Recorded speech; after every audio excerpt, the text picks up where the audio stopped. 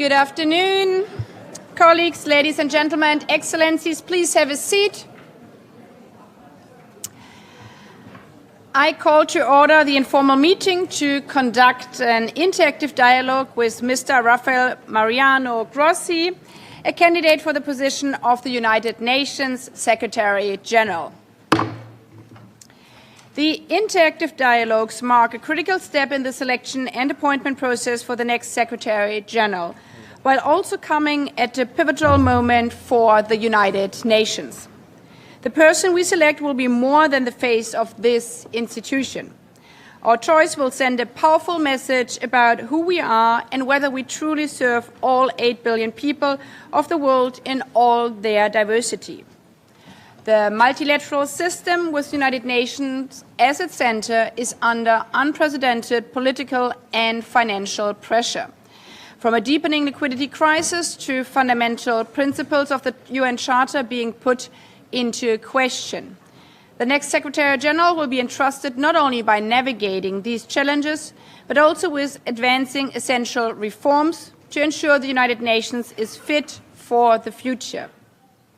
At the same time, the world needs the United Nations more than ever, and it needs a Secretary General who can provide strong, principled and effective leadership across all three pillars: peace and security, sustainable development and human rights.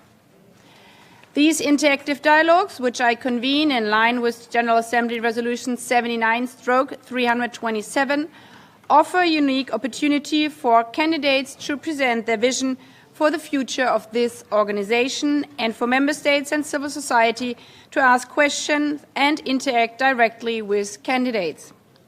The interactive dialogues are essential to ensuring a transparent and inclusive selection and appointment process while underlining the important role of the General Assembly.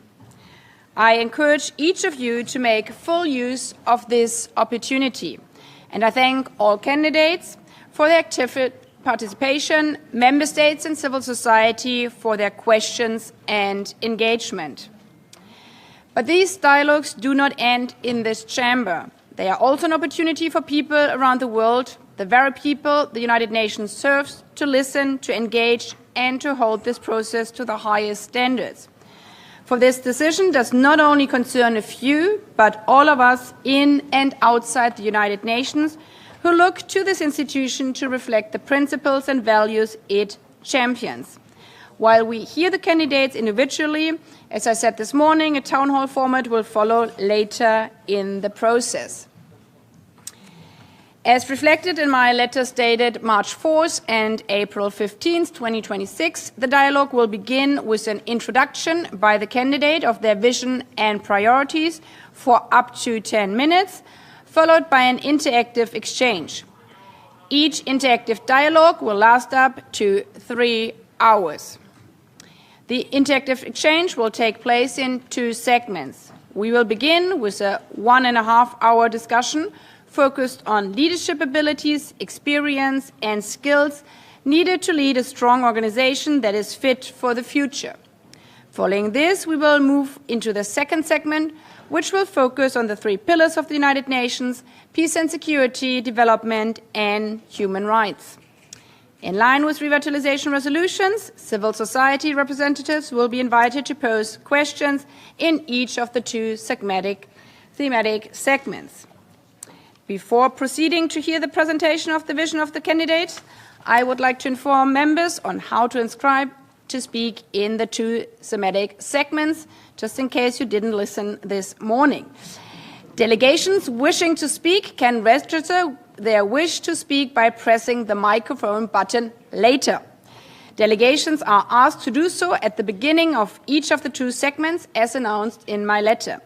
Please do not press the microphone button yet. I will announce when delegation will be asked to press the microphone button at the beginning of each segment, and when your microphone is green, you press the button already, so don't press it again. Member states speaking on behalf of groups are invited to approach the list of speakers table and will be given priority. After the conclusion of the first segment, delegations will be again invited, if you haven't done so before, if you desire to speak in the second segment. Delegations can speak only once in each segment, whether on behalf of a group or in national capacity. In the second segment, priority will be given to delegations that did not have an opportunity to speak before. By this, I now invite Mr. Grossi to present his vision. Please, you have the floor. Thank you very much. Good afternoon, dear colleagues, dear friends, Madam President, dear Annalena. Thank you for this opportunity to talk to you directly in this format, so eloquently described by Madam President just now. So I'm really looking forward to this conversation. I like to think that this is a conversation amongst colleagues who care for the UN, so that you can get a few ideas from me, and perhaps also I can listen to some of your particular concerns, which are so important for anybody who would aspire to occupy the highest, perhaps, position, diplomatically speaking, in the world. Dear friends, although history is never linear or subject to one interpretation, but in mine, this particular selection process, election, however you want to call it, of a new Secretary General for the United Nations 80 years after its creation is perhaps one, if not the most, but one of the most consequential ones that we will have. The reason I believe it is so, in fact, there are two reasons I believe this is the case. The first one, I think we hear every day. We see it every day, and I think it is reflected constantly in your own statements under these roofs, or in the press, or whenever the words United Nations and the world are pronounced. It's a world of fragmentation, it's a world of tension, it's a world of polarization, and so on and so on. And I don't want to tax your patience with that because you know it. And I think on this, we all agree that we are seeing this unique moment, which we all, as a human community, have to deal with. But the second factor brings more home this idea that I have, that this election or selection process is so consequential. And this is because we are at a time where there are enormous, huge doubts about our institution. There are huge doubts about, first, the added value of the United Nations in solving some of these problems, the efficiency in doing that, the capacity to do that. Cynicism, frustration, sadness. And we, I think, as people who work for peace and who believe in multilateral organizations, otherwise we would not be here today, have to recognize that this is the case, that the trend is not a good one, that the direction in which the United Nations is moving is not the one we would all like to see. This is why, in choosing the person who is going to be working with you, working with the 193 member states of this organization, is at this point so important.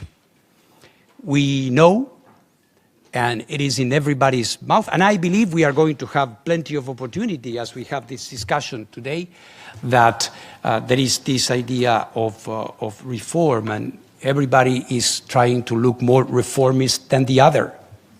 Good, that's good. Only that 2 years ago, that discussion was not taking place, and I think you will remember. When I read the Pact of the Future, I find the word reform only 3 times, and it's never applied to the UN.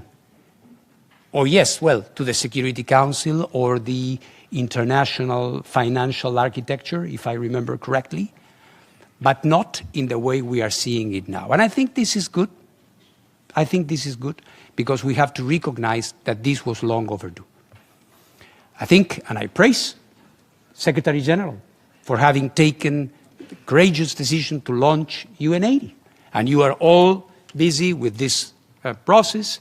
We are trying, me as head of an important international organization, not part of the UN system properly, but related, closely related to the UN. We are trying to help in that process. And of course, personally, individually, as a candidate, I have been following in great detail what is being discussed, what has been achieved so far.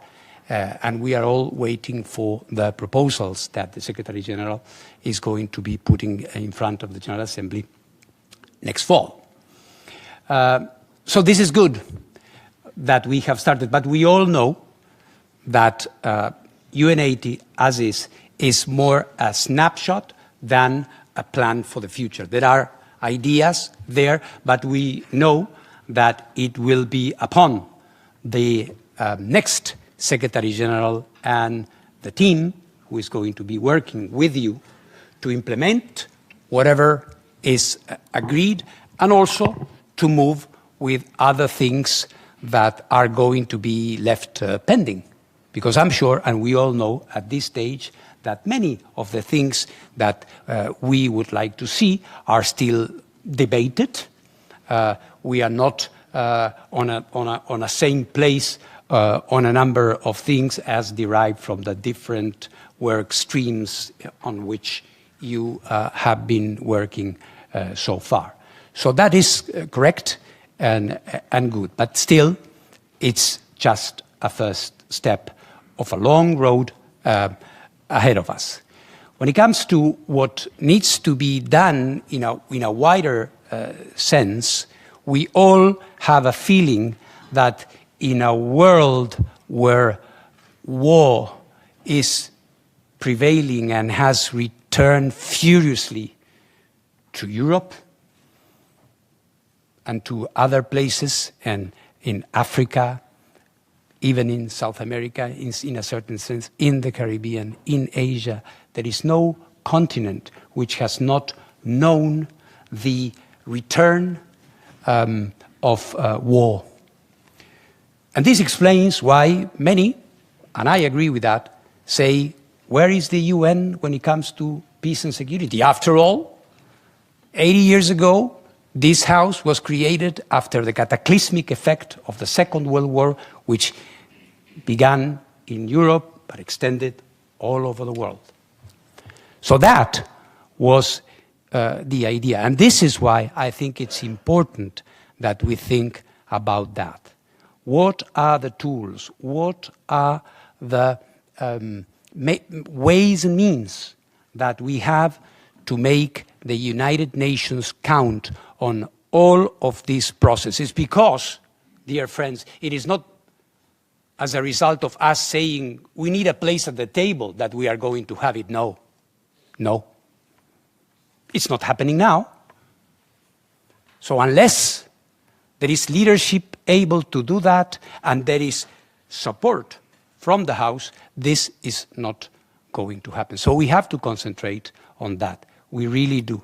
Does that mean that we are going to neglect, that we are going to set aside the needs and the requirements and the urgent appeals that come together with our necessities in terms of development?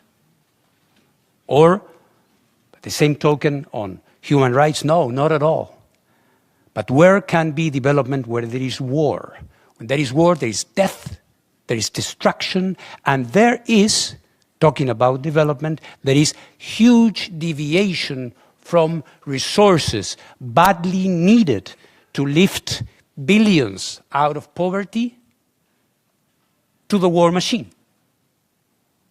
So this idea that looking for peace and security means disregarding development is not correct. We have to be present at all these fronts, and of course, human rights. Because the first thing that is affected in war is the individual. It's the innocent people who die. Modern war does not respect the difference between civilians, minors, women, or whatever category in our human nature that can be. So we need to be looking at these things. We need to be present at all of these trenches with the same determination that we must have, for sure. And I'm going to be wrapping up my introduction. This has to be done with enlightened pragmatism. Sometimes people ask me, why do you talk so much about pragmatism? Where are the principles? Yes, the principles are there, and they must be there as our compass. But this house was not created to be an institution propelling messages from an ivory tower. This institution was created, and it is supposed to be solving problems on the ground. And this means adapting to situations. This means talking when we need to talk. This means engaging with all, especially those who are at war with each other. So this is my view. My view is of an institution that will be out there, that will be acting with equal determination on all these fronts. And this, and I hope I will have a chance to exemplify that, does not come from well-written few pages. This comes from my own experience as Director General of an organization that is at the heart of current efforts to ensure peace and security in many places. So I look forward to having this opportunity to get into more detail with you in this conversation. Thank you very much, Madam President.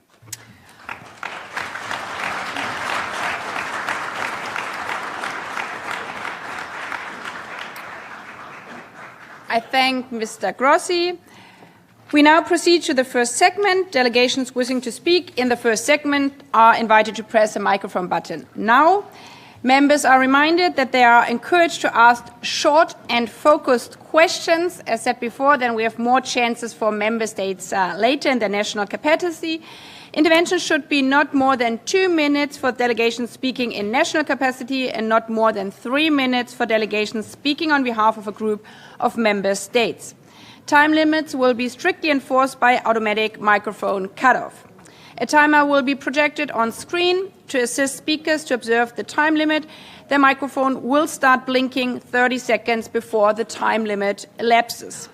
As indicated in my letter, after each intervention, the candidate will be given the floor to respond.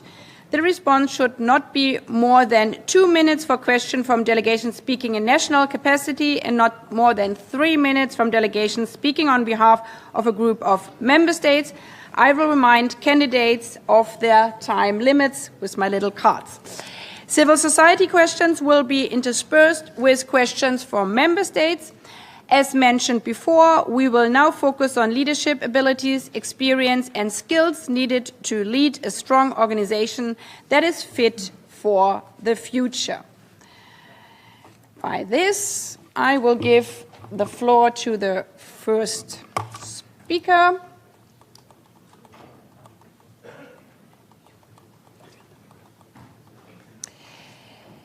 First on the list will be the distinguished representative of Uruguay on behalf of the group of 77 and China, followed by Jordan and the European Union.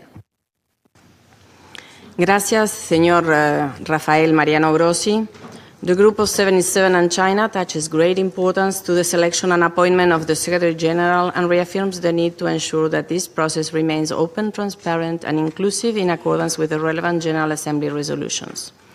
First, with reference to the UNCTAD initiative introduced by Secretary General Antonio Guterres, what is your assessment of the proposal and how do you believe it could advance a United Nations that is more effective, efficient, and delivers greater impact on the ground? How would you ensure that any related reforms fully respect the intergovernmental nature of the United Nations, preserve the balance among its 3 pillars, and do not come at the expense of development mandates or other priorities of developing countries? Second, With the 2030 deadline fast approaching, how would you ensure the full and timely implementation of the Agenda for Sustainable Development, bearing in mind the universality and divisibility of the goals and targets, the principle of common but differentiated responsibilities, and the commitment to leave no one behind? Specifically, how do you envisage the role of the Secretary General and the UN Secretariat in advancing this objective? Third, if you were appointed as Secretary General, how would you ensure equal and fair distribution based on gender and geographical balance as prescribed by Article 101 of the Charter and the relevant General Assembly resolutions, particularly in terms of the overall increase in the representation of unrepresented and underrepresented countries, especially from developing countries, at the senior level appointments within the UN Secretariat and the broader UN system? 4. At a time of shrinking fiscal space, declining ODA, rising debt burdens, and widening development gaps, how would you, as Secretary General, mobilize the United Nations system to defend and advance the development pillar, accelerate implementation of the 2030 Agenda, and support financing for development in a manner fully responsive to the priorities of developing countries? Fifth, in light of the organization's persistent liquidity crisis, including warnings of a potential race to bankruptcy, what concrete measures would you, as Secretary General, undertake to promote compliance with Member States' financial obligations, ensuring that assessed contributions are paid in full, on time, and without conditions? Finally, the Group of 77 and China underscores the importance of safeguarding the full independence, impartiality, and institutional integrity of the Secretariat, while ensuring that it provides equitable and effective support to all Member State representations in the discharge of their responsibilities. Thank you. I thank the distinguished representative of Uruguay on behalf of the Group of 77 and China. Please, Mr. Grossi, you have the floor. Muchas gracias a la distinguida representante de Uruguay por las preguntas. With reference to UNCTAD, I referred to it in passing in my introductory remarks. I think what is being discussed at the moment goes in the right direction. We have had important achievements, in particular in the evaluation of the second work stream with mandates and the approval recently of a resolution that, while not going to the solution of the whole problem, at least provides a way forward into making or having a leaner process and some order in this rather disorganized number of mandates which we used to have in an incessant accumulation. So that was good. The first work stream, of course, that one can say it is more abordable because, of course, it has to do with is related to administrative processes, streamlining these procurement services and other things which I think are easier to tackle. Of course, the third, and this is perhaps when we start getting into a territory which is not so simple, has to do with more structural reforms, including possible mergers, where we see inevitably emerging different views on what needs to be done. I believe that the process, as I was saying, needs to be taken as a continuity, as a continuum. So I hope that if elected from 1st of January, I'll pick up where the thing was left, hoping that what will be approved in the fall will be as ambitious as possible. The second question, of course, related to this Agenda 2030 and how to come to the implementation of the SDGs. When we look at the percentage, of course, there are different ways to put this, but it's quite dismal. When we look at the rate of achievement of the SDGs, 80%, 20%, some others look at it with a more benevolent prism, and they say around 30%. I don't know. In any case, we see, and especially in developing countries, we see that there is a long way to go before we can say that we are in a relatively satisfactory territory. Quite clearly, the common but differentiated responsibilities principle and leaving no one behind must be there. In terms of universality, yes, of course, but universality doesn't mean unanimity. It doesn't mean that we have to do the same thing for every country. One size fits all does not work. So it might be the moment to start being more focused, more sectoral. I have some words on that in my vision for those who may care to read. I think, and I will be returning to this when we tackle other issues. On gender and geographical balance, very important.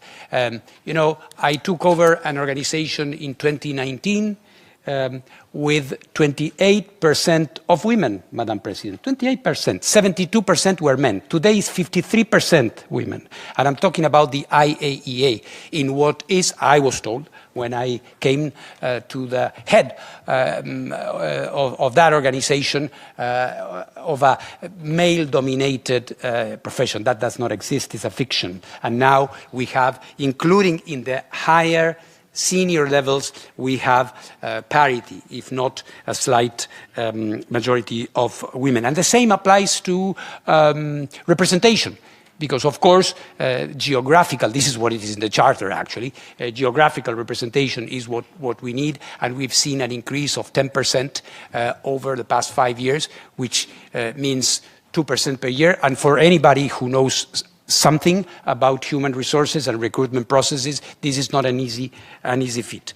The development pillar, finance for development, of course, we may be able to extend a little bit in the next questions. The Sevilla Compromise commitment is very important, but we still see more enunciation than practical results there. And one word on the liquidity crisis. I think this is, of course, what has been behind much of what has been done in terms of reform. I am confident that as of the next year, knowing and having a clear sense of direction, the payment situation will improve dramatically. Thank you. Thank you. I now give the floor to the next speaker, the distinguished representative of Jordan on behalf of the Accountability, Coherence and Transparency Group, ACT, followed by the European Union and Papua New Guinea. Thank you, Madam President. I would like to thank Mr. Grossi and ask 2 questions on behalf of the Accountability, Coherence and Transparency Group, or in short, ACT, a cross-regional group comprised of 20 small and mid-sized countries committed to a transparent and accountable UN and seeking to improve the working methods of the Security Council. The first question. ACT believes that the Secretary General should be proactive in reaching out to the Security Council when crises are imminent.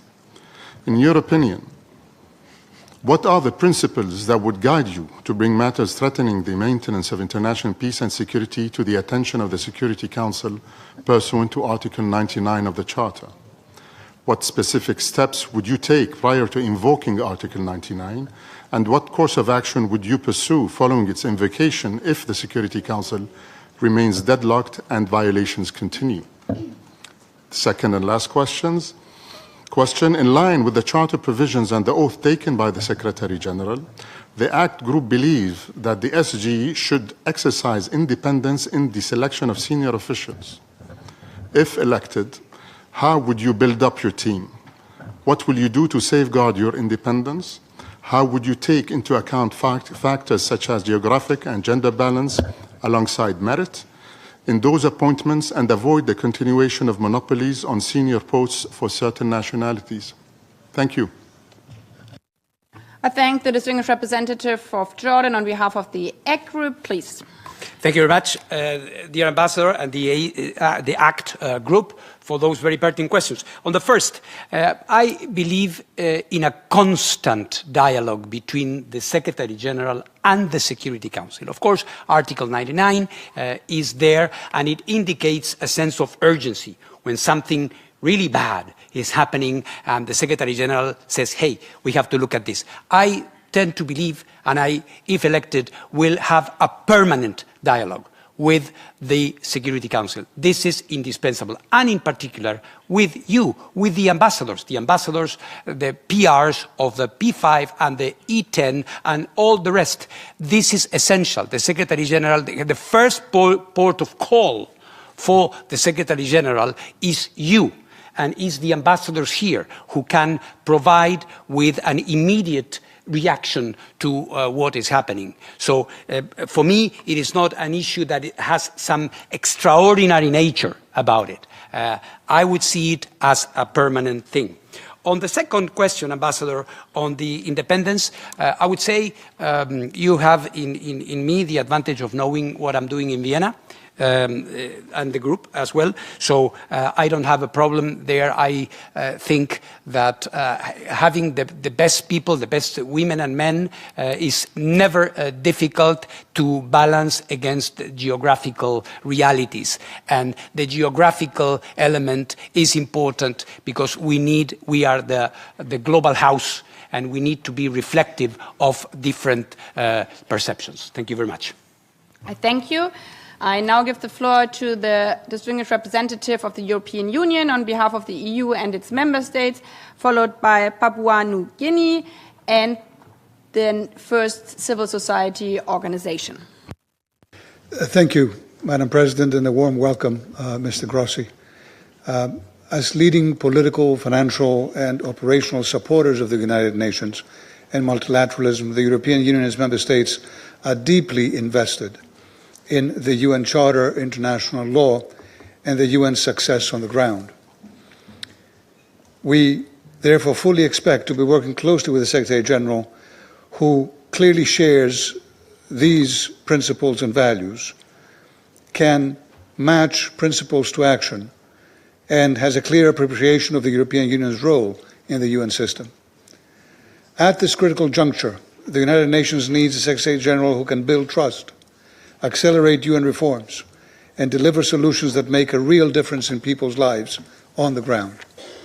It needs a Secretary General that is fully prepared to defend and promote with equal vigor all three UN pillars and full respect for the UN Charter and international law.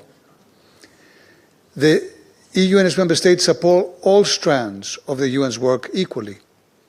On peace security, we actively advance the implementation of key UN mandates through our security and defense missions. On human rights, we remain firmly committed to their universality and indivisibility, while noting with concern that only 1% of the UN system spending is dedicated to human rights mandates at a time that human rights are increasingly attacked. And on sustainable development, we provide close to 50% of all official development assistance and over 1/3 of all voluntary contributions to the UN system to make sustainable development a reality. And yet, as noted, with 4 years to go until 2030, progress in achieving the SDGs is still lagging. Mr. Grossi, you mentioned before very eloquently the devastating effects of war on both sustainable development and human rights. If you set aside war and the financial issues for a second, what major challenges do you see to the actual implementation of sustainable development on the ground that you would be willing to attack immediately upon assumption of your duties? And when it comes to financing itself, how would you plan concretely to promote the mobilization of all sources of financing in line with the Sevilla commitment to close the SDG gap by 2030? Thank you. I thank the distinguished representative of the European Union on behalf of the EU and its member states. Please, you have the floor. Merci beaucoup l'Union européenne pour ces questions. D'abord, pour ce qui est du budget. C'est clair, l'Union européenne soutient les Nations unies d'une manière éloquente, et c'est plus d'un tiers des ressources de l'organisation qui viennent de l'Union européenne. C'est aussi le cas à l'agence où je travaille. Donc je suis pleinement conscient de ce que vous faites pour nous. Et je note aussi donc le fait que vous signalez une certaine manque d'équilibre pour ce qui est de la répartition des ressources, par exemple dans les cas de droits de l'homme, un espace thématique qui est très cher à l'Union européenne, où l'Union européenne a marqué des points pionniers. Moi, je dirais. Je pense que dans ces contextes-là, les droits de l'homme, c'est un des espaces où la communauté internationale a marqué, malgré peut-être le relativement maigre pourcentage des ressources, a marqué vraiment des progrès impressionnants.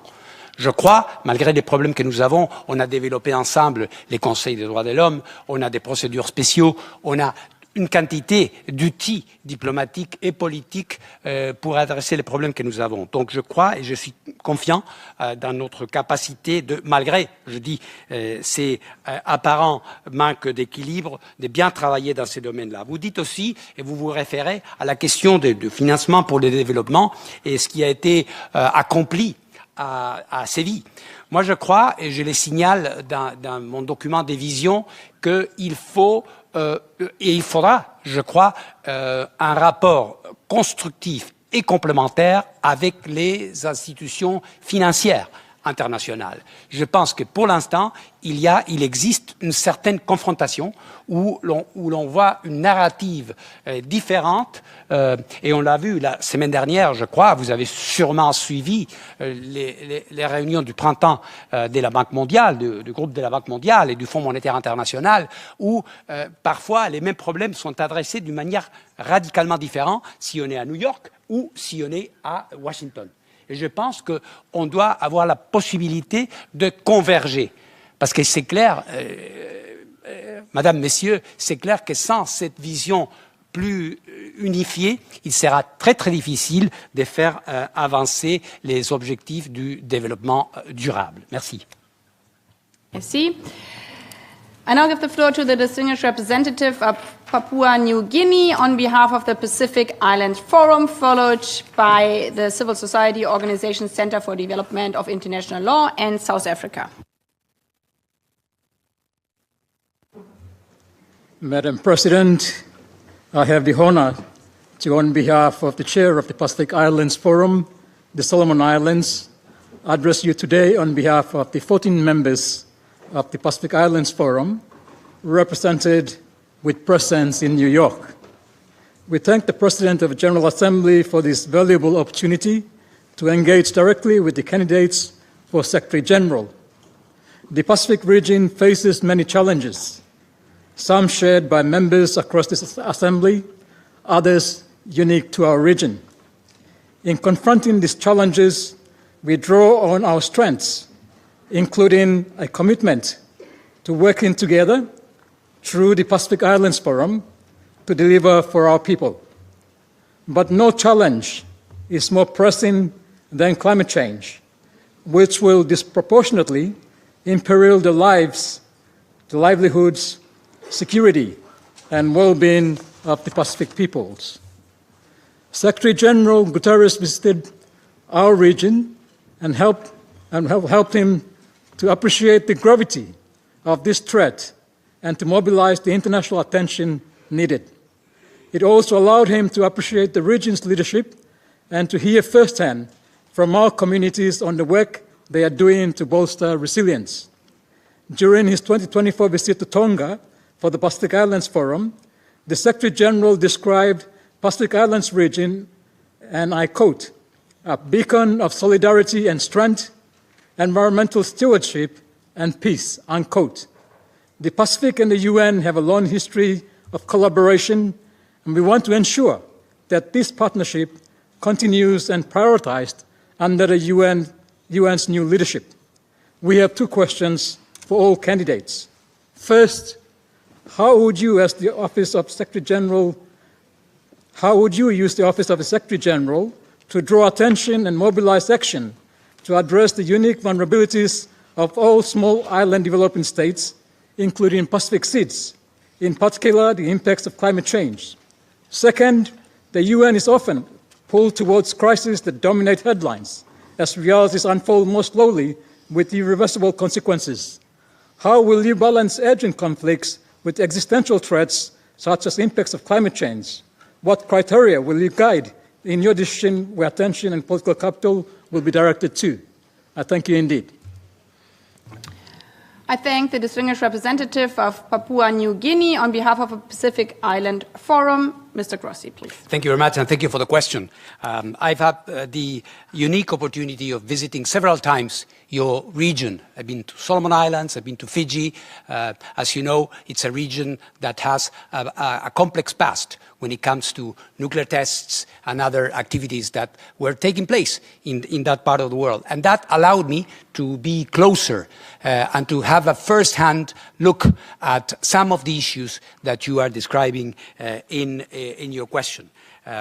Being the IAEA one of the only unique organizations in the UN system dealing with energy, we are part of the energy debates and of course what is being done to try to mitigate the effects of human activities on the climate and the effects that those are having. So please be reassured that I have a first-hand knowledge of what is happening there and the need to mitigate the effects of human activity on the climate to make sure that what is happening there can be mitigated and efficient solutions are found. I think for that it will be very important to engage by and large internationally with everybody. You know, I believe in talking to everybody, including those who may be at the source of the problems that you are having. And I think it is very important to engage with industry, with all the sectors, with all the energy producers in the world to make sure that we address this without, of course, undue delays. You say it rightly, the unique vulnerabilities of small island development states in the Pacific and elsewhere in the Caribbean and in other parts of the world are unique, and we have to recognize them because that is beyond your capacity. It's not a question that depends on a government of one tendency or the other. It's a vulnerability factor that is there, and we have to make sure that this is not collateral to the decrease in international assistance that we are seeing. You refer to what criteria one would use to attach priority to one or the other, where simply there is no way to say whether one thing is more important than the other. And the big demand on the Secretary General and on the UN is to be there for everybody, be it a war, be it a climate situation, be it a humanitarian problem. This is why this House is so indispensable. I thank you. I now give the floor to the first civil society organization speaker in this interactive dialogue, the Center for Development of International Law. Please, distinguished representative, you have the floor. Good afternoon. I am Adam Lupel, speaking on behalf of CDIL and the Coalition for the UN We Need, C4UN, a global civil society platform working on UN reform. The SG selection process provides a once-in-a-decade opportunity to have a global debate about leadership. Young people have even circulated a job description for what they call the toughest job in the world. We, the peoples, are watching. But effective leadership is not exclusively about the top executive. It is also about how supervisors inspire others to be leaders in their own right. How will you inspire staff from undersecretaries general on down to be leaders? How will you encourage a dynamic, mission-driven ecosystem of innovation, integrity, accountability, inclusivity, courage, and effectiveness? Please provide examples from your past managerial experience. Thank you. I thank the distinguished representative of the Center for Development of International Law. Please, Mr. Grossi, the floor. Thank you for the question. I really like it because the organization I lead is one that, because of what has been happening in the world, has become a field operation. It was never meant to be that, but we are there, you know, in the front lines of war. We are in places that we were not imagining that we would be there. And I hope, I don't know if I succeed, but I hope I inspire my staff by going me first to places that I expect them to go. and I mean battlefields. So I hope that this is a way, crossing landmines and under fire more than once, together with them, to show that they have a head that is there with them. You know, nice words won't do. Thank you very much.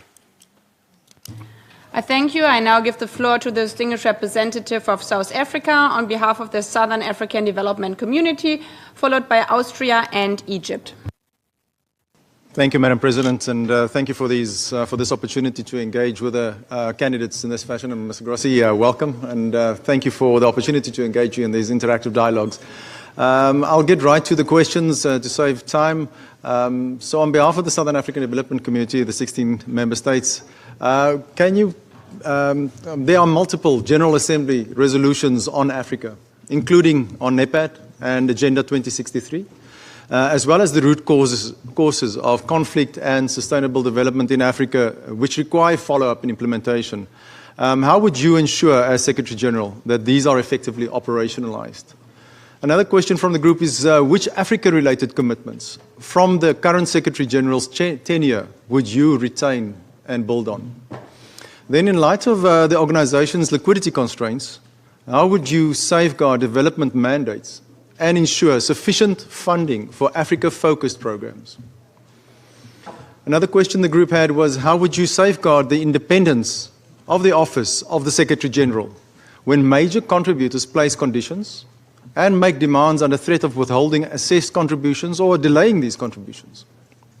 And then lastly from the group, the world is facing a major environmental crisis that requires urgent action. How would you seek to defend environmental rights and implement climate justice? Thank you. I thank the distinguished representative of South Africa on behalf of the Southern African Development Community. Thank you very much. Good to see you. Of course, Agenda 2063, NEPAD, and the host of issues having to do specifically with the African agendas have to be well harmonized with whatever we do here.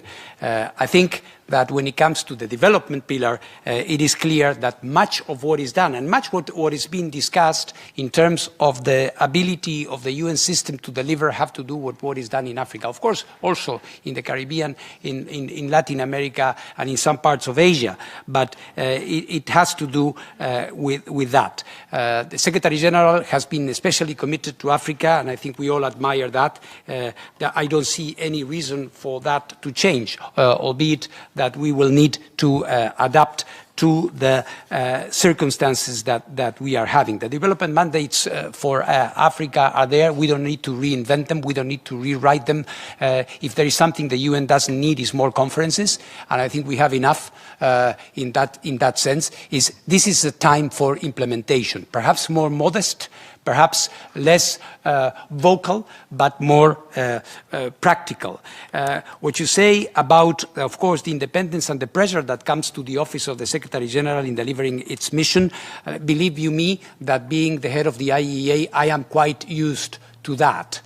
When it comes to pressures on nuclear matters and what is happening in the Middle East or what is happening in other parts of the world. So I think it is there that I will need the advice of my African colleagues in order to work efficiently in this regard. We have been following, and we follow everything that is done with the different mandates, and we will simply try to implement them in the best possible way. Environmentally speaking, I think I addressed partially these issues in previous answers. I think there are other aspects which are typical or more prominent for Africa, like desertification, that which we did not engage on, or water management, etc.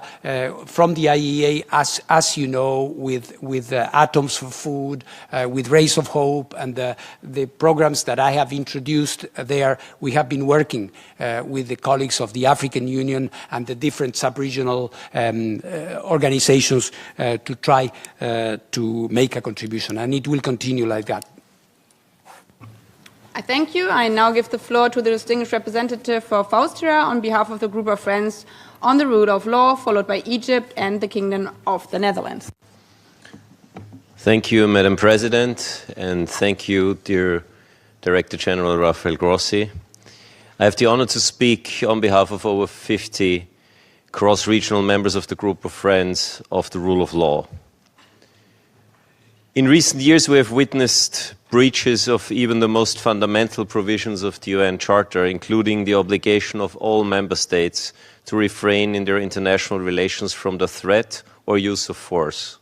This paired with the failure of the Security Council to take appropriate action in response. Two questions of the Group of Friends. First, what concrete, proactive and preventive measures would you personally pursue if elected as Secretary General to strengthen the rule of law and prevent breaches by member states of the Charter's principles?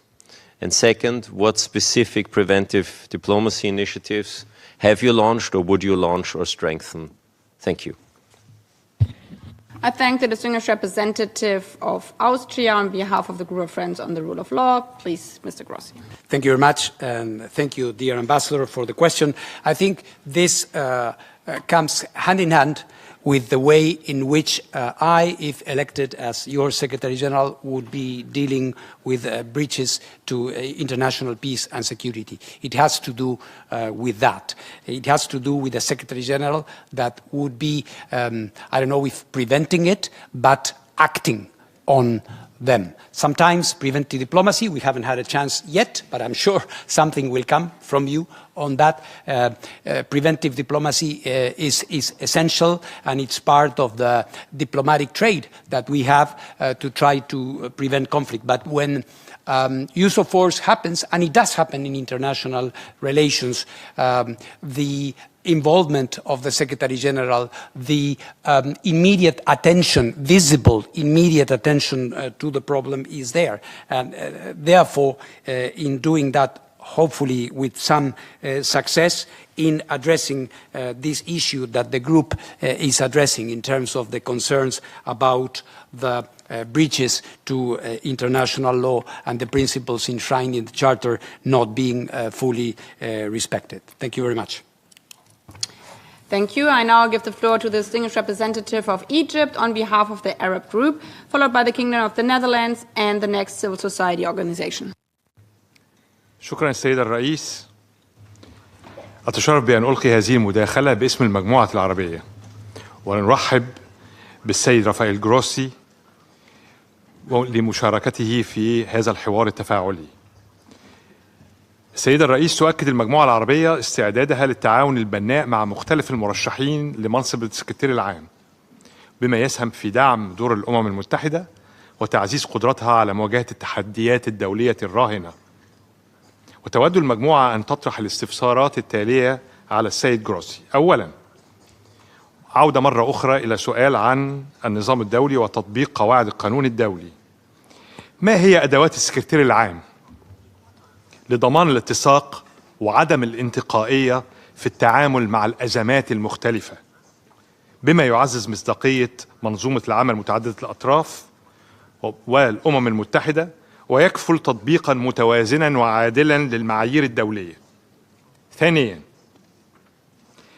كيف ترون دور السكرتير العام في تعزيز فاعلية منظومة الأمم المتحدة وتكامل جهودها إزاء القضية الفلسطينية، بما يضمن التنفيذ الفعال للقرارات الدولية ذات الصلة ويدعم تحقيق سلام عادل ودائم في منطقة الشرق الأوسط؟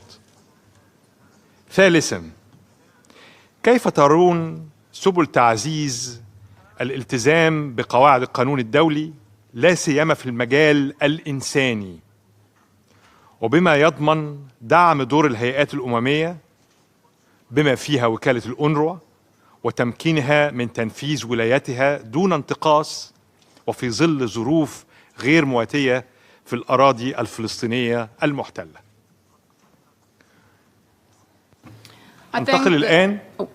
أنتقل الآن إلى سؤال بصفتي الوطنية. Mr. Grossi, with the 11th session of the NPT conference convening in less than a week, and within an international environment with an alarming trajectory on nuclear rhetoric, erosion of arms control, and reliance on so-called deterrence. What actions would you do, capitalizing on your long-standing experience with the IAEA, to bring to the role of the Secretary General to restore the primacy of the nuclear disarmament and the disarmament agenda in the work of the United Nations? And thank you. I thank the distinguished representative of Egypt on behalf of the Arab group. Please. Thank you very much, distinguished ambassador on the Arab group.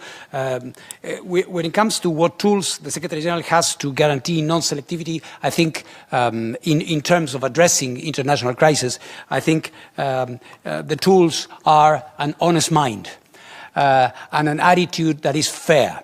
There is no good war or bad war or big war or less important war or less important breach of international law. I think the Secretary General has to be active on all of those. And of course, it is not surprising that you mention as a segue to that question the issue of Palestine. I think this has been, from the very beginning of this organization, one of the things that have been at the center of every preoccupation. I think that with the adoption of Resolution 2803, opportunities are opening, very difficult ones, of course, in terms of everything that has to be done as part of that process. And I will make sure that together, working with you, working with Israel, working with everybody that has a stake on this, we will try to improve this situation and hopefully bring it to where we all want it to be.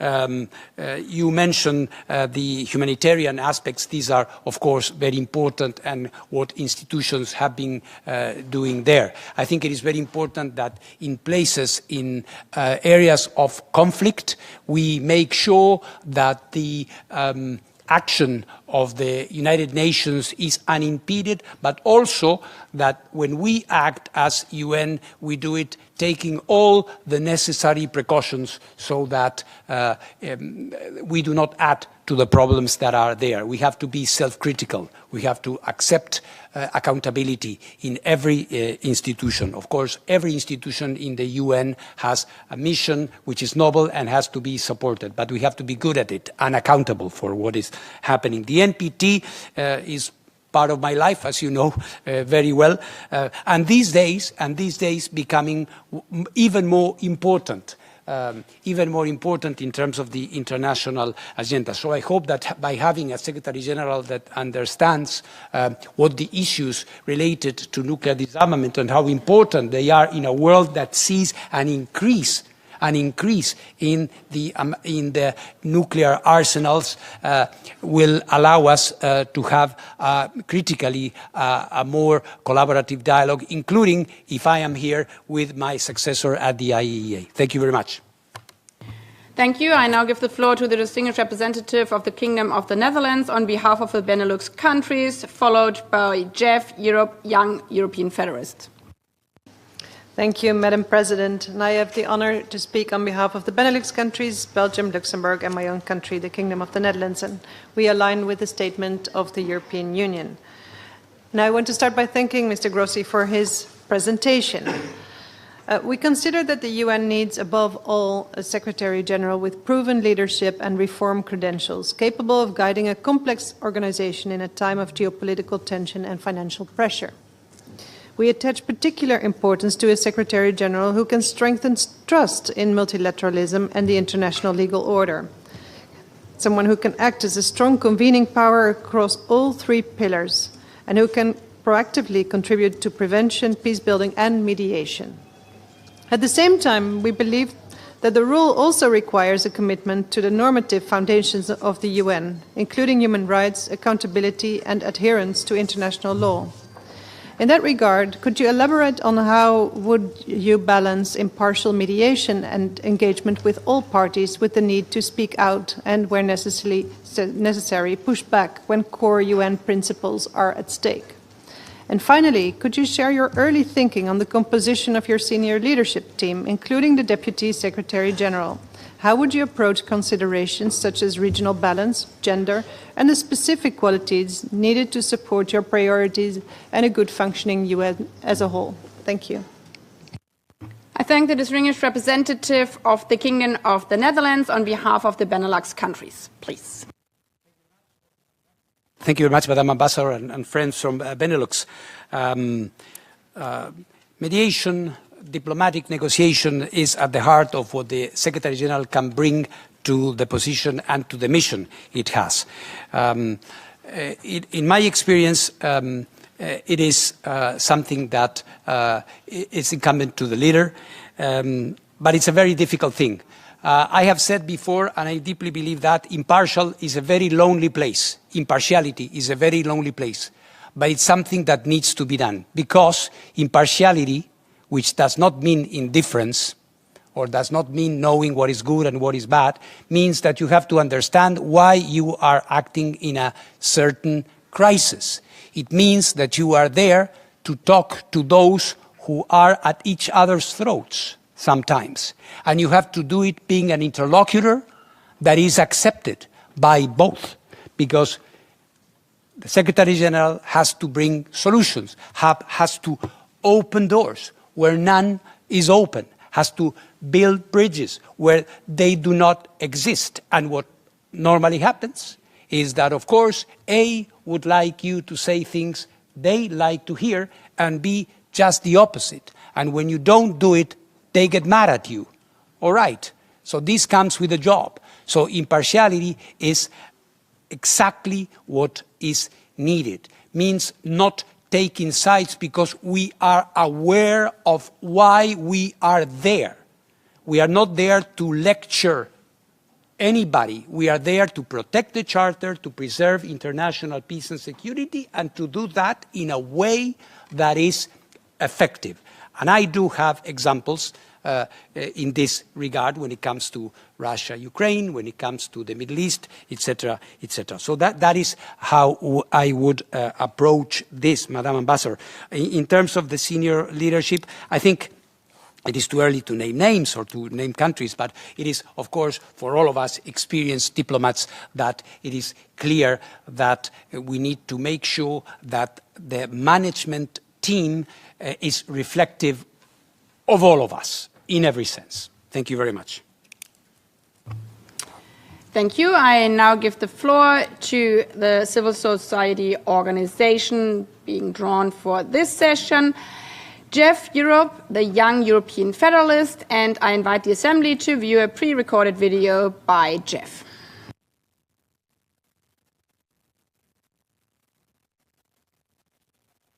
One stop, please. First of all, we don't have the tone for the video, but we have a tone for a mobile device. So could I ask everybody to mute, please, your mobile phones and give a chance to restart the video from Jeff. Thank you.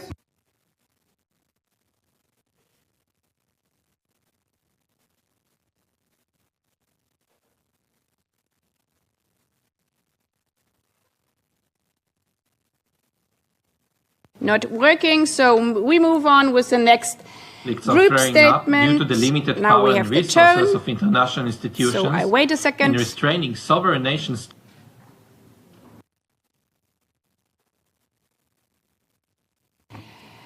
We move on with the next speaker. Can we stop the video? We move on with the next speaker, being Trinidad and Tobago on behalf of the Caribbean community. Then we move on with Singapore and Mali, and I hope we have the video then ready. Thank you.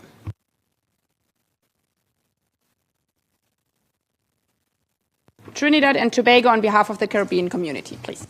Madam President, I thank you. I speak today on behalf of the 14 member states of the Caribbean community. We are grateful for the opportunity to participate in this important dialogue and engage with Mr. Grossi, aspiring to the position of Secretary General. We recognize the importance of your work, Mr. Grossi, and we thank you for offering yourself to the international community. Two or three brief questions for you, please. Firstly, The UN has adopted frameworks to embrace the positive use of artificial intelligence technology. Given the rate of technological development, what are your views, particularly as it relates to the harnessing these technologies to bridge development gaps within and across member states? Secondly, as you look ahead to the possibility of assuming the role of Secretary General, could you outline the priorities that would guide your first 100 days in office and the immediate actions you would be taking upon assuming that office? And finally, you mentioned it.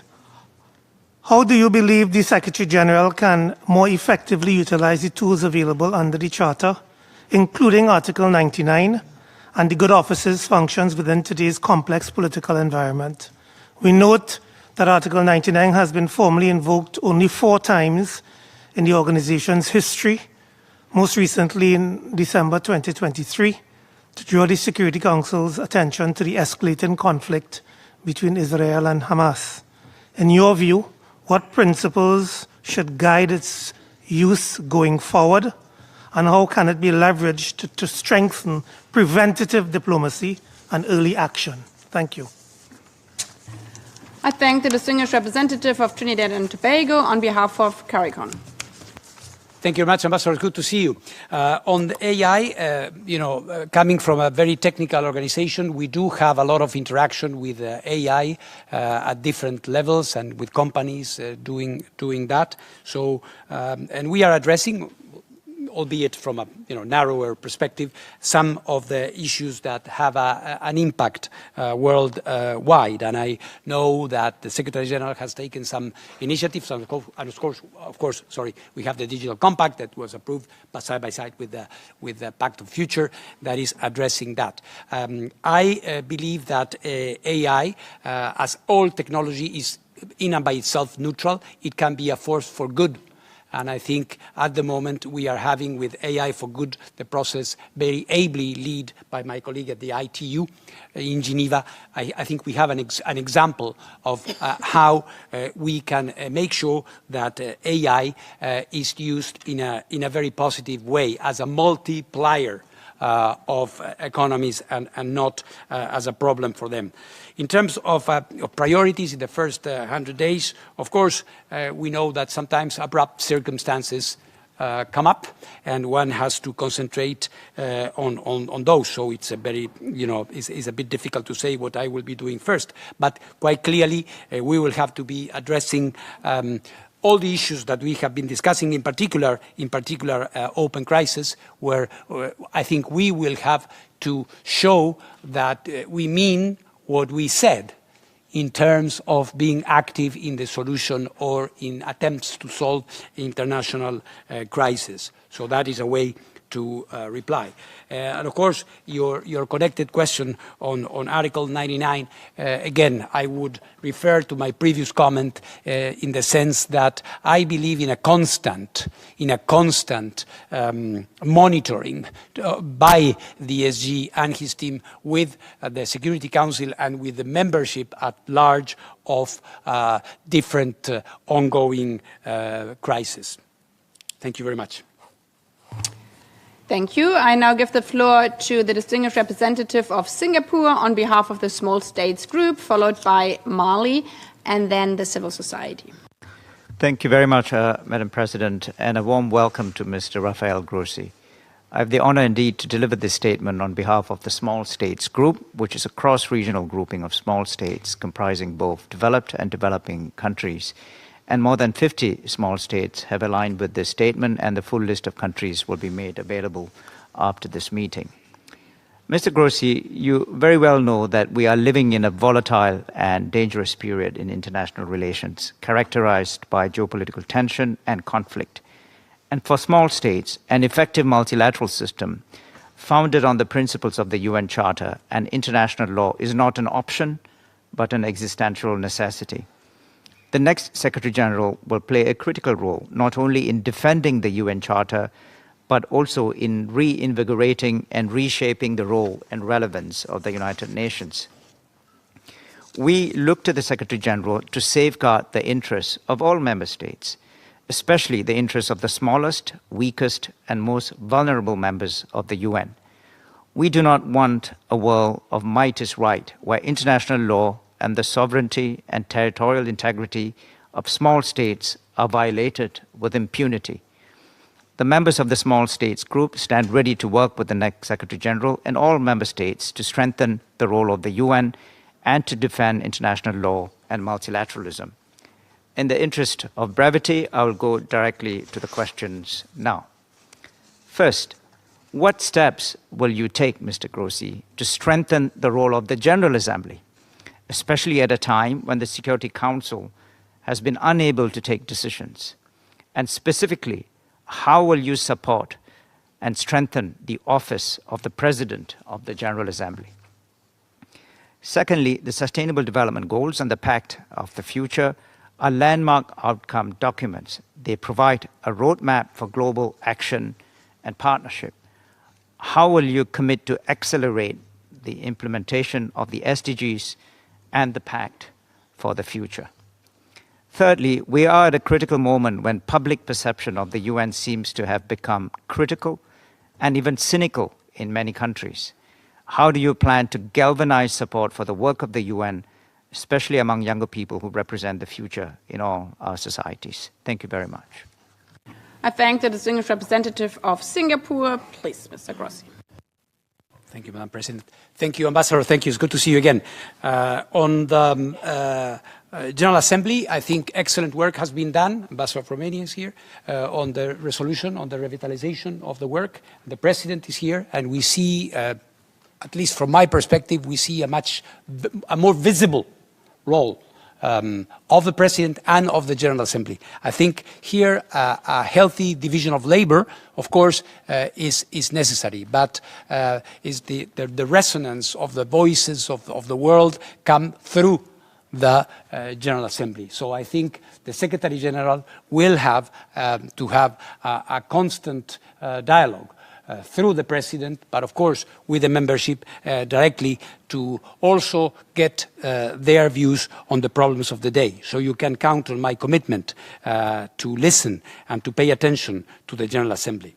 SDGs and Pact of the Future are landmarks, as you rightly said, so we don't need to rewrite them. We don't need to reinterpret them. We don't need to get here in 2 years to have another one, another set. They are very clear, and they have been painfully worked upon here by all of you. In terms of the acceleration, I think the first thing is to recognize that we are not doing well in achieving them. So perhaps doing more of the same will not get us faster there.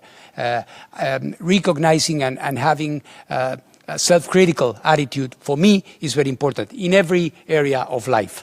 And I think we need to recognize this. For this, many things are necessary. And they, I think, link up with other issues like UN reform and other things, where we have to recognize that some things are incumbent upon the Secretary General and the Secretariat, but we also need the support and the understanding of the membership when it comes to being realistic and focused and try to get results as soon as possible. Galvanized support is necessary. I said it in my initial remarks because, you know, people do not have a high opinion, if they have one at all. When we talk about the young generation, I am a father of 8, and I can tell you the UN is not in the list of priorities of young generations. They don't know what the UN does. They don't care, actually, about what they do. Hard as it may sound. So I think it is very important that there is clarity on what we do and how we do it. Communication is so important, and adapt our tools of communication to the world of today, I don't see now. I think we will have to work hard on that. Thank you very much. Thank you. I now give the floor to the distinguished representative of Mali on behalf of the African Group, followed by Jeff. Thank you, Madam President. On behalf of the African Group, I would like to thank Mr. Grossi for his presentation, and we have a few questions for him. On peace and security, Africa's exclusion from the permanent membership of the Security Council reflects both a historical injustice and an ongoing structural inequity affecting decision on issues central to the continent. What is your position on the common African position on the UN Security Council reform, and how would you use the convening authority of the office to advance the intergovernmental negotiations? Resolution 2719 created a framework on the EU-led peace support operation to assess contribution. Yet implementation has stayed. How would you approach the third-year review, and how would you address the continued political resistance? On development, as you know, remains Africa's foremost priority. How would you review the relationship between the 2030 Agenda and the Agenda 2063? And how would you ensure climate finance mechanism, including the loss and damage fund, are accessible to African countries and adequately resourced? On human rights, how would you integrate human rights across the peace and security and development pillars without politicizations? What is your position on the right to development, and how would you advance the implementation within the UN system? On the representation and institutional governance, African staff in the UN Secretariat face challenges such as constraints in security, contract insecurity, visa constraints, and in some cases, discrimination and retaliation. What measure would you take to address these well-being? And last questions, UN entity across focus on Africa, such as OSA, ECA, and Africa Division in DPPA, DPO, require strengthening. How would you ensure they are adequately resourced? I thank you. I thank the distinguished representative of Mali on behalf of the African Group, please. Thank you very much, dear Ambassador. The common African position is respected. I think it is very clear that as Secretary General, as any Secretary General, the intergovernmental negotiating process is the leading force driving this. But I think there is a widespread recognition that the imbalance in terms of African representation is something that needs to be addressed. So in spite of differences that may exist on other issues, I think this is an interesting point, a point where there is a progressive convergence of views. 2719 is very important because it is a clear example of a concrete guidance in terms of allocating resources for peacekeeping operations and operations on the field. We know and we recognize that we have still some gaps in terms of the implementation.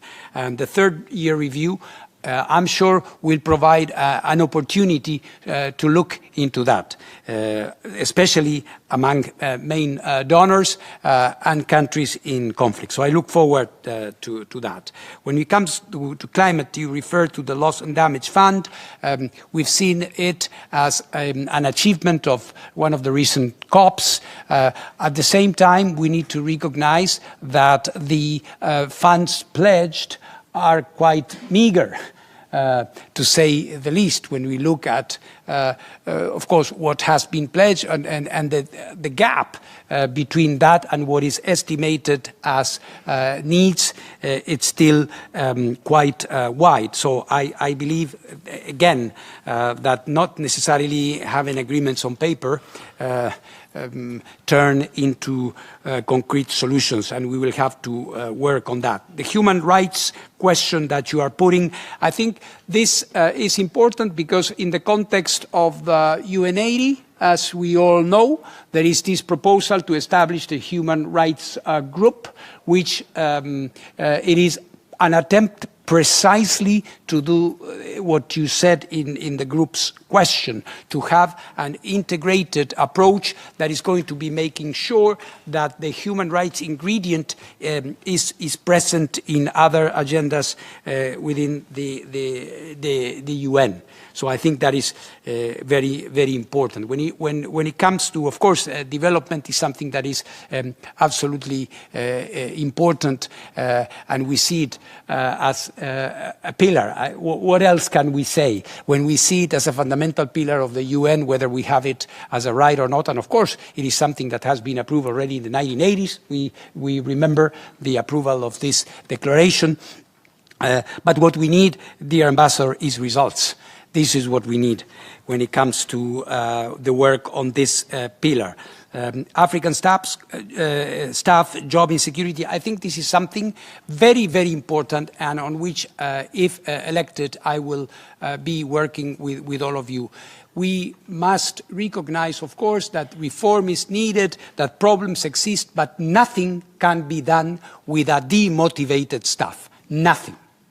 So if we are there telling people that what they do is useless, it's not a good idea.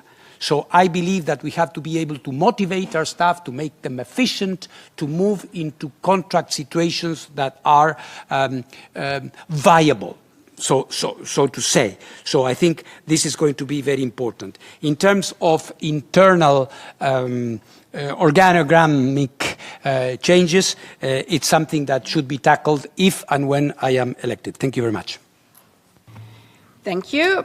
I now give the floor again to the young European Federalists with their pre-recorded video.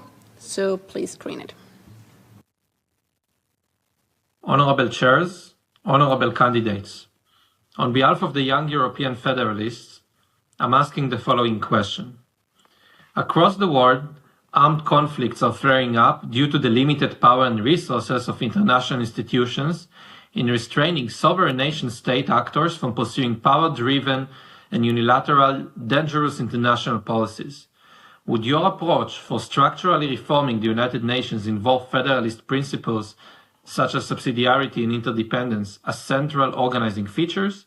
More specifically, in the long term, do you see a pathway in which such reforms could gradually strengthen global governance to the point that they would lay the foundation for the emergence of a coherent and democratic world federation capable of addressing global challenges? And what would you do as the next Secretary General of the United Nations to bring about such an outcome? Thank you. I thank the representative of the Young European Federalists. Please, Mr. Grossi, you have the floor. A very important point of view. Of course, being a group of European federalists, you bring concepts that are very dear to the European tradition, like subsidiarity and others, that we take very much into account when dealing with international institutions. I think what you express in your question is more aspirational, and I think no one could disagree with the idea of growing or instilling into the UN principles of solidarity and democracy. So hope to be able to having this dialogue with you soon. Thank you. I now give the floor to the distinguished representative of New Zealand on behalf of the Global UN80 Group, followed by Malawi and Equatorial Guinea. Good afternoon. Thank you, President, for your great steering of these sessions. And colleagues, good afternoon. And Mr. Grossi, thank you so much for your presentation. I ask the following question on behalf of the UN80 Global Group, a cross-regional group comprising of Barbados, Indonesia, Jordan, Kenya, Norway, Mexico, Senegal, Singapore, and my own country, New Zealand.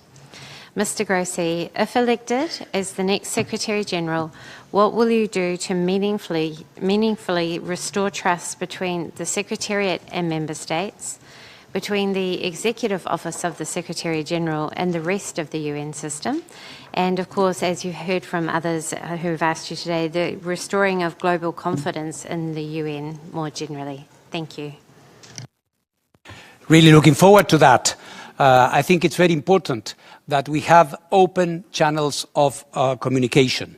it is of concern that a group as important as UNAIDS Global Group sees that there is a need to address a lack of confidence between the Secretariat and states and between the Office of the Secretary General and the rest.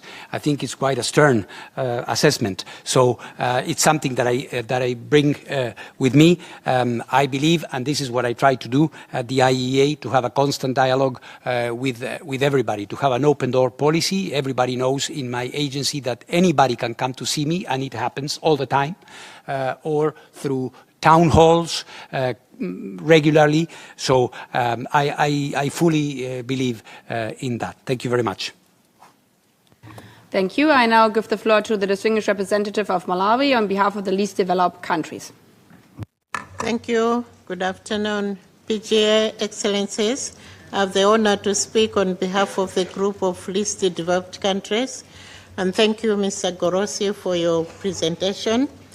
The LDC group expects that the next Secretary General must restore confidence in a charter-driven multilateral system, rescue the SDGs in LDCs, and ensure that no financial or political pressure is allowed to weaken the UN's dedicated support to the most vulnerable countries. Mr. Grossi, the LDC group would like you to share your observations on the following questions, which reflect the core concerns and expectations of the group.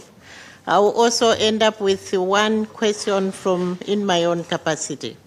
First, on restoring a charter-driven multilateralism. If elected as Secretary General, what concrete steps will you take to re-establish the United Nations as the central forum for addressing the global peace and security, development and financing issues, and how will you ensure that LDCs meaningfully remain at the table to shape these decisions rather than remain on the margins? Secondly, on ensuring adequate resources and support for LDCs, what will be your strategic and innovative approach to mobilize and direct adequate, predictable and concessional resources to LDCs, and how will you reorient the UN development system so that supporting LDCs to achieve the SDGs becomes a visible system-wide priority at country level?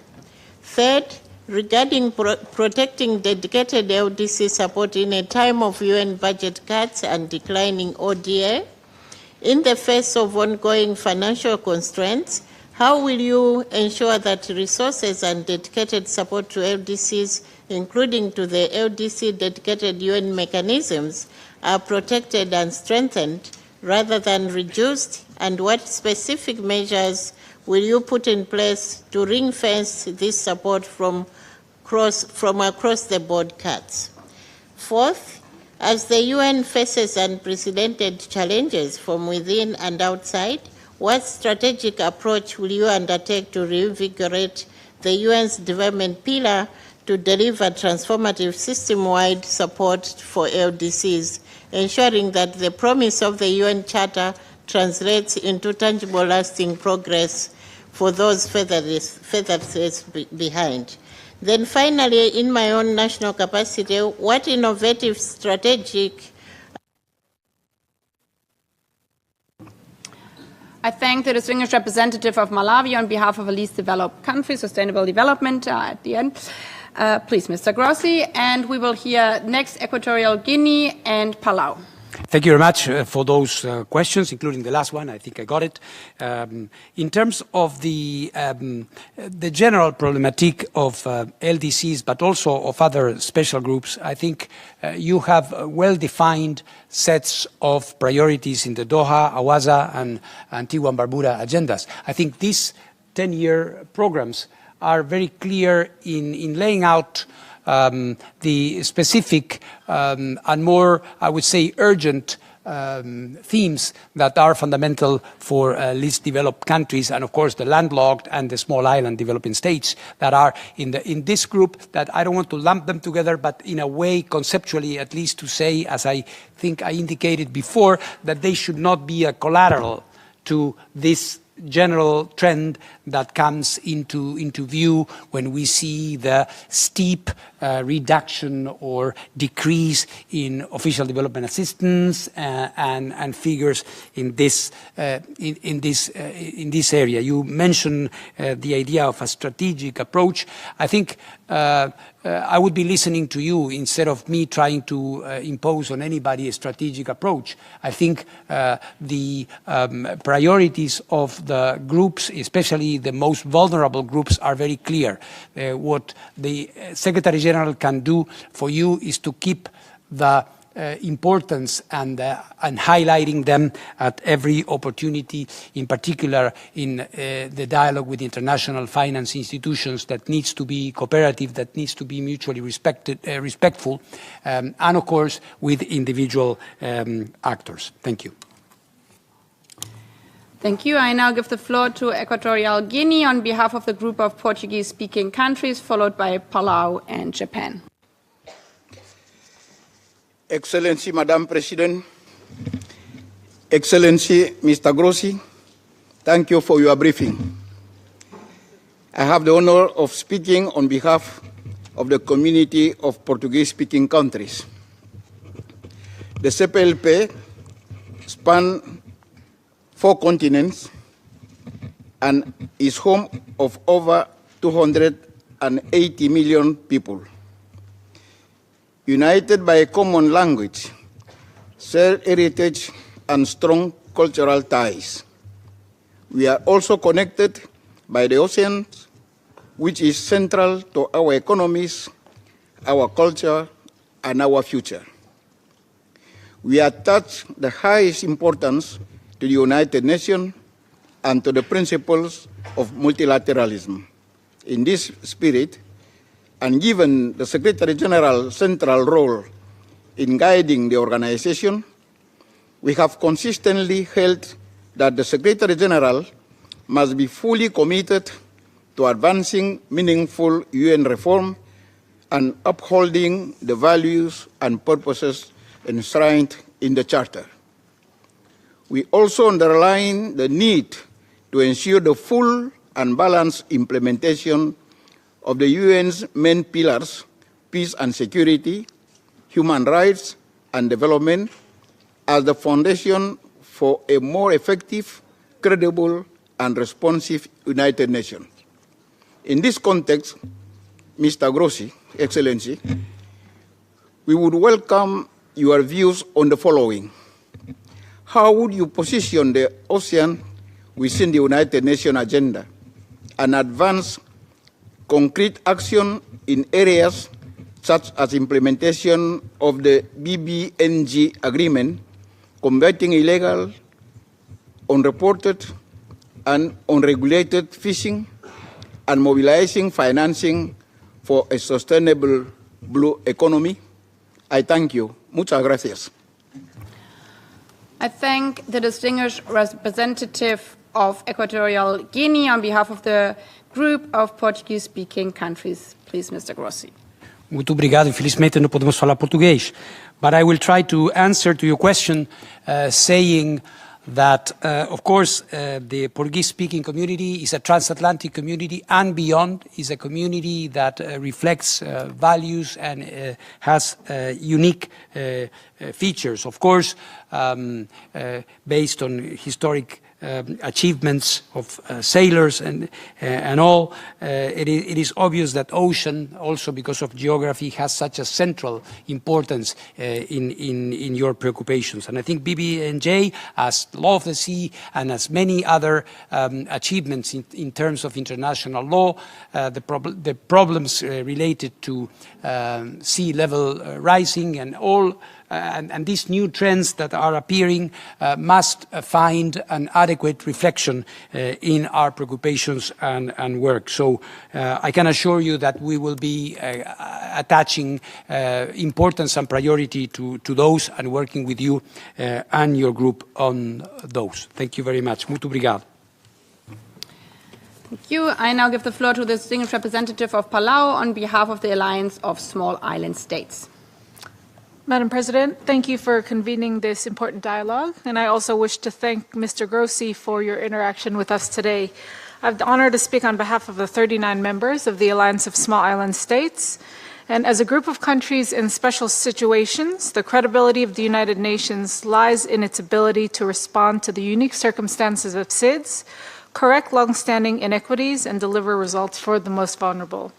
In this regard, allow me to pose the following questions. 1, how will you, as Secretary General, ensure that the UN system is more accessible, better coordinated, and tailored to the unique vulnerabilities of SIDS to better and more meaningfully support the full implementation of the Antigua and Barbuda Agenda for SIDS?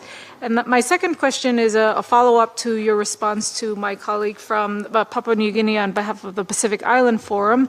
How will you use your leadership to accelerate global ambition and action on climate change, particularly to keep 1.5 degrees within reach, while ensuring that SIDS receive scaled-up, predictable, and accessible finance for adaptation, mitigation, and loss and damage in line with international commitments? Thank you.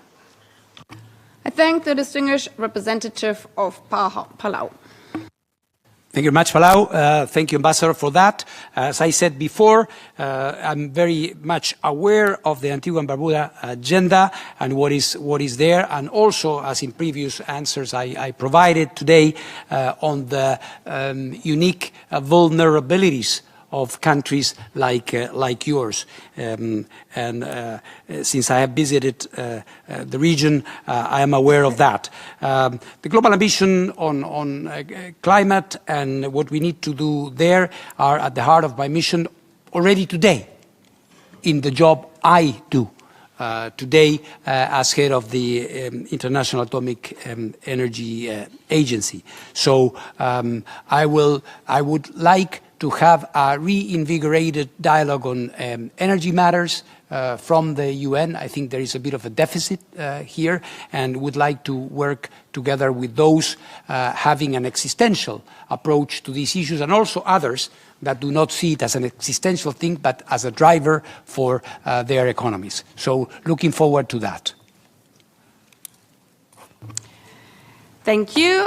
As 1.5 hours have passed, and as we have already touched on the 3 principles of the United Nations, peace and security, development and human rights, I invite now again for the second segment of the session. While there is still interest from member states to speak on the first segment, we still have actors on the list. So if your microphone is not green and you want to speak, please press the button now as well. We will also hear again civil society questions, which will be interspersed with questions from member states. Continuing with the list, next on the speaker is Japan on behalf of the group of 4, followed by Uganda and Australia. Thank you, Madam President. I have the honor to ask a question to Mr. Grossi on behalf of the group of 4, consisting of Brazil, India, Germany, and my own country, Japan. The G4 plays a pivotal role in advancing the reform of the Security Council. The Security Council bears primary responsibility for the maintenance of international peace and security. However, the relevance of the Council has been questioned, as its composition is a mere snapshot of the international environment from 80 years ago.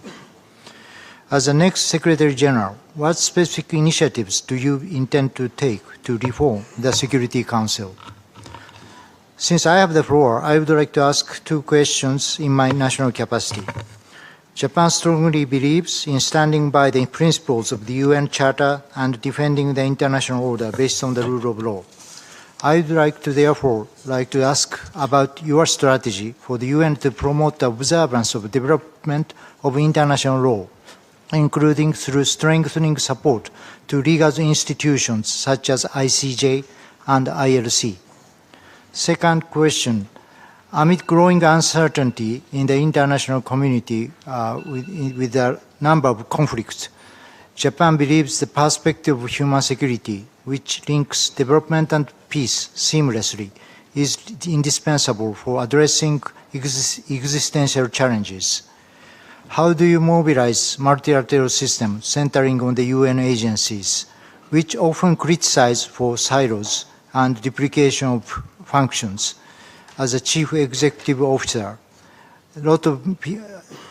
behind this issue, we observed that a lot of vested interest by organizations themselves, as well as vested interest of member states. In order to achieve results, how do you lead the organization and system? Thank you. I thank the distinguished representative of Japan on behalf of the Group of Four, please. Thank you very much, dear Ambassador. Good to see you again. On the reform of the UN Security Council, of course, this is driven by you, by member states.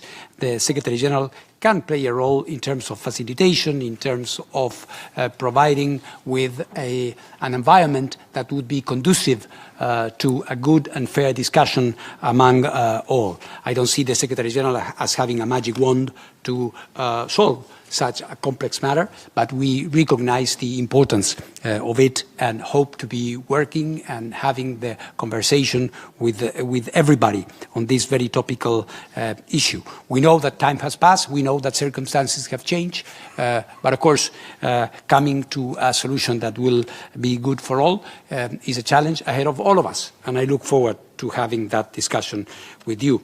I think it's important what you mentioned in terms of the development of international law, because for all the concern we have and we see in terms of the breaches of international law and the Charter, there is gradual, as the Charter itself says, gradual development of international law. In our conversation today, there have been mentions to BBNJ, and there are other multilateral instruments that are in the making. So I believe that as a community, as an international community, we have not lost faith in international law as the guiding universal principle for all of us. The mobilization, as in your last point, of international will and institutional ability to move against silos and the typical criticism that exists, I do share that point of view, and this is why I believe that as Secretary General, working with you, we will be able to address those issues and enhance the credibility of the institution by making it akin to the problems that we have. Thank you very much. Thank you. I now give the floor to the distinguished representative of Uganda on behalf of the non-aligned movement, followed by Australia and Kyrgyzstan. Thank you, Madam President. I'm honored to speak on behalf of the 121 member states of the non-aligned movement. We welcome the holding of this informal dialogue to exchange views with the candidates for the position of the Secretary General of the United Nations presented by member states. The non-aligned movement would like to raise the following set of questions to the candidates for the position of the Secretary General. What concrete measures would you propose to further strengthen multilateralism and international cooperation in light of their erosion resulting inter alia from non-compliance with the international obligations? 2, what concrete steps would you take to fully implement and strengthen multilingualism across the United Nations system, including in intergovernmental meetings, timely official documentation, and digital platforms, as well as ensuring adequate resources, institutional accountability, and equal treatment of all official languages? In light of the organization's liquidity constraints, how would you safeguard development mandates in this upheaval, and how will you facilitate member states' payments of their contributions, including in cases where there are external circumstances beyond their control in making their payments? How do you assess the impact of unilateral cohesive measures on the ability of affected development countries to achieve SDGs and fully implement the 2030 Agenda? What concrete actions would you promote in your capacity as Secretary General to strengthen the role of the United Nations in opposing such measures, urging the elimination and promoting mechanisms to prevent their application? What measures would you propose to ensure that these principles are reflected in the equitable and effective support to all member state representations in the discharge of their responsibilities? I thank you, Madam Chair. I thank the distinguished representative of Uganda on behalf of the non-aligned movement. Please, Mr. Thank you very much. In terms of having concrete measures to strengthen multilateralism, I think by having a UN, as I say in my vision, by having a UN that works, We will be doing a lot in revitalizing the institution, giving people faith in the institution, having even those who are critical of the UN among the membership rekindle with it, like it again, be willing to pay again, because the institution is really delivering. Multilingualism is fundamental. As a speaker of different languages, I am a convinced individual about this. Usually, and this is what happened in my own organization, we see that as a problem of internal mechanisms with the conference services systems and how to address normally big backlogs in terms of documentation and so on. So I think we will have to make good use of the human resources that we have, of the new technologies that we have, of course, always respecting the human talent as a priority in this area. Development mandates and payments, I think I addressed just now. I think we have to work with everybody. We have to convince everybody that the UN is the best possible investment, much better than wars, and cheaper as well. Unilateral coercive measures, of course, you know that legally speaking, there are debates about this. What we have to make sure is that when these are applied regrettably, humanitarian law, international law is respected. But again, I would come, dear Ambassador, to my initial point. By having a UN that's credible and works, I think that is the best antidote for that. Thank you very much. Thank you.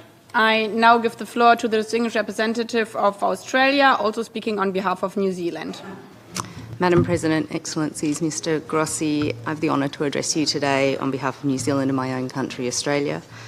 At a time of heightened global uncertainty and complex international challenges, the United Nations' ability to fulfil its core mandate rests on its institutional credibility, capability and capacity. Institutional credibility requires bold and principled leadership, including the ability to deploy the Secretary-General's good officers with political courage and effect. Institutional capability requires a UN that's focused on upholding all three pillars of its work and translates early warning into early action. Institutional capacity requires experienced and ethical management and realistic and fit-for-purpose mandates that sharpen effectiveness and delivery. How do you think the UN80 initiative is working to align leadership, authority and resources to restore confidence in the UN and enable it to deliver results against the three pillars? How would you build on the UN80 initiative to make it more effective? Thank you. Thank you. Please. Good offices and the work of the Secretary General are at the center of everything. This is why we need a Secretary General that is able to deliver on all those fronts. And what I have been trying to describe to you in terms of my own approach to things. With regard to UN80 and whether it's working in addressing the three pillars effectively, I think, as I said in the beginning, it's a first step.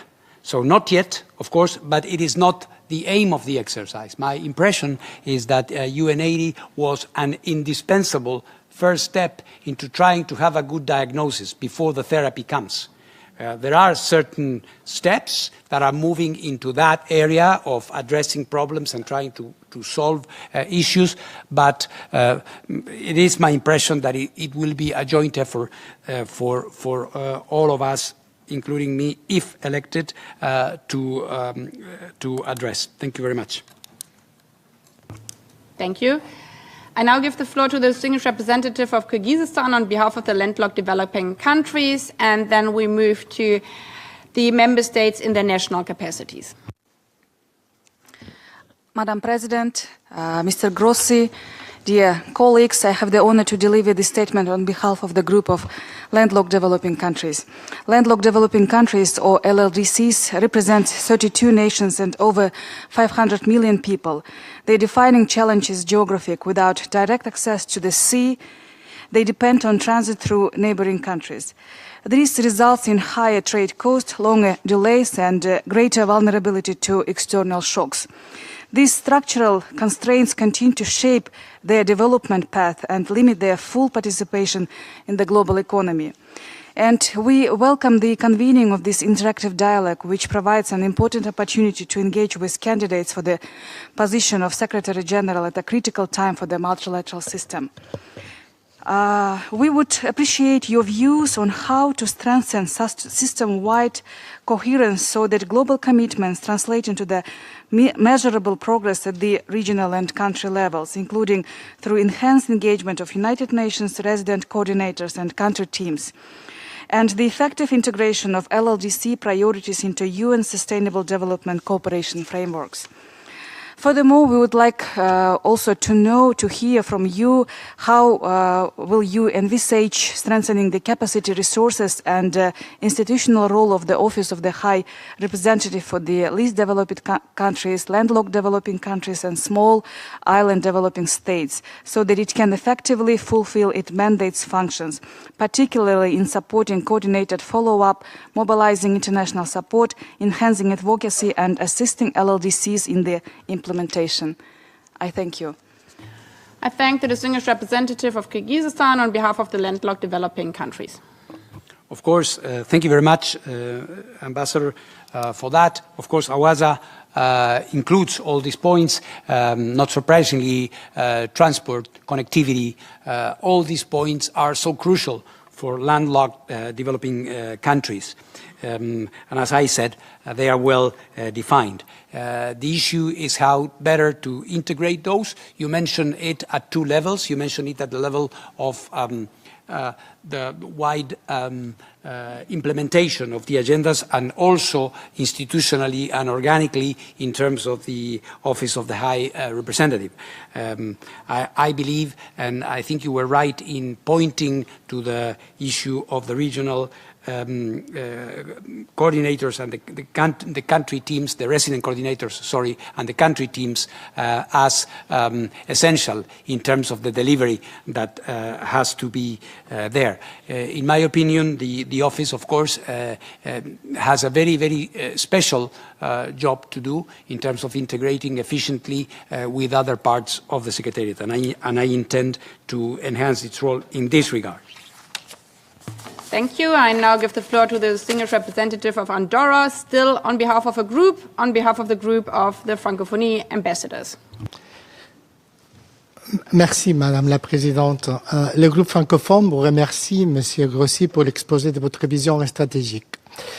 À l'heure où les Nations Unies doivent répondre à des crises systémiques et à une fragmentation croissante de l'ordre international, nous estimons que la question du multilinguisme, loin d'être accessoire, constitue un levier stratégique pour renforcer la légitimité, l'efficacité et l'inclusivité du système multilatéral. Nous sommes convaincus que la pleine mise en œuvre des trois piliers de l'organisation est indissociable d'un multilinguisme effectif et d'un multilatéralisme renouvelé, plus inclusif et plus ouvert. À l'égard du deuxième segment, sur les trois piliers des Nations Unies, on a trois questions. Depuis la publication du cadre stratégique pour le multilinguisme en mars 2024, aucune directive ou circulaire administrative opérationnelle n'a été adoptée. Dans ce contexte, quelle nouvelle impulsion entendez-vous apporter à la mise en œuvre de ce cadre stratégique? Deuxièmement, quelles mesures concrètes envisagez-vous pour rétablir une partie réelle entre les langues de travail du secrétariat, en particulier entre le français et l'anglais, et pour garantir que le multilinguisme soit pleinement intégré dans les activités liées à la paix, au développement et aux droits humains. Troisièmement, comment entendez-vous intégrer les recours croissants aux nouvelles technologies, y compris l'intelligence artificielle, en appui des services linguistiques composés de professionnels de haute qualité, indispensables au secrétariat aussi bien qu'aux États membres? Et en relation à un multilatéralisme en réseau, dans un contexte où les défis globaux exigent une mobilisation élargie, quelle est votre vision d'un multilatéralisme en réseau permettant une participation plus structurée des institutions régionales aux côtés des États membres? Comment comptez-vous valoriser les complémentarités opérationnelles avec ces acteurs, notamment l'Organisation internationale de la francophonie, comme vecteur de mise en œuvre des 3 piliers des Nations unies, dans une logique de rationalisation des efforts et de recentrage sur les priorités des Nations unies? Le groupe des ambassadeurs francophones demeure attaché à un multilatéralisme inclusif fondé sur la diversité linguistique et culturelle, condition essentielle de sa légitimité et de son efficacité. Nous serons attentifs à votre capacité à traduire ces principes en engagement concret. Je vous remercie. Merci. I thank the distinguished representative of Andorra on behalf of the group of La Francophonie ambassadors, please. Et vous faites bien de rester attentif parce que je serai actif dans ces domaines. Je reconnais pleinement, si vous voulez, la non-accessoirité de la question du multilinguisme. C'est essentiel, ça va au cœur de notre travail diplomatique. C'est vrai que parfois, ces questions sont marginalisées par rapport à d'autres priorités administratives dans les organisations internationales. En tout cas, ce n'est pas le cas dans l'IAEA. Vous pouvez consulter vos collègues à Vienne là-dessus. Je regrette que depuis l'adoption de documents stratégiques, aucune directive ait été appliquée. On va y travailler ensemble, j'espère. Les nouvelles technologies. Je viens de mentionner, je crois, lors de ma réponse à la question de nos amis du groupe non alignés, un peu, à la question de l'introduction des nouvelles technologies. Évidemment, c'est une question sensible pour nos amis qui travaillent dans le service de traduction et d'interprétation, mais je crois qu'il y a une possibilité de s'en servir pour être sûr d'avoir un accès à toutes les langues officielles, en particulier le français et l'anglais, dans le travail des Nations Unies. Les chapitres 8 de la Charte, évidemment, articule, je crois, a articulé déjà pour nous tous cette, je dirais, rapport constructif qui doit exister entre les organisations régionales et les Nations Unies, y compris l'Organisation de la francophonie. Alors, travaillons là-dessus. Merci. I now give the floor to the next distinguished representative of the civil society organization, the Sustainable Investments and Alliances for Africa. Please.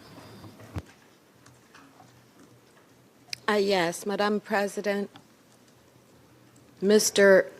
Grossi, and distinguished delegates, colleagues, and friends. Thank you for this opportunity you've given to civil society to engage in this dialogue with candidates for the Secretary General position. My question relates to peace and security. If elected as Secretary General, what specific mechanisms will you introduce to ensure that peace building is not dominated by major powers, but instead empowers regional actors, independent brokers, and community platforms to actively shape and sustain peace processes? How can we create peace on earth by 2030? Rotary, which helped draft the UN Charter, is creating peace zones by enlisting 10,000 cities, 40 million people, to be directly. I thank the distinguished representative of the NGO, Civil Society Organization, Sustainable Investments and Alliances for Africa. Thank you very much for that question. I think the issue is a very important one, but I don't think it necessitates the introduction of new mechanisms. I think it requires the Secretary General himself or herself to make sure that this doesn't happen, that the big powers or medium powers or any group monopolizes, as you say, any efforts in peace. You can rest assured that if elected, that will not be the case. Thank you very much. Thank you. We will now hear member states in their national capacities. May I remind you that the speaking time is 2 minutes for delegations speaking in national capacity. This relates also to the answering time by the candidates of 2 minutes. I now give the floor to the distinguished representative of Cuba, followed by Angola and Armenia. Muchas gracias, señora presidenta. Distinguido señor Rafael Grossi, Cuba agradece una vez más la oportunidad de sostener estos diálogos interactivos con los candidatos a secretario general de manera abierta, transparente e inclusiva. Nos alineamos a las preguntas formuladas por el G67, el MNOAL y AOSIS y quisiéramos plantear las siguientes 2 preguntas en capacidad nacional. Ante las agudas tensiones geopolíticas en el contexto internacional actual, ¿cuál sería su proyección para garantizar el cumplimiento de sus deberes como secretario general y la Secretaría en su condición de funcionarios internacionales responsables únicamente ante la organización? ¿Cómo garantizaría un tratamiento de los derechos humanos en los mecanismos de Naciones Unidas que sea universal, imparcial, no selectivo, libre de politización, dobles raseros y enfoques punitivos? Muchas gracias. Muchísimas gracias, distinguido representante de Cuba. Creo que simplemente cumpliendo con el juramento de respetar y de defender la Carta de las Naciones Unidas, esos principios y esos compromisos con la paz y la seguridad internacional y el tratamiento justo estarán siempre bien tutelados. Puede usted contar con mi compromiso en ese sentido.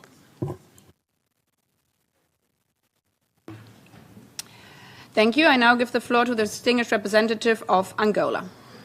Madam President, Mr. Grossi, distinguished delegates, Angola welcomes the holding of this first interactive dialogue and appreciate the opportunity to hear Mr. Mariano Grossi's vision for the leadership of the United Nations. For the sake of brevity, allow us to make the following questions. First, Mr. Grossi, in today's complex geopolitical environment, how do you intend to ensure the impartial and non-selective application of international human rights law and international humanitarian law to preserve the neutrality and credibility of the United Nations? Second, at the time when the organization faces significant liquidity challenges, it is essential to ensure transparency, accountability, and efficiency in the use of resources while safeguarding priority mandates. In this regard, how do you intend to address the current financial constraints to ensure that development and peace and security priorities, particularly in Africa, are not adversely affected? Third, many African countries are significantly underrepresented or non-represented in key UN structures in both staffing and high-level decision-making. What strategies and concrete measures do you envisage to implement to address this persistent geographical imbalance to better reflect modern geopolitical realities, improve geographical distribution in the Secretariat, and boost recruitment from underrepresented and non-represented nations? Fourth, the United Nations and the African Union maintain a robust partnership in peace and security. How do you foresee your engagement with the African Union to further strengthen the cooperation between the two organizations, including using your good offices and political capital to accelerate the implementation of...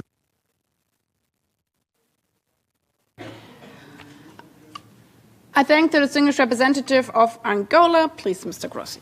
Muito obrigado, Sr. Embaixador. Human rights law, humanitarian law, of course, applies to them the same commitment that I was referring to when responding to my Cuban colleague. They are absolutely essential, part of one of the pillars, and in that regard, they deserve the full attention of the future Secretary General. Liquidity crisis and the problems in terms of financial constraints that may exist will make us and Secretary General especially responsible to make sure, as I was saying, that the development pillar in particular is not the variable to adjust problems in financing other activities of the United Nations. The underrepresentation in posts, let me tell you that in the IAEA, as I was saying, we have been redressing this, and in particular the African group has been the biggest or the largest in improving in terms of percentage points when it comes to geographical representation. I expect to have the same approach here, if elected. Your last point is very, very important for me. The possibility to be working together with the African Union is essential. I was referring earlier to Chapter 8, Resolution 2719, and the different instruments that we have to try to work together. I think what is still lacking is more interaction between the two colleges and between the two communities to address specific problems, in particular when it comes to peacekeeping operations. Thank you very much. Thank you. I now give the floor to the distinguished representative of Armenia, followed by Namibia and the next civil society organization. Thank you, Madam President, Mr. Grossi, Excellencies. At a time when the UN's effectiveness in prevention and sustaining peace is increasingly questioned, including in situations where peace agreements are within reach but remain fragile, how would you strengthen the Secretary General's proactive role, both in early warning and in accompanying and institutionalizing peace to make them irreversible? We also align with the concerns on vulnerable countries as reflected by Kyrgyzstan for the LLDCs and the Philippines for the mix. I thank you. Thank you. Please. Thank you very much, dear Ambassador. As you said it in your question, the Secretary General must be proactive, must never stop for a single minute. And this is the approach I have been taken at the IAEA. It will be the same here if elected. Thank you very much. I now give the floor to the distinguished representative of Namibia, followed by the civil society organization Research Institute for Japan's Globalization. President, Your Excellencies, Mr. Grossi, the role of the SG is a critical one, not just for the management of the premier global organization, but for the important contribution that the position makes towards the maintenance of international peace and security, the promotion of human rights, and the realization of sustainable development for the vast majority of member states across our globe. Mr. Grossi, Namibia congratulates you on your nomination and acknowledges the positive contributions you have made thus far towards a better world. In September 2024, world leaders adopted the most wide-ranging international agreement in many years, namely the Pact for the Future, that has brought a renewed impetus towards the implementation of the SDGs. This notable agreement has reinvigorated the multilateral system and has given direction in a number of important global multilateral thematic issues, yet your vision statement makes no reference whatsoever to it. My question is, what is your vision to implementing the Pact for the Future, and how best will you support member states in its implementation ahead of the 2028 review? In the Pact for the Future, world leaders also agreed that Africa should be treated as a priority and a special case as far as the reform of the UNSC is concerned. What is your understanding of this unique decision taken by member states, and how would your office support its implementation? It is commonly held that women lead, where women lead, peace follows. How would you fully realize the WPS agenda to address global hotspots that are plaguing the world? I thank you. I thank the distinguished representative of Namibia. Please, Mr. Thank you very much. The Pact of the Future, very important, of course, due in no small measure to your efforts. As I said, with regards to other important international agendas, they are there. They do not need to be redefined. So it is up to us to implement what was agreed, knowing very well that circumstances evolve and that we have to adjust to the new challenges that we are having. So, as you rightly said, the review that we are going to having of the Pact of the Future will allow us in a little less than a couple of years to adjust whatever needs to be adjusted. In any case, Africa remains at the center of all these efforts, as we have seen in particular in the implementation of the second pillar for development. Thank you very much. I now invite the Assembly to view a pre-recorded video by the Research Institute for Japan's Globalization, followed by Romania and Poland. My name is Takeo Harada, President of the Research Institute for Japan's Globalization. As the United Nations redefines development amid demographic change, technological disruption, and geopolitical fragmentation, how would you operationalize AI-enabled governance for inclusive and sustainable growth? Specifically, how would you implement AI-driven intergenerational knowledge transfer, a shift of value creation from local to central levels through trusted data, and functional regional integration via logistics and data systems? And what concrete institutional reforms would you prioritize to make this actionable? Thank you. Thank you. Please, Mr. Grossi. Thank you very much. Technology in its different ways has throughout history enabled human society to improve. I'm not sure whether AI-enabled governance and approaches like this are perhaps widely shared. What I'm sure is that AI is an instrument, and it must be an instrument for good. In terms of what the UN system is doing, as I referred to earlier, the AI for Good initiative is a good one, I believe, and it allows us to do just that. It hasn't been brought to fruition yet, but it is clear that widely accessible data systems, AI-driven economies, and so on, should be levers, should be helping economic growth and equality. Of course, it will be up to us to apply those wisely. Thank you. I now give the floor to the distinguished representative of Romania, followed by Poland and the Russian Federation.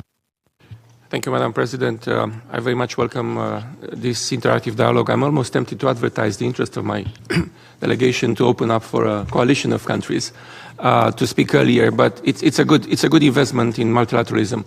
Mr. Grossi, I want to take a step back, and of course, as we are faced with an erosion of trust, but also an erosion of the UN authority in general, that you spoke about it as well.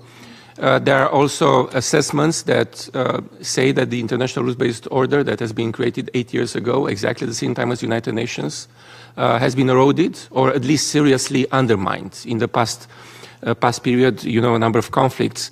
I would be interested in your perspectives on the state of the international order and, of course, the role of the United Nations in restoring trust in the multilateral system and its efficiency. Thank you very much. Thank you very much, Ambassador, for that. The erosion of the UN authority is there, unfortunately, and we have to recognize that. I think that this process that we are having now, and hopefully a good conclusion of it, will be a step in the right direction in terms of reburnishing the appeal of the UN, making us more attractive and efficient. Doing that, I am convinced, will generate a virtuous circle of recognition.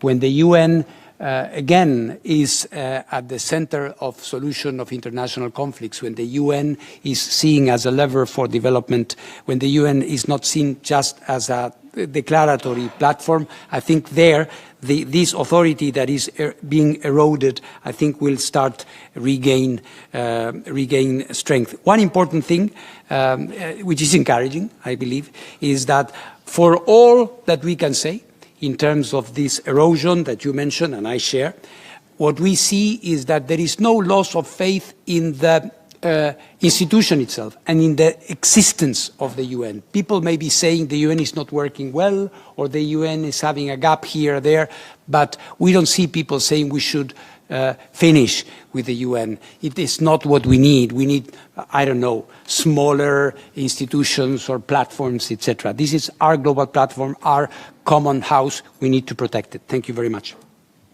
Thank you. I now give the floor to the distinguished representative of Poland. Thank you very much, Madam President. Director General Grossi, I think we've heard a lot today about the UN, but perhaps not enough about the candidate, and hence my question. You have led the IAEA for the last 6 years or so through difficult geopolitical times, but also challenges with technology and peaceful uses. And you also run marathons, as I understand. I don't know which is more pertinent to the job of Secretary General of the UN, but if you could provide us with an example or a few of your experience or elements of your experience, what would be the most useful or relevant, pertinent element that you could bring to the table if selected for the post of Secretary General? Thank you. Thank you very much. I think there are a few. I thank the distinguished representative of Poland, and I now give the floor to Mr. Grossi. I'm a runner, you know. Yeah, but rules of procedure are really... You are right. I'm sorry for that, Madam President. There are a few runners around the room, by the way, that I know. Well, next week, the half marathon. You can join. Yeah, exactly. Well, fantastic. That would be great. But no, certainly, well, marathons are good in terms of resilience, and they really do something for your character. We had the beautiful Vienna Marathon. And kudos to Vienna for that. But no, in terms of experience, I would say there are many things. But being with I mentioned that being with my staff under fire, it's unforgettable. Because when that happens, you understand the nobility of the effort. When you are there and you are asking yourself, or people ask you, should we continue or should we stop? And when you see your people around you saying, no, we have to continue, we have a mission, we have to get to where we were going, and you know where we were going. So I think that it's an unforgettable thing that has been transformational for the IAEA, I believe, and for me as a person as well. Thank you very much. Thank you. I now give the floor to the distinguished representative of the Russian Federation, followed by Canada and Liechtenstein. Спасибо, госпожа председатель. Российская Федерация исходит из необходимости выбрать наиболее достойного кандидата, который, в нашем понимании, будет соответствовать самым высоким стандартам профессионализма, компетентности, приверженности целям и принципам устава во всей их совокупности и взаимосвязи. Господин Гросси, вам уже задавали сегодня вопросы и про реформенные инициативы, и про кадровый состав секретариата в случае вашего избрания. В этой связи ограничусь следующими вопросами. Вправе ли, на ваш взгляд, генсекретарь руководствоваться решениями Генассамблеи, которые носят неконсенсусный характер и выходят за рамки ее полномочий по уставу ООН, особенно в ситуациях, когда вопрос находится на рассмотрении Совета Безопасности? Считаете ли вы, что принципы устава ООН можно ранжировать по важности? Вправе ли, на ваш взгляд, секретариат толковать устав, самовольно определяя, в каких случаях применяется принцип самоопределения, а в каких преобладает принцип территориальной целостности? Я благодарю за внимание. I thank the distinguished representative of the Russian Federation. Please, Mr. Grossi. Thank you very much. The Charter is here, and it's very clear in terms of what belongs to whom. And I think you're very right in referring to the division of labor that exists, and that needs to be respected. When an issue is being dealt with by the Security Council, it is there, and there are other opportunities, and in history we had opportunities where the General Assembly stepped in. So I think, of course, the Charter, which is an integral document and that has to be read in its integrity, is there, and it doesn't need interpretation. It needs to be upheld, and this is what I would try to do as Secretary General, if elected. I now give the floor to the distinguished representative of Canada, followed by Liechtenstein and the Islamic Republic of Iran. Thank you, Madam President. And since we didn't get a chance to ask a question this morning during the dialogue with Madam Bachelet, I just want to really thank you and tell you how much we appreciate this process and the transparency that it gives the selection of the SG, the next SG. And I want to thank the candidates really for taking it so seriously. That being said, I think we can also tweak the format a little bit for the next time we do this in 5 years or so to make sure that we as member states are more disciplined in how we ask questions, how much time we're given, and that candidates also have the time they really need to answer those questions. And I thank you, Madam President, for being that flexible and giving them extra time on some of these issues, just so that we can really make this dialogue as interactive as possible. I'll go straight to the question. Mr. Grossi, so nice to see you again. I think you've been asked a number of questions today about good offices and mediation. I just want to go one step further. So in the context of the current conflict in Iran and more broadly the Gulf region, what would you be doing as Secretary General right now to try to bring this conflict to an end? I thank you. I thank the distinguished representative of Canada, and I give the floor to Mr. Grossi. Well, as you know, in my current capacity, I have been dealing with this issue for many, many years. I approach it with great respect.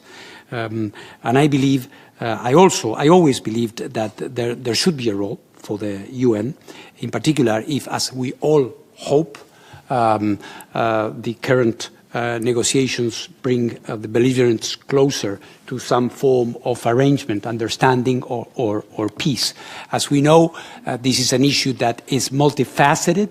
There is a nuclear chapter, which is the one I know, but there are many others that are there and that would, I think, benefit enormously from the participation of the United Nations.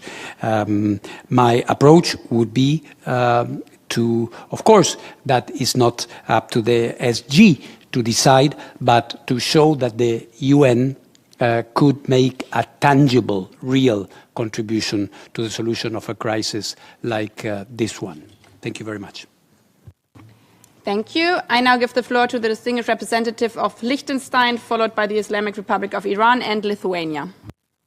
Thank you, President. All protocol observed. I have two relatively basic questions. The first is, what according to you is the basis for the power of the Secretary General? For us, it is the fact that the SG represents the architecture reflected in the Charter based on international law, sovereign equality of all member states in a manner that is visible, that is articulate, and that is action-oriented. Now, that is for us not mainly a question of principle or of morality. That's a question of, that's a pretty hard political reality for us, because honestly, what else is there? I have no problem imagining some of the most powerful people asking the question, how many divisions does the SG have? And we all know the answer to that, and I think you also recognize the question.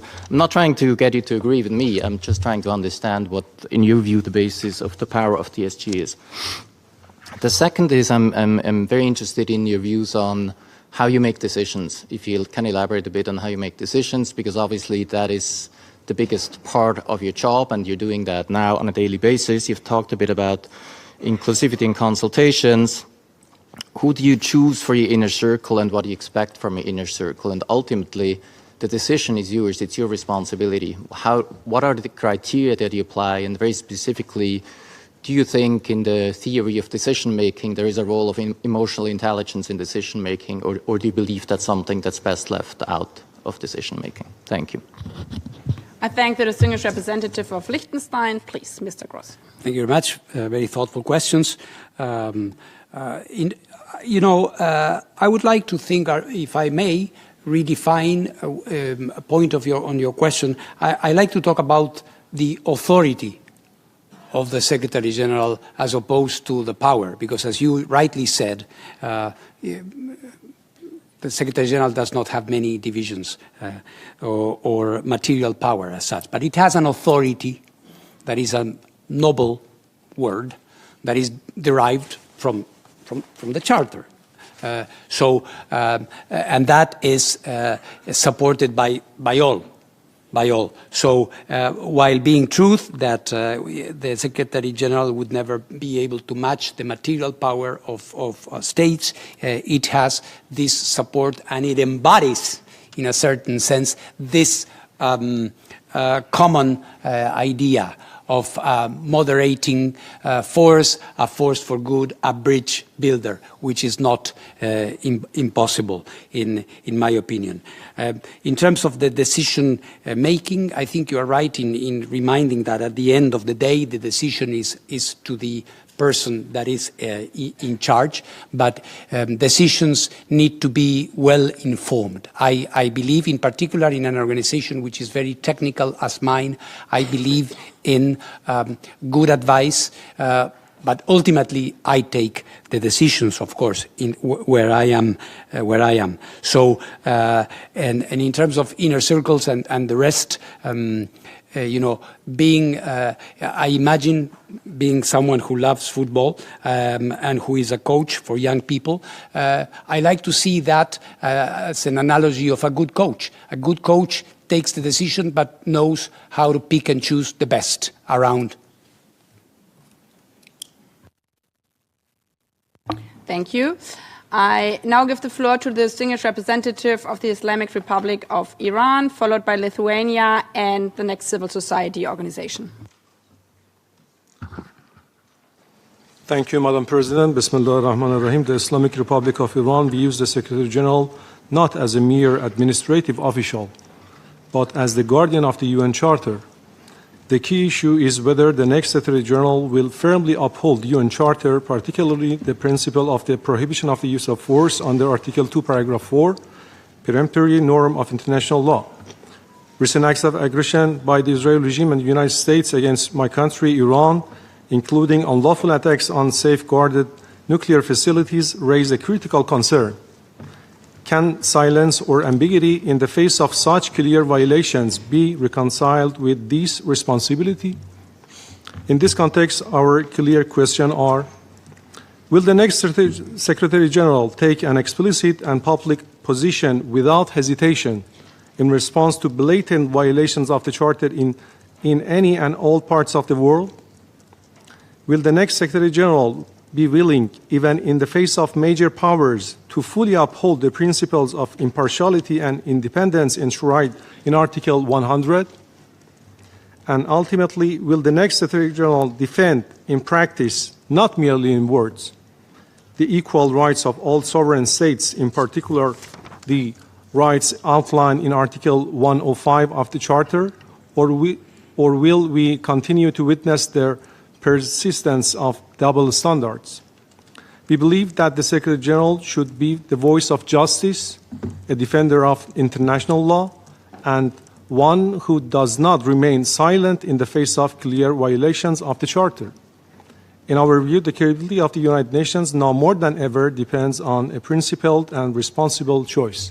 I thank you. I thank the distinguished representative of the Islamic Republic of Iran. Please, Mr. Grossi. Thank you very much for those points, very important ones in terms of the upholding of the chart, which is evident and very clear. It must be there. I hope that we will have, and I could be for you, a Secretary General that would not only take positions but would also act upon and be a part of the solution to problems dealing with the use of force in international relations. Impartiality, I think I addressed in the beginning, is a very difficult psychological and political exercise, but it must be exercised in full and at all times, avoiding, like you say, double standards. Thank you very much. Thank you. I now give the floor to the distinguished representative of Lithuania. Thank you, Madam President. Mr. Grossi, thank you for sharing your vision and for engaging with us in this dialogue. Lithuania takes note of your assessment that the UN stands at the inflection point and that the international system is under strain. We agree that this requires not only institutional effectiveness, but also the ability to respond effectively to new and evolving risks to peace and security. Hybrid threats are often designed to blur the line between war and peace, complicate attribution, delay collective response, and ultimately weaken democratic resilience. Hybrid threats manifest across different domains, including information space, cybersecurity, maritime security, and critical infrastructure, and are increasingly used to destabilize states and whole regions. In that sense, they also test whether the UN can act early, stay relevant, and help prevent escalation. My question is, do you believe that the United Nations is adequately equipped to address hybrid threats? And if not, how would you ensure that such threats receive sustained attention across the UN system, including in prevention and early warning efforts? Thank you. I thank the distinguished representative of Lithuania. Please, Mr. Grossi. I think it is a very good question. The nature of conflict as such is evolving with the use of technologies, with operations also by non-state actors, and with all sorts of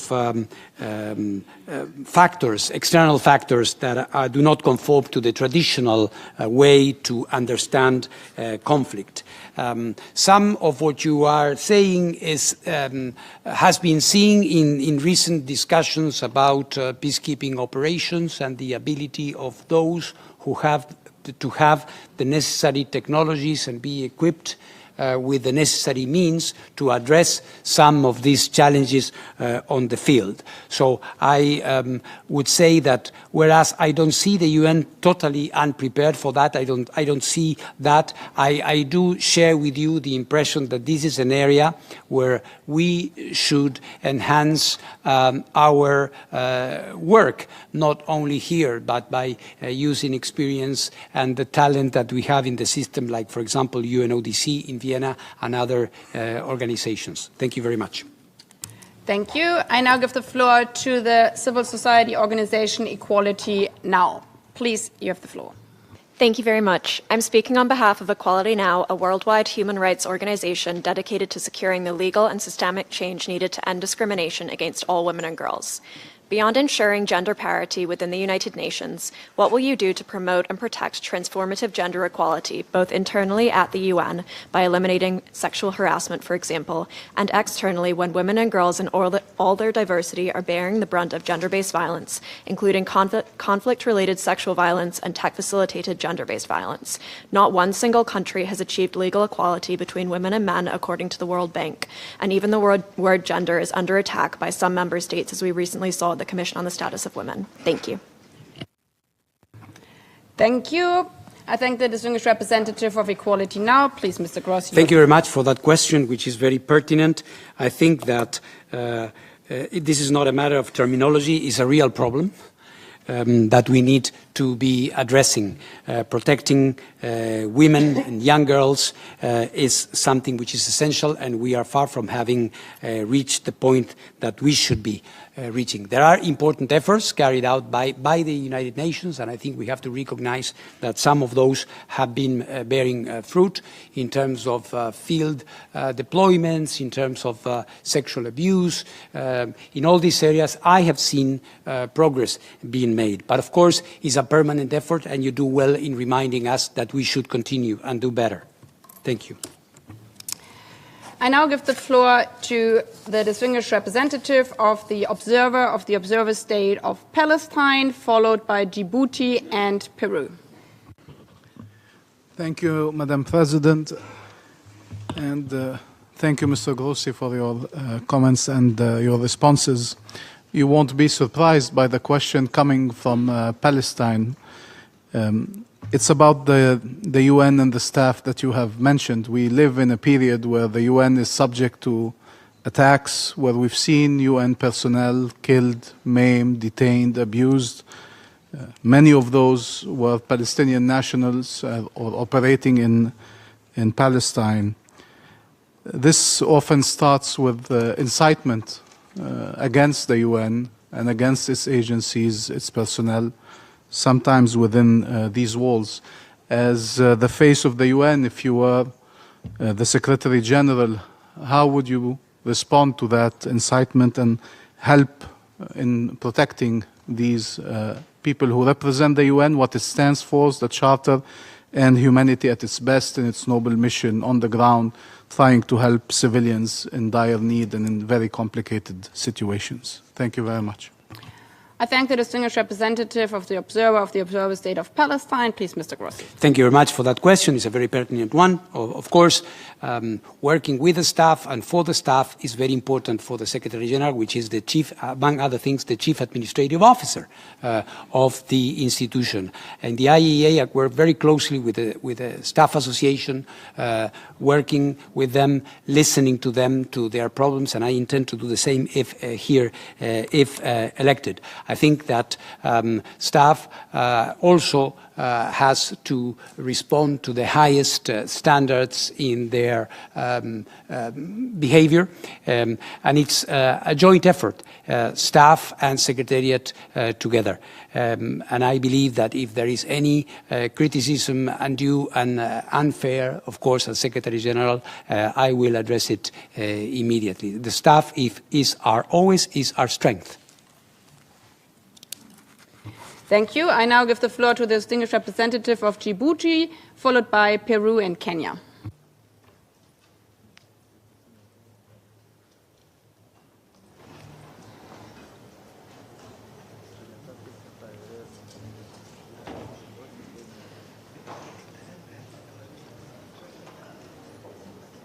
Djibouti? I cannot see you. Not working? Oh, no, okay. So we move on to the next speaker, the distinguished representative of Peru, followed by Kenya and the Republic of Korea. Gracias, Presidenta, y gracias al distinguido y apreciado embajador Grossi por su presentación. El Perú participa en este diálogo con el firme compromiso de fortalecer a la ONU para hacer frente de manera cooperativa a los urgentes desafíos de la humanidad. Inspirados en el legado del embajador peruano Javier Pérez de Cuéllar, único secretario general de la ONU, proveniente de América Latina y del Caribe, reafirmamos la importancia de un liderazgo capaz de generar consensos en el actual contexto internacional marcado por una creciente complejidad, volatilidad e incertidumbre. El Perú desea formular las siguientes preguntas. ¿Cuál es su visión sobre el papel que puede y debe desempeñar América Latina y el Caribe, zona de paz y región con vocación democrática, en la promoción y defensa de los principios de la Carta de la ONU y el fortalecimiento del multilateralismo? ¿Qué acciones concretas impulsará para recuperar la capacidad de interlocución y liderazgo efectivo de la Secretaría General para contribuir tanto en la prevención y solución de los graves conflictos armados como en la respuesta a las amenazas emergentes y desafíos a la paz y seguridad, tales como la delincuencia organizada transnacional y la gobernanza de la inteligencia artificial? ¿Cómo prevé fortalecer y equilibrar los tres pilares de la ONU en el marco del proceso ONU 80 y acelerar la implementación de la Agenda 2030? Muchas gracias. I thank the distinguished representative of Peru. Please, Mr. Grossi. De toda justicia, querido colega, que recordemos hoy a don Javier Pérez de Cuéllar. Muchas gracias por hacerlo. Latin America is a zone of peace, you said it, and it should always be. And in that regard, I think it has a very important role to play in expressing that in spite of differences that will always exist, an overall trend of peace, cooperation and solidarity prevails. So perhaps brothers and sisters in other parts of the world can do the same. You were talking about the ability to be an interlocutor, and I think this goes to the essence of what I believe can be the contribution of a Secretary General. When an interlocutor is accepted by parties at conflict, then at least we are starting to solve a problem. Perhaps we will not get it, but at least we are doing that. And this is my conviction. And I think it is possible. I've seen that happen at the IAEA. There's no reason why it cannot happen here. You refer to international transnational crime and new threats, which we should, of course, be addressing in a flexible manner because the nature of threats is changing, as I was mentioning in the previous question, in one of the previous questions. Agenda 2030 is there, albeit with great difficulty. As you know, we don't need to redefine it. We need to work slowly but practically to make things better. Thank you. Thank you. I now give the floor to the distinguished representative of Kenya, followed by the Republic of Korea and Tajikistan. Thank you, Madam President. DG Grossi, thank you for being here this afternoon, and thank you for your patience over what I'm sure has been a long afternoon. You have addressed some of the elements in our question, but we would be grateful for your further insight. It's well established that you have played an important role in managing complex geopolitical tensions through high-level diplomacy. How would you translate this experience into strengthening the UN's preventive diplomacy and mediation efforts, particularly in regions like Africa, where conflicts are closely linked to development challenges? Please share any applicable examples. Thank you. Thank the distinguished representative of Kenya. Please, Mr. Grossi. Thank you very much. Of course, Africa must be at the center of our preoccupations. And in terms of preventive diplomacy and reaching out and working with countries, there is an effort to be made. In previous questions made by other African colleagues today, we were referring to the work and the synergies between the African Union and the UN that can and must exist. I believe that in doing that and in seeing a Secretary General out there for real will make a big difference. This is working for me in Vienna. I hope it will work here. Thank you. I now give the floor to the distinguished representative of the Republic of Korea. Thank you, Madam President. Thank you, Mr. Grossi, for joining us today. I have two questions. Even though we are witnessing an increasing number of unstable and volatile situations across various regions, public skepticism regarding the role and functions of the United Nations is, as you mentioned, that is unfortunately growing.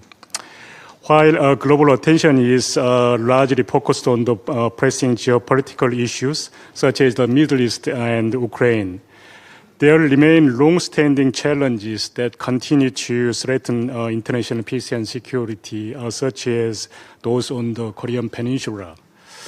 In this context, I'd like to hear your views on what would be the role and function of the Secretary General in addressing this kind of issue, which has been protected with less visibility of short-term solution.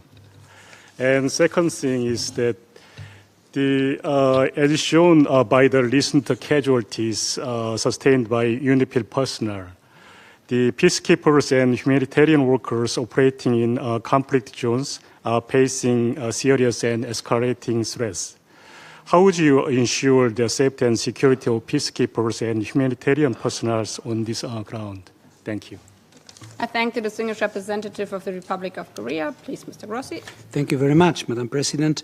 Of course, you know, a few days ago I was in Seoul and I visited again the DMZ, which is, and of course, as IAEA, with the work we do on the issue of the denuclearization of the Korean Peninsula and things that you know very well, we are, very, very conscious of the need to address crises in different parts of the world.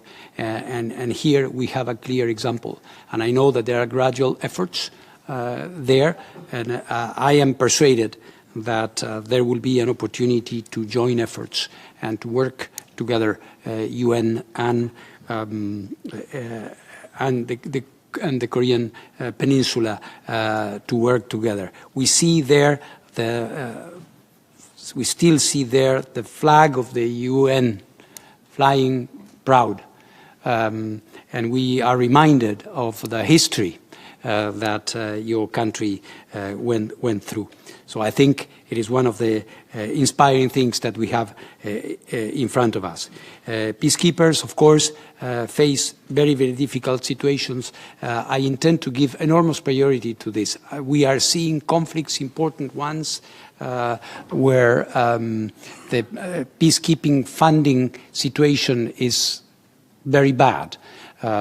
So I believe that there must be a renewed dialogue at the level of member states as to what we really are able and willing to do in terms of sustaining the peacekeeping effort apart from making speeches. Thank you. Thank you. I now give the floor to the distinguished representative of Tajikistan, followed by Belarus and Slovenia. Thank you, Madam President. Thank you, Mr. Grossi, for your presentation. I want to take you back to the environmental issues, mainly water and glaciers loss. I know IAEA is working and contributing on these two issues as well. So my question is, how do you see the future of water, and what role should UN play to ensure that water availability, particularly in the context of accelerating glaciers loss, becomes a central global priority both before and beyond 2030? I thank you.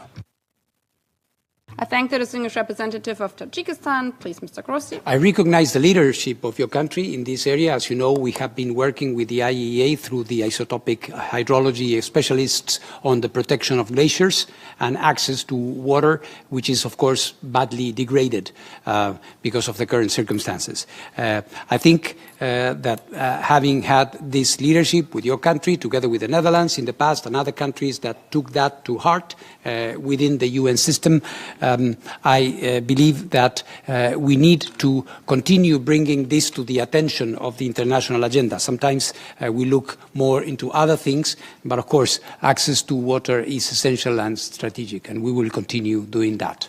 Thank you. Thank you. I now give the floor to the distinguished representative of Belarus. Благодарим вас, госпожа председатель. Спасибо огромное, господин Гросси, за ваши ответы. Наша встреча сегодня действительно представляет огромную пользу для всех нас, и пользу еще и в том плане, что мы узнали, какое количество коалиций и групп государств было создано, чтобы обладать возможностью выступить впереди национальных заявлений государств, несмотря на то, что наша делегация запросила слово еще утром. Тем не менее, мы благодарим вас за ваш вклад и за ваши ответы. Со своей стороны хотели бы отметить, что вы совершенно справедливо заметили, что Организация Объединенных Наций осуществляет свою деятельность в период активизации реформенных процессов. Эти процессы действительно, они с одной стороны направлены на выход из внутренних противоречий организации, но с другой стороны направлены на укрепление внешней способности ООН реагировать на вызовы и угрозы. Тем не менее, мы зачастую видим, что данные преобразования, они происходят настолько быстро, что не успевают, что Организация Объединенных Наций не успевает за реальностью на Земле, за изменениями, которые происходят в тех или иных горячих точках. Вам, как любителю бега, как марафонцу, мы бы хотели задать вопрос, что нужно сделать, чтобы успевать за реальностью, происходящей на Земле? Что нужно сделать, чтобы в целом организация успевала за теми изменениями, которые происходят в мире? И второй наш вопрос заключается в том, что Республика Беларусь является программной страной, и для нее очень важно укрепление оперативной деятельности системы Организации Объединенных Наций. Какое ваше отношение относительно возможного объединения и слияния отдельных программ и фондов ООН? Как это повлияет на финансирование проектов в программных странах? Не станет ли это препятствием для мобилизации ресурсов и финансовой помощи программным странам? Спасибо вам, господин Гросси. I thank the distinguished representative of Belarus, please. Thank you very much for those two questions. And you are right. The international agenda is changing kaleidoscopically sometimes, and we see new things coming our way. I think the adaptability of the agenda of the United Nations in concert and in consultation with member states is very, very important. So this is why I believe that the Secretary General, the Office of the Secretary General, must be alert to those new elements we were talking about. We were hearing about cyber threats today. We're hearing about new technologies. We're hearing about transnational crime, although this is not a new thing. There are so many things that we need to be addressing. So that is very important. In terms of the reform and what you're saying about mergers are a possibility. They're not the only one. that exist. What is clear is that we need to humbly recognize that there is duplication in the UN. We cannot deny that. Whether that means that A will be merged by B or that C will be swallowed by D, this is another matter. And I think we have to, all of us, transparently have a good discussion. And it's encouraging to see that within the UNCTAD process, this has started. But I fear, as I said, that it will be something that will transcend the next fall and will get into the next year. Thank you very much. Thank you. I now give the floor to the distinguished representative of Slovenia, followed by Estonia and Switzerland. Thank you very much, Madam President, and thank you for organizing these discussions. And welcome to Mr. Grossi, and thank you for putting your candidature forward and being with us this afternoon. You mentioned, I want to follow up something that we discussed, and the Romanian colleague also asked before, because you mentioned that UN is going in the wrong direction, and also that UN is losing the erosion of UN authority. I would put it a little differently. I think this is the consequence. This is the consequence of the erosion of the respect for international law, charter, international humanitarian law by some member states, accompanied by impunity, which then led to the losing authority of the UN, more specifically of the Security Council. You yourself said that world of polarization, there is a world of tension. Indeed, I think the world is on fire. When we look at it now, it's really, we have conflicts, wars on civilians and civilian infrastructure. We have really bellicose world.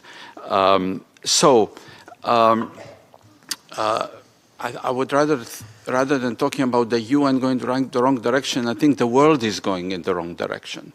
So what we need is, of course, we need mobilization for the reform of the UN, but we also need mobilization for the renewed respect for the Charter, international law, and everything that comes around.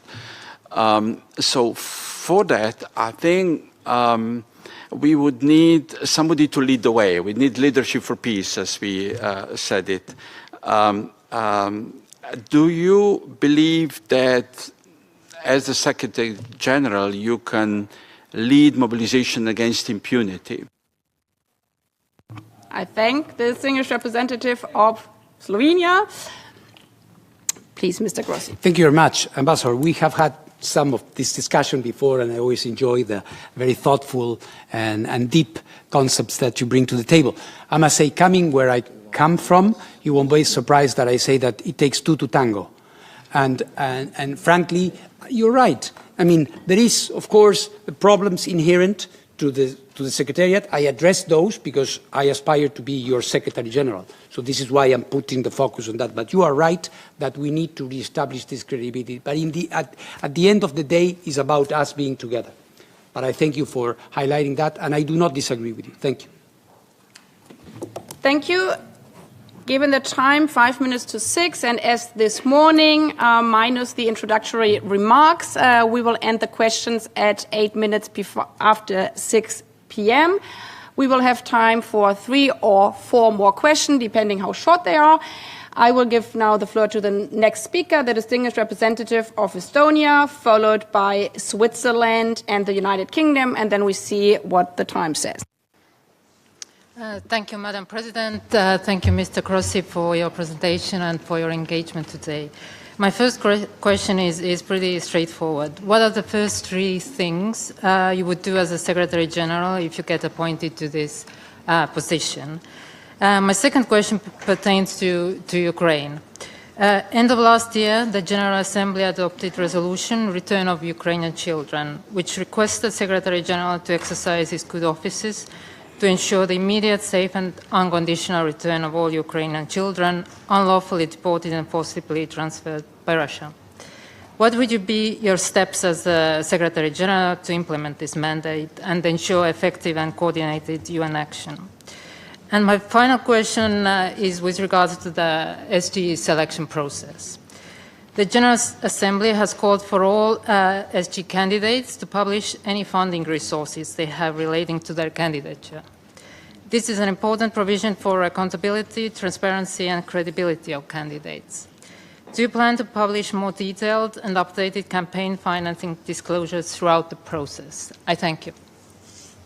I thank the distinguished representative of Estonia. Please, Mr. Grossi. Thank you very much. On the first three things, it's difficult to say, but I think the question was put to me in a rather different way earlier in the discussion.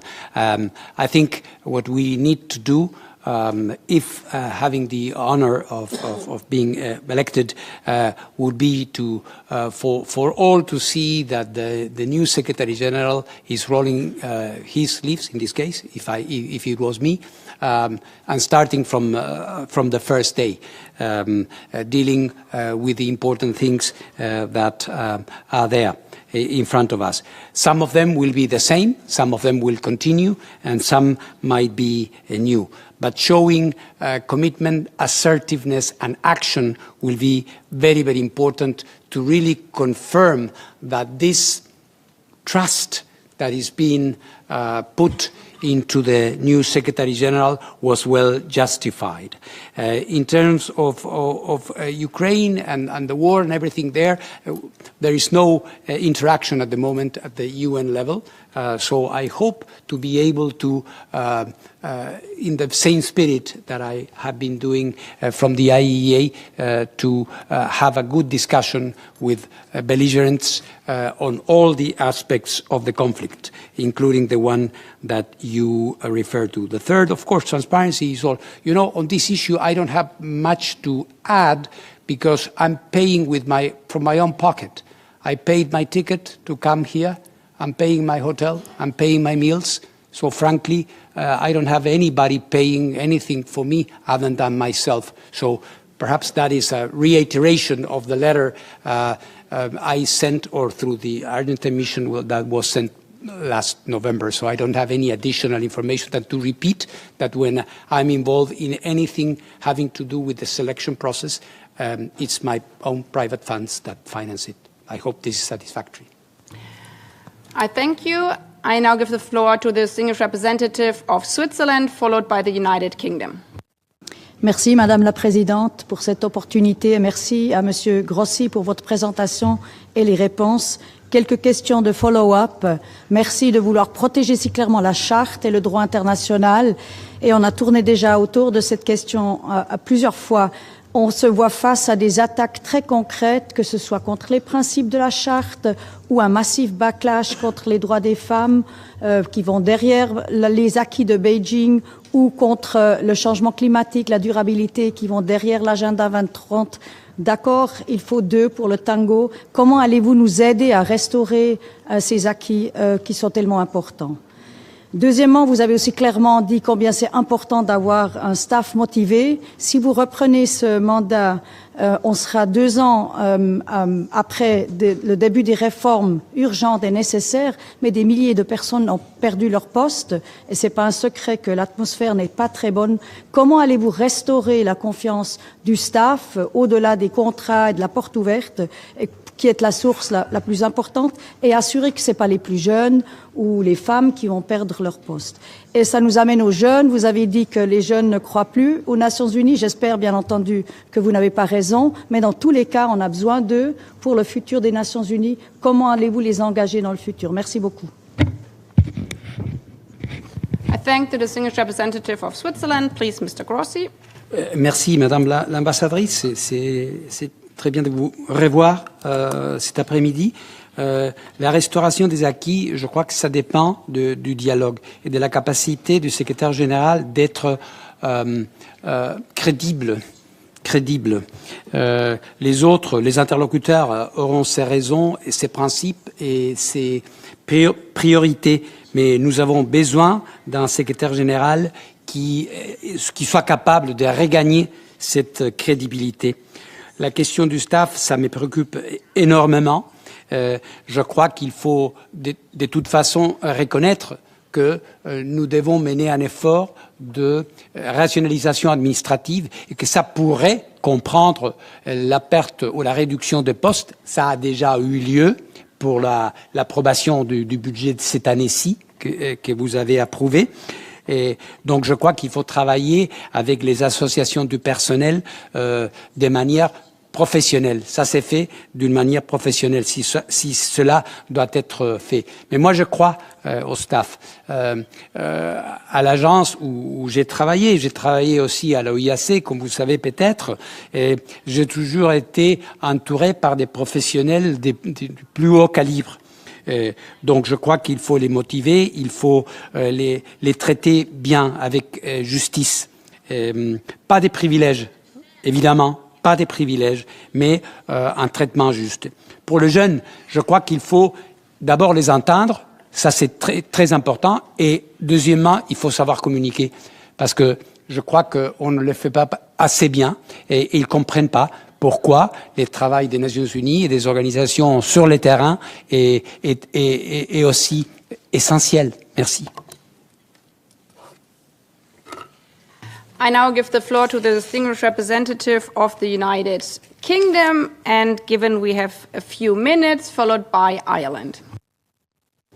Thank you very much, Madam President, and thank you, Mr. Grossi, for setting out your vision for the role of Secretary-General, and once again, thank you, President Baerbock, for convening these dialogues. Very valuable opportunity for Member States, civil society to engage meaningfully with candidates. Mr. Grossi, if I can, I will take you back to some of the comments you made on UNCTAD. You described it as a good first step, and a good first step to be taken forward in partnership. And it would be helpful to understand further what that looks like. In particular, how would you, as Secretary-General, use your leadership within the organisation to take those further steps to ensure that that reform is institutionalised and sustained in order to improve delivery across the three pillars of the United Nations? Thank you. I thank the distinguished representative of the United Kingdom. Please, Mr. Grossi. Thank you very much. Yes, the further steps, I think it's something that we should approach with care. Why I say this? In the first place, because of course, UNCTAD is a first step.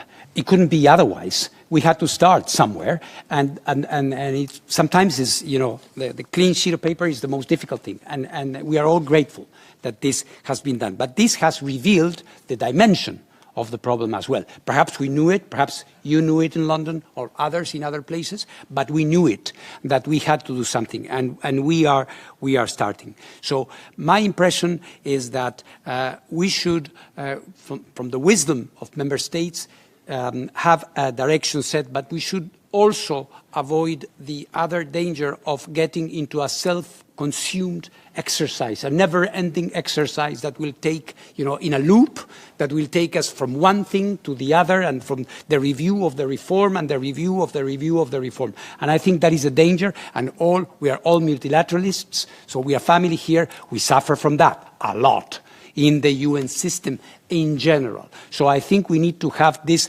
wisdom. And also, it's about, as I was telling the ambassador of Switzerland, is an issue of credibility. If you trust DSG, and then it is a good understanding that you are setting the direction as it should be, and then the chief administrative officer is going to be doing the thing for you. We don't need to be renegotiating what we do at every step. So I am optimistic in the sense that perhaps in this and on other things as well, perhaps more important, having a new team in 1st of January will be a good opportunity for all of us to say to ourselves, let's give it a try together.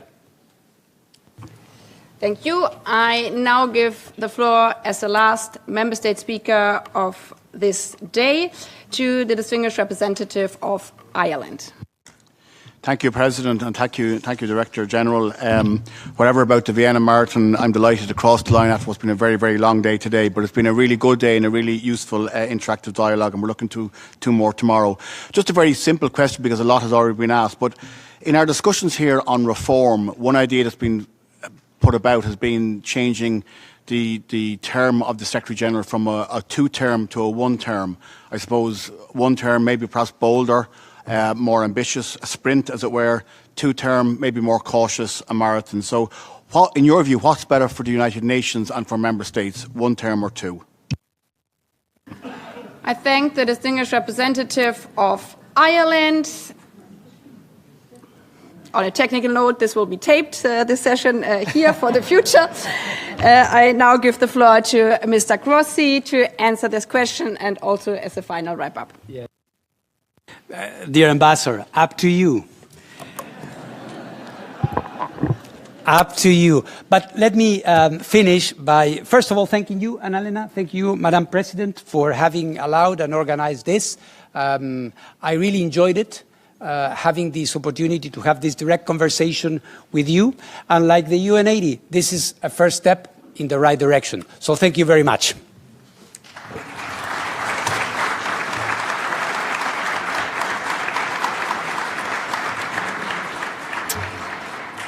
We have now come to the end of this interactive dialogue. I would like to thank Mr. Grossi and all the participants for their contribution, member states and civil society.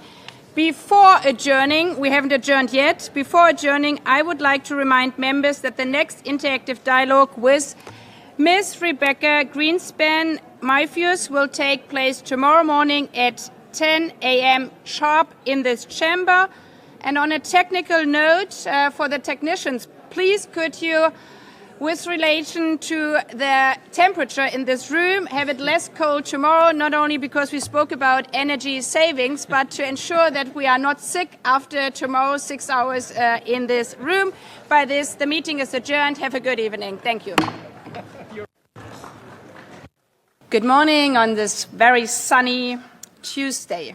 I call to order the informal meeting to conduct an interactive dialogue with Ms. Michelle Bachelet, a candidate for the position of the United Nations Secretary-General. Today and tomorrow's interactive dialogues mark a critical step in the selection and appointment process for the next Secretary-General, while also coming at a pivotal moment for the United Nations. The person we select will be more than the face of this institution. Our choice will send a powerful message about who we are and whether we truly serve all 8 billion people of the world in all their diversity. The multilateral system with the United Nations as its center is under unprecedented political and financial pressure. From a deepening liquidity crisis to fundamental principles of the UN Charter being put into question. The next Secretary-General will be entrusted not only with navigating these challenges, but also with advancing essential reforms to ensure the United Nations is fit for the future. At the same time, the world needs the United Nations more than ever, and it needs a Secretary-General who can provide strong, principled and effective leadership across all three pillars: peace and security, sustainable development, and human rights. These interactive dialogues, which I convene in line with General Assembly Resolution 79/327, offer a unique opportunity for candidates to present their vision for the future of this organization and for you, member states and civil society, to ask questions and interact directly with candidates. The interactive dialogues are essential to ensuring a transparent and inclusive selection and appointment process, while underlining the important role of the General Assembly. I encourage each of you to make full use of this opportunity, and I thank all candidates for their active participation, member states and civil society for their questions and engagement. But these dialogues do not end in this chamber. They are also an opportunity for people around the world, the very people that the United Nations serves, to listen, to engage, and to hold this process to the highest standards. For this decision does not only concern a few, but all of us in and outside the United Nations, who look to this institution to reflect the principles and values it champions. While we will hear the candidates individually starting today in interactive dialogues, a town hall format will follow later in the process. As reflected in my letters dated March 4th and April 15th, 2026, The dialogue will begin with an introduction by the candidate of their vision and priorities for up to 10 minutes, followed by an interactive exchange. Each interactive dialogue will last up to 3 hours. The interactive exchange will take place in 2 segments. We will begin with a 1.5-hour discussion focused on leadership skills, abilities, experience, and the need to lead a strong organization that is fit for the future. Following this, we will move into the second segment, which will focus on the 3 pillars of the United Nations: peace and security, sustainable development, and human rights. In line with revitalization resolutions, civil society representatives will be invited to pose questions in each of the 2 thematic segments. Before proceeding to hear the presentation of the vision of the candidate, I would like to inform members on how to inscribe to speak in the 2 thematic segments. Delegations wishing to speak can register their wish to speak by pressing the microphone button. Delegations are asked to do so at the beginning of each of the 2 segments, as announced in my letter. Please do not press the microphone button yet, so you will not be on the list. I will announce when delegation will be asked to press the microphone button at the beginning of each segment. Member States speaking on behalf of groups are invited to approach the list of speakers table and will be given priority. After the conclusion of the first segment, delegations will be again invited to press the microphone button to signify their desire to speak in the second segment. Delegations can speak only once in each segment, whether on behalf of a group or in national capacity. In the second segment, priority will be given to delegations that did not have an opportunity to speak during the first segment. I now invite Ms. Bachelet to present her vision. Please, the floor is yours. Madame la Présidente, Excellencies, chers amis, good morning, Sao Shanghai, Zdravstvuyte, bonjour, assalamu alaikum, bon dia. I have the honor of appearing before you today as the candidate nominated by Brazil and Mexico to the post of Secretary General. I am deeply moved by the confidence that they have placed in me at this moment of danger and of hope. And I wish all delegations to know that I thank each of them for this opportunity to share a message of renewed hope in the future of the United Nations. I believe it is my obligation to seek to answer your questions and listen to you today. But before doing so, allow me to share with you my key message: the urgent need for hope. Our world and the order based on international law that sustains it is under strain as never before. My story is but one among millions that bear witness to what happens when law-based order falters. The day of the 1973 coup d'etat in my country, my father, an honorable member of the Chilean Air Force, who deeply believed in the rule of law, suffered the consequences when those in power turned against it. Yet it was international pressure and global solidarity that helped restore peace and democracy to my homeland. At a time when we desperately needed hope, the world provided it. Decades later, the people of Chile granted me the honor of leading our nation. And with profound commitment, I now bring the experience of my country, not unlike that of others, to this organization to lead with hope once again.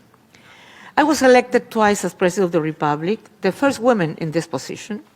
I served twice as Cabinet Minister in Health and in Defense, as the first Executive Director of UN Women, and as High Commissioner for Human Rights.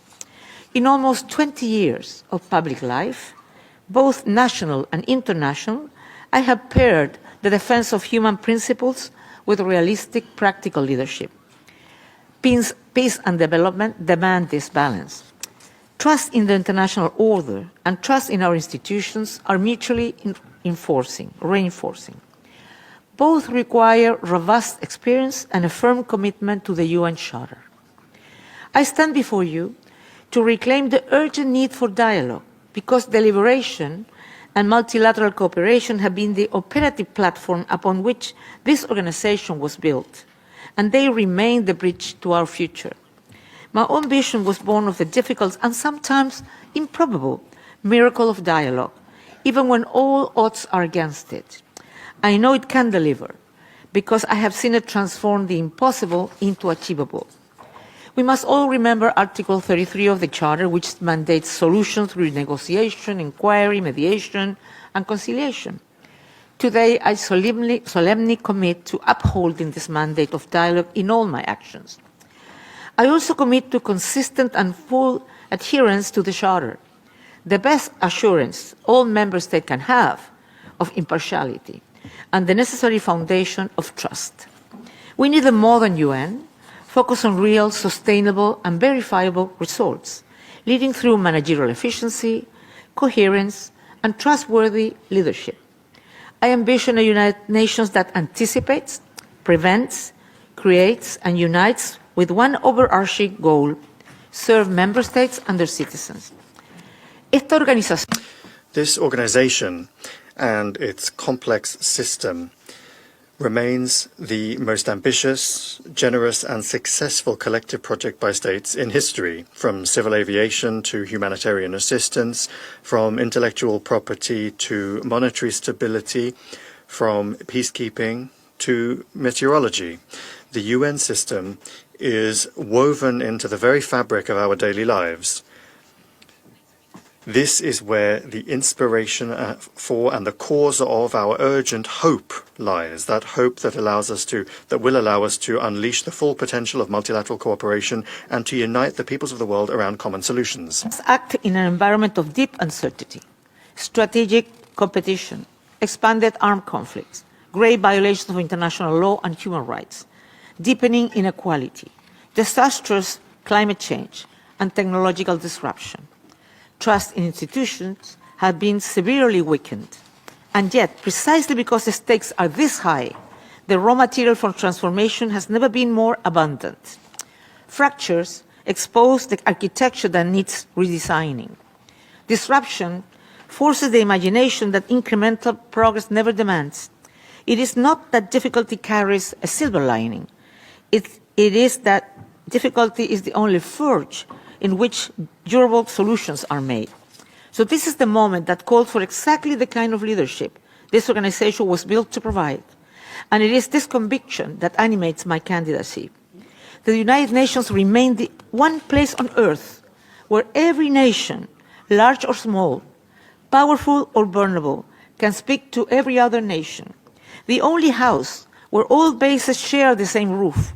That irreplaceable architecture of universal dialogue is what we must protect and what we must put to work. A shared vision for a renewed UN must look in four directions. Look backwards. We must remain firmly true to the Charter, its purposes and its principles. They are and must remain our common moral and political compass. Renewal and reform must always serve a fuller realization of that founding vision. Look inward. The UN system must commit to transparency, accountability, efficiency, and effectiveness, and align eliminating duplications, streamlining processes, and aligning resources with mandates. The UNCTAD initiative is a unique opportunity to strengthen the organization, and I will pursue it with full determination. Look outward. We must reconnect with the peoples of the world. Restoring credibility requires delivering results, effective results, supporting peace and security, advancing sustainable development, and defending human rights efficiently and impartially. Look forward. The UN must build its future on institutional excellence, effective service to the people, and strong loyalty to its purposes and principles. Shaping our collective future, and above all, that of the young people who will inherit whatever we build or fail to build here. The centennial of 2045 is not a distant milestone. It is a working horizon that gives urgency to every reform we undertake today. On peace and security, the priority must be prevention, quiet diplomacy, early warning, Sustained engagement with regional actors and professional mediation can stop escalation before it becomes a catastrophe. The Secretary General must remain engaged as a channel of communication even when consensus seems distant. On sustainable development, key priorities are eliminating hunger and poverty, reducing inequality, closing the digital gap, and advancing meaningful climate action, leaving younger generations a world capable of offering opportunities, jobs, dignity, and hope. On human rights, human dignity must remain at the center of UN action. Human rights are not only the core of a dignified life, they are also preventive tools for lasting peace and global stability. Excellencies, I accepted my nomination to join the millions who desperately need us to hear the urgent call for hope, a hope for dialogue, a hope for inspiration, a determined and passionate hope for igniting faith in United Nations leadership for this turbulent time.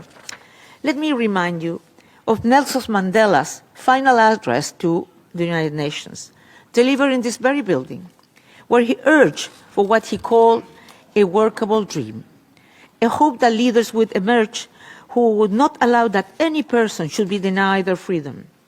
It is in this spirit of service that I humbly answer Mandela's call, offering my experience to lead this organization through this unprecedented moment for a more inclusive world. Violeta Parra, legendary folk singer of my homeland, once sang that the two materials that forge her art were, and I will quote, "Your song, which is also mine, and the song of all, which is my very own," end of quote. It is a dream that finds its voice in the mouths of others, becoming a word and ultimately a shared song. We must not surrender to despair. Just the opposite. We must choose to hope, repair, anticipate, and above all have the courage to cooperate so the world can prosper again, live in peace, and ensure everyone's human dignity. This is my vision for the renewed future of the United Nations that we bring before you today. I thank you.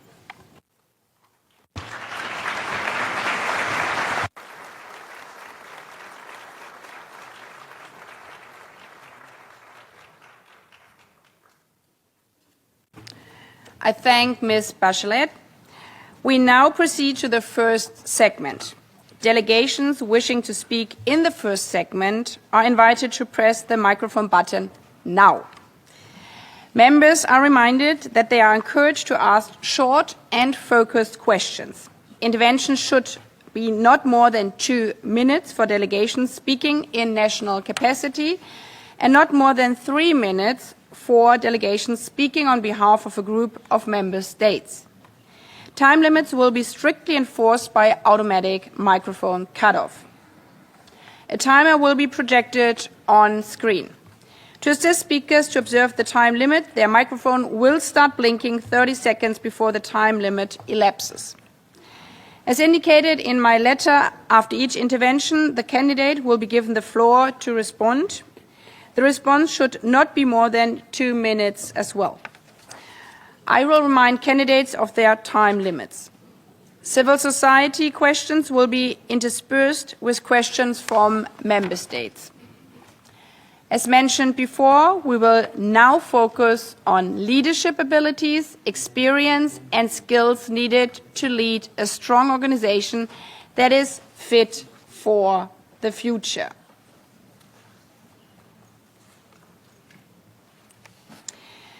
I now give the floor to the distinguished representative of Uruguay, speaking on behalf of the Group of 77 and China, followed by the European Union and Kyrgyzstan. Gracias, señora Presidenta. Thank you, Madam President Michelle Bachelet. Attaches great importance to the selection and appointment of the Secretary General and reaffirms the need to ensure that this process remains open, transparent, and inclusive in accordance with the relevant General Assembly resolutions. First, with reference to the UNIT initiative introduced by Secretary General Antonio Guterres, what is your assessment of the proposal and how do you believe it could advance a United Nations that is more effective, efficient, and delivers greater impact on the ground? How would you ensure that any related reforms fully respect the intergovernmental nature of the United Nations, preserve the balance among its 3 pillars, and do not come at the expense of development mandates or other priorities of developing countries? Second, With the 2030 deadline fast approaching, how would you ensure the full and timely implementation of the Agenda for Sustainable Development, bearing in mind the universality and indivisibility of the goals and targets, the principle of common but differentiated responsibilities, and the commitment to leave no one behind? Specifically, how do you envisage the role of the Secretary General and the UN Secretariat in advancing this objective? 3. If you were appointed as Secretary General, how would you ensure equal and fair distribution based on gender and geographical balance as prescribed by Article 101 of the Charter and the relevant General Assembly resolutions, particularly in terms of the overall increase in the representation of unrepresented and underrepresented countries, especially from developing countries, at the senior level appointments within the UN Secretariat and the broader UN system? 4. At a time of shrinking fiscal space, declining ODA, rising debt burdens, and widening development gaps, how would you, as Secretary General, mobilize the United Nations system to defend and advance the development pillar, accelerate implementation of the 2030 Agenda, and support financing for development in a manner fully responsive to the priorities of developing countries? 5th, in light of the organization's persistent liquidity crisis, including warnings of a potential race to bankruptcy, what concrete measures would you, as Secretary General, undertake to promote compliance with Member States' financial obligations, ensuring that assessed contributions are paid in full, on time, and without conditions? Finally, the Group of 77 and China underscores the importance of safeguarding the full independence, impartiality, and institutional integrity of the Secretariat while ensuring that it provides equitable and effective support to all Member State representations in the discharge of their responsibilities. Thank you. I thank the distinguished representative of Uruguay on behalf of the Group of 77 and China. Ms. Bachelet, you have the opportunity to answer. Well, thank you very much, the G77 plus China group, for your questions. I'll try in 2 minutes to answer whatever I can. For me, the UNAID is essential. I think it's a must, because what we do need is an organization that can be relevant, that can be efficient, that can be also transparent, and so on. So that's why I think that reducing duplication, that we need the 3 things: the operational efficiency, mandate rationalization, and structural coherence. And I think we need to also take into consideration that any reform should preserve the balance among the 3 pillars. Reduce duplication through common services, greater digital interoperability, an interdepartmental team, not through cuts that eliminate field capacity. So we need to do whatever they need, but we need to preserve field capacity. We also need to protect the resident coordinator system, analytical capacity, early warning, and humanitarian presence from budget-driven erosion. We also need to ensure that UNAID is an intergovernmental process, reform-driven and owned by Member States, not imposed administratively. Assert clearly and publicly that assessed contributions are legal charter obligations. They're not voluntary transfer. And also promote, I would say, a more balanced financing model, reduce excessive dependence on earmark, because that makes a lot of fragmentation inside the system. And we also have to create a systemic culture of independent, real-time evaluation and full transparency linked to management decisions, to resource allocation, and to leadership performance. And in terms of the Agenda 2030, if I have a couple of seconds, I say that we need to reinvigorate the UN development system by empowering resident coordinators with real authority, adequate resources, but also clear accountability for results at country level. I believe that we need to ensure that also we need to see which countries are farthest in the possibility of achieving the SDGs.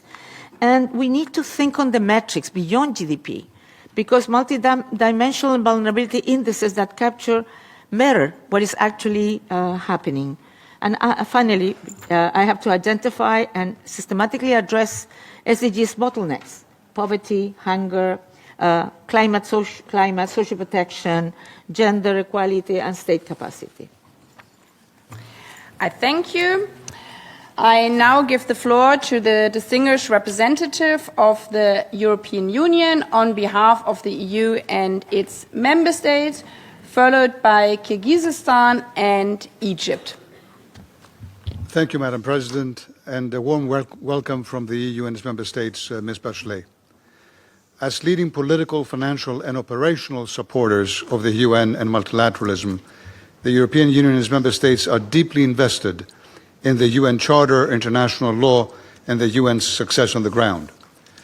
We fully expect to be working closely with the Secretary General, who fully shares these values and principles, who manages to match principle with action, and who has a clear appreciation of the European Union's role in the UN system. At this critical juncture, the United Nations needs a Secretary General who can build trust, accelerate UN reforms, and deliver solutions that make a real difference in people's lives on the ground. It needs a Secretary General that is fully prepared to defend and promote with equal vigor all three UN pillars and full respect for the UN Charter and international law. The European Union and its member states support all strands of the UN's work equally. On peace and security, we actively advance the implementation of key UN mandates through our security and defense missions around the world. On sustainable development, we provide close to 50% of all official development assistance and over 1/3 of all voluntary contributions to the UN system to support development and equality. On human rights, we remain firmly committed to their universality and indivisibility, while noting with concern that only 1% of the UN system spending is dedicated to human rights mandates at a time that human rights are increasingly attacked. I mention all this to highlight the fact that through our work on the ground, we are fully aware of both of the successes of the United Nations, but also of the dire need in a number of areas for reform that protects all three pillars, but also makes them more effective. So, a question to you is the following.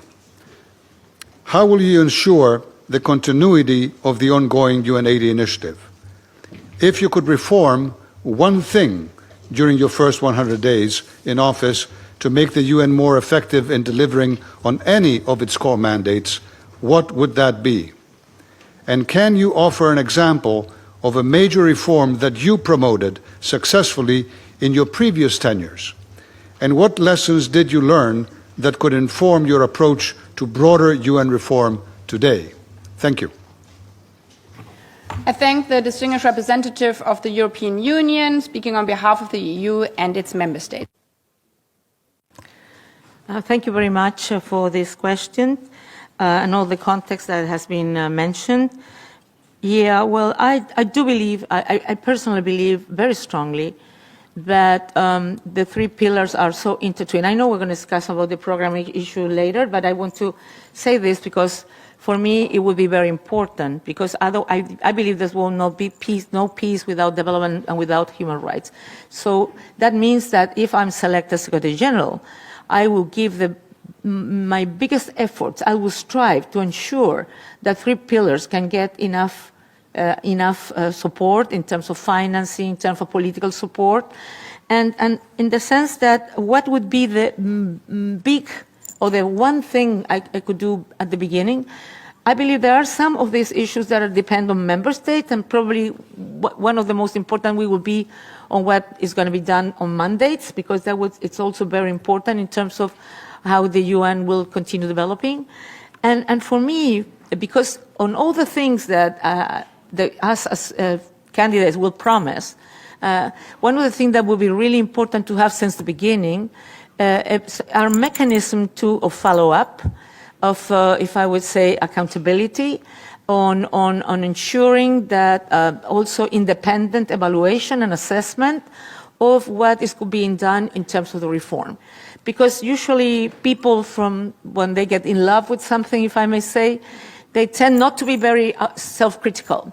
And I think we need, particularly when we are trying to think how we make the UN more relevant, more efficient, more transparent, but also to save certain costs that are probably better done in another way, and use that savings for exactly human rights or development or peace and security. So I believe that the essential thing would be to ensure that all the mechanism, all the work that we will do with the different agencies, with the Secretariat, will really be follow up, and not just give an instruction that maybe it's follow or not, but to be sure to make a very strong follow-up that every decision of the General Assembly and of course the decisions that are in the competence of the Secretary General will be decisions that will be fulfilled and achieved. I thank you. I now give the floor to the distinguished representative of Kyrgyzstan on behalf of the landlocked developing countries, followed by Egypt and the first speaker of the civil society. Madam President, Madam Bachelet, Excellencies, distinguished delegates, colleagues, I have the honor to deliver this statement on behalf of the group of landlocked developing countries. Landlocked developing countries, or LLDCs, represent 32 nations and over 500 million people. Their defining challenges is geographic. Without direct access to the sea, they depend on transit through neighboring countries. This results in higher trade costs, longer delays, and greater vulnerability to external shocks. We welcome the convening of this interactive dialogue, which provides an important opportunity to engage with candidates for the position of the Secretary General at a critical time for the multilateral system. For landlocked developing countries, structural constraints linked to geography continue to shape development pathways. The adoption of the Avaza Programme of Action reflects a renewal global commitment to addressing these unique challenges in a comprehensive and coordinated manner. Its success, however, will depend on effective implementation and strong system-wide coherence. We would appreciate your views on how to strengthen system-wide coherence so that global commitments translate into the measurable progress at the regional and country levels, including through enhanced engagement of the United Nations resident coordinators and country teams, and the effective integration of LLDC priorities into UN Sustainable Development Cooperation frameworks. Furthermore, we would like to it will be interesting to hear from you how you envisage strengthening the capacity, resources, and institutional role of the Office of the High Representative for the least developed countries, landlocked developing countries, and small island developing states, so that it can effectively fulfill its mandate's functions, particularly in supporting coordinated follow-up, mobilizing international support, enhancing advocacy, and assisting LLDC in the implementation, monitoring, and review of the Programme of Action at all levels, including with the involvement and support of the United Nations resident coordinators and country teams. In conclusion, the group of landlocked developing countries looks forward to hearing concrete and actionable proposals on how to ensure effective implementation of the Programme of Action and to advance the development prospects of LLDC in a meaningful and sustainable manner. I thank you. I thank the distinguished representative of Kyrgyzstan on behalf of the landlocked developing countries, please. I thank the representative of the LDC's countries. And you're right, geography must not determine destiny.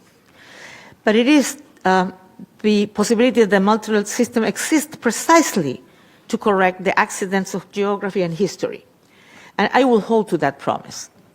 I know that all the particular situations that LLDC countries had to confront in terms of being able to develop, to fulfill their capacities and to be able to improve people's life.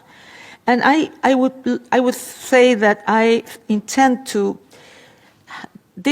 transform it not in a rhetoric phrase, but into concrete and instrumental implementations with resources, with review graduation transitions, also to prevent abrupt losses of concessional access, because many times countries, when you just look at that GDP, they lose all the possibilities of concessional support. The other thing is, I believe that we need to strengthen particularly the resident coordinator system, because one of the things we need to make this not only a beautiful speech, but a reality, is that the UN system, at the country level, work with the national priorities and support those national situations that can really help those countries thrive. Of course, we have the AWASA program, but also I think I would champion also the Almaty program, addressing connectivity, logistics, and climate vulnerability barriers. And I will say that, of course, you mentioned also the SEEDs, the LDCs, and others, and I truly believe, because that also is important, as I mentioned, I think, before in another question, I'm talking about Agenda 2030 or the SDGs, that when we look at the need to reform these financial institutions, we also need to look at if the way the metrics being used for countries who have a very particular vulnerability is the metrics that should be used. And I think that we need to, being the President of the Republic, I have to say, with Uruguay and Barbuda and Antigua at the time, we pushed for the OECD to change the criteria, that people should not be graduated according only to their GDP, but also to their vulnerability situation. And I truly believe this is something that the international community and the international financial institutions need to take into consideration. Because if we don't change the way the financial institutions are working, those countries will never have all the support they need. So I will fight in all different levels to support the situation of countries that are more vulnerable than others because of either geographical conditionation, or because they're small states, or because they're small islands, or because they're least developed countries. Thank you. I now give the floor to the distinguished representative of Egypt on behalf of the Arab group, followed by the civil society Girl Up. Thank you, Madam President. I have the honor to make this statement on behalf of the Arab Group. Our group remains ready to cooperate constructively with all candidates in order to strengthen the role of the United Nations and enhance its abilities to face current international challenges, as well as strengthening the principle of the Charter and maintain international peace and security and sustainable development. Our group would like to ask the two following questions. Madam Bachelet, how do you envisage your role, if in office, regarding enhancing the efficiency of the UN system and its integrated efforts regarding the Palestinian question, which, in order to implement relevant international resolutions and restore or allow for peace in the region? Second, regarding the growing conflicts in the world and challenges pertaining to respect of international law and the UN Charter, how do you envisage ways to strengthen respect for these rules, especially when it comes to the humanitarian aspect, and allowing at the same time to strengthen the role of UN organs, namely UNRWA, so that these agencies can play their mandate fully? Or rather implement their mandate fully. Second, regarding the current, or in light of the current crisis at the United Nations and resources allowed for development, as well as the growing debt burden, how will you enhance the role of the United Nations in supporting the fact that member states will honor their financial commitments towards the United Nations? And what are the means that you will use in this regard? I would like to ask the following question. There is a sense that the international legal order is in crisis, and the fundamental rules of international law, like sovereignty, non-intervention, the non-use of force, and freedom of navigation, are being challenged. Is there a role for the incoming SG to reaffirm the commitment to the international legal order to ensure enforcement of international law? وشكرا سيد الرئيس. Thank you, Madam President. I thank the distinguished representative of Egypt on behalf of the Arab group, Ms. Bachelet. Yeah, well, thank you very much for these questions. I would say, first of all, my personal involvement. I do believe that the next Secretary General has to be somebody who is really present. First of all, should be prevent conflict from happening, but should also be, if I would say, and very even physically present in the field, in the places where we need solutions to problems and where there are resolutions of the General Assembly, in terms of being sure that, and making sure that they are implemented, they're a reality, and not only a resolution that could be kept somewhere and not being a reality for the country. So that is something that for me is really important, to ensure my personal commitment and my personal, I would say, to use, if I would say, what the Secretary General of the UN has. It's true that you mentioned that there's a lot of questioning of things that in the past were supposed to be, they were taken for granted in terms of the world order. But I think that having been true, that's true, the Secretary General is somebody who has the moral voice, who has also a diplomatic stature that can be heard by and received by powerful and not so powerful countries, that has the possibility of being there with their leadership and trying to make a difference and trying to ensure the possibility of everyone. And so I would say I would always have full political support to the system. That is some way that I believe that things that are not really many times going well can go better. And in the sense that as well, for me, humanitarian access in places where there have been crises, and the ones you mentioned, is one of the things we need to protect and prevent from being hollowed out.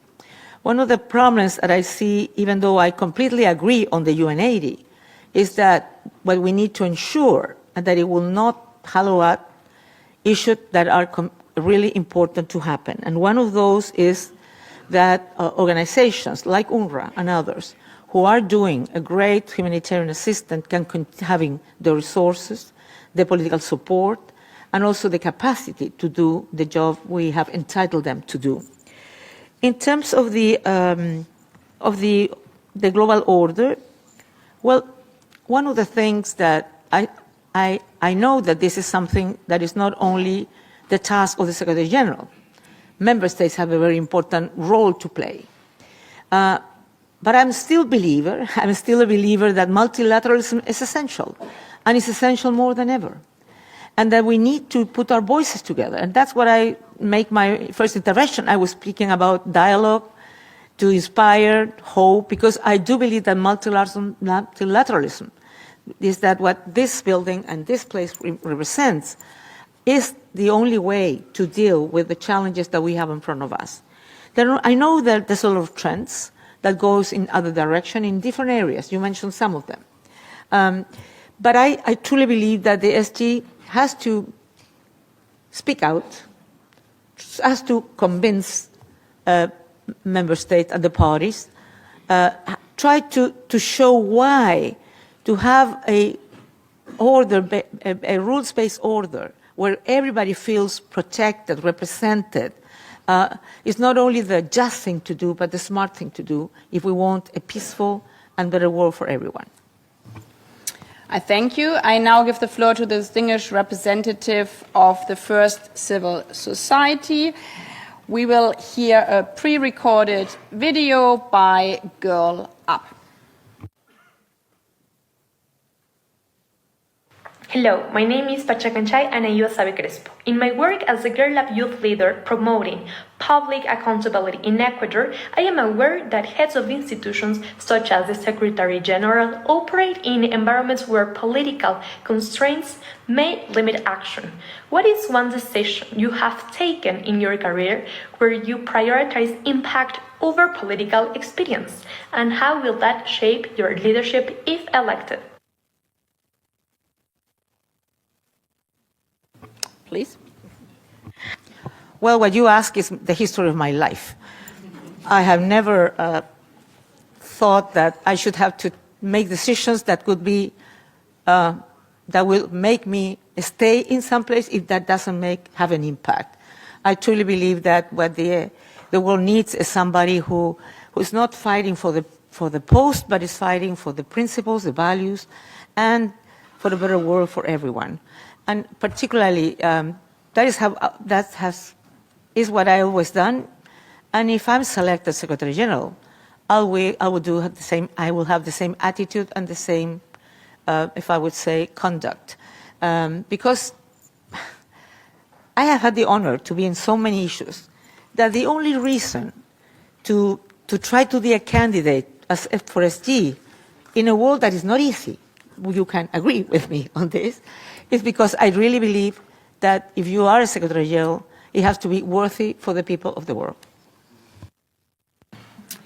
Thank you. I now give the floor to the distinguished representative of Norway on behalf of the Accountability, Coherence and Transparency Group, followed by the Solomon Islands and the Kingdom of the Netherlands. Thank you, Madam President, and good morning, colleagues. First of all, thank you, Madam Bachelet, for the presentation of your vision this morning and for your commitment to participation in this process. I have, as mentioned, the honor to ask 2 questions on behalf of the ACT group, which is a cross-regional group comprised of 27 small and mid-sized countries committed to a transparent and accountable UN and seeking to improve the working methods of the Security Council and its relationship with the General Assembly. First question. The General Assembly has a joint role in the selection and appointment process for the next Secretary General. In its resolutions, it has underlined the importance for candidates to embody the highest standards of efficiency, competence, and integrity. The Civil Society Coalition 148 Billion has also published a set of 5 principles for integrity for Secretary General campaigns that has specific actions towards transparency, accountability, engagement, and independence in the campaign. 148 Billion have written to and asked all the candidates to commit to these principles. Are you willing to do so? And if not, why? The second question is about your leadership in conflict prevention. What specific early warning indicators will trigger your personal intervention in an emerging conflict? And thank you so much. I thank the distinguished representative of Norway speaking on behalf of the ACT group. Thank you very much, Madam. I would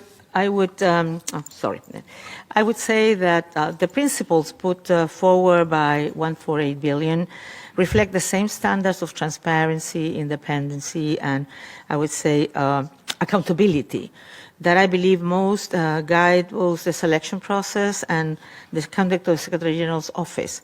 And I believe it's the same issue that the General Assembly is asking for.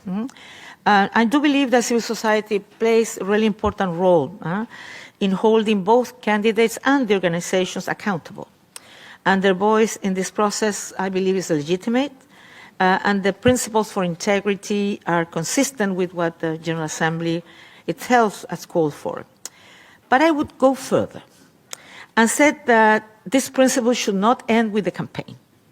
A Secretary General who commits to them during candidacy but abandons them once in office would undermine exactly the trust that the organization needs to rebuild. So if I am selected, I would carry this commitment into the office itself. The second question you are asking me, it's about, well, as I mentioned, and I've been speaking about it in many places, I have considered that one of the more important things of the Secretary General is to prevent things from happening. We know that prevention is really important in terms not only that you save lives, but also it's important even in terms of what it means to have to go into a peacekeeping operation because you were not able to prevent.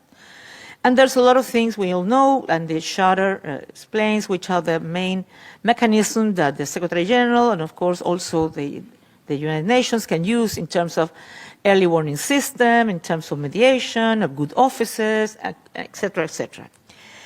And I truly believe that we have a deficit on early warning signs. And in terms of the capacity of the system to read, if I may say, those early warning signs. And I've mentioned in some meetings that I've been in countries where I could feel, I don't know if English sounds well, but I had the nose that something was happening. I could tell that there would be a coup d'etat. And I asked the country team, and I asked the National Commission of Human Rights, and I asked everybody told me, are you crazy? No way. 3 weeks later, there was a coup d'etat in that country. So I always was, being High Commissioner, I was insistent that we need as UN to have more capacity on identifying. And let me mention just some. First of all, I think the possibility of, when, peace agreements are ended. I mean, there's no possibility to continue doing political disruptions. When you see, for example, human rights violation like forced killing, enforced disappearance, or hate speech against certain communities. Also, when you see that the defense issues, the security forces, for example, start doing things that are not the normal ones, that they employ people where they shouldn't, that they get more militarized and so on. Or when, for example, the justice system does not, remains, if I would say, it's not operating, it's not working for people's rights and to ensuring justice. So that doesn't mean that you have to add A, B, C, D, and then I will go there. But because you have to analyze it because of the context, the history, and so on. But with many of those and others, and I hope to, if I'm selected, to really be able to do a lot of development of the resident coordinated system or others to read what's going on in the country, and I will be there every time it's needed. I thank you. I now give the floor to the distinguished representative of the Solomon Islands on behalf of the Pacific Islands Forum, followed by the Kingdom of the Netherlands and Singapore. I have the honor to address you today on behalf of the members of the Pacific Islands Forum, represented with a presence in New York. We thank the President of the General Assembly for this valuable opportunity to engage directly with the candidates for the Secretary General. The Pacific region faces many challenges, some shared by members across the Assembly, others unique to our region. But no challenge is more pressing than climate change, which will disproportionately imperil lives, livelihoods, security, and the well-being of Pacific people. Secretary General Guterres' visits to our region helped him to appreciate the gravity of this threat and to mobilize international attention. It also allowed him to appreciate the region's leadership and to hear firsthand from our communities on the work they are doing to bolster resilience. During his visit to Tonga for the Pacific Islands Leaders Summit in 2024, Secretary General described the Pacific region as a beacon of solidarity and strength, environmental stewardship and peace. The Pacific and the UN have had a long history of collaboration, and we want to ensure that this partnership continues and is prioritized under UN's new leadership. We have 2 questions for all candidates. First, how would you use the Office of the Secretary General to draw attention and mobilize action to address the unique vulnerabilities of small island developing states, including Pacific SIDS, in particular the impacts of climate change? Second, the UN is often pulled towards crises that dominate headlines. As realities unfold more slowly with irreversible consequences, how will you balance urgent conflicts with existential threats such as impacts of climate change? What criteria will guide your decision where attention and political capital will be directed to? I thank you. I thank the distinguished representative of the Solomon Islands. Please, Ms. Bachelet. Well, I think that for the Pacific Island, but also for the Caribbean and SIDS, for low-lying nations as well, climate change is not a policy debate. It's a question of survival. And I will never treat it as anything else. I think that it can be used, the full moral authority of the Secretary General office to sustain urgency around the 1.5 goal in every multilateral forum, bilateral heads of states engagement, but also public communications. I think the Secretary General has a voice that can be heard. We also believe that we must support the most ambitious interpretation of the Paris Agreement. I signed the Paris Agreement as President of the Republic, and I truly believe we need to continue working strongly on that, and all the reviews and impulse mechanism connecting the IPCC's finding to political accountability. I also believe that we need to establish, in collaboration with the UNFCCC bodies, multilateral development banks, governments and civil society, a transparent, publicly accessible tracking system for climate finance commitments, what was delivered, in what form, and to which countries. I also think that we need to champion grant-based rather than loan-based climate finance for the most vulnerable countries, because I think we need to reject the injustice of requiring in-depth nations to borrow to adapt to climate impacts they didn't produce, they didn't cause. I also think that we need to support the Lost and Damaged Fund as a recognition of the principle of climate justice and advocate for adequate capitalization commensurate with the scale of the need.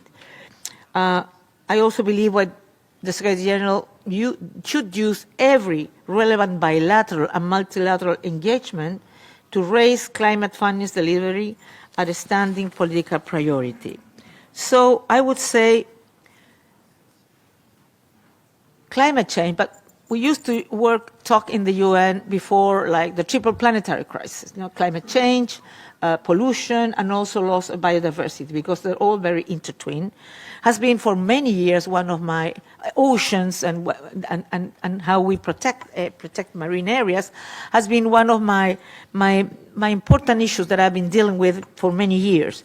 So I would ask Secretary General, if selected, I will work very strongly with SEEDS and Pacific Island and all the countries that are going through this to this existential development that is climate change.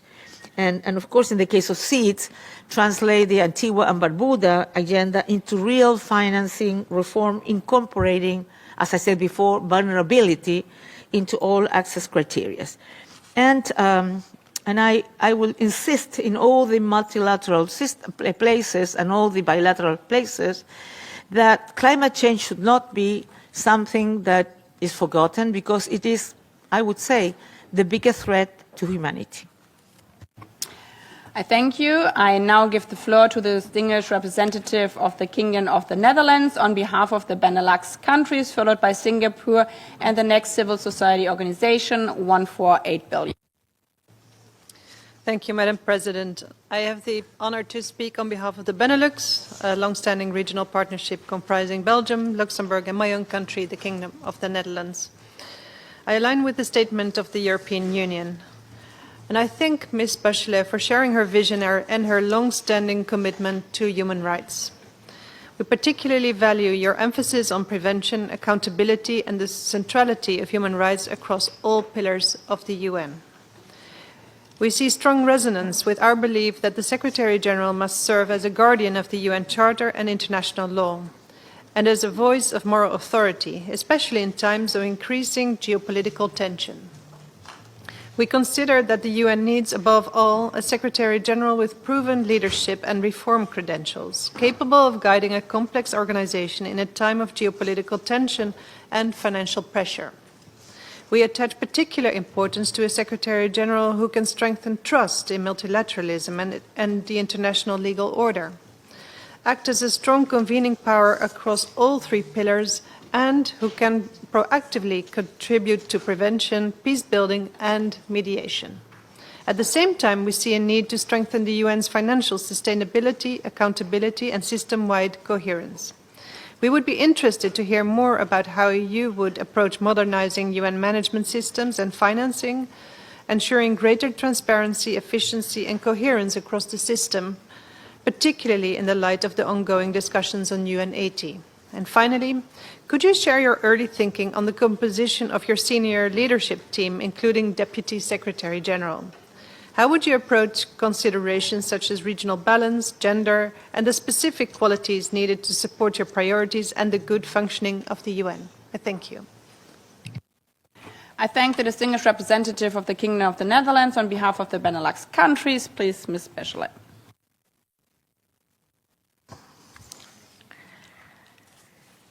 Well, some of the things I already mentioned, I believe, is that one of the things that the next Secretary General has to do is to try to build trust within the United Nations, among countries, and my intention is to speak with all member states, with the PRs, to come to the General Assembly every time I'm invited, of course, to inform of the different things that the Secretary General is doing on different areas that are on the competence of the Secretary General, but also to analyze which could be not only in terms of what we need to do on the UNCTAD, in terms of what I already mentioned, improving efficiency, managerial situations, and avoid duplication and so on, and fragmentation. But also, of course, we need to do much more in terms of how we finance the system. And in that sense, I do believe that I will need to speak, and also if I am selected, I will need to speak that before I come to office, because I've heard that the Secretariat will not have much money when it starts next year, to ask for member states to do what they have to do. The assessed contributions are not voluntary. They are by the charter. It's a legal commitment. So member states have to do it, but also do it in the moment it's needed, because if countries pay their assessed contributions in December, it's very difficult that they will be able to be used during the year that is finishing. So, but I think I will use my best offices, good offices in this regard as well, to try to talk to them why it's so important, so the UN can really do the mandates that we have, being in peace and security, being in development, and also being on the human rights area. Well, human rights, you know, has only 4% of the budget, of the regular budget. So it's not much, but still we need to preserve it, because we need also to be in the middle of all what we do in the UN. In terms of, and of course there's many things, and also if you think on financing for development, that will be something probably we'll speak later on during the session, but there are a lot of different mechanisms that have been identified in many UN conferences that I think we should push for them to become a reality. In terms of the composition of my group, I wouldn't be able to tell you the names of the person. I will give you the criteria. The criteria for me is that what the Charter asks us to do. The Charter says that the Secretary General has to choose. First of all, I have to say nobody can by himself have all the answers to everything, and you need a good team that is committed, that really understands, and that feels that the only way we go through is if we work together and we push in the same direction as Secretariat, but with member states as well. The second thing that I would say is that, of course, there is a need of improving representation, geographical representation, and of course gender parity. Secretary General Guterres have done a lot in terms of gender parity at certain levels, and I think that needs to continue as Secretariat. And there's a lot of countries who feel unrepresented or underrepresented. And I will be particularly active in looking for having candidates that will apply to different posts that really are part of these countries who do not feel represented. How can somebody trust the UN if the UN does not represent the world inside its own Secretariat? So for me, this is an essential task that I will achieve. I thank you. I now give the floor to the distinguished representative of Singapore on behalf of the Small States Group, followed by the civil society organization and then Kenya. Thank you very much, Madam President, and a warm welcome to Madam Bachelet.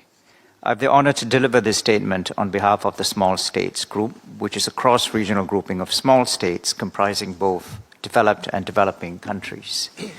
Madam Bachelet, we are living in a volatile and dangerous period in international relations, characterized by geopolitical tension and conflict. For small states, an effective multilateral system founded on the principles of the UN Charter and international law is not an option, but an existential necessity. The next Secretary General will play a critical role, not only in defending the UN Charter, but also in reinvigorating and reshaping the role and relevance of the United Nations.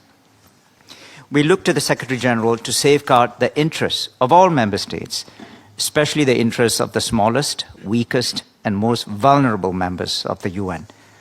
We do not want a world of might is right, where international law and sovereignty and territorial integrity of small states are violated with impunity. The members of the SSG stand ready to work with the next Secretary General and all member states to strengthen the role of the UN and to defend international law and multilateralism. In the interest of brevity, please allow me to go directly to the questions now.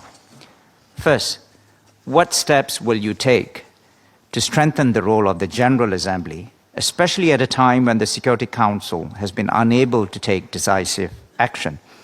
And specifically, Madam Bachelet, how will you support and strengthen the office of the President of the General Assembly?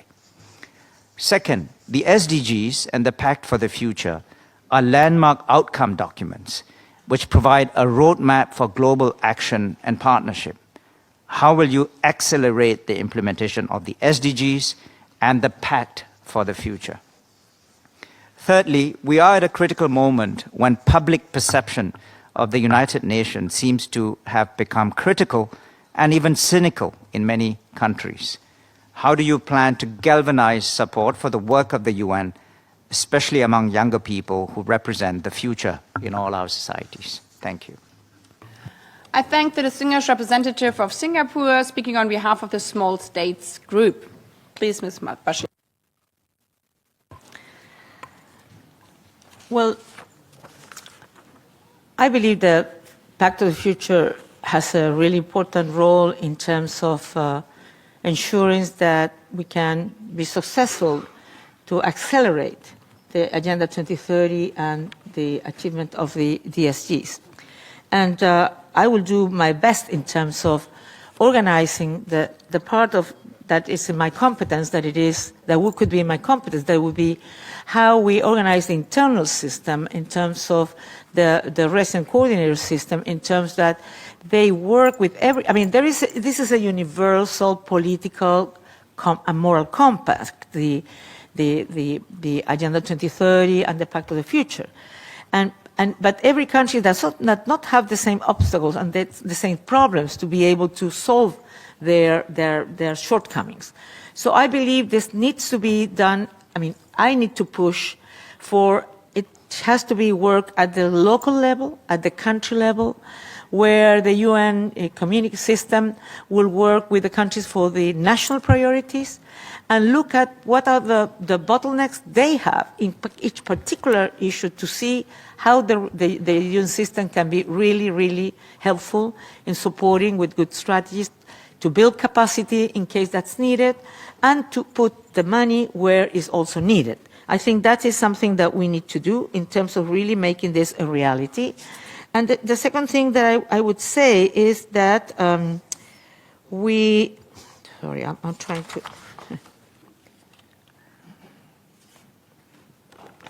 I'm trying to understand what I wrote down. Sorry, just a second. And the last one was? Yes, but... Huh?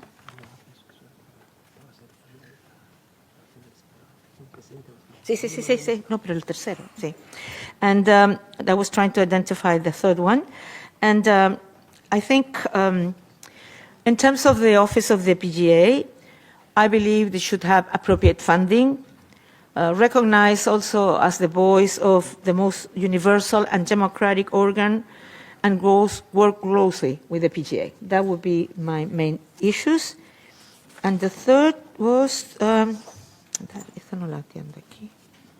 Strengthen the role of the General Assembly. Strengthen the role of the General Assembly. No, that's already I answered. No, the last one was, oh, sorry, but, oh, yeah. About youth. And no, it was more than youth. It was what are you going to do so the world trusts the United Nations? Particularly youth, but also trust. What I believe is that the only way to rebuild trust in the United Nations as a system, first of all, is to be able to deliver results. If people in the world sees that the United Nations is dealing with the most delicate situations and having results, having trust, support people that are with hunger, support people that are living under terrible conditions, support and play the biggest possible role, that's Secretary General, but the whole UN system, in the solution of conflicts.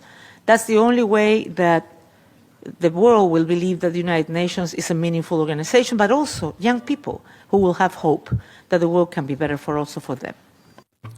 I thank you. I now give the floor to the distinguished representative of the next civil society organization, 148 billion, followed by Kenya and Germany.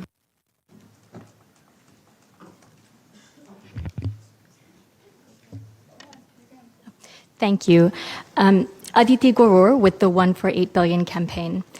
During Secretary General campaigns, candidates face considerable pressure from powerful member states, especially on the allocation of senior UN jobs. This violates the UN Charter, as well as multiple GA resolutions, and it's resulted in certain countries enjoying a monopoly on top UN roles for their nationals. We believe that the next Secretary General should have the freedom to build the best possible team from a diverse global talent pool. If appointed, what steps will you take to ensure that there are no longer national monopolies on top UN jobs? Thank you. I thank the distinguished representative of the civil society organization 148 billion, Ms. Bachelet.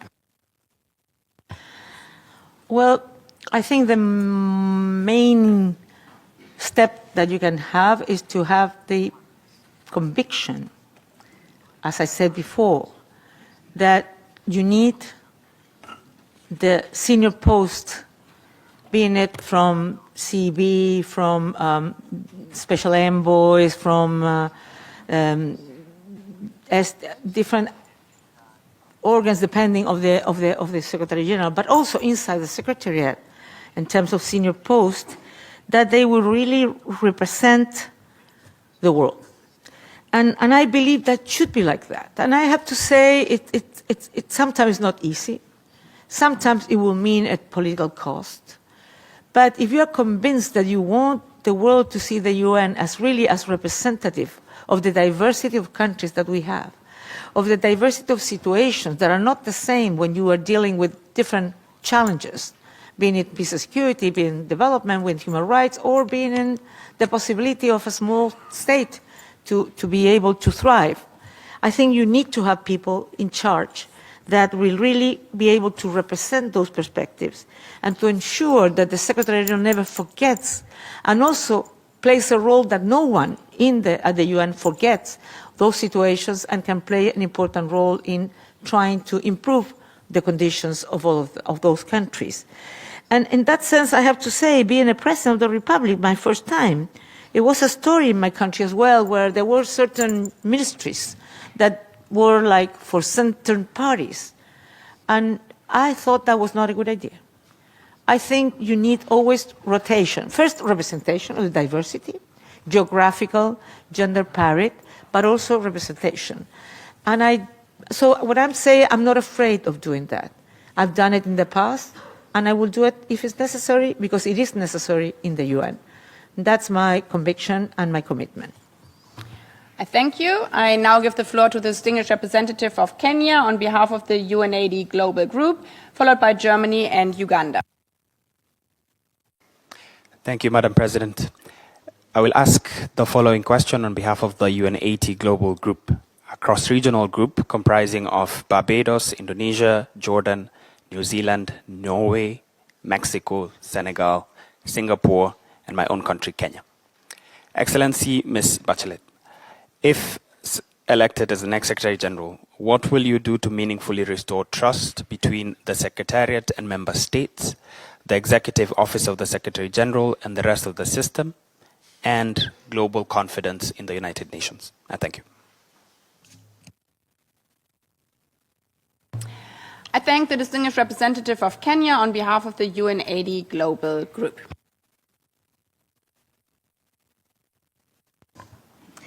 Well, thank you for that question. I believe that the best possibility to rebuild confidence is to have a very strong, honest, permanent dialogue with member states. Even with member states that you know when there's no consensus. Because I truly believe that that is really important. That's the only possibility for dialogue and to build trust. Trust can only be built on transparency, on honesty, but also honoring one's values and one's words. This is who I am. This is what I will do.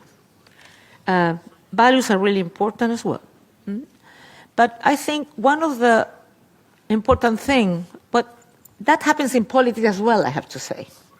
People get disappointed of these politicians because they promise things where they're campaigning, and then when they come into office, they will win, they don't see them anymore. And I'm not that kind. I'm a person who wants to do what I have said I want to do, because that makes me feel that I'm a person who can be trusted. That's how I am. And also the same with the rest of the system, to work honestly on the issues that you have committed to do, to solve different shortcomings and problems, particularly in this very difficult moment for the UN, in terms of financial restrictions and the need, of course, of a reform. But also, in terms of the reform, I think it's really important. I mentioned before, but I would love to mention again because of your question, is that the reform has to be owned and felt owned by member states. It's not something, I mean, of course, the Secretariat has been doing a lot of things that you are going to approve it or not, you're going to discuss many of those issues, but it's the Secretary General's role to implement what's decided by member states. And that's why I believe that we can really work in a very good relationship. But to build respect on the world, I insist, we need to deliver. If the United Nations is seen that doesn't deliver, if the Security Council is seeing deadlock and that doesn't deliver, and you see what's happening in the world, people will not believe in the UN. So I think there's a lot of challenges we need to deal with to be able to ensure that first deliver at the ground. The second thing that is needed is a very strong field presence of the Secretary General. Many people ask, is it the Secretary or is it a General? Yes, in the Charter it says that the Secretary General should be the Chief Administrator, and that's true. Some say it's the top diplomat in terms that represent the world. That is also needed.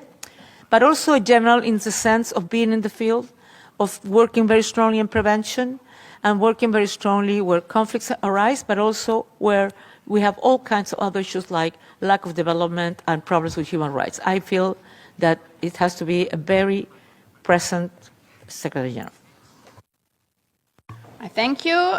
I now give the floor to the distinguished representative of Germany on behalf of the group of 4, followed by Uganda and Austria. Madam President, thank you very much. And Madam Bachelet, Excellency, thank you very much for speaking to us today and presenting your vision. I have the honor to speak on behalf of the group of 4, consisting of Brazil, India, Japan, and my country, Germany. As the G4 plays a pivotal role in moving forward the reform of the Security Council, my question pertains to that. The Security Council, of course, bears primary responsibility for the maintenance of international peace and security, but as its composition does not reflect today's geopolitical realities, the relevance and the effectiveness of the Council are questioned, have been questioned. What role do you foresee for the Secretary General on the question of reform of the Security Council, and what specific initiatives do you intend to maybe take if you are selected? And I would like to add one question in my national capacity. You've spoken about your vision, and you have spoken on UNCTAD and on the Pact for the Future. I would like to ask you, and also give you the possibility to elaborate a little bit further, of how you see the organization working, on what topics and what priorities, say, over the next 5 years or maybe 10 years, and how you align the vision that has been decided on by member states in the Pact with your vision, and what you think is a priority in terms of making the organization work for those priorities. So what priorities specifically do you have for reform of the organization? Thank you very much. I thank the distinguished representative of Germany on behalf of the group of 4. Please, Ms. Bachelet. Yes. Well, in the Pact of the Future, there was approved the need to a reform of the Security Council. And even though, of course, that is the main role of member states to decide in which direction you go, I think it's a need to think seriously on that reform. So it is better represented what the world is today. So it has the possibility of being more effective, more efficient, and with more representation, I think that can be possible. And that we are able to think also in a better geographical representation. Not only numbers of states that can be part of the Security Council, but also from certain regions where they are not part right now as permanent members. And I think that the Secretary General should play a role in terms of, as I said, good offices in terms of talking to member states, talking to the P5, talking to E10, but also to all member states. I mean, I believe that the Secretary General has to have current meetings with the Security Council, with all together, but also separately with the P5, the E10, to try to see if there are certain possibilities of building certain convergences, certain consensus. The Secretary General can try to do his best to produce what I would say political viability for certain changes and for certain reforms. It will not be up to him to make the final decision, or her, but it will be to be able to push in the direction that what the world needs. And the world needs a Security Council that can solve the problems that are on its competence. And right now, it doesn't seem so. So we need to ensure that that happens. On the other hand, on the question of on the UNCTAD, what do I pretend to do in that sense? I think that financial viability is one of the really important issues we have to take care. Of course, make the system more effective, more impactful, accountable, and transparent. One of the things that in my life I've been pushing for, being a minister, being a State Director of UN Women, and being the High Commissioner of Human Rights, and of course being President of the Republic, is that any organization that makes policies, programs, implements them, needs to be a result-oriented organization. When I was a minister, they would give me initiative, activities. And I was always asking, don't give me this, I'm not interested, you have the 100 activities. I know maybe it's 5 activities, but I want to know the outcome, the impact, because what we need is impact, and not only numbers of activities that can fill a paper. The same I did with being Executive Director of Human Women and also High Commissioner of Human Rights. The internal report, but also the report for donors, were always about activities. And I always insisted, this is not what we need. We need to know that if what we're doing on the field, or the money we're using in that, is really having the impact that we need. If not, we have to change what we have to do. We need to cut these programs, and we need to do what is really good. So that, I would say, will be what will be some of my priorities. I thank you. I now give the floor to the distinguished representative of Uganda on behalf of the non-aligned movement, followed by Austria and Palau. Madam President, I'm honored to speak on behalf of the 121 member states of the non-aligned movement, NAM. We welcome the holding of this informal dialogue to exchange views with the candidates of the position of Secretary General of the United Nations. NAM has a series of questions, but to avoid repetition, since we came down the queue, I'll ask a few of those. Number one, how would you promote a more inclusive global governance and ensure the effective consideration of the needs and priorities of developing countries? Number two, the Declaration on the Right to Development was adopted in 1986 by the United Nations. What is your position on the right to development, and how would you advance its implementation within the United Nations? Number three, how do you assess the impact of unilateral coercive measures on the ability of affected developing countries to achieve sustainable development and fully implement the 2030 Agenda? What concrete actions would you promote in your capacity as Secretary General to strengthen the role of the United Nations in opposing such measures, urging their elimination and promoting mechanisms to prevent their application? Next question, considering the importance of safeguarding the full independence, impartiality, and institutional integrity of the Secretariat, I know it has been asked, what measures would you propose to ensure that these principles are reflected in the equitable and effective support to all member state representations in the discharge of their responsibilities?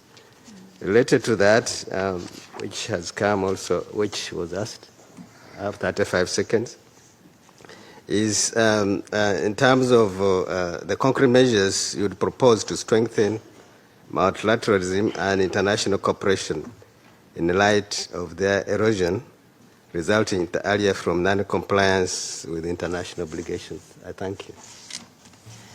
I thank the distinguished representative of Uganda on behalf of the non-aligned movement. Well, first of all, you remember the Declaration of Right to Development. And I have to say that according to certain decisions, as High Commissioner of Human Rights, it was on my mandate that I had to ensure that the right to development will be respected. So it's not something that I answer just in theory. I had to deal with that. I think we need to address the historical dimension of the right to development. The structural inequalities created by colonial histories require specific remedial action, including in reparative finance frameworks, preferential trade arrangements, and technology access.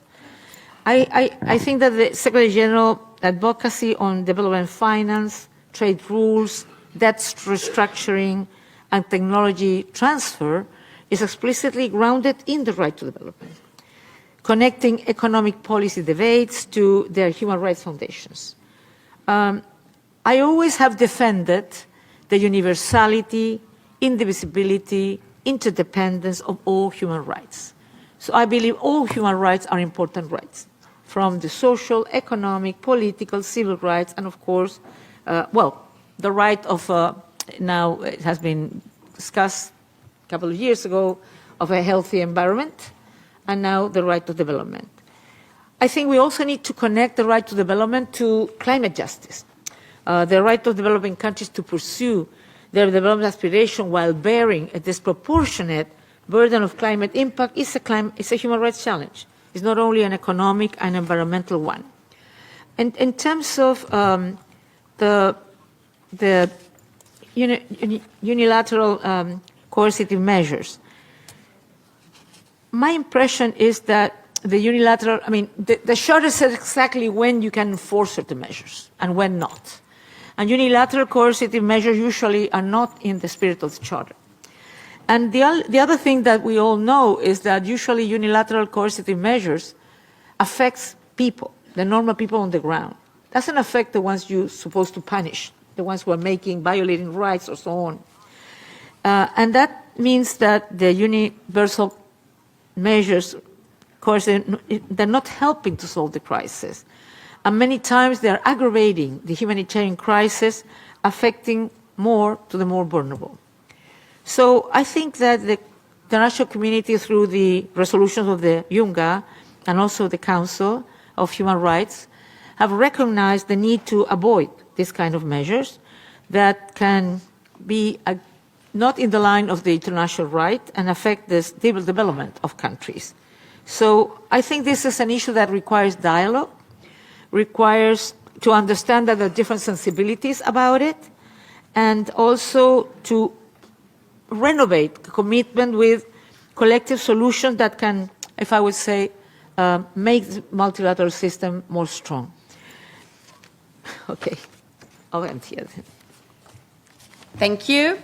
I now give the floor to the next speaker, the distinguished representative of Austria on behalf of the Group of Friends on the Rule of Law, followed by Palau. Thank you, Madam President, and thank you, Madam Bachelet. I have the honor to speak on behalf of over 50 cross-regional members of the Group of Friends of the Rule of Law. In recent years, we have witnessed breaches of even the most fundamental provisions of the UN Charter, including the obligation of all member states to refrain in their international relations from the threat or use of force, as well as mass atrocities committed at large scale. All this paired with the failure of the Security Council to take adequate action in response.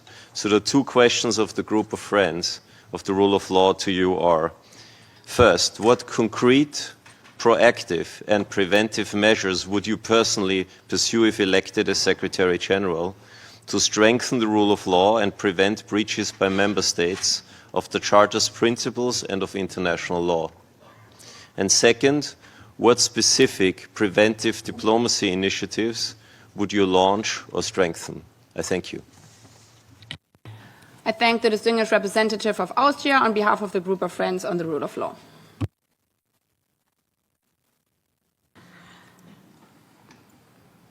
Well,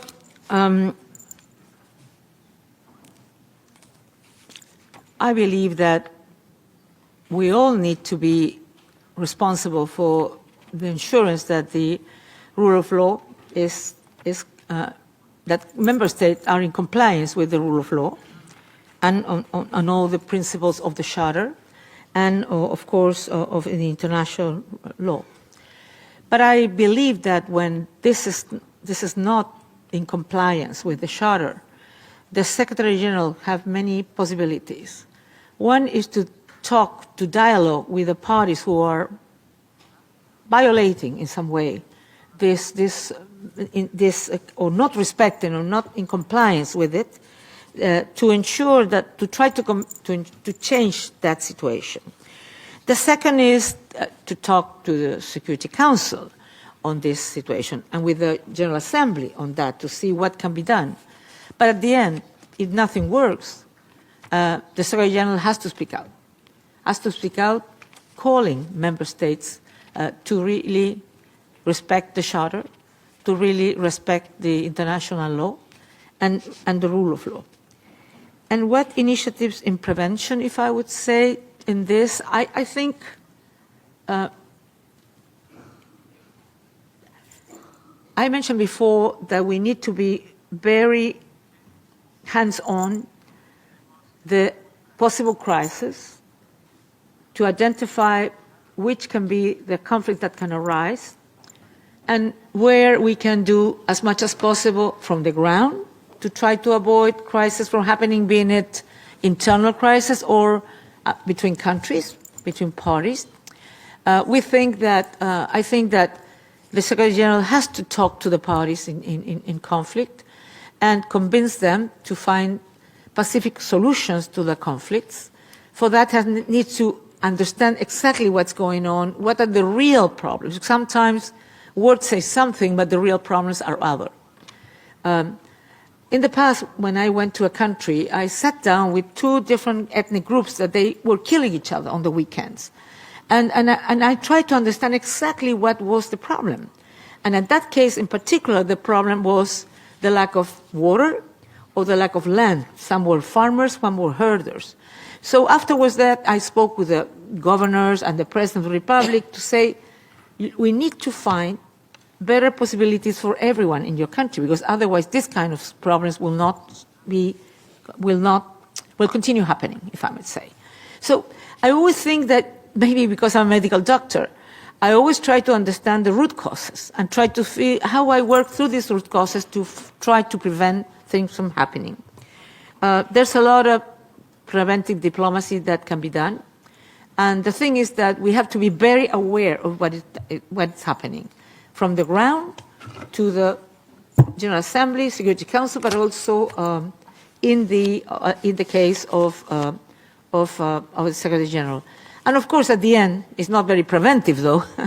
You always can use the Article 99 of the Charter to call on a very difficult situation to try to bring to attention the Security Council that more needs to be done. Thank you. I now give the floor to the distinguished representative of Palau on behalf of the Alliance of Small Island States. Thank you, Madam President, for convening this important dialogue, and thank you, Madam Bachelet, as well for your interaction with us today. I have the honor to speak on behalf of the 39 members of the Alliance of Small Island States. And as a group of countries in special situations, the credibility of the United Nations lies in its ability to respond to the unique circumstances of SIDS, correct longstanding inequities, and deliver results for the most vulnerable. In this regard, allow me to pose the following questions. 1, how will you, as Secretary General, ensure that the United Nations systems is more accessible, better coordinated, and tailored to the unique vulnerabilities of SIDS to better and more meaningfully support the implementation of the Antigua and Barbuda Agenda for SIDS? And 2, what specific measures will you take to improve on the underrepresentation of SIDS within the UN Secretariat, especially at senior leadership levels, and how will you strengthen pathways for SIDS nationals to shape decision-making across the UN? Thank you. Please.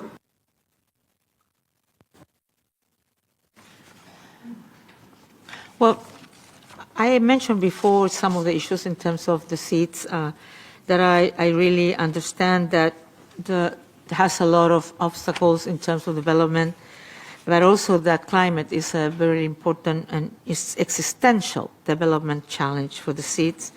That's why I believe that we need to translate the Antigua and Barbuda agenda into real financing reform, incorporating vulnerability into all access criteria. One of the things I mentioned before, that being present with Antigua and Barbuda and Uruguay, we tried to change the criteria for which concessional funding, financing were considered. And I still believe that is true.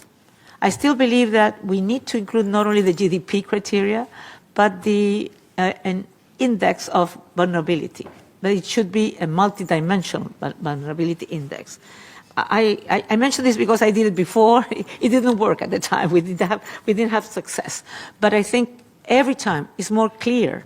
We see it every time. Climate change is not a problem of the future. We have it now. And we see it in many islands, and we see it in the Caribbean countries as well. I'm speaking about that because I'm from Latin America. I see it more easily, but it happens probably in Palau and many other places. There is a reality that we need to deal with it now. And that's why I really intend to have a strong focus on SIDS, LLDCs, LDCs, etc. countries to see what else can we do? What are we missing? Why are not getting into the real problems you have? And of course, that means also that when I organize the teams, and particularly in decision-making position and top positions, we need to have representatives of all these countries that feels that they're deemed to be there and they're not. But I have to make a mention. I have been aware of this in the past as well. And I will ask member states, when you're looking forward to have more representation, to make good candidates to apply, the best possible candidate, because the Charter speaks about competence, integrity, capacity, but also geographic representation and gender. And sometimes I wanted to appoint a woman, but the people who apply were not at the stature. So we need to ensure that the people who apply have the quality that I'm sure there's a lot of people with huge qualities in the seats, but also that represents and the values, the principles of the Charter. And if I have that, I will be so happy to be able to choose people who represent the variety of the world. I thank you. 1.5 hours have already passed. So while there's still interest from especially groups, we see also the diversity of groups today in this room, but also many member states to speak on the first segment. I invite delegation now also to proceed to the second segment to allow sufficient time to hear the candidates' response to the question related to the 3 pillars of the United Nations: peace and security, development, and human rights. We heard some questions already on that one. Again, also in this segment, civil society question will be interspersed with questions from member states. So delegations wishing to speak now also in the second segment are invited to do so by pressing the microphone button now. As said before, priority will be given to those who have not spoken in the first segment, but many have not spoken in the first segment yet. So don't worry, we have another 1.5 hours to continue with your questions and the engagement by member states. I would like to ask again to also watch the time so we can hear everybody with his or her question. I now give the floor to the distinguished representative of Andorra on behalf of the group of the Francophonie ambassadors, followed by Trinidad and Tobago on behalf of the Caribbean community. Yes.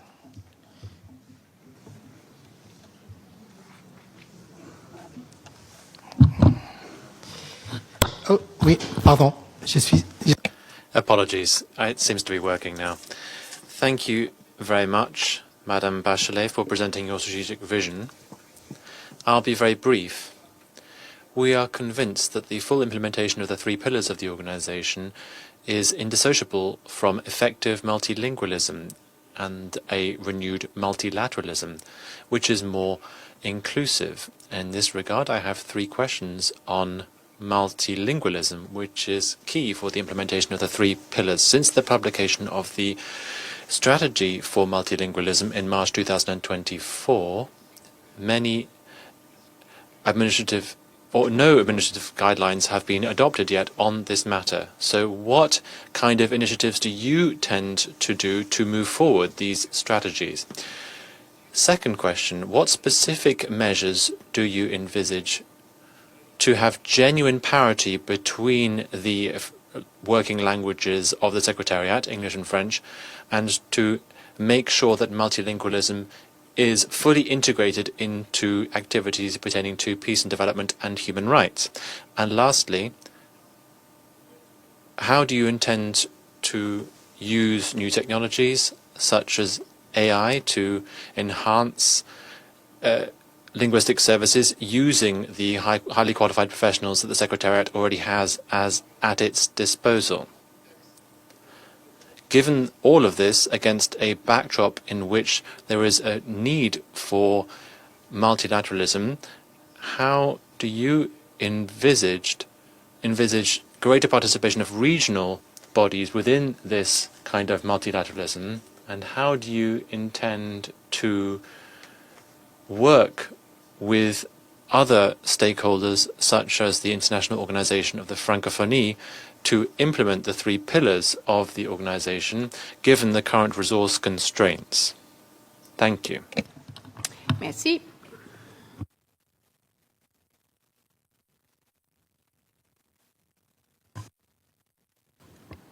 Si je suis sélectionné secrétaire, If I am appointed Secretary General, I would like to improve my French. I will speak in English now. well, I think that multilingualism is essential in the UN because it represents what the world is. I mean, we only have 6 official languages, but we need to ensure at least those 6 official languages can be, people can have access to it, so they can have the possibility of speak, to feel that they are really being able to represent what they want to say, and that also help us understand each other, our cultures, etc., etc. I think that many things should be done. Even there has been all what you do as a system, that everything works, that the UNCTAD should not decrease the funding for all these issues to ensure multilingualism. Though we should have able to have translator, interpreters, we should have money. Today we don't have it, not even before liquidity crisis, there was not enough money. As High Commissioner of Human Rights, we couldn't have all documents in 6 languages because we didn't have the money for the budget. We tried to do our best, but it was really difficult. I try as candidate to put on the digital base in the 6 languages my vision statement. But I think you also need to ensure that even when you hire human resources, that they can bring with different languages. Today they ask you how many languages you have, but usually they mainly, if you have said 2, it's enough.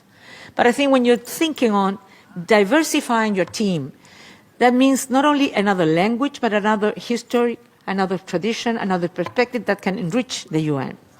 I also believe that there has to be important possibilities of capacity building in different languages, because in my experience as High Commissioner of Human Rights in particular, we had colleagues that spoke the official languages, so we can have meetings in their languages that were not the most commonly used at work, that it was English or Spanish or French. And that was really helpful, because you could understand exactly what the person representative of that country wanted to say, but also they couldn't feel that they were heard and they would really understand what you're saying. Big countries have translators, but small countries not always have translators. And we also believe that technology could help. But of course, I suppose it had to be an appropriate technology that can really be, make a possibility of incorporating different languages in all digital spaces where people not only from the UN, but also people from the world could know what the UN is doing, what they are thinking about it, what initiatives and strategies they are developing on that regard. So I have a very strong commitment with multilingualism, because I feel it's really the possibility to ensure that the world also feels more connected to the UN. Thank you. I now give the floor to the distinguished representative of Trinidad and Tobago on behalf of the Caribbean community, followed by Malawi and Timor-Leste. Thank you, Madam President. I speak on behalf of the 14 member states of the Caribbean Community, CARICOM.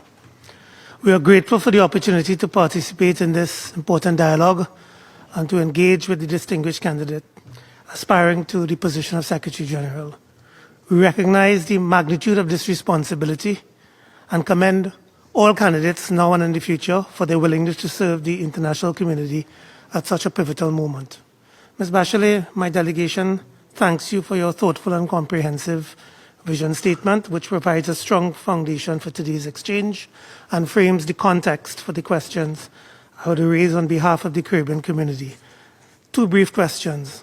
Firstly, how should the United Nations adapt its peace and security architecture to address emerging and non-traditional threats such as cyber conflict, climate-related insecurity, and the spread of disinformation, challenges that increasingly transcend borders and strain existing mechanisms. And my final question pertains to Haiti. Before I proceed, however, and on behalf of the Caribbean community, I wish to express our appreciation to the government of Kenya and to all participating countries for their commitment and support to Haiti as it continues to confront a complex multidimensional security crisis. Given the complex and rapidly evolving situation on the ground, and in light of the specialized gang suppression unit, how do you envision the United Nations' role in ensuring that such deployments are effective, accountable, and fully aligned with the protection needs of the Haitian population? More specifically, what safeguards, oversight mechanisms, and community engagement strategies would you prioritize to help ensure that the mission contributes to long-term stability, strengthens national institutions, and maintains the trust and confidence of the Haitian people? I thank you, Madam President. I thank the distinguished representative of Trinidad and Tobago on behalf of CARICOM. Please, Ms. Bachelet. Thank you very much for that question. Yes, I think that it's clear for us, and the Secretary General Guterres had mentioned it many times, and also they're working on a report on how should the peace and security forces and mandates be seen in the current situation. Not only on the shrinking financial situation, that is one, of course, element that should be taken into consideration, but also in terms of the new challenges that peacekeeping forces need to confront, and that clearly, with the traditional conformation of peacekeeping forces, not necessarily are prepared to respond to this. And you mentioned cybersecurity, climate change, and transnational and criminal organizations. Of course, the Secretariat will develop a report in like 4 weeks or something like that. But I've been thinking a lot of that on this because as Minister of Defense, I was aware, we've sent for the first time, Chile sent people to peacekeeping operation in Cyprus, in Haiti, and in Africa and other places, in different contexts. And today, one of the things that every Secretary General has developed a report on peace and security. Kofi, I think it was Brahimi, then Ban Ki-moon, another one, and now is preparing the Secretary Guterres. One of the things that we have learned, and I think is still valid, is that the conflict where you have to deal with don't have a military response. It's not enough a military response. You need a political response because you need political solutions to the problems. And that's why the political component and the civilian component is as important as the police and armed forces component of a peacekeeping operation. But we need to believe what else we need to do in terms of being able to look at these new challenges. And we need to understand also that probably what we'll have to think about is that, not as in the past, that peacekeeping operations were multidimensional, big mandates that do everything, that we'll need to think on with a particular mandate on the particular situation and what is the most priority issue to deal with it. And probably to think on a special force with what is to that particular situation and not sort of a model that is a general model to every country in the world. The second thing on Haiti, and thank you for that question because Haiti is very close to my heart, being in my region, but also having been there many times and sending a peacekeeping operation there.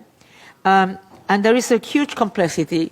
I hope the UN, there is the BINU there that will continue working on supporting all what is needed through the country team.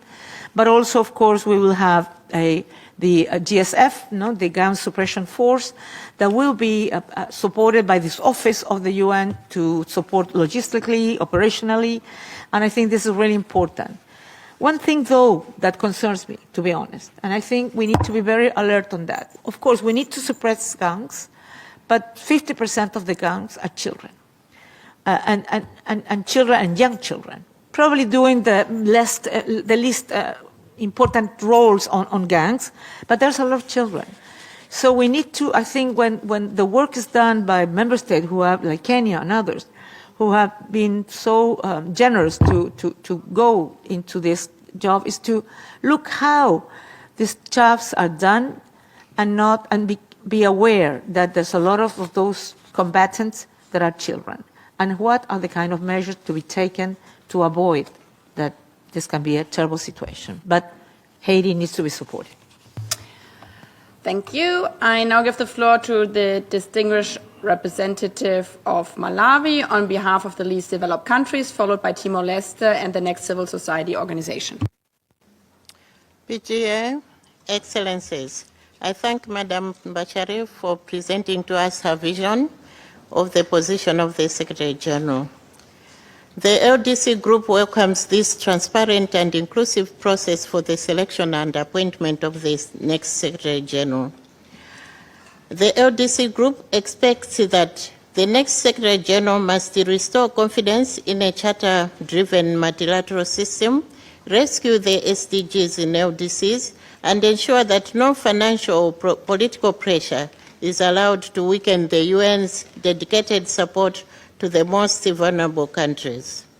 Madam Bachelet, the LDC Group would like you to share your observations on the following questions, which reflect the core concerns and expectations of the group. On restoration of a charter-driven multilateralism. In today's deeply divided international landscape, multilateralism is clearly at a crossroads, and many decisions affecting our peoples are increasingly taken in informal or exclusive forums without meaningful engagement of LDCs. This trend undermines the central charter-driven role of the UN and weakens the voice of those most in need, including the LDCs. Our question is, if selected as SG, what concrete steps will you take to re-establish the UN as the central forum for addressing global peace and security, development and financing issues, and how will you ensure that LDCs meaningfully remain at the table to shape these decisions rather than remain on the margins? Secondly, on ensuring adequate resources and support for LDCs, LDCs are recognized as the most vulnerable countries, yet the level and quality of support they receive from the UN and development partners continue to fall far short of what is required to achieve the SDGs and implement the Doha Programme of Action. The implementation gap is widening, especially in areas such as climate resilience, debt sustainability, and social protection. The question is, what will be your strategic approach to mobilize and direct adequate, predictable, and concessional resources to LDCs? And how will you reorient the UN development system so that supporting LDCs to achieve the SDGs becomes a visible system-wide priority at country level? The third question, as the UN faces unprecedented challenges from within and outside, what strategic approach will you undertake to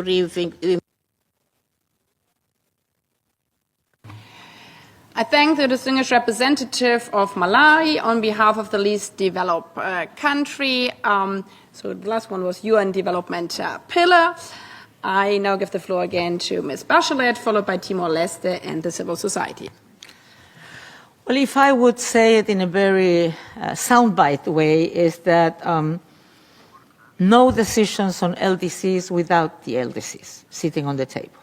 I think that would be my first comment, in terms that I truly believe that we need to ensure that their voices are heard, and that not only their voices are heard, but they can influence on the decision making.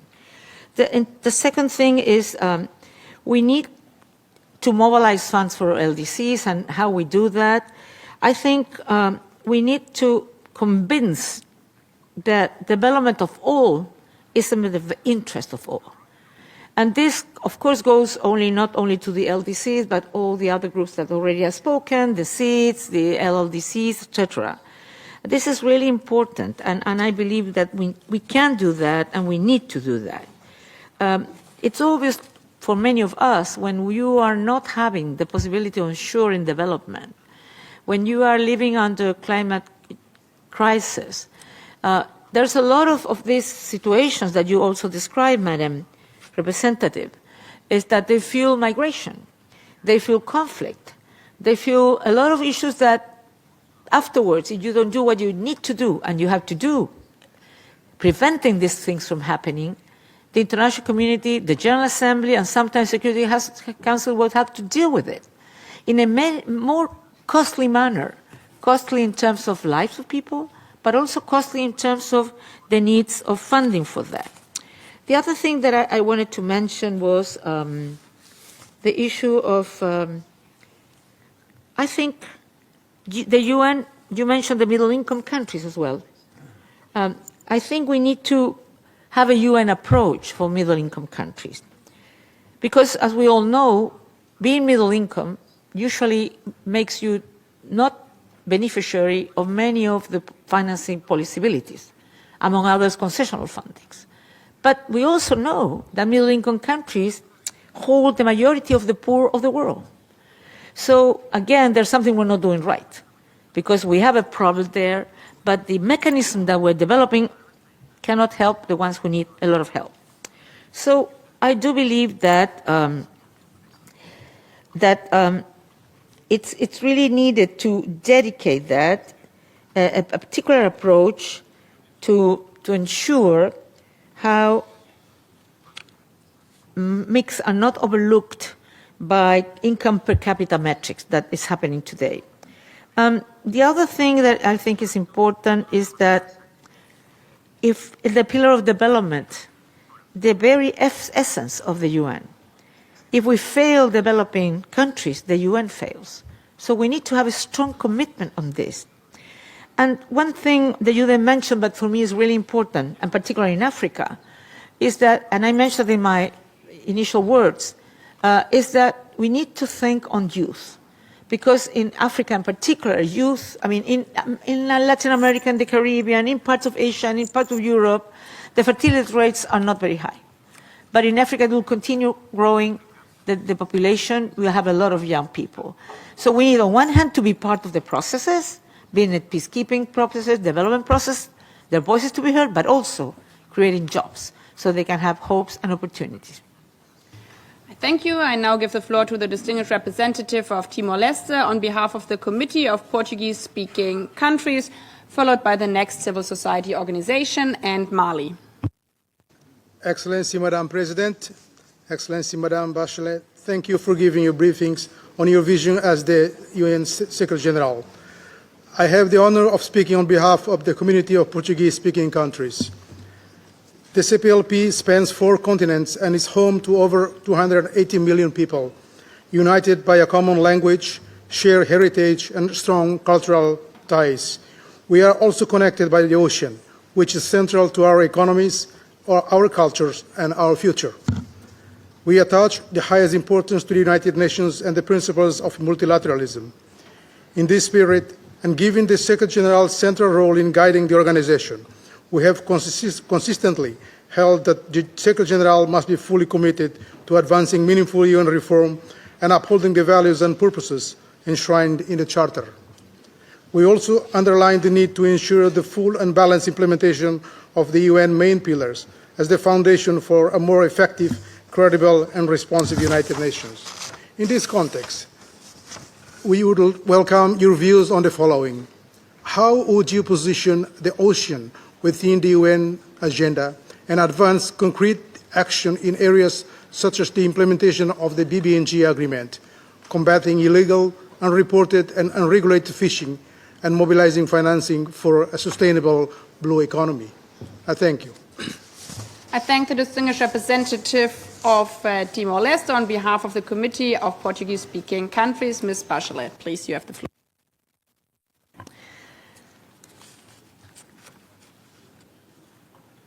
I thank Timor-Leste in representation of the Lusophonie. I would like to say something before. I mean, while being High Commissioner, I did not only have meetings with member states, with groups, but also have geographical groups, but also have meetings with the Francophonie, with Lusophonie, with, of course, the Anglophone, and of course the GRULAC, CELAC, etc. Because I do believe, and of course of Formatia as well, because I do believe that it's really important to understand the realities. But talking about oceans, being an oceanic country, my country, we have seen on one hand the risk of climate change on our coast, on our species, marine species, etc. So we work a lot on protected marine areas. That will be very important to ensure that the ocean could still be a place where you can continue having life of a species. And in that sense, I think the agreement, BBNG agreement, is really important to continue going through. Chile was a candidate for the BNG headquarters in Valparaiso. I don't know what will happen on that, but what I mean to say is that for my country, this is really it was really a very important thing. And I think the BBNG mentions a lot of commitments that have to be implemented. I think oceans are really, it's really critical the entry into force of the BBNG, so we must move to structuring our cooperation on this regard. And in terms of combining IUU, I think full implementation of port states and measures agreements are essential. So there's a lot of things that need to be done on oceans, and if I am selected, I will do my best on that regard. I thank Ms. Bachelet. Now I give the floor to the next civil society organization and invite the Assembly to view a pre-recorded video by the Organization of Youth for a Secure Cyberspace. As threat to peace and security go beyond traditional conflict to include challenges such as cyber insecurity and transnational risk, how will you adopt the United Nations peace and security system to remain effective while ensuring inclusive participation of youth and underrepresented regions? Thank you. I thank the representative of the Organization of Youth for a Secure Cyberspace. Please, Ms. Bachelet, you have the floor. Well, I think we already have, like we have Resolution 1325 on women, peace and security. We have also IPS, youth, peace and security. And I think we need to implement that. We need to ensure that young voices are part of these processes. For many reasons. First of all, because, of course, in many countries where there are issues and conflict of peace and security, the big amount of the population is under 35 or under 30. So you have the youth voices, and the possibility of youth being part of the solution is high, is really important. Secondly, because I believe that they are the people who knows better the problems and can also, I would say, think on solutions are the people on the ground, because they know the local context, they know the communities. And in that sense, young people can also be a very important part of that. Third, because if we, at the same time, are looking at the peace and security issue, you look at development. Because there's not only why many times conflict arises is because of the lack of opportunity, because human rights are not respected, because and youth is part of this and can be part of the ones who can be attracted to some groups that are not the groups that believe in peace or peaceful solutions of problems. So I think that in all ways it's essential to have youth in the middle of the situation, but not only like in a, I would say, like a show. I really believe that it has to be seriously considered, because I really believe it can be an important factor of peace. And it can be also be an important factor not only on peace in terms of finishing the conflict, but also on sustainable peace. So that's why I'm thinking it's also a very important issue on security. And also because young people, those much more technology than others, can be also a very important issue on cybersecurity. I thank you. I now give the floor to the distinguished representative of Mali on behalf of the African Group, followed by Australia, and then the first member states in its national capacity, Liechtenstein. Thank you, Madam President, Excellencies, Madam Bachelet, welcome to welcome for this. I welcome this dialogue with the membership. I have the honor to raise two sets of questions on behalf of the African group.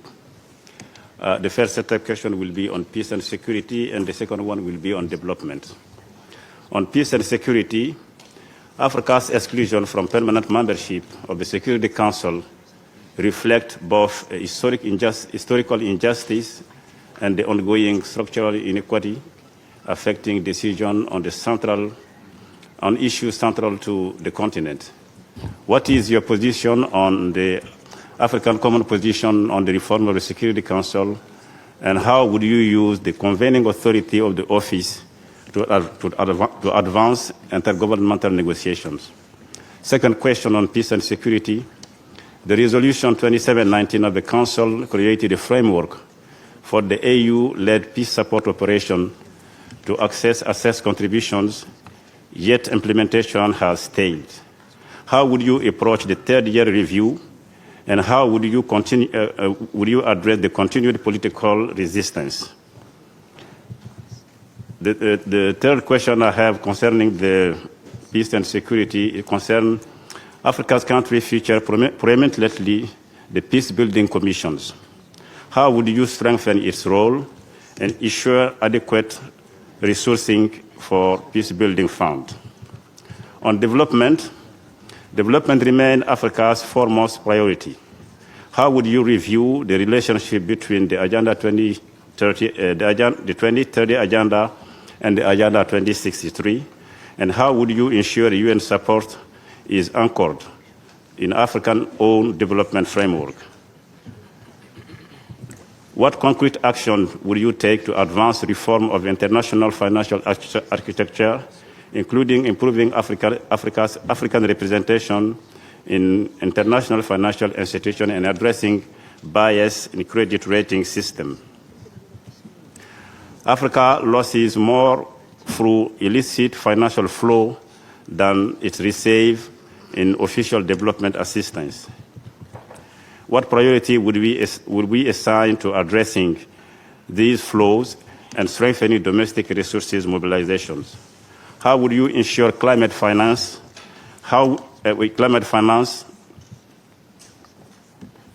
Mechanism, including loss and damage fund? I thank you. I thank the distinguished representative of Mali on behalf of the African Group.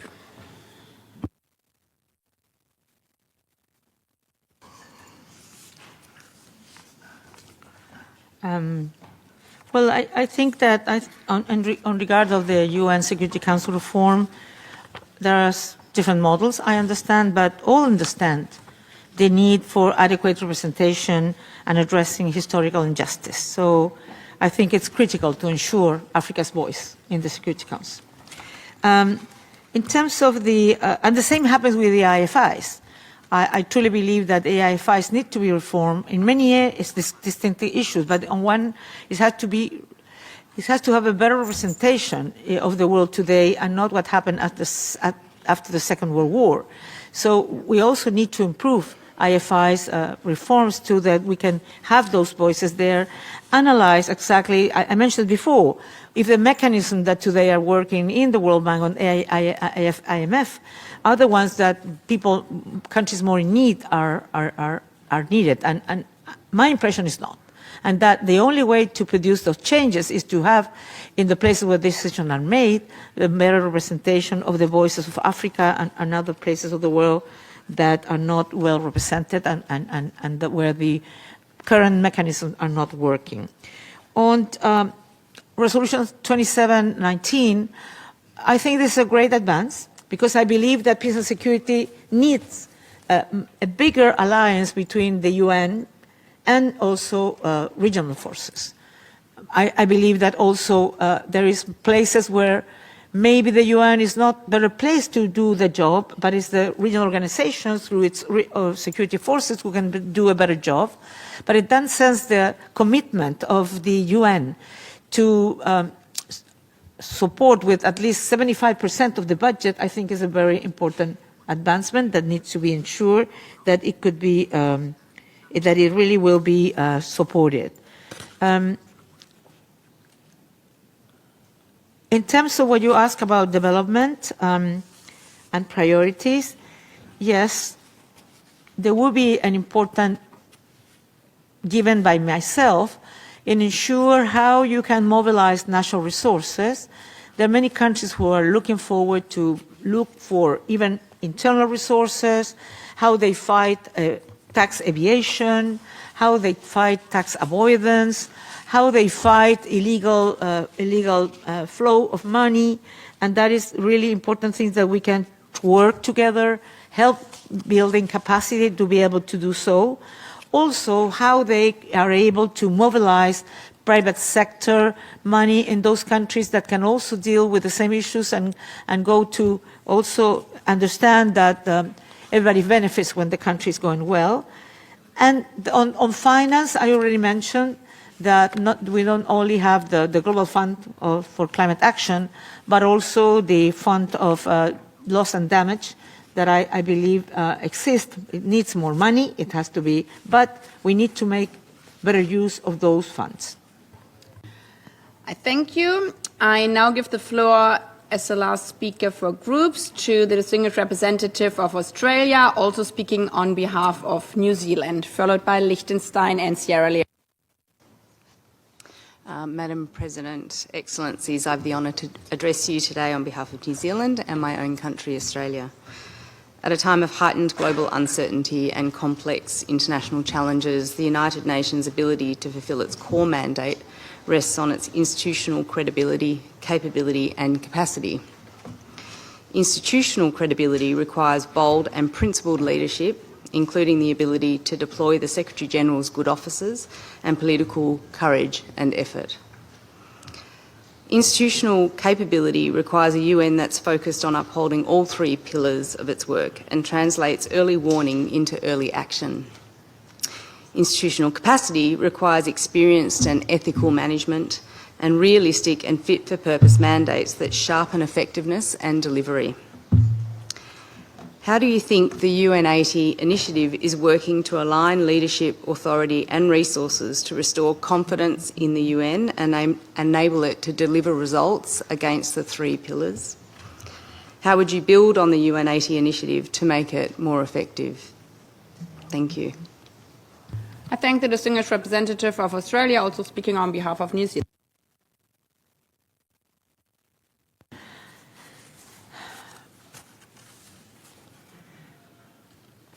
I agree on everything that you mentioned in terms of the need of leadership, authority, moral authority, ethics, etc., to be able to lead this organization.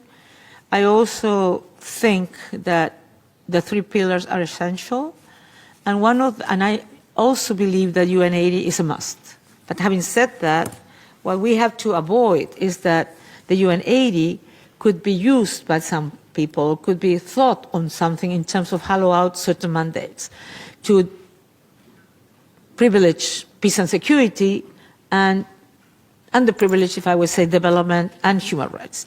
I already mentioned that human rights doesn't have that much risk because it's so small, the percentage of the budget, the regular budget, that, I mean, I don't imagine that people want to get even less than 4% for human rights. But I do feel and I do see the risk of not including enough financing for development. And particularly, I would say, because I mentioned that I feel that the way to solve problems that are the problems of the real countries is not through general recipes. It's about going into the field, to the country level, and understand the particular needs and organize the UN country team and the financing on that. Because the reform is not only about savings. Of course, if you have a liquidity crisis, you need to deal with that. But it's also to be able, and that's what I would do, to be able to put the money where the priorities are. So it's not about doing more with less money or to do the same with less money. It's to do more and better with the resources that you have and to put the money where it's needed, to ensure that you organize a very, if I would say, a more streamlined, a more lean but muscled organization. Because we need a lean organization, we need it strong. Because the UN is not strong, and particularly in the field presence, and also in the different levels, we're not going to be able to fulfill what the world expects from us. So we need to do the UN80, but we need to be aware of the risks that we need to avoid. And those risks are to weaken some pillars that are really needed to have a world, also a world that can believe in peace and that can be, and can also ensure that the people feel that the UN is something that we really need. So how to make them more efficient? There's a lot of proposals on that, and I agree with all of them, but I will say member states, the Secretary General, but mainly member states, because you are the ones who owe the UN80, please be aware that we need a balance between the three pillars, an adequate balance. Otherwise, we'll not be fulfilling and we'll not going to have, we can go back to the basic, yes, but the basics, according to my opinion, is peace and security, is development, and is human rights. And then the UN80, if they do it fantastically, and those things that we need to change because they need to be done better, the money that we save on that, we can use it in a better way in the other mandates as well. I thank you. Now we come to member states in their individual national capacity. I would like to remind you that speaking time is now 2 minutes, also being implemented by microphone cutoffs. I would also like to remind you, Madam Candidate for Secretary General, Ms. Bachelet, please answer within the 2 minutes because we will end at 1:10 short, giving fair conditions to everyone. We started a bit later, so we have 3 hours for the question from the membership. So this means we have 46 minutes left. If you're shorter than 2 minutes, you give more opportunities to other member states to ask their question. On this note, we start with Liechtenstein, followed by Cuba, and then the next civil society organization. Thank you, Madam President. Madam Bachelet, all protocol observed. I have 2 questions with respect to the 2 leadership positions you've held within the UN system on UN Women and as High Commissioner for Human Rights.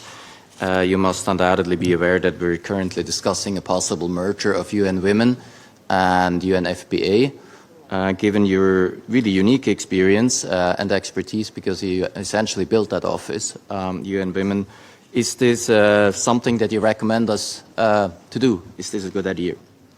On the second one, I'm interested in your view of the division of work between the SG and the High Commissioner for Human Rights. I think there is a natural expectation that in the case of massive violations of the UN Charter, people will always look at the SG and to hear the voice of the SG in the case of a violation of Article 2.4 and in cases of aggression.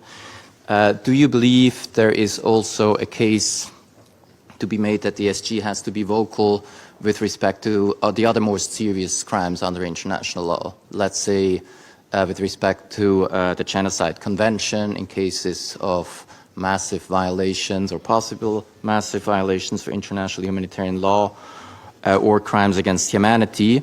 And can you name examples from the past that in your view would have met the criteria that you would apply? Thank you so much.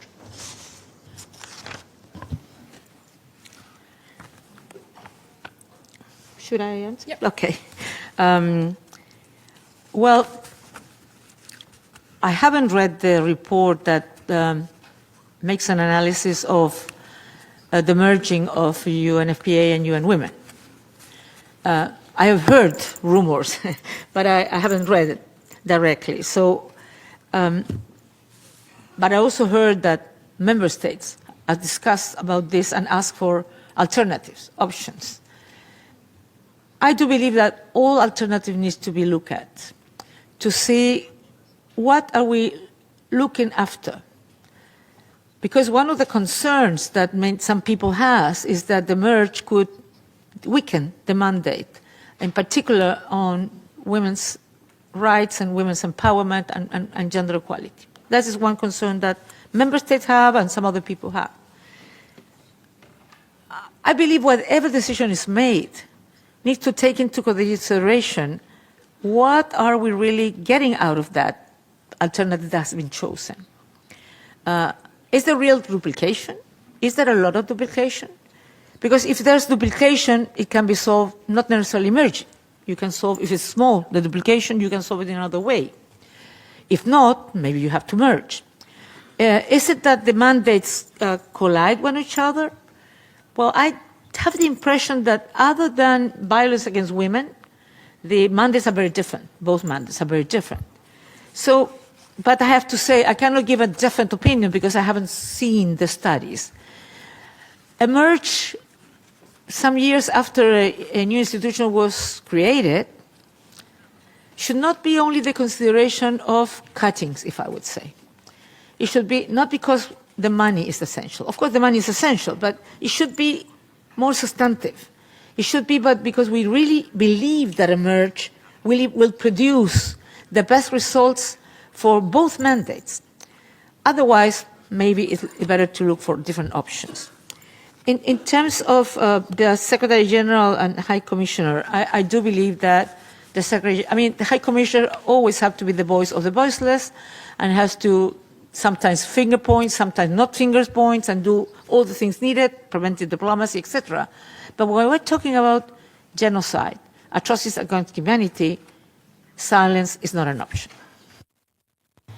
I thank you. I now give the floor to the representative of Cuba, followed by the civil society organization and civil.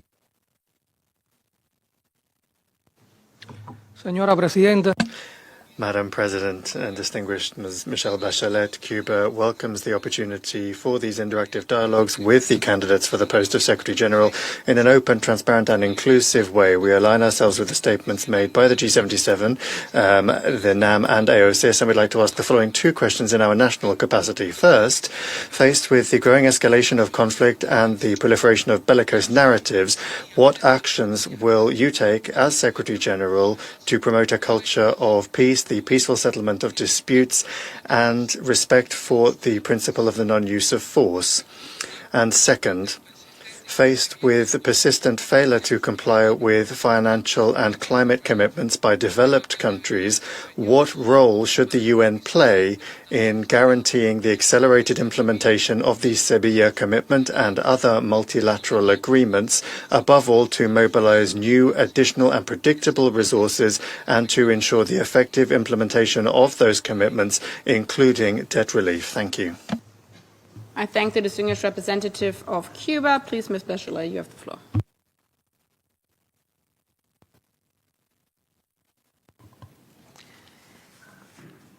A mí me parece que, sorry.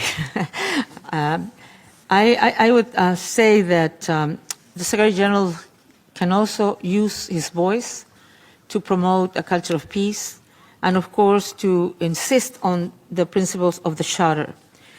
It needs to be the voice of the Charter, the Secretary General, and insist on what the Charter principles and values are, and it's clear in terms of many of these things that are mentioned in terms of the use of force. But also, I think what is needed is to intensify dialogue on this regard.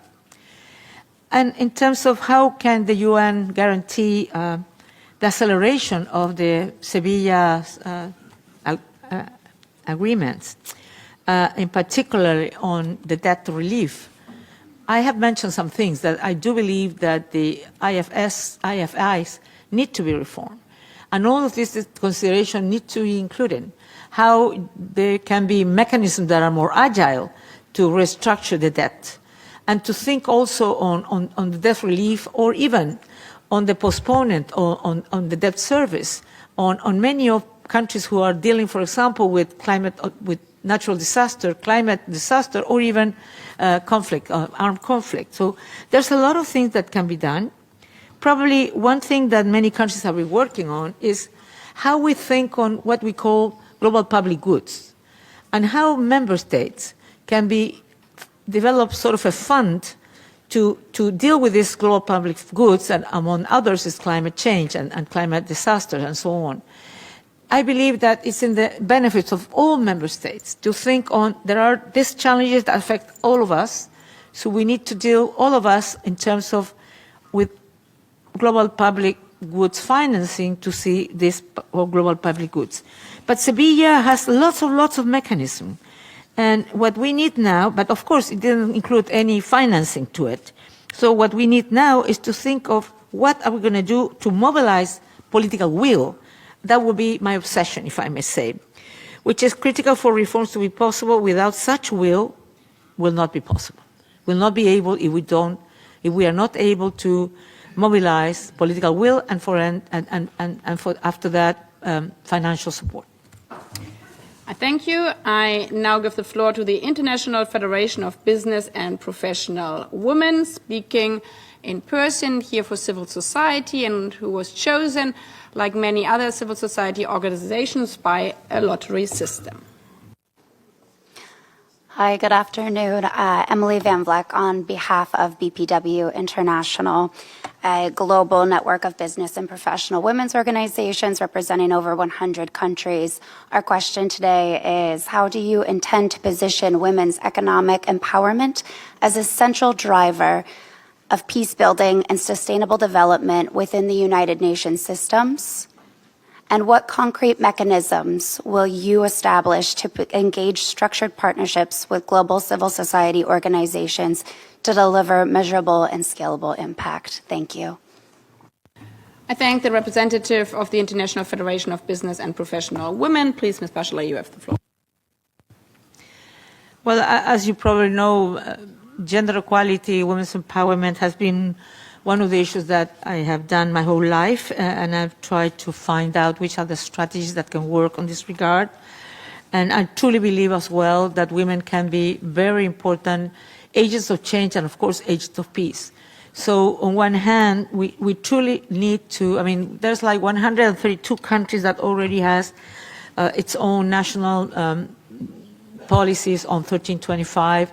And I think in those policies, those programs and plans of action, they should be implemented in terms of ensuring that women can be agents of peace, agents of development, and agents of a more stable and democratic society. Because I think women are essential in terms of ensuring that the society goes into the right direction.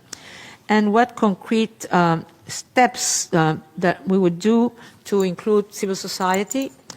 Yes, I believe that we need to work with the civil society to identify which are the current conditions. I've heard many things, that people feel that either they do not receive visas or accreditations, and they feel that the accreditation system should be simplified. And so, but more than having a response today, my commitment would be to sit down with the civil society, to meet with them regularly, to see in which way we can solve the obstacles that you deal to be able to have the place that you deserve.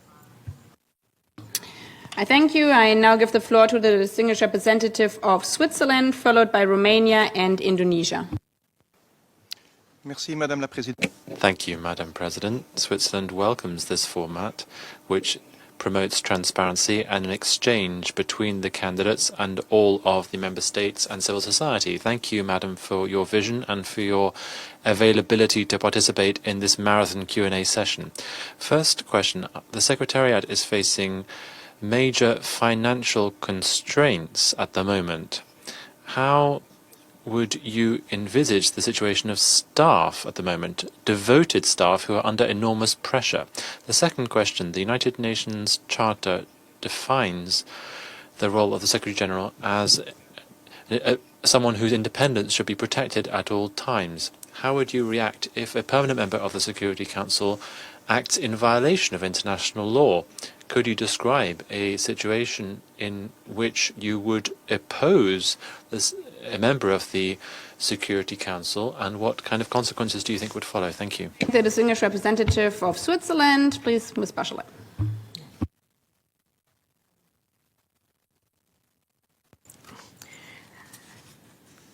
I think that it's true that our personnel is facing a lot of difficulties while being on the field.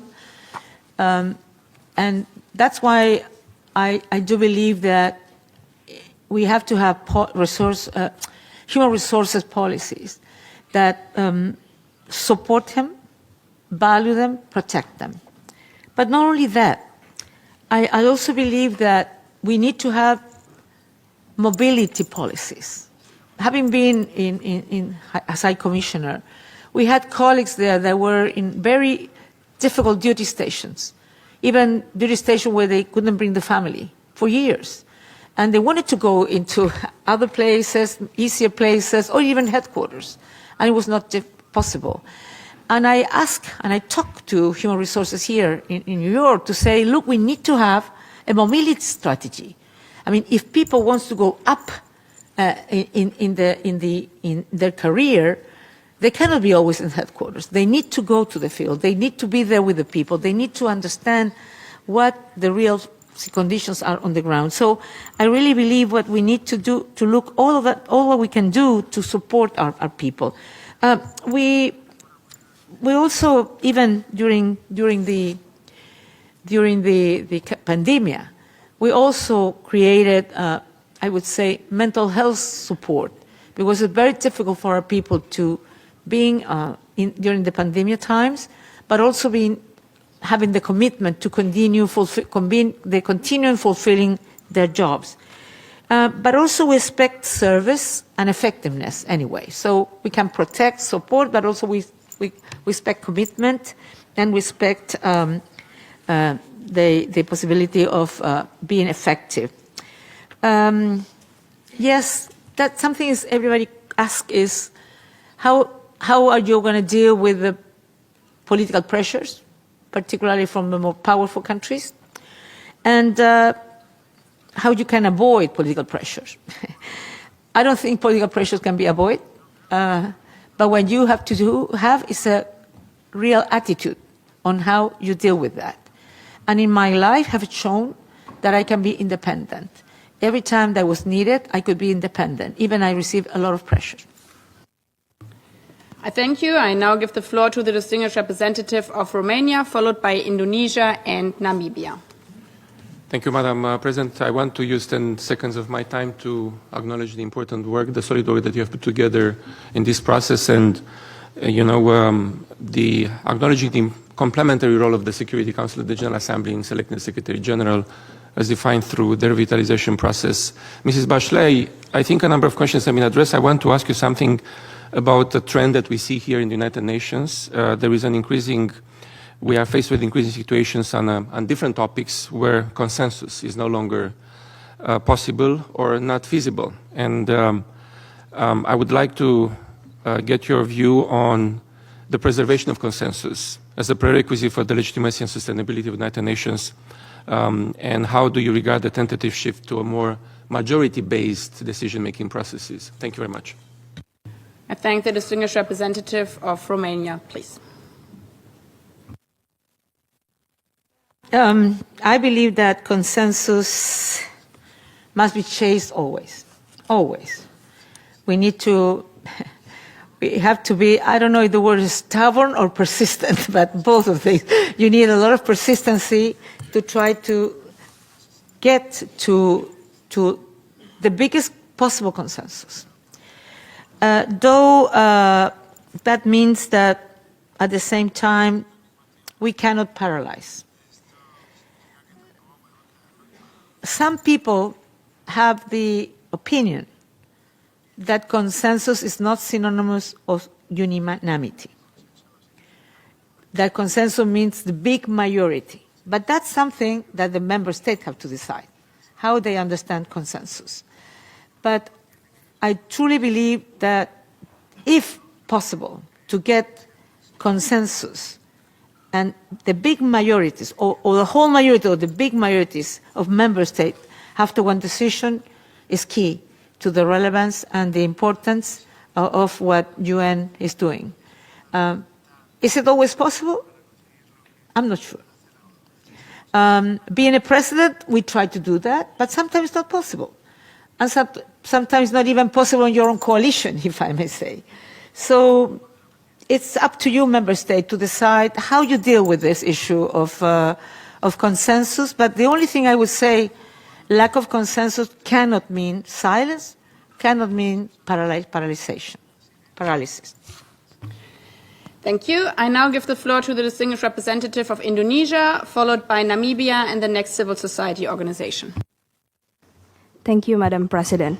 Excellency, we thank you for sharing your vision, and we also take note of your overreaching vision where the United Nations is to serve the member state and citizens and to put forward dialogue. We believe the role of Secretary General is more critical than ever when multilateralism is facing increasing fragmentation, and the Secretary General must serve as a moral leader and bridge builder. In this regard, Indonesia would like to pose following questions. First, with multilateralism under increasing strain, do you believe incremental reform is sufficient, or is there a need for more fundamental recalibration to the system? How will you overcome resistance to change while ensuring the UN adapts to current and future realities? Second, in an era of complex fragmentations, how do you intend to revitalize the UN roles as a prominent forum for open dialogue among leaders to foster mutual understanding and solidarity? And last, how do you envision strengthening meaningful youth participation in shaping global norms and contributing to forward-looking and future-ready multilateral solutions? We look forward to your insights. Thank you. I thank the distinguished representative of Indonesia, please. Well, to be honest, I don't think the UNAID will be the only factor that will make multilateralism important. I mean, UNAID will solve one part of the problem, that it is that the UN, in terms of managerial issues, in terms of worthy leadership, in terms of relevance, in terms of avoiding all the kind of things that you know are producing now, will make it more efficient, more effective, and so on. But I believe multilateralism that has been contested, but some, needs more than the UNAID. And probably it will need something that is not today on the UNAID ambition, and it was never in the UNAID ambition. We know, and many of you have mentioned the world, how it is today, and how the rules-based order have been contested and challenged for many countries, or some countries. And I think the UNAID was not even thought on that direction. It was not the objective. So, and we don't know where the order of the world, what will be the order of the world in some years. We don't know. It is in the process of changes. And nobody knows the evolution. We would like that we could go into a rules-based order because we believe, and I believe, is the best for the world. So I guess, apart from the UNAID, we will need to discuss, if I'm Secretary General, that other issue, how we ensure that we are having the UN that the world needs in this new context that are completely different than old context. Incremental reform might be the only possibility, but doesn't mean lacking ambition. We need to have the ambition to understand if the UN is the one, if the UN doing what we have done in the past, improving all the mechanisms that the UNAID needs to improve, but if there's something else that we need to do. And of course, I believe that, again, that the way of revitalizing the UN is the UNAID, but also the possibility of the UN present, the UN visible, the SG visible, and also delivering on the results that people are expecting. Thank you. I now give the floor to the distinguished representative of Namibia. Thank you, Madam President. Namibia congratulates you on your nomination and acknowledges the positive contributions you have made towards a better world. In September 2024, the world leaders adopted a wide-ranging international agreement in many years, namely the Pact for the Future, a notable agreement that has reinvigorated the multilateral system and has given direction in a number of important global multilateral thematic issues. Yet your vision statement makes no reference whatsoever to this international commitment.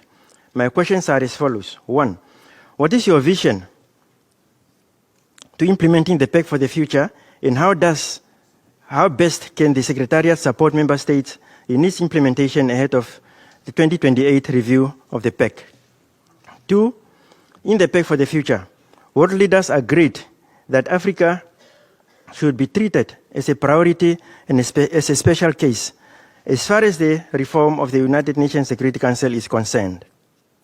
What is your understanding of this unique decision taken by member states? And how would your office support this implementation? And 3, it is commonly held that when women lead, peace follows.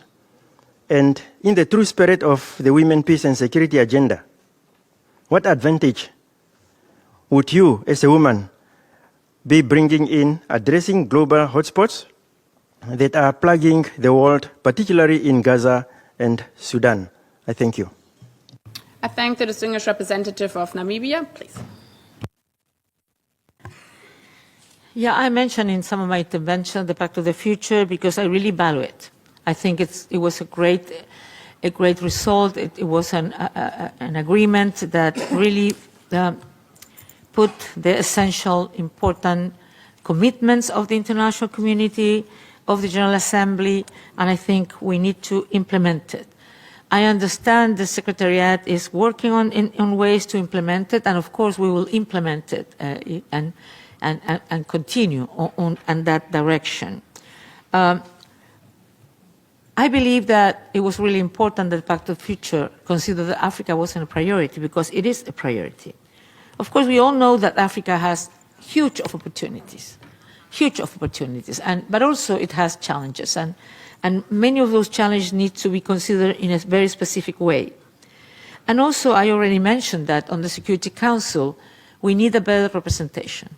And if there are regions of the world that aren't well represented, they should be represented. On women and peace and security, yes, women can be very important agents of peace because they are there in the territory, because they are part of the communities, they're very active on that.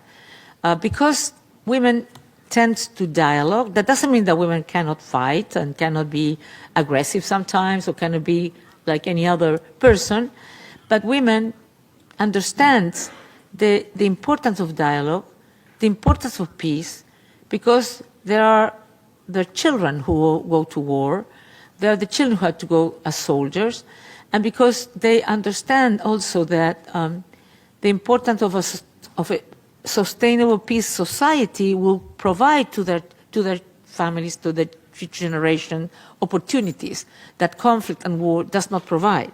So I feel that a woman, as Secretary General, can also bring this issue of dialogue and a very strong commitment to use all possible means for pacific resolution of conflicts, all possible means on prevention. And if I'm selected Secretary General, that will be one of my biggest commitments, one of my biggest, if I would say, one of the things I will give the biggest importance, because I truly believe that much can be prevented. Thank you. I now give the floor to the representative of the Civil Society, Center of Studies and Research in International Relations at Facultades de Campinas, here in person in the room, followed by the Russian Federation and India. Thank you, Madam President, Madam Bachelet.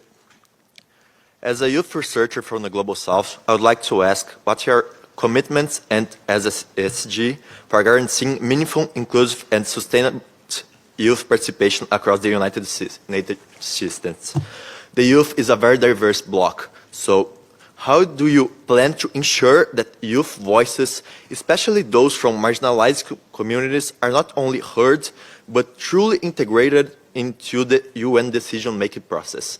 Thank you.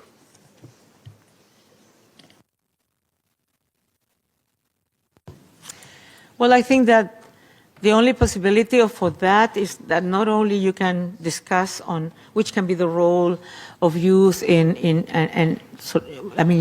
the kind of agenda we already have, like youth, peace and security, but also that should be it should be a priority at a country team with the resident coordinator system to ensure, to make young people participate not only listening, but also receiving the commitment, receiving their opinion, their suggestions, and taking it into consideration.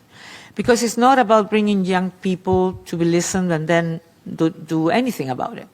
But I believe that this must be not only at the global level, but also at the regional level, at a national level, but also at the local level, in municipalities, in many places. And I think that the right place to do that is at the national level, and that will be one of my instructions to the resident coordinating system, to work much stronger with young people at the community level, but also with students, with young professionals, etc., so they can really be part of the solutions of society. I thank you. I now give the floor to the distinguished representative of the Russian Federation. Madam President, Russia believes it's necessary to choose the best possible candidate that will meet the highest standards of professionalism, competence, and commitment to the purposes and principles of the UN Charter in their totality and as they are interlinked.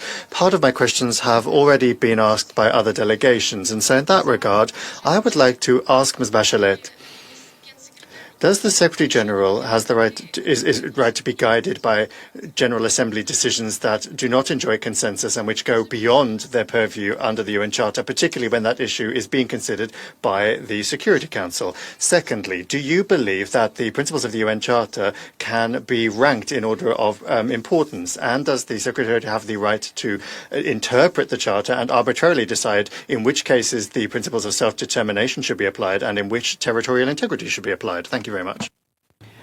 I thank the distinguished representative of the Russian Federation. Please, Ms. Bachelet, you have the floor.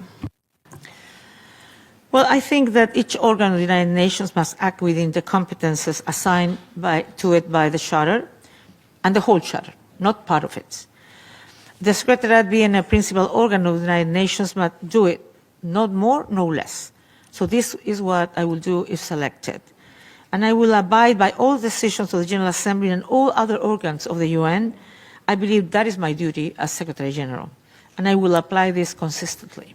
On your second question, if there is certain hierarchy or whatever among the principles, well, probably the ICJ, the OLA, the international judges and lawyers, everywhere could be more placed to opine on that matter. In any case, for me, it is very clear, and I said before, all organs must abide by the Charter in its entirety and in all its interrelations. If selected, I certainly intend to do that as an operational commitment every day. Thank you.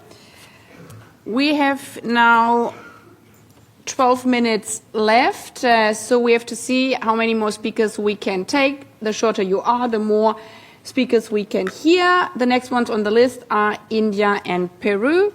So I now give the floor to the distinguished representative of India, followed by Peru and Mauritania.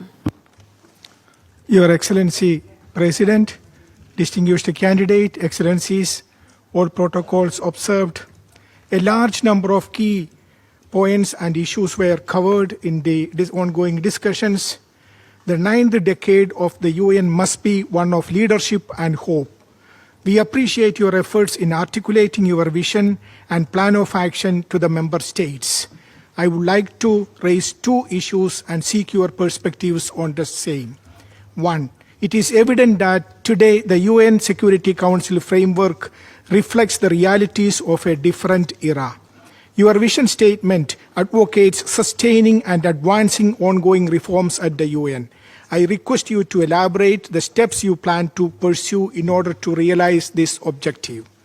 Second, your vision statement puts special attention towards small island developing states, LDCs, and landlocked developing countries in view of sustainable development.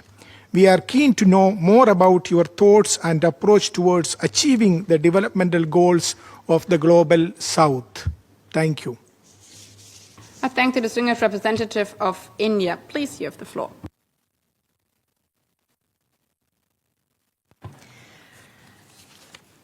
I think, first of all, I already mentioned, I think, many of the things in terms of how important it is to me that the Secretary General understand the different realities and can find the ways of doing things in the best possible way.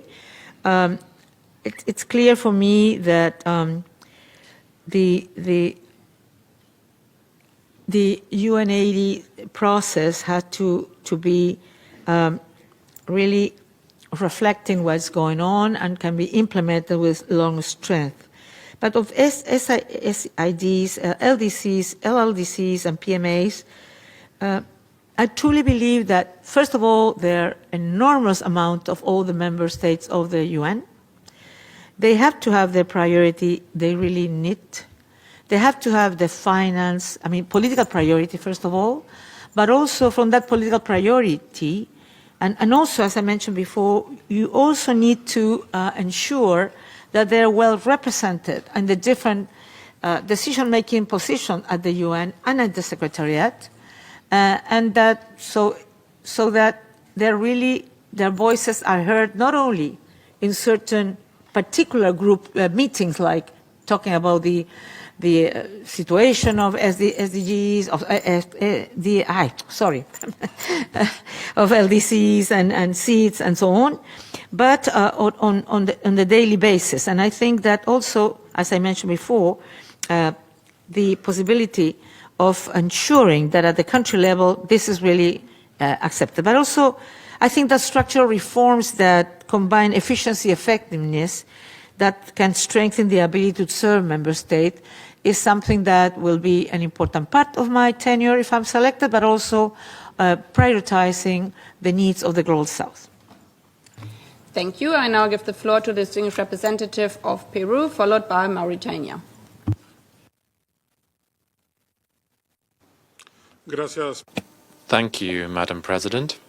And I'd like to thank distinguished President Bachelet for her presentation. Peru is taking part in this dialogue with the staunch commitment to strengthen the UN to ensure that we can urgently address the challenges facing humanity. Inspired by Javier Pérez de Cuellar, who was the first Secretary General to come from our region, we reaffirm the importance of leadership that can generate consensus against the current international backdrop that is marked by increasing complexity, volatility, and uncertainty. We agree with the relevance of the two topics that have been put forward for this dialogue to strengthen trust in the UN and also to promote the three pillars of the organization: peace and security, development, and human rights.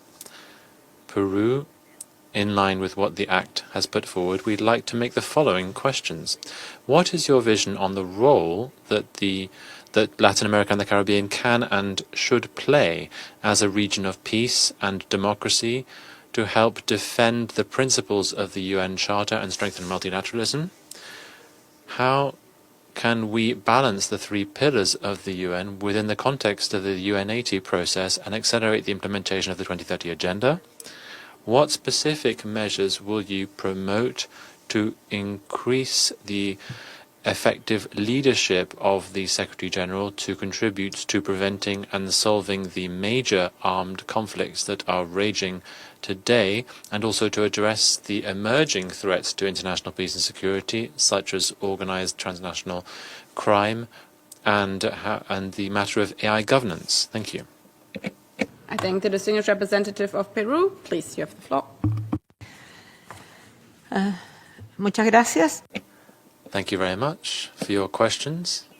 Question, you imply the answer as well. I mean, being Latin America and the Caribbean a zone of peace, I think it has a lot to share on the experience of Latin America and the Caribbean in terms of what works, what doesn't work, and the idea also of to be able to be part of what we call South-South cooperation also. Because many times, even though countries of Latin America and the Caribbean are not rich countries, are not donor countries, we do have great experience on dealing with a lot of things that could be also interesting to share with other countries who might be going through the same kind of challenges. I do believe that it's time, after Mr. Perez de Cuellar, to have another Secretary General from the region, for many reasons. One, because of what the region can bring to the discussions, to the experience, and to proposal, but also because the same that we have been discussing, how we ensure that the world feels, the member states feel better represented in an organization like the UN, the same happens. When you have a UN Secretary General that comes from a region that's not the traditional regions, also shows that the UN is looking for the diversity, the representation of all parts of the world. I insist that I will do as much as possible to ensure that the three pillars can be well represented, can be well financed, and can have the political priority that needs to be done, because I'm convinced that without three pillars we will not achieve neither the and without the Agenda 2030 that shows and reflects the three pillars, if we don't get there, we're not going to be able to ensure the needs of people on the planet, and we're not going to be able to reestablish trust in the United Nations. And I do believe that the Secretary General has to be somebody in terms to be present, very active, and in a preventive way in all the areas that you mentioned, in particular in prevention and solidarity. In our region in particular, we have a very big problem with organized crime, transnational. But because they're transnational, they also need to be seen by many member states, not only as a regional issue. Thank you. I now give the floor to the distinguished representative of Mauritania. Thank you, Madam President. Thank you, Madam Bachelet, for your vision. Most of my concerns have already raised, and you have responded. I have two questions as follows. How you will enact policy to lessen climate change impact and food insecurity in the region of Sahel, some of the root causes behind terrorism and instability in the region and in Africa as a whole. My second question is, what is your view and thought on the promotion of tolerance and interfaith dialogue and the combat of Islamophobia? Thank you.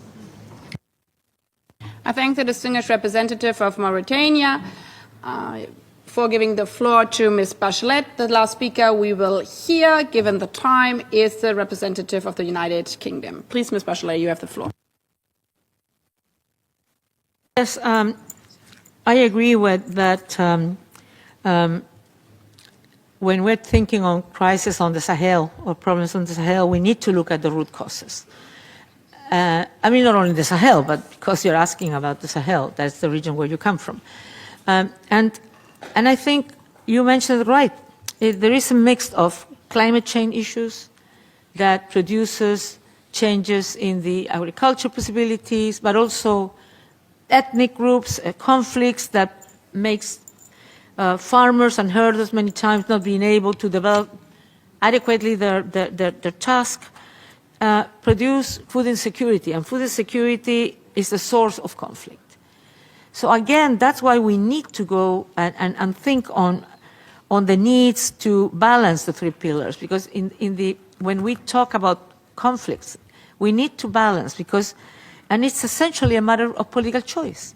Not easy ones, but possible. We need to ensure that. We need to do actions to ensure leadership, and leadership that be true to the Charter. I truly believe that it's critical to address the root causes of conflicts in any part of the world and try to support, in case of food insecurity, to ensure that we can provide food. We can with different strategies and projects, water, but also how we support agriculture, with AI, because we know now with AI we can understand meteorological changes, we can make better decisions in agriculture, for example, and we can see what is lacking, and we can see what we can do about it to ensure that food is produced, that we have enough water, and so on. And on the dialogue between religions and the fight against Islamophobia, I truly believe on the dialogue of religion, of leaders. In my country, I will mention it because I'm not talking in abstract, I'm talking about personal experience. We developed in the presidential palace, we had a department on inter-religious relationships, and it was really very important. All religions that are present in my country were sitting there, of course, Muslims as well, and Jewish, and Christians, and Catholics, and also some others. And it really worked.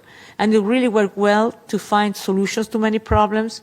Even when they have to discuss the reform of the Constitution, they did a very important exercise on this. So I truly believe this is possible, and it's very important to fight on all forms of intolerance, of course, including Islamophobia.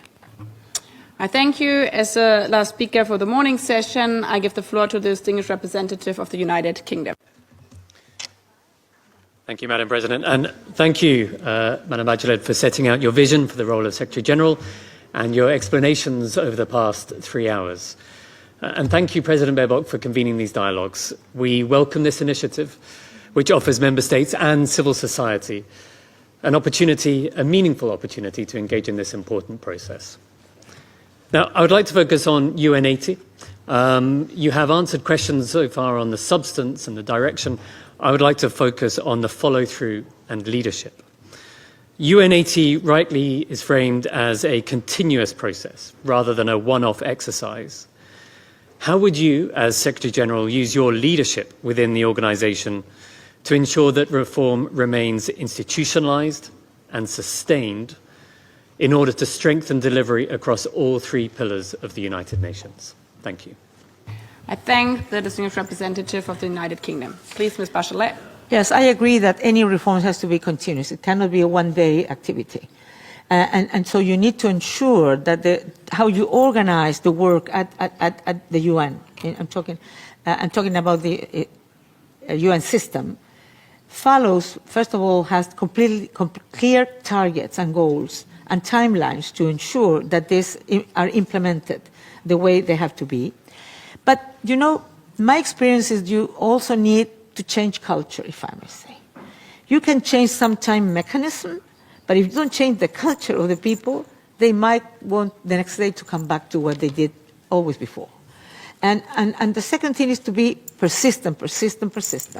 I had to do a lot of reform while being Minister of Health. And then, you know, 1 year later, people are trying to do the same as before. And it happens everywhere, and also with the police forces, etc. So you need constant, if I would say, capacity building on your teams, on the heads, but also on the team, to understand that it's not only something that we do because we're saving money, it's because we need to do it better. Even with the same resources, we need to do it better. Of course, when you have a liquidity crisis, it's an incentive to do what maybe you didn't do in the past. But I truly believe that culture, in terms of how we understand that how we develop the commitment we have with the world, is that we, as UN, do it the better possible way, is something that is essential. It's not only about cutting some things, it's not only about duplicating something, because, yeah, you can stop that maybe tomorrow. Somebody else will be creative enough and create another duplications. And you also need to be very alert that it is going in the direction that member states have decided to. I thank you. We have now come to the end of this interactive dialogue. I would like to thank Ms. Bachelet and, as one ambassador said, for this marathon of questions.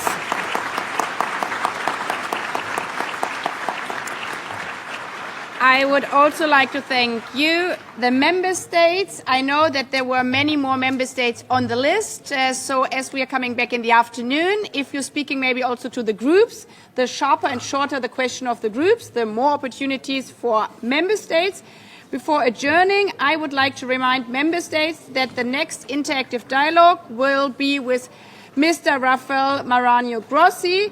It will take place this afternoon at 3 p.m. in this same chamber. I wish you all a good lunch. The meeting is adjourned. Thank you very much. Good morning. I call to order the informal meeting to conduct an interactive dialogue with Ms. Rebeca Grynspan, a candidate for the position of the United Nations Secretary General. The interactive dialogues mark a critical step in the selection and appointment process for the next Secretary General, while also coming at a pivotal moment for the United Nations. The person we select will be more than the face of this institution. Our choice will send a powerful message about who we are and whether we truly serve all 8 billion people of the world in all their diversity. The multilateral system with the United Nations at its center is under unprecedented political and financial pressure. From a deepening liquidity crisis to fundamental principles of the UN Charter being put into question. The next Secretary General will be entrusted not only with navigating these challenges, but also with advancing essential reforms to ensure the United Nations is fit for the future. At the same time, the world needs the United Nations more than ever, and it needs a Secretary General who can provide strong, principled and effective leadership across all 3 pillars: peace and security, sustainable development and human rights. These interactive dialogues, which I convene in line with General Assembly Resolution 79/327, offer a unique opportunity for candidates to present their vision for the future of this organization and for member states and civil society to ask questions and interact directly with candidates. The interactive dialogues are essential to ensuring a transparent and inclusive selection and appointment process while underlining the important role of the General Assembly. I encourage each of you to make full use of this opportunity and thank all candidates for their active participation.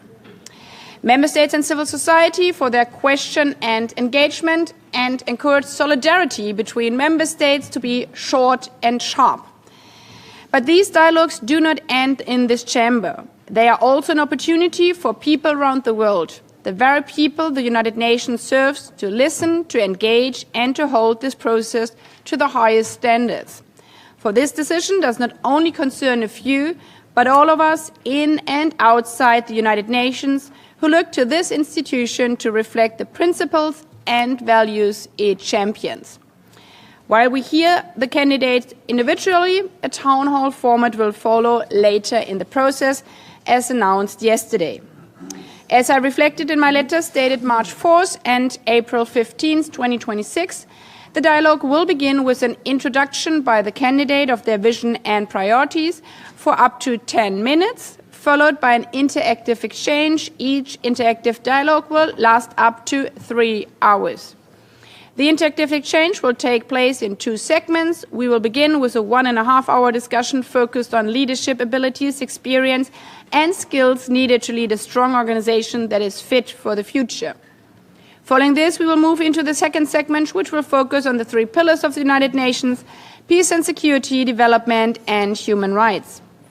In line with revitalization resolution, civil society representatives will be invited to pose questions in each of the 2 thematic segments. Before proceeding to hear the presentation of the vision of the candidates, I would like to inform members on how to inscribe to speak in the 2 thematic segments. Delegations wishing to speak can register their wish to speak by pressing the microphone button. As said yesterday, please do not press the microphone button yet. I will announce when delegation will be asked to press the microphone button at the beginning of this segment, and please, if it has turned green, don't press again. Member States speaking on behalf of a group are invited to approach a list of speakers table and will be given priority. Delegations can speak only once in each segment, whether on behalf of a group or a national capacity. In the second segment, priority will be given to delegations that did not have an opportunity to speak during the first segment. By this, I now invite Ms. Grynspan to present her vision. Please, you have the floor. Thank you, Madam President. Madam President, Excellencies, ladies and gentlemen. To stand before this Assembly is to declare faith in the Charter, in its refusal to normalize human suffering, in its defense of human dignity, and in its promise to save future generations from the scourge of war. For me, the United Nations Charter is the foundation. Peace is what made it possible for my parents, 2 refugees from the Second World War, to find respect and dignity in a small country, Costa Rica. And they rebuilt their lives. I am the daughter of this peace, a demonstration of what peace makes possible and the principles which underpin that. Because that peace is in peril. Because trust in the organization is waning. And because time is running out to restore it. I have devoted my life to public service, as Vice President of my country, as head of UN organizations, as leader of regional institutions. I believe I can lead this organization through these turbulent times. And to do so around 3 priorities: peace, reform, and future. Excellencies, I chose to step away from my UN position to seek this office. And I used that time to listen. I listened to those of you who want the United Nations back at the table of peace, where agreements are forged through dialogue and diplomacy. Armed conflicts are rising, compounded by new devastating forms of warfare. The frameworks that kept us safe from nuclear arms, from chemical and biological weapons, from the conduct of war itself, are eroding before our eyes. International law and human rights are being violated. Civilians are paying the price for wars they do not wage. Organized crime and terrorism are tearing communities apart. And across every region, I was asked the same question: where is the United Nations? Peacemaking is the purpose of this organization. It will be my first priority. If elected Secretary General, I will be a peacemaker. I will act before conflicts erupt, be the first to pick up the phone. I will travel to where the wars are. I will speak to every party. I will work with the Security Council, with the member states, and will mediate among the mediators. I will propose 10 ideas, even if they fail, and I will accept the cost of rejection and keep trying. Peacemaking takes persistence. I know. In 2022, as part of the Black Sea Initiative, I was at the table when war froze grain exports and food prices surged. I stayed at the table when governments, banks, ships, insurers hesitated. I navigated many no's until I heard a yes. The Istanbul agreements between Turkey, Ukraine, Russia, and the UN reopened the Black Sea. Grain reached people again, and the world avoided a food crisis. That is the Secretary General I intend to be. Excellencies, I also listen to those demanding this organization be more focused, more useful, more responsive, more accountable. To defend the United Nations today is to have the courage to change it. Reform for delivery will be my second priority. If elected Secretary General, I will be a reformer. I know where and when the UN delivers. I've seen the courage of UN peacekeepers, of UN staff in the front lines, where people have no food, children have no schools, women have no safety. Mais je veux aussi nos échecs. But I also Construction. After the earthquake in Haiti, I was wondering whether there was an overlapping there. I wanted them to be complementary, and I can see that we haven't met the needs of the population. We need to have a chance for a build.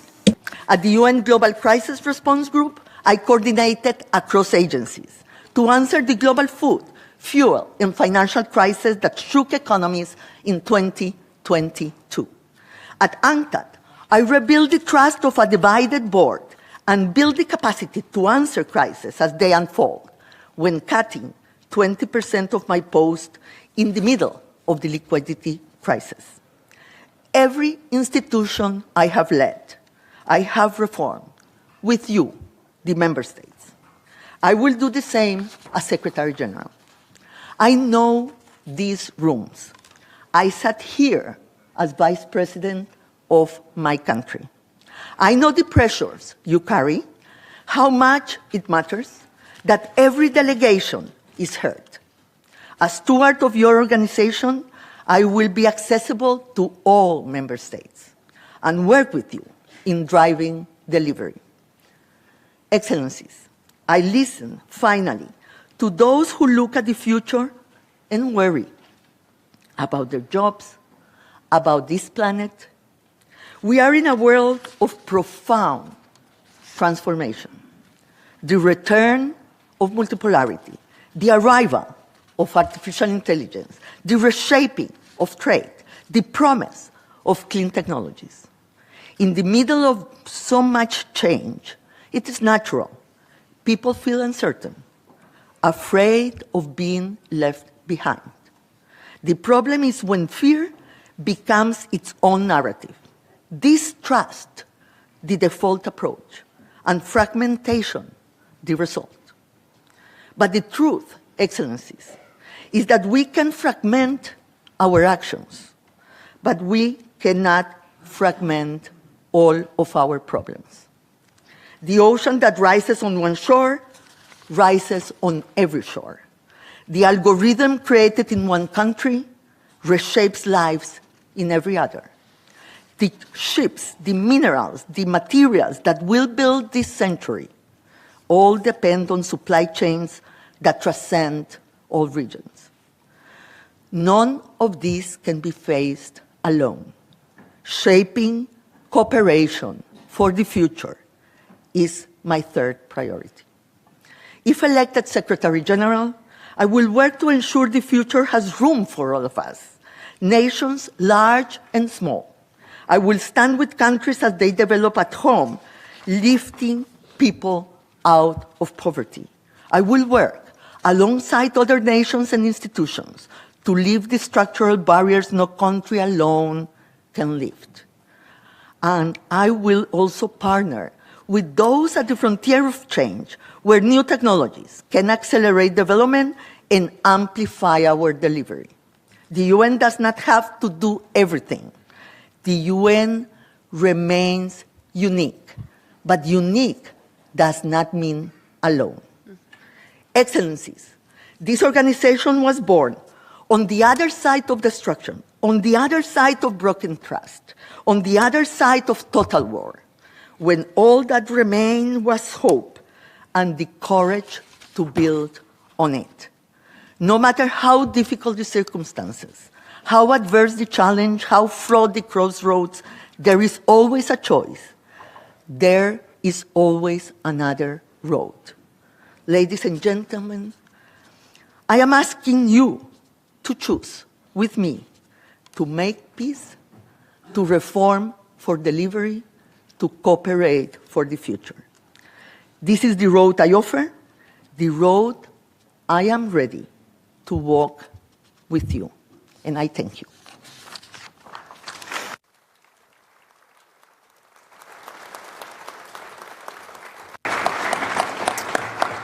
I thank Ms. Grynspan.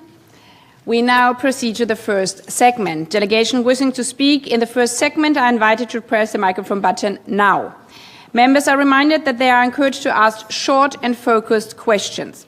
Intervention should be not more than 2 minutes for delegations speaking in national capacity and not more than 3 minutes for delegations speaking on behalf of a group of member states. Time limits will be strictly enforced by automatic microphone cutoff. A timer will be projected on the screen to assist speakers to observe the time limit. Their microphone will start blinking 30 seconds before time limit elapses. As indicated in my letter, after each intervention, the candidate will be given the floor to respond. The response should not be more than 2 minutes for question from delegations speaking in national capacity and not more than 3 minutes from delegations speaking on behalf of a group of states. I will remind candidates, I will remind you, Ms. Grynspan, of your time limit. Civil society questions will be interspersed with questions from member states. As mentioned before, we will now focus on leadership abilities, experience and skills needed to lead a strong organization that is fit for the future. As the first speaker, I now give the floor to the distinguished representative of Uruguay on behalf of the Group of 77 and China, followed by Mali and Andorra. We'd like to thank Madam Rebeca Grynspan. Attaches great importance to the selection and appointment of the Secretary General and reaffirms the need to ensure that this process remains open, transparent and inclusive in accordance with the relevant General Assembly resolutions. First, with reference to the UNCTAD initiative introduced by Secretary General Antonio Guterres, what is your assessment of the proposal and how do you believe it could advance a United Nations that is more effective, efficient and delivers greater impact on the ground? How would you ensure that any related reforms fully respect the intergovernmental nature of the United Nations, preserve the balance among its 3 pillars and do not come at the expense of development mandates or other priorities of developing countries? Second, with the 2030 deadline fast approaching, how would you ensure the full and timely implementation of the Agenda for Sustainable Development, bearing in mind the universality and indivisibility of the goals and targets, the principle of common but differentiated responsibilities, and the commitment to leave no one behind? Specifically, how do you envisage the role of the Secretary General and the UN Secretariat in advancing this objective? Third, if you were appointed as Secretary General, how would you ensure equal and fair distribution based on gender and geographical balance as prescribed by Article 101 of the Charter and the relevant General Assembly resolutions, particularly in terms of the overall increase in the representation of unrepresented and underrepresented countries, especially from developing countries, at the senior level appointments within the UN Secretariat and the broader UN system? Fourth, at a time of shrinking fiscal space, declining ODA, rising debt burdens, and widening development gaps, how would you, as Secretary General, mobilize the United Nations system to defend and advance the development pillar, accelerate implementation of the 2030 Agenda, and support financing for development in a manner fully responsive to the priorities of developing countries? Fifth, in light of the organization's persistent liquidity crisis, including warnings of a potential race to bankruptcy, what concrete measures would you, as Secretary General, undertake to promote compliance with Member States' financial obligations, ensuring that assessed contributions are paid in full, on time, and without conditions? Finally, the Group of 77 and China underscores the importance of safeguarding the full independence, impartiality, and institutional integrity of the Secretariat, while ensuring that it provides equitable and effective support to all Member States representations in the discharge of their responsibilities. I thank you. I thank the distinguished representative of Uruguay on behalf of the Group of 77 and China. Please, Ms. Grynspan, you have the floor. Thank you very much, Madam President. Thank you very much to the representative of Uruguay on behalf of the G77 and China. With respect to UNCTAD, first of all, I would say we should not waste the hard work done by all the organization and the member states. So we have to build on it, and we have to build on the UNCTAD. But let me be very clear. In the first pillar, cuts are not enough. We know that there are many organizations in the UN that have made the cuts but have not reformed. So that is still to be done. For those organizations not to be weakened, they will have to refocus. They will have to reform. They will have to think in how to be fit for purpose despite what the constraints that have already happened in Pillar 1 of the reform. In Pillar 2, with respect to the mandates, and I take into account the resolution that was passed by the General Assembly, but let's be very clear. There is something to be done by the Secretariat in terms of the interpretation of the mandate for their implementation. And I think that there, the Secretariat has to exert more discipline to avoid duplication and unhealthy competition between the organizations of the UN. If we don't do that, we will be in the same place in some years to come doing the same exercise we are doing today. And with respect to the structural reforms, we will need to take it further. Still, there is a discussion between the membership. We will respect that discussion is for the membership and the member states to take those decisions, but I think that more can be done in the structural pillar. With respect to the SDGs and the 2030 agenda, and what should we do? We are all very cognizant of that we are only 18% on track for the SDGs. And I think that the effort has to be put at the country level.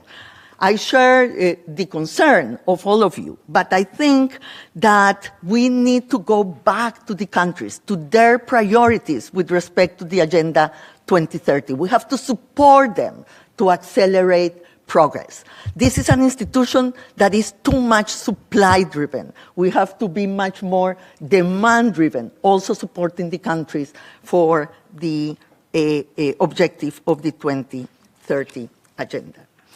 And with respect to the independence of the Secretary General, let me say that I have always been independent, but I have done that without acrimony. And I think that that's the balance.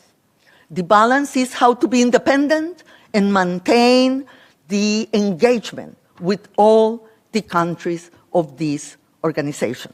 And I can do that. And lastly, with respect to the fiscal space in the development pillar and the problems and challenges that many of the developing countries are going through, I will have more time to develop these ideas as the questions come in. We have problems with the time limit, but let me say that I understand what is that the developing countries are going through. I know the problems of debt, I know the problems of financing, I know the problems of trade and investment. I will deal with this according to my knowledge and my expertise. Thank you very much. I thank you. I now give the floor to the distinguished representative of Mali on behalf of the African Group, followed by Andorra and Kyrgyzstan.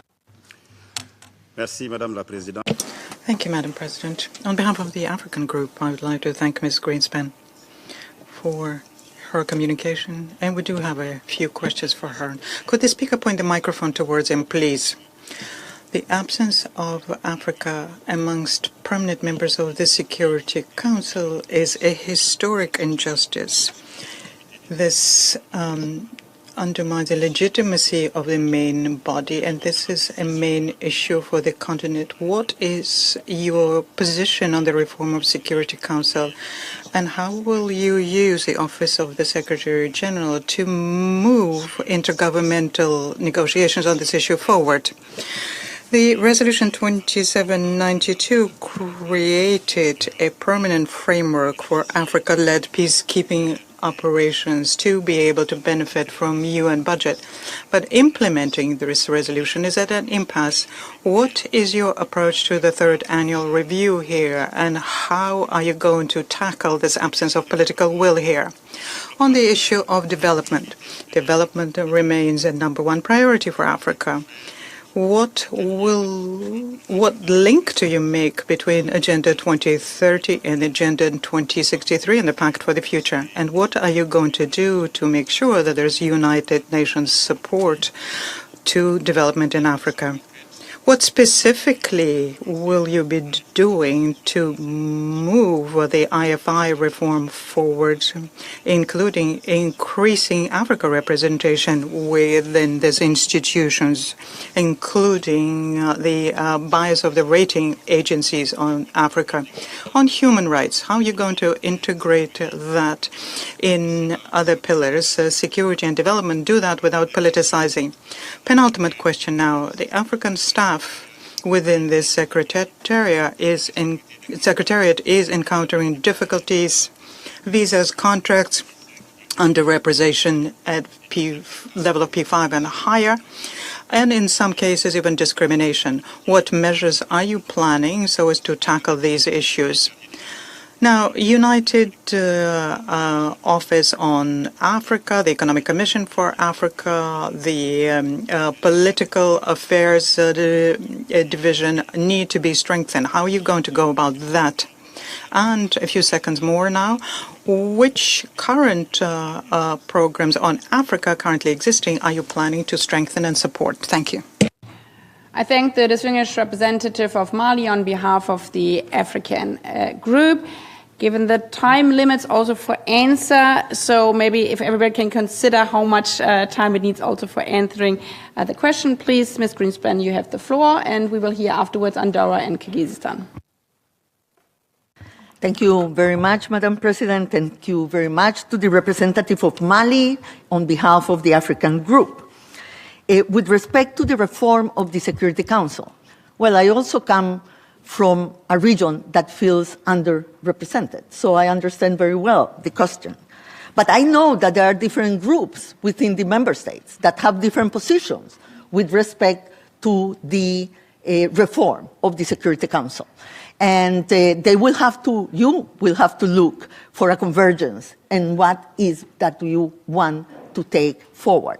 But I have said very clearly that a Security Council that reflects the world of today will carry heavier and better weight. So let me go to the peacekeeping operations in Africa. I'm very aware of the resolution, given the African Union also more deep partnership in the peacekeeping operations. And I know that resolution with respect, especially with respect to the financing, has not been implemented. And I will make, for me, a priority to look at that, because I have said the UN doesn't have the monopoly of peace, and it doesn't have the monopoly of peacekeeping. We have to partner with new actors, with new regional organizations that have the capacities that they didn't have before. The African Union is, in that sense, a very important partner for the UN, and we have to honor that partnership with our commitment.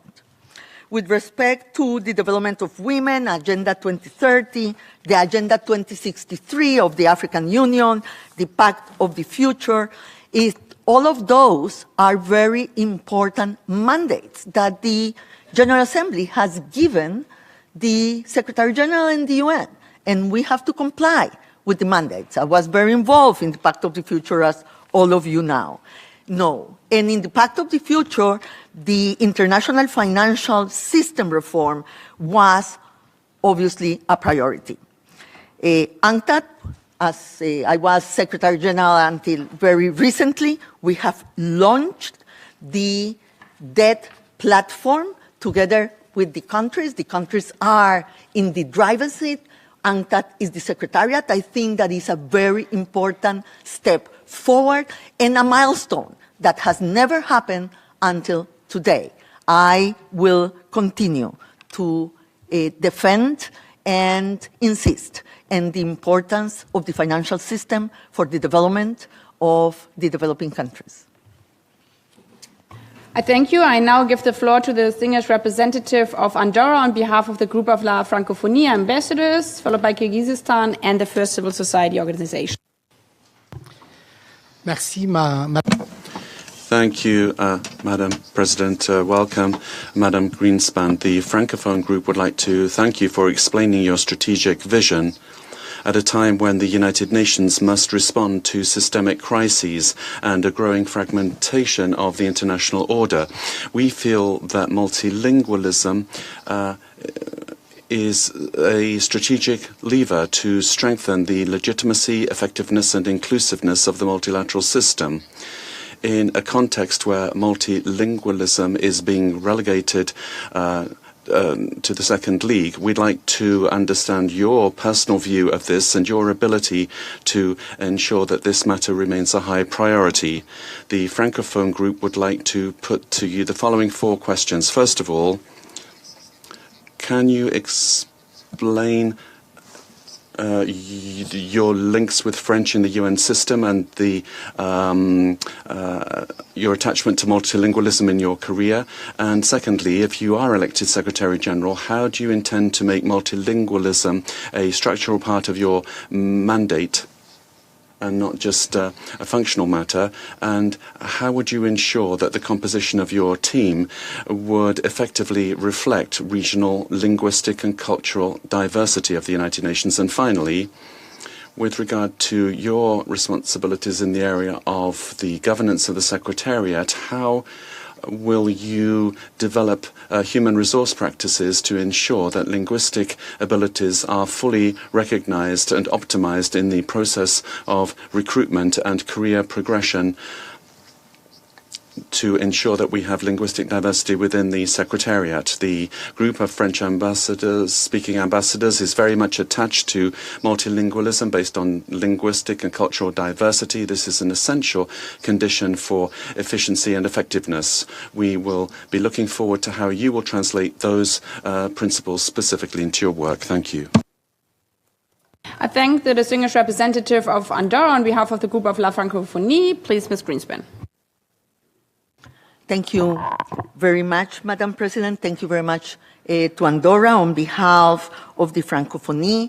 Let me say that multilingualism c'est essentiel per las Naciones Unidas. It is an essential thing for the United Nations, multilingualism. A very important step forward on multilingualism, because I have been also the head of an organization that was multilingual. And as Secretary General of the Ibero-American Summit, we had wonderful collaboration with the Francophonie, with the Commonwealth, with the CPLP, with the really multilingual and linguistic organizations. And so I will continue with that. Yo impulsé en la UNCTAD. And in UNCTAD, in addition to the official languages, I promoted us having technical documents in Swahili, Hindi, Urdu, and Portuguese. We didn't have to do that, but we knew that if we did do this, we'd be able to communicate better with very many of the peoples who were reading our documents, but in languages that perhaps they weren't that familiar with. So I will continue to strengthen multilingualism in the United Nations. With respect to ensuring the composition of my team, let me tell you the following, also related to the question of the G77 in China. The team of the Secretary General has to be plural. It has to bring languages, perspectives, different perspectives, geographical representation, but it has to be at the same time the best team possible. We cannot afford a bad team. We need the best team around the Secretary General. The Secretary General cannot do this alone. It has to have the best team possible. So We have to do both at the same time. We have to have the representation of the languages, of the geography, of the different perspective, and we have to have the best of the best around the Secretary General. I thank you. I now give the floor to the distinguished representative of Kyrgyzstan on behalf of the landlocked developing countries, followed by the civil society organization, National Alliance of Women's Organizations. Thank you, Madam President, Ms. Rebeca Grynspan. Dear colleagues, I have the honor to deliver this statement on behalf of the group of landlocked developing countries. For 32 countries and over 500 million people, development begins with a structural reality that cannot be changed, its geography. Without direct access to the sea, landlocked developing countries depend on transit through neighboring states. This result is higher trade costs, longer delays, and greater exposure to external shocks. These are not temporary constraints. They are structural conditions that continue to shape our development pathways and limit our full participation in the global economy. At the outset, allow me to thank you, Madam President, for convening this important dialogue at a critical moment for the multilateral system. Ms. Grynspan, for LLDCs, these challenges are not theoretical. They are lived realities. The adoption of the Avaza Program of Action reflects a renewal global commitment in addressing them in a comprehensive and coordinated manner. However, its success will depend not only on ambition alone, but on effective and coherent implementation across the United Nations system. In this regard, we would be interested to hear how you would ensure the full operationalization of the mandates entrusted to the Secretary General under the Programme of Action. In particular, how would you mobilize the United Nations system to deliver coordinated implementation and ensure coherence in follow-up monitoring? In conclusion, for the group of landlocked developing countries, the measure of success will not be in adoption of commitments, but in the delivery. We therefore look forward to hearing concrete, actionable proposals that demonstrate how implementation will be ensured in practice, at scale, and with impact to meaningfully advance the development prospects of LLDCs in a sustainable manner. I thank you. I thank the distinguished representative of Kyrgyzstan on behalf of the landlocked developing countries, please. Thank you very much, Madam President. Thank you very much to the representative of Kyrgyzstan and the group of on behalf of the group of LLDCs. I was in the conference of LLDCs, and we proposed and did a lot of made a lot of inputs into the program of action. So I'm very familiar with it. And I have to tell you that I have seen really a development on the LDCs that are going from thinking about landlock to land link. They will be very important for trade. And land link will be a centerpiece of that transformation. So we have to help you to overcome what you already said. That is that you have much more costs in trade, and that makes it very expensive to trade and to develop. But now you have a huge opportunity, and we have to help all the LLDCs to really go from the challenge of being landlocked to the opportunity of being land link and really overcome the main element from the geography that you refer to. And the operationalization of the mandates is not a choice for the UN. It's a responsibility. It's a mandate given by the conference. And so we have to make use of the coordination mechanisms that we have created specifically for that. And we have to incorporate those organizations that maybe don't have boots on the ground, but then that can really help with policy advice and with capacity building on the ground so we can really support the priorities of the countries themselves. Thank you. Thank you. I now give the floor to the civil society organization, National Alliance of Women's Organization, with a pre-recorded video, and I invite the Assembly to view the statement. My name is Katrina Sutherland from the UK. I am currently one of the co-chairs of the UK Civil Society Women's Alliance, established in 2011 to combat the lack of institutional mechanism in the UK. It currently allows NGOs a space to network and collaborate. We work alongside the UK government to ensure positive outcomes at the UN CSW process. We are currently following the UN80 and also this current election for Secretary General, and to that end, thank you for this opportunity to ask a question, which is, given escalating global challenges, how would you use your leadership experience to advance the UN's transformation and revitalise today's multilateral system? And how would you strengthen the UN's productive relationship with civil society to maximise impact? Thank you very much. I thank the National Alliance of Women's Organization. Please, Ms. Grynspan.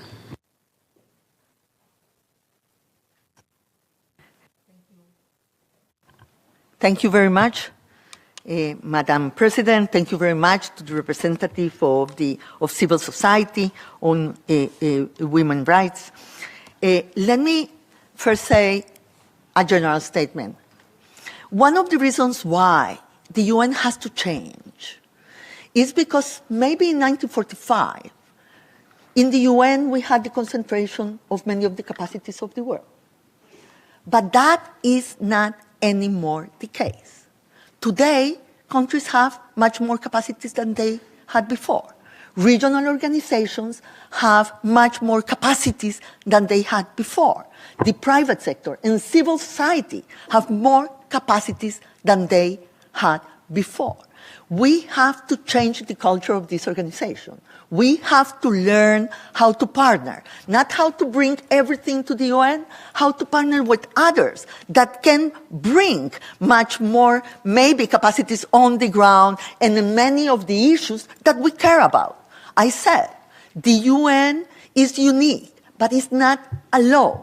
We have to partner with civil society, but also with the other actors to be able to comply with a very complex set of challenges that the globe is going through. So I will partner with civil society and with women organizations to maximize the impact. Everywhere I've been, I was able to transform my organization also from this point of view. You know, UNCTAD has, for the first time in its history, parity at the higher level of the management, for the first time. And we did that also understanding the career aspirations of the whole staff. So this is a very important issue. Women are not an afterthought. We are half of the population. We have to be thought not in our vulnerabilities, but in our capacities. We are transformers also of the reality.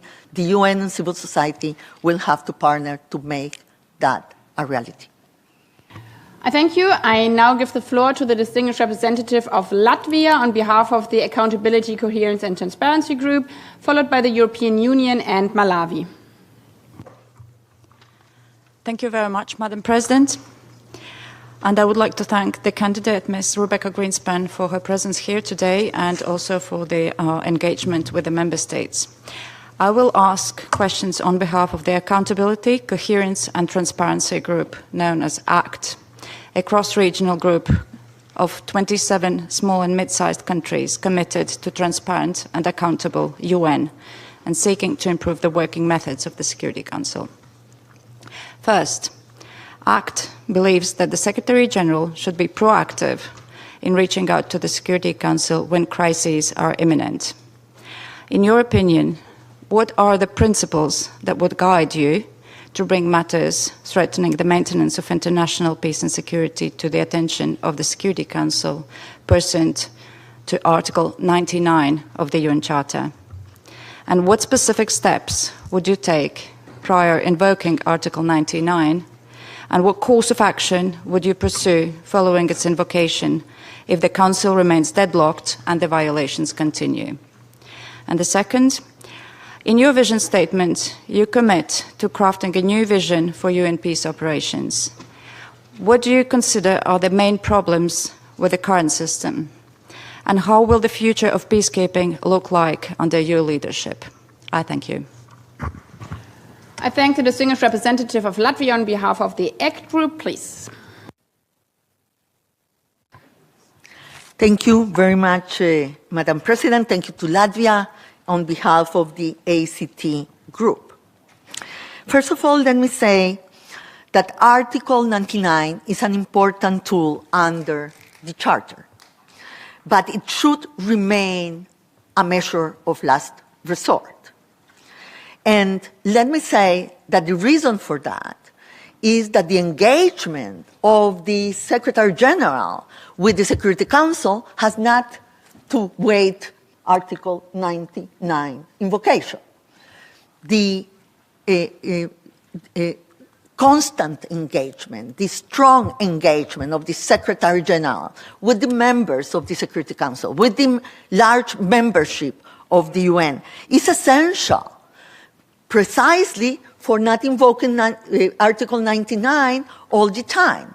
And the first thing that I will do, obviously, when I come to office, is to start a permanent and constant engagement with the membership and with the Security Council members. So there is dialogue even if there is deadlock. It can be deadlock, but it doesn't have to stop the dialogue. The job of the Secretary General is precisely to open spaces in very polarized and divergent interests to look for the convergence, to look for the spaces where we can agree. We don't have to agree on everything, to agree on something that is important for the world and for millions of people. The engagement with the Security Council is essential in the job of the Secretary General, and I even think really that while the standard practice of the SGs is to read statements in the Security Council session, and it's not a standard practice for the SG to attend the informal council consultations. Maybe at the beginning of my tenure, if I am elected Secretary General by you, I would change that and make a greater effort to attend even the Council's informal consultations, to speak more candidly about ongoing situations and threat to international peace and security. So a real priority, but still Article 99 has to be thought very thoroughly when it is used, so not to diminish the importance of the instrument when real emergencies arise. I thank you. I now give the floor to the distinguished representative of the European Union on behalf of the EU and its member states. Thank you, Madam President, and a warm welcome to Ms. Grynspan. The European Union and its member states are leading political, financial, and operational supporters of the United Nations and multilateralism, ensuring that the UN can continue to deliver, especially in these critical times. As such, we are deeply invested in the UN Charter, international law, and the UN's success on the ground. We fully expect to be working closely with the Secretary General who shares these values and principles, who can match action with principle, and who has a clear appreciation of the European Union's role in the UN system. At this moment, indeed, the UN needs a Secretary General that is fully prepared to defend and promote with equal vigor all three UN pillars and full respect for the UN Charter and international law. Yesterday, we had a chance to ask candidates about the development pillar and also UN reform. Today, we'll ask about human rights and peace and security. Now, on peace and security, we actively advance, as Europeans, the implementation of key UN mandates through our security and defense missions around the world, whether it's IRINI or ASPIDES, or whether it is in supporting peacekeeping in Somalia or in Lebanon, or through massive humanitarian aid around the world. But nevertheless, The peace and security pillar is being challenged, and the UN's role in it is being challenged. So I'd like to ask on that, Ms. Grynspan, can you mention concretely a major conflict today that you believe you could apply the principles you described, that you could prioritize through mediation steps and other concrete actions to help bring an end to it? On human rights, the European Union remains firmly committed to the universality and indivisibility, while noting with concern that only 1% of the UN system spending is dedicated to human rights mandates at a time human rights are increasingly under attack. Only 1%. So, in that context, may I ask you, from your experience, can you offer a concrete example where the protection of human rights has boosted sustainable development or peace and security, or one where the violation of human rights has regressed sustainable development or peace and security? Can I also ask you, as Secretary General, what will you do to protect the funding of the human rights pillar? Equal cuts to 1% and to 40% clearly result in a catastrophe for the 1%. Is there a plan for you to protect that funding? Thank you. I thank the distinguished representative of the European Union on behalf of the EU and its member states. Please, Ms. Grynspan. Thank you very much to the Madam President and to the representative of the European Union for a very important question. First of all, the peace and security pillar, and that gives me the possibility to answer a part of the Latvia question that I didn't answer. That is that peace operations has many tools. It's not only peacekeeping, but peacekeeping is a very important part of the peace operation box tool of the UN. And I really believe that in many of the cases, peacekeeping operations have been mandated with a Christmas tree. They have to spread too thin, and then they have to not the resources and not the capacities to do everything at the same time. And we don't hear the field. The field comes and tells us, we can do ABC now, but we cannot do the whole alphabet. And we go and push them to do everything at the same time. So I think that we need clearer mandates for the peacekeeping operations. We need to hear the field, and the headquarters cannot be a wall between the field and the member states. We have to be truthful. We have to give the information that is coming from the field. We have to hear them to really be more effective on the ground and more realistic in what we are asking them to do. And peacekeeping have a mandate to protect human rights and to protect the civilian population. So I believe also, like you, in the universality and indivisibility of the human rights pillar and in the 3 pillars of the UN that are mandated in Article 1 of the Charter. The Charter is not a menu, it's a package. And that means that we have to comply with the principles and the mandates that are coming from the Charter and for all the countries to be able to comply with those principles and mandates. And I do believe that when the human rights starts to be violated, when you follow that, you realize that is many times like the start point of a full conflict development. So early warning with respect to what is happening on human rights could be a very important tool for early warning and early engagement for prevention for a full-scale conflict not to develop. So a very important part of preventive diplomacy indeed. Thank you. I now give the floor to the distinguished representative of Malawi on behalf of the least developed countries, followed by the Solomon Islands and the next civil society organization. Thank you, PGA. Ms. Grynspan, Excellencies, I have the honor to speak on behalf of the group of least developed countries.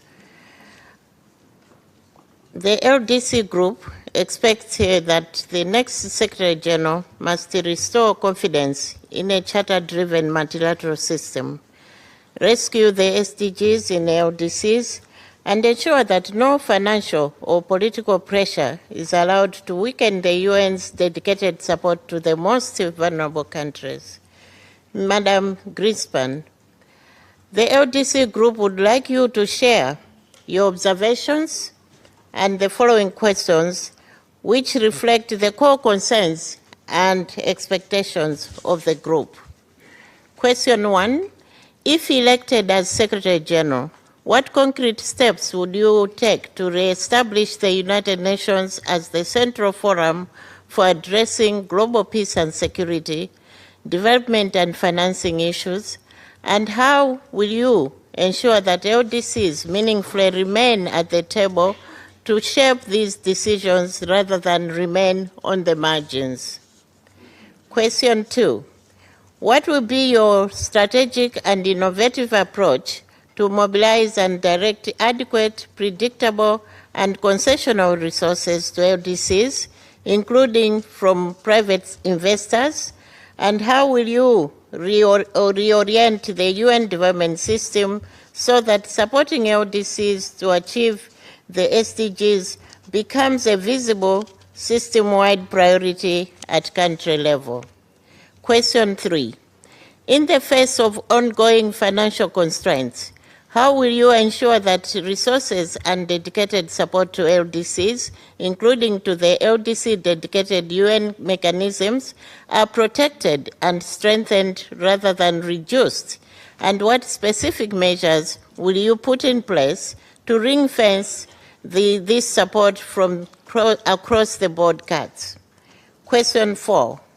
As the UN faces unprecedented challenges from within and outside, what strategic approach will you undertake to reinvigorate the UN development pillar to deliver transformative system-wide support for LDCs, ensuring that the promise of the UN Charter translates into tangible, lasting progress for those furthest behind?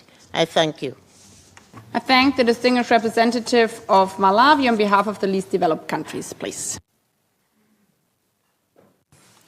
Thank you very much, Madam President, and thank you to the representative of Malawi on behalf of the LDCs. Let me first say that I believe that the UNCTAD or any reform in the future of the UN system should not weaken the support and the presence of the UN in the most vulnerable countries. And that is a principle that all of us will have to protect.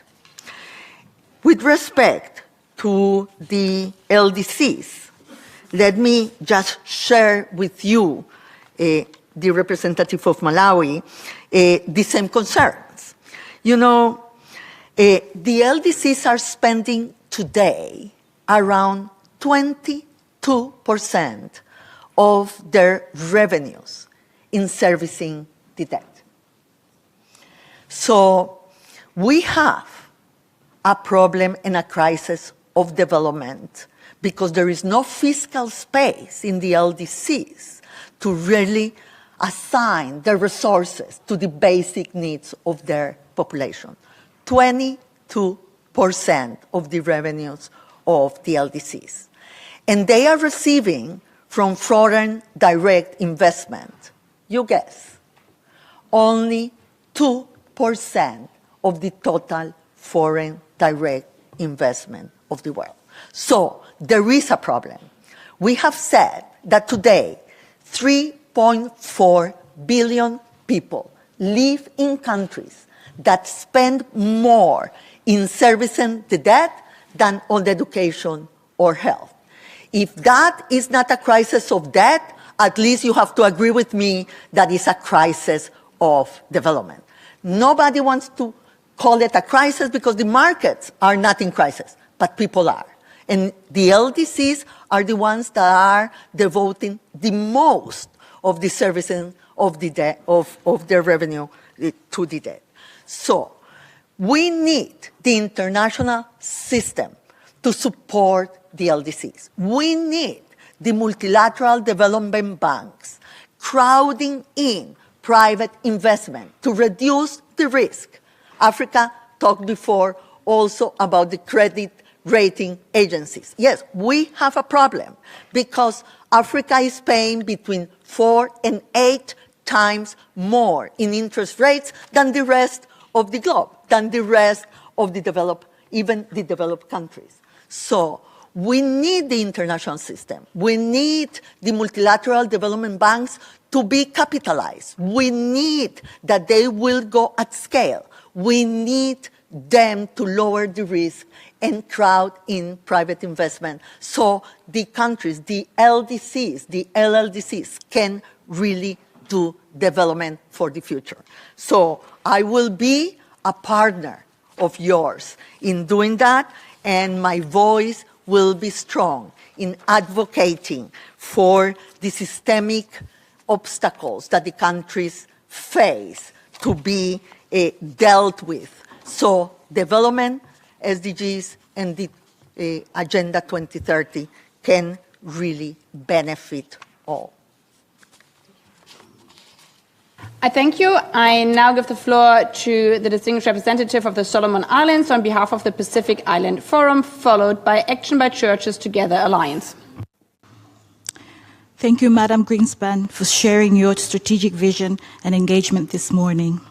I have the honor to address you today on behalf of the members of the Pacific Forum represented with a presence in New York.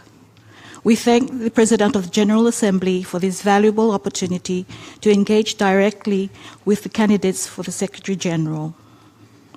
The Pacific region faces many challenges, some shared by members across this Assembly, others unique to our region. But no challenge is more pressing than climate change, which will disproportionately imperil lives, livelihoods, security, and the well-being of Pacific people. Secretary General Guterres' visit to our region helped him to appreciate the gravity of this threat and to mobilize international attention. It also allowed him to appreciate the region's leadership and to hear firsthand from our communities on the work they are doing to bolster resilience. During his visit to Tonga for the Pacific Islands Forum Leaders Summit in 2024, the Secretary General described the Pacific region as, and I quote, a beacon of solidarity and strength, environmental stewardship and peace, end of quote. The Pacific and the UN have a long history of collaboration, and we want to ensure that this partnership continues and is prioritized under UN's new leadership. We have 2 questions for all candidates. First, how would you use the Office of the Secretary General to draw attention and to mobilize action to address the unique vulnerabilities of all small island developing states, including Pacific Seas, in particular, the impacts of climate change? Second, the UN is often pulled towards crisis that dominates headlines, as realities unfold more slowly with irreversible consequences. How will you balance urgent conflicts with existential threats such as impacts of climate change? What criteria will guide your decision where attention and political capital will be directed to? I thank you.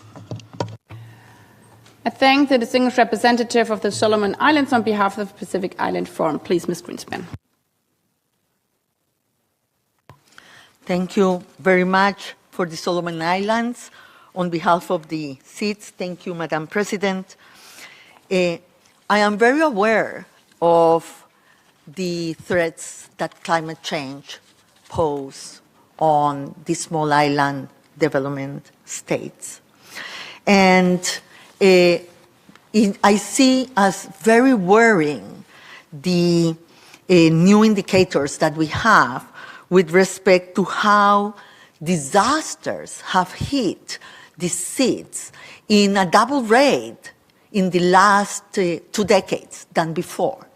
So the seas are experiencing an extreme weather impact on their economies, on their people, and on their possibilities of resilience and sustainability. So we have said also that the financing of climate change cannot go only to mitigation, but it has to go to adaptation. We need to support the countries to adapt to the already impacts that we are seeing because of climate change. But also there are other things that are really impacting the small island developing states. You know that when costs of trade transactions, of freight, go up, the small island developing states see that impact 4 times more than the rest of the world. What is happening today in the choke points of maritime trade is affecting already the small island developing states for something that they have nothing to do with.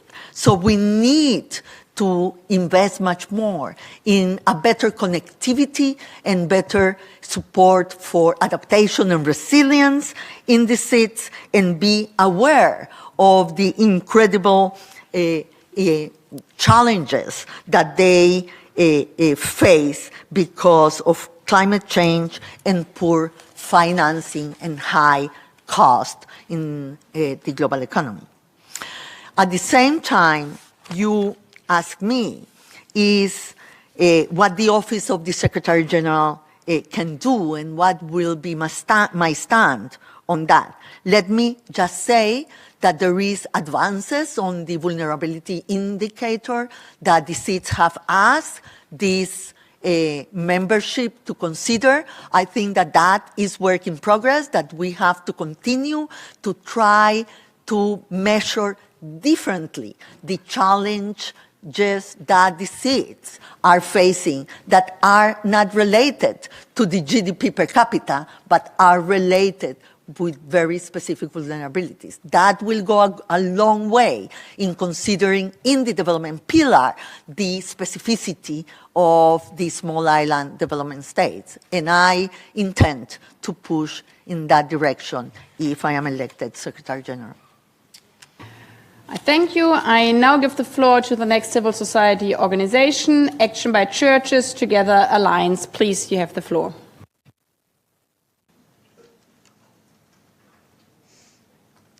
Thank you, Madam President. I speak on behalf of ACT Alliance, a faith and rights-based coalition working around the world on humanitarian action, sustainable development, and advocacy. Our question is the following. In a time in which credibility, independence, and effectiveness of the United Nations are called into question, what actions should the Secretary General take to promote the organization's ability to ensure member states' accountability, prevent and mediate international disputes, ensure the universal application of human rights, and fight back against the politicization of humanitarian aid? In other words, what concrete steps can the Secretary General take to restore the organization's relevance as the global actor mandated to save humankind from the scourge of war, secure equal rights of all peoples and nations, and promote social progress? I thank the distinguished representative of the civil society. Please, Ms. Grynspan, you have the floor. Afterwards, Singapore and Egypt. Thank you very much, Madam President. Thank you very much to the representative of civil society. Let me first take the floor with respect to the politicization of humanitarian aid. I think that you are absolutely right. We fought for so long for the humanitarian space to be free of politics, because all people of the world has to be protected in their human rights and in their basic needs. And that's really the basis of humanitarian action. And we have seen, I have to admit, we have seen the politicization of the humanitarian space. So I count on the membership of the General Assembly, I count on civil society to push back on this trend. We need to push back on the politicization of humanitarian aid. Everybody that is in peril and that needs food and shelter, we should not discriminate with respect to the basic needs of people. So let's do this together. Let's push hard again on a basic principle of humanitarian action, that is to not allow for the politicization of the humanitarian space. What actions should be taken by the Secretary General? Obviously, to strengthen the humanitarian actions on the field and to make sure that there is no bias, no discrimination, no politicization, and total independence of the actions of the humanitarian organizations in the UN. And I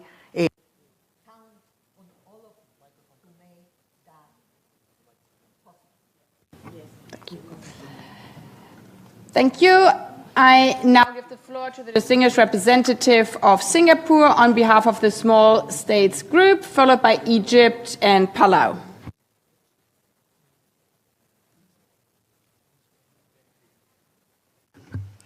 Thank you very much, Madam President, and a very warm welcome to Ms. Grynspan. I have the honor indeed to deliver this statement on behalf of the Small States Group, which is a cross-regional grouping of small states comprising both developed and developing countries. More than 50 small states have aligned with this statement, and the full list of countries will be made available after this meeting. Ms. Grynspan, as someone who comes from a small state yourself, I know very well, and you know very well, that we are all living in a volatile and dangerous period in international relations, characterized by geopolitical tension and conflict. And for small states who constitute the vast majority of the UN's membership, an effective multilateral system founded on the principles of the UN Charter and international law is not an option, but an existential necessity. The next Secretary General will play a critical role, not only in defending the UN Charter, but also in reinvigorating and reshaping the role and relevance of the United Nations. We look to the Secretary General to safeguard the interests of all member states, especially the interests of the smallest, weakest, and most vulnerable members of the UN. We do not want a world of might is right, where international law and the sovereign and territorial integrity of small states are violated with impunity. The members of the Small States Group stand ready to work with the next Secretary General and all member states to strengthen the role of the UN and to defend international law and multilateralism. In the interest of brevity, I'll go directly to the questions now. Ms. Grynspan, firstly, what steps will you take to strengthen the role of the General Assembly, especially at a time when the Security Council has been unable to take decisive action? And a related question, how will you support and strengthen the office of the President of the General Assembly? Secondly, the SDGs and the Pact for the Future are landmark outcome documents. They provide a roadmap for global action and partnership, and you did refer to them in your opening remarks. But we'd like to know how you intend to accelerate the implementation of the SDGs and the Pact for the Future. Thirdly, we all know that we are at a critical moment when public perception of the UN seems to have become critical and even cynical in many countries around the world. How do you plan to galvanize support for the work of the UN, especially among younger people who represent the future in all our societies? Thank you. I thank the distinguished representative of Singapore on behalf of the Small States Group. Ms. Grynspan. Thank you very much, Madam President. Thank you very much to Singapore for the questions. And as you said and started by saying, I come from a small country. I know exactly what we are talking about, what are the challenges, and what is the importance of hearing the big and the small in the concert of the UN. And it's very important to consider, obviously, the voice of the small countries in the present especially in the present circumstances, because our resilience comes from our interdependence.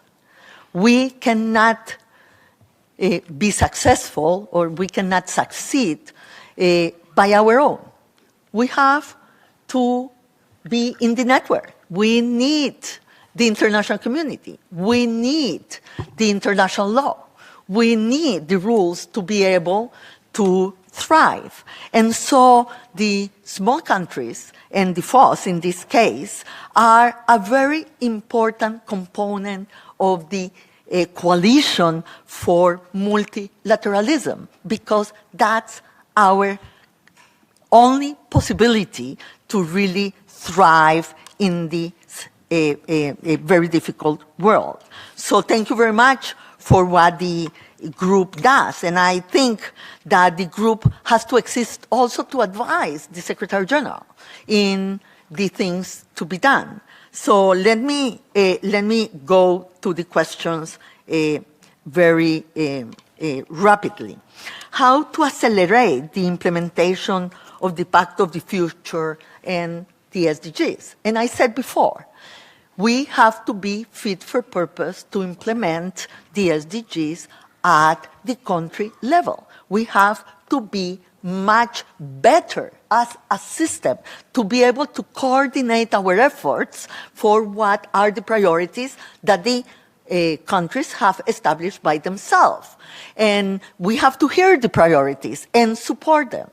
I said also that we are too much, many times, supply-driven instead of demand-driven by the needs of the countries of our support. When I was vice president, I was in charge of the cooperation, international cooperation, and many times I felt that what I needed was not offered, what was offered, I didn't need.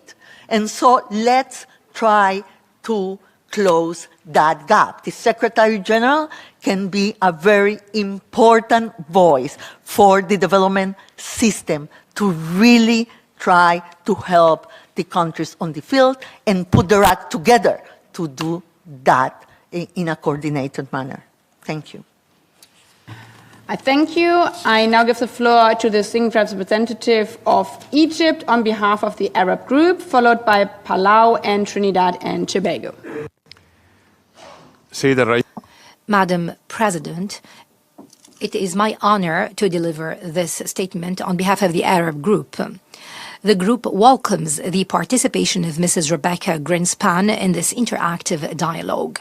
The Arab group stresses its willingness to constructively cooperate with the next Secretary General to support the role of the UN and promote its ability to counter current international challenges and promote the principles of UN Charter ensuring international peace and security and sustainable development. The group would like to ask the following questions to Mrs. Grynspan. First, how do you perceive the role of the Secretary General in promoting the role of the UN and its the complementary of its effort towards the Palestinian question so that we ensure the implementation of all resolutions and decisions and ensure a just and sustainable peace in the region? Second, and linked to the supporting humanitarian action and the role of the UN, how do you see the promotion of the implementation of international law and its provisions, especially in the area of humanitarian action, supporting different UN agencies, especially UNRWA, so that it can undertake its mandate at times that are not very welcoming in the occupied Palestinian territory? In my national capacity. What specific reforms would you implement to address the chronic liquidity crisis and mounting arrears the UN suffers from, and to ensure financial sustainability and accountability without undermining core mandates? And thank you. I thank the distinguished representative of Egypt on behalf of the Arab group.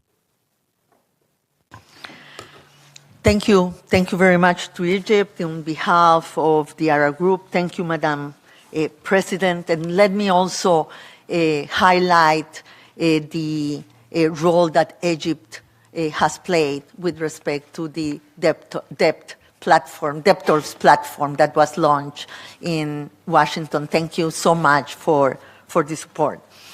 And let me start by saying that we have to support the full implementation of Resolution 2803 of the Security Council, and really do whatever is in our hand to support the ceasefire to hold and the UN humanitarian agencies to have unrestricted access to Gaza. And let's hope that we can pave the path for a permanent solution according to the GA and Security Council resolutions for Israel and Palestine to live in peace and security. We need to support this path for the future. All members of the UN have to comply with international law that give clear responsibilities to member states. I said we need to push back on any politicization of humanitarian aid. It cannot be used as a weapon. So let me go to the second question, to your third question with respect to the reform for the liquidity crisis to ensure financial accountability and not hurt the mandates that are coming from member states. Let me first say, because I haven't before, that my political career started in the Ministry of Finance. So I have dealt with complex budgets in my life and with difficult decisions. When I came to the Ministry of Finance, we were in the debt crisis of my country. We were in what was later called the lost decade of Latin America. So I have dealt with financial issues all my life. I've been in my country dealing with financial issues. When I was the associate administrator of UNDP, I was in charge of the operational group. It was an organization of $4 billion at that time, not fully funded also. So I know the complexities of the budget. I understand the numbers. Believe me, the first thing I will do if I am elected Secretary General is to ask for the numbers they want, to be able to drive the organization based on reality. I am not a voluntarist. I am a strategist. And so this is about strategy. It's not about will. We all want to solve this problem by decree. We cannot. We have to engage, we have to convince, we have to deliver, and for that we need to reverse the trend in which we are, but we cannot do that without the help of member states, because also there has to be a space for action of the Secretary General with respect to the financial rules of the organization. It's in your hands, you will have to take that decision, but it will be very helpful to support a transition period to a more prosperous UN, also from the resource point of view. Thank you. I thank you. I now give the floor to the distinguished representative of Palau on behalf of the Alliance of Small Island States, followed by Trinidad and Tobago and Indonesia. Thank you, Madam President, for convening this important dialogue. And I also wish to thank Ms. Grynspan for your interaction with us today. I have the honor to speak on behalf of the 39 members of the Alliance of Small Island States. As a group of countries in special situations, the credibility of the United Nations lies in its ability to respond to the unique circumstances of SIDS, correct longstanding inequities, and deliver results for the most vulnerable. In this regard, allow me to pose the following questions. Number one, how will you as Secretary General ensure that the UN system is more accessible, better coordinated, and tailored to the unique vulnerabilities of SIDS to better and more meaningfully support the full implementation of the Antigua and Barbuda Agenda for SIDS? And number two, what specific measures will you take to improve on the underrepresentation of SIDS within the UN Secretariat, especially at senior leadership levels? And how will you strengthen pathways for SIDS nationals to shape decision-making across the UN? Thank you. I thank the distinguished representative of Palau on behalf of SIDS, please. Yeah, thank you very much to Palau and to the representative of Palau on behalf of the seat. Thank you very much, Madam President. As I said, I understand very well the unique circumstances of the seats. Coming from a small country, I also have a lot of empathy for the things that you are going through. I know that some seats have lost territory because of climate change in the last year. As I said, you are now doubly impacted by the phenomena of natural disasters, and we need to operationalize the index for vulnerability and try to see how we can use it much better for the needs of the seats. It's not only an indicator for an intellectual exercise. What we want is that to impact and to shape decision-making within the organizations. And let me say that I have also the experience from UNCTAD. We developed the first strategy for seats that UNCTAD has ever had.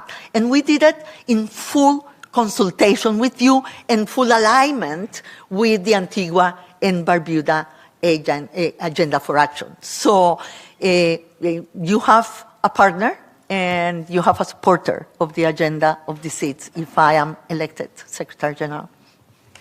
I thank you. I now give the floor to the distinguished representative of Trinidad and Tobago on behalf of the Caribbean community. Thank you, Madam President. I speak on behalf of the 14 member states of the Caribbean community. And let me say thank you very much to Ms. Grynspan for offering herself to the international community and for her service thus far.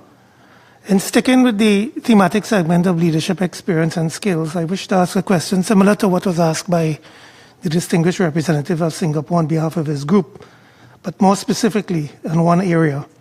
In an era marked by growing polarization, unilateralism, and skepticism toward international institutions, what role do you see, Ms. Grynspan, for the Secretary General in rebuilding trust in multilateralism, particularly among younger generations and communities who feel marginalized or left behind by global processes?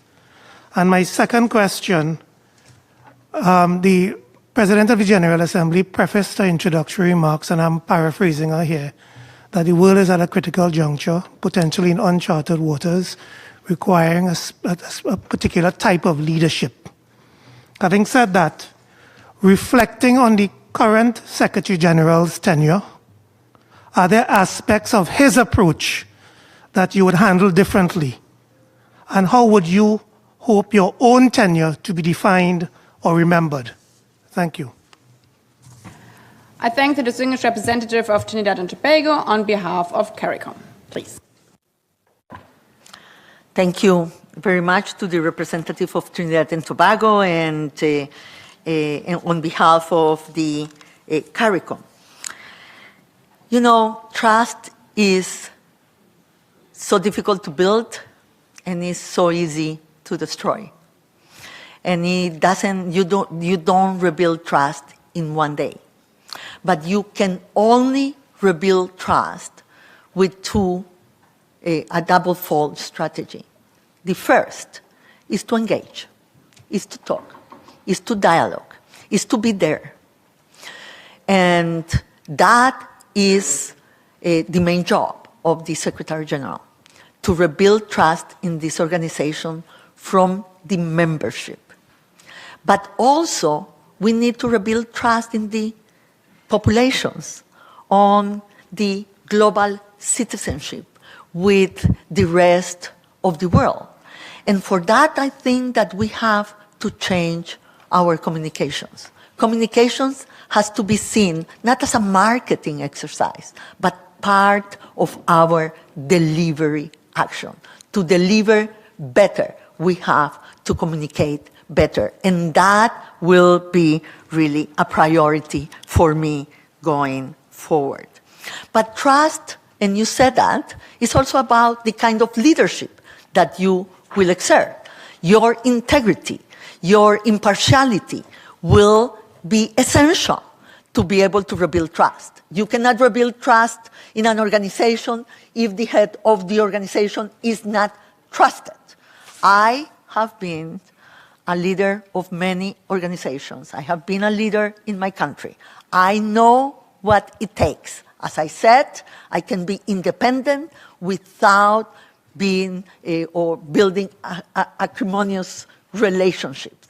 We have to be engaged with everybody, but we have to maintain the principles and the moral voice of the organization. And you cannot build trust if you don't have that. So let's do this together. It's not only for the Secretary General to do it, but I can assure you that my type of leadership is being tough, being clear of what has to be done, but also to listen and to engage with the membership, to do a collective action to rebuild trust in the multilateral system, that it will be essential for also solving the other problems of the international system, that is the financial crisis, the political crisis, and the operational crisis that we are going through. I thank you. I now give the floor to the distinguished speaker of Indonesia on behalf of the UNCTAD Global Group, followed by Uganda and Timor-Leste. Thank you, Madam President, and also thank you, Ms. Grynspan, for sharing your vision for the future of the United Nations. I will ask the following question on behalf of the UNCTAD Global Group, a cross-regional group comprising of Barbados, Jordan, Kenya, Mexico, New Zealand, Norway, Senegal, Singapore, and my own country, Indonesia. Excellency, if elected as the next Secretary General, what will you do to meaningfully restore trust between the Secretariat and Member States, the Executive Office of Secretary General, and the rest of the system, and global confidence in the UN?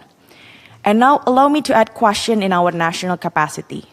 We take note of your emphasis on restoring confidence in the UN, peacemaking, advancing UN reform, as well as strengthening cooperation for the future. At a time when multilateralism is facing increasing fragmentation, the role of Secretary General is more critical than ever. The Secretary General must serve as a moral leader and bridge builder. In this regard, Indonesia would like to pose the following questions. If you are elected as the UN Secretary General, what are your quick wins or concrete plans for the first 100 days? And lastly, what is your vision for the role of the youth? How do you envision strengthening meaningful youth participation in shaping global norms and contributing to forward-looking and future-ready multilateral solutions? We look forward to your insights. Thank you. I thank the distinguished representative of Indonesia on behalf of UNCTAD Global Group. Please, Ms. Grynspan. Thank you very much, Madam President. Thank you very much to Indonesia on behalf of the group. What are my concrete plans to rebuild trust? I have answered that question before. I will agree with you that we need to restore trust. I don't know if it's trust only between the Secretariat and the membership. I think that is also trust within the membership of the UN that has to be restored. And the Secretary General has to engage, has to dialogue, has to be there, has to be present, has to talk, and has to bridge. We understand that we are in an organization where there are very many conflicting interests. The Secretary General has to create the space for a convergence of those interests in things that can be very important for the rest of the world. And that is the main job of the Secretary General, no doubt. Now, what I will do from the beginning to refocus on the good offices of the Secretary General. And so let me say that, as I did in my opening speech, that we need to go back at the table where the crises are, where the discussions are being held, where peace is being forged. We have to be there not only for presence, but to forge agreements. And I think that the Office of the Secretary General should be restructured for that purpose. Today, we don't have an Office of the Secretary General that really have the capacities to do mediation as we want that to happen. There is no way that we can do mediation in a bureaucratic pyramidal structure.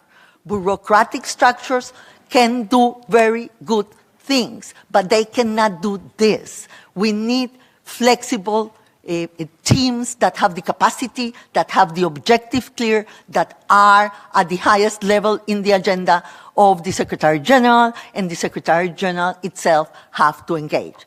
The first thing I will do is to restructure the Office of the Secretary General to be fit for purpose for the priorities that we have set and that I have set in my vision statement in, obviously, contact and dialogue with the membership. I thank you. As 1.5 hours have already passed again, while there's still interest to speak on the first segment, I would like to invite member states and groups to focus on the second segment as well, if not done so yet, on the 3 pillars of the United Nations: peace and security, development, and human rights. Next speaker on the list is the distinguished representative of Uganda on behalf of the Non-Aligned Movement, followed by Timor-Leste and Austria. Madam President, I speak on behalf of the 121 member states of the Non-Aligned Movement. We welcome the holding of this informal dialogue to exchange views with the candidates of the Secretary General. I have a few questions from the Non-Aligned Movement. Number 1, the Declaration on the Right to Development was adopted in 1986 by the UN. What is your position on the right to development, and how would you advance its implementation within the United Nations system? Number 2, how do you assess the impact of unilateral coercive measures on the ability of affected developing countries to achieve sustainable development goals and fully implement the 2030 agenda? What concrete actions would you promote in your capacity as Secretary General to strengthen the role of the United Nations in opposing such illegal measures that violate the UN Charter, particularly urging their elimination and promoting mechanisms that prevent their application? Number 3, the Non-Aligned Movement reaffirms it is the leading role of the United Nations in promoting multilateralism and international cooperation, which are essential for addressing global challenges that impact the member states of the movement. In this context, what concrete measures would you propose to further strengthen multilateralism and international cooperation in light of their current erosion, resulting inter alia from non-compliance with the international obligations? Related to that, how would you promote a more inclusive global governance and ensure the effective consideration of the needs and priorities of developing countries, particularly the Global South? I thank you. I thank the distinguished representative of Uganda on behalf of the Non-Aligned Movement. Please. Yeah, in the first place, well, thank you very much, Madam President. Thank you very much to the representative of Uganda. I representing the Non-Aligned Movement. And I understand that the 1986 resolution given development pillar a central role in the organization of the UN, And obviously, coming from the development pillar myself, I am very aware of it, and I will take all the measures to comply with the resolution and the mandate of the General Assembly. With respect to the sanctions regime, I really think that all sanctions regime has to consider the impact on the population, and especially the humanitarian impact on the population. Even in the sanctions that are imposed by the Security Council, that are legal sanctions, there is a resolution precisely giving OCHA the role to report on non-desired impacts on the population on humanitarian issues. So on that, the position has to be very clear. We should not pursue or allow for an impact on the civil population of the countries with the sanctions regime in the framework of humanitarian law. And with respect to the non-compliance with obligations, I have said there is not a law for some and not a law for others. The law has to be applied for everybody. And the responsibility of the memberships and of the countries is to comply with international law. And there is no double standards here. And we should not have any double standards in the UN and in the behavior of the Secretary General. And with respect to more inclusive a more inclusive UN, it gives me the opportunity to say also to others that I didn't have the time to answer, that the underrepresentation and non-representation of so many countries in the staff composition of the UN is of concern. We have like 30 countries that don't have representation, that are underrepresented, and around 20 that are not represented at all. So that has to be of concern for the next Secretary General, and we need to do much more in our talent management to really face that problem. I thank you. I now give the floor to the distinguished representative of Timor-Leste on behalf of the Committee of the Portuguese-speaking countries, followed by Austria and South Africa. Excellency, Madam President, Excellency, Madam Grynspan, thank you for your briefing. I have the honor of speaking on behalf of the community of Portuguese-speaking countries and also on my national capacity. The CPLP, Madam, spans 4 continents and is home to over 280 million people, united by a common language, shared heritage, and strong cultural ties. We are also connected by the ocean, which is central to our economies, our cultures, and our future. In this context, we would welcome your views on the following. How would you position the ocean within the United Nations agenda and advance concrete action in areas such as the implementation of BBNG agreement, combating illegal, unreported, and unregulated fishing, and mobilizing financing for a sustainable blue economy? Now I'll speak on my national capacity. Amid the continued decline in official development assistance, small and vulnerable economies are being asked to take on ever-growing responsibilities with far fewer resources. At the same time, we live in a global system where economic dependency is reproduced and where structural gaps, especially in market access, continues to determine development outcomes. Madam, what concrete measures will you take to ensure that small economies like Timor-Leste, with limited access to markets and constrained productive capacity, are not left behind? Specifically, how will you strengthen global solidarity, expand equitable financing, and support domestic resource mobilization so that these countries can participate meaningfully in the global economy rather than remain dependent on external shocks and unequal structures? I thank you. I thank the distinguished representative of Timor-Leste on behalf of the Committee of the Portuguese-speaking countries. Please. Thank you very much, Madam President. Thank you very much to Timor-Leste in representation of the CPLP. Let me first say that the blue economy is so important for so many countries. We have many countries that are bigger with respect to the ocean than to the land. My country, for example, is an example of that.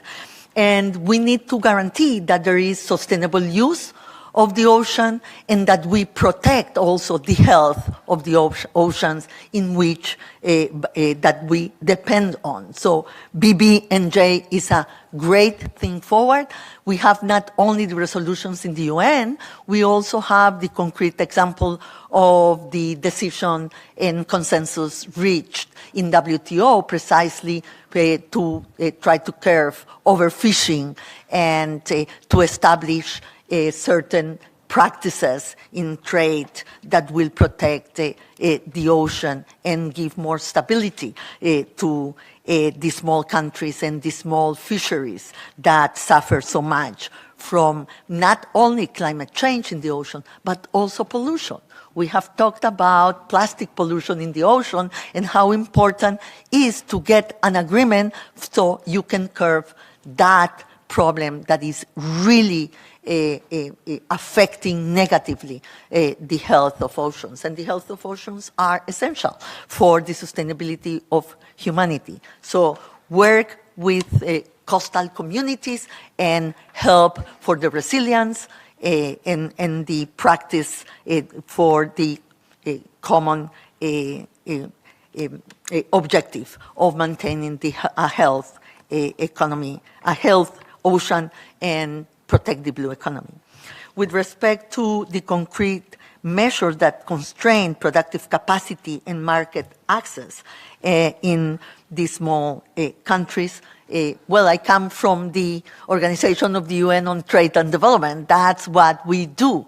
Let me say that there is a link between trade and the mobilization of national resources. When we digitalize customs. We digitalize customs in more than 100 countries. When we do that, then revenues go up. In some countries, 70% up. There is no tax reform that will give you that type of revenue. So let's continue supporting trade facilitation in the countries. Trade is essential. And I referred already to the financial part of it. But trade continues to be essential for the small countries for their development and for their possibilities of growth.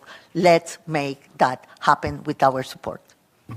I thank you. I now give the floor to the distinguished representative of Austria on behalf of the Group of Friends on the Rule of Law, followed by South Africa and the next civil society organization. Thank you, Madam President, and thank you, Madam Rebeca Grynspan, and thank you for going strong after almost 2 hours, bearing with us.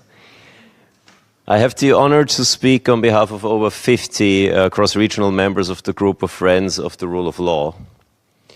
In recent years, we have witnessed breaches of even the most fundamental provisions of the UN Charter, including the obligation of all member states to refrain in their international relations from the threat or use of force, as well as mass atrocities committed at large scale in grave breach of international law. All this paired with the failure of the Security Council to take adequate action in response. So now my 2 questions on behalf of the Group of Friends. What concrete, proactive and preventive measures would you personally pursue if elected Secretary General to strengthen the rule of law and prevent breaches by member states of the Charter's principles and of international law?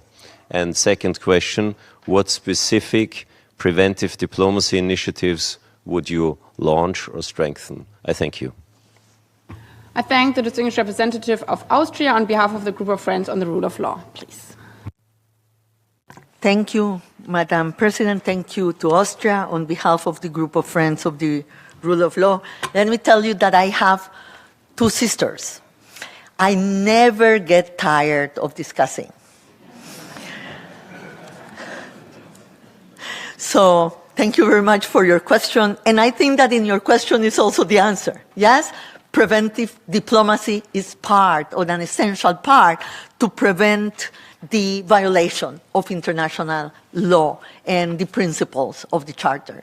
So every time, preventive diplomacy is the most cost-effective measure.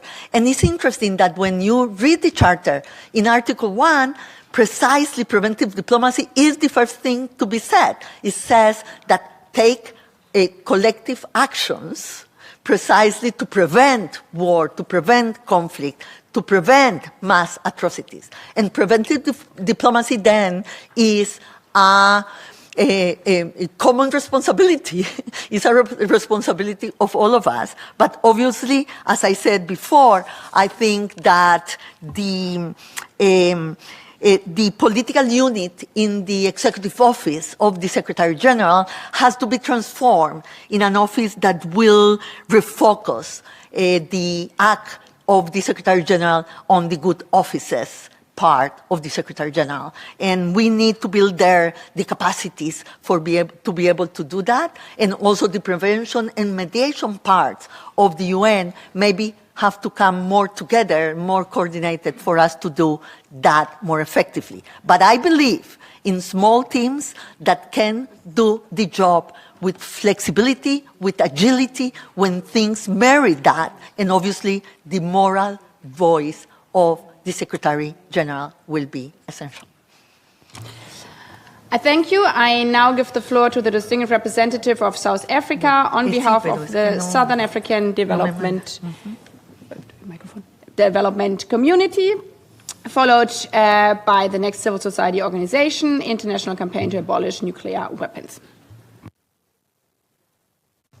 Thank you, Madam President, and also thank you from our side to Ms. Grynspan for taking the time and for having this interactive dialogue. We really appreciate it, and it's very helpful to hear from her. I'll jump right into it, Madam President, as you requested, so we'll be very specific with our questions. Just 3 questions from the Southern African Development Community. You've spoken to this already, Ms. Grynspan, but I think it's good to elaborate further on it because our chair of the month, the PR of Mali, asked us, but which Africa-related commitments from the current Secretary General's tenure would you retain and build on? And linked to this is, in light of the organization's liquidity constraints, how would you safeguard development mandates and ensure sufficient funding for Africa-focused programs? Then you've already spoken to the question about independence and the pressures that the Office of the Secretary General obviously encounters. But we'd like to explore that a little bit further to ask what would you do to safeguard the independence of the Office of the Secretary General, especially in terms of major contributors that place conditions, make demands under threat of withholding assessed contributions or delaying contributions. And it should be noted that some of these contributors, their nationals occupy positions, the most senior positions in the organization. So just to get a sense from you, what would you do as a Secretary General if you are elected? And then lastly, on another subject, the world is facing a major environmental crisis that requires urgent action. How would you seek, as Secretary General, to defend environmental rights and implement climate justice? Thank you very much. I thank the distinguished representative of South Africa on behalf of the Southern African Development Community. Please, Ms. Grynspan. Thank you very much to South Africa on behalf of the South African Development Community. And let me first say something about Africa, yes? Every time I go to Africa, I feel hope. It's a continent that has a vision. It's a continent with so many young people that are so creative and that are really taking the continent to a different level. And I sometimes feel a bit good envy, because I see that there is this energy in Africa. The African Free Trade Area, for example, will bring so much opportunities to the African continent. And I say this because we tend to see Africa only in its vulnerabilities, but Africa has so much potential, and that potential is being seen already. It's not something that we have to wait for the future. So we need to help Africa to make those promises real. With the new wealth in natural resources and the need for your natural resources, for the future of the world, for the new technologies and the frontier technologies, you can really make this happen for in the international value chains, adding value to your production, giving good jobs for the people, fighting poverty and insecurity. And it's so important to think about Africa as a continent that will really make a lot to talk about while this is happening. So let me first say that, because the protection of the mandates that we have to make is, now that aid is going down, is for opportunities to go up, is to take the structural obstacles that the continent is facing precisely to make these opportunities real for the people. And I said before, for example, the heavy burden that you have to pay on debt for, even after the COVID crisis. We forgot about COVID, but the impact of COVID is still in many of the countries, and especially in the financial part, where after COVID, the investment in Africa and in the African continents, the foreign direct investment is going down. So let's make that real. I believe in the organizations that have to coordinate within the UN to make that happen. My organization was one of them, and I think that we are in a much better position today to not only safeguard the organizations, but make them much more effective for the development of Africa. Thank you. Thank you. I now give the floor to the next civil society organization, the International Campaign to Abolish Nuclear Weapons. Please, you have the floor, followed by Japan and Belgium. Thank you, Madam President. Nuclear disarmament has been a fundamental objective of the UN since this institution's inception, explicit even in the GA's first ever resolution. Yet today, risks from nuclear weapons are at an all-time high, and nuclear armed states are expanding arsenals and, with their allies, increasing the role of so-called nuclear deterrence in security doctrines. Their actions raise the likelihood of nuclear proliferation, testing, and use, and undermine nuclear disarmament. By contrast, the vast majority of UN member states have rejected nuclear weapons unequivocally through support for the Treaty on the Prohibition of Nuclear Weapons, which today counts most of the world's countries as states parties or signatories. Ms. Grynspan, as candidate for Secretary General, what do you see as the most promising pathway toward a world free of nuclear weapons? And how would you advance this increasingly urgent goal? I thank the distinguished representative of the civil society, Ms. Grynspan. Thank you very much to the representative of civil society. Well, the NPT conference will happen very soon.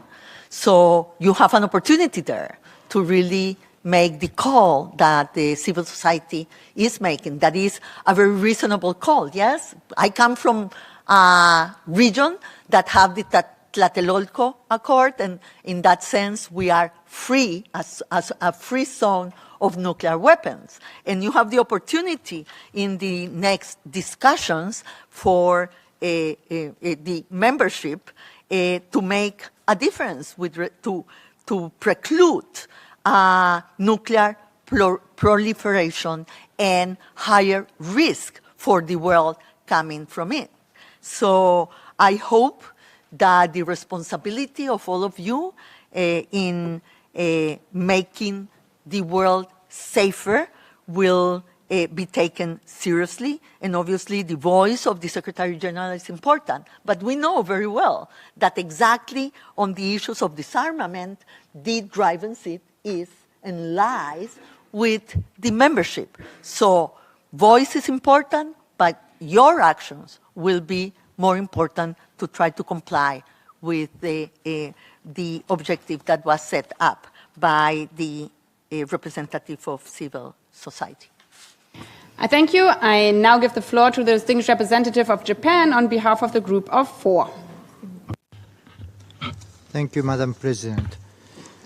I have the honor to ask the following question on behalf of the Group of Four, consisting of Brazil, India, Germany, and my own country, Japan. The G4 plays a pivotal role in advancing the reform of the Security Council. The Security Council bears primary responsibility for the maintenance of international peace and security. However, the relevance of the Council has been questioned as its composition is a mere snapshot of the international environment from 80 years ago. As the next Secretary General, what specific initiatives do you intend to take to reform the Security Council? Since I have the floor, I would like to ask two questions in my national capacity. First, Japan strongly believes in standing by the principles of the UN Charter and defending the international order based on the rule of law. I would therefore like to ask about your strategy for the UN to promote the observance of and development of international law, including through strengthening support to legal institutions such as ICJ and ILC.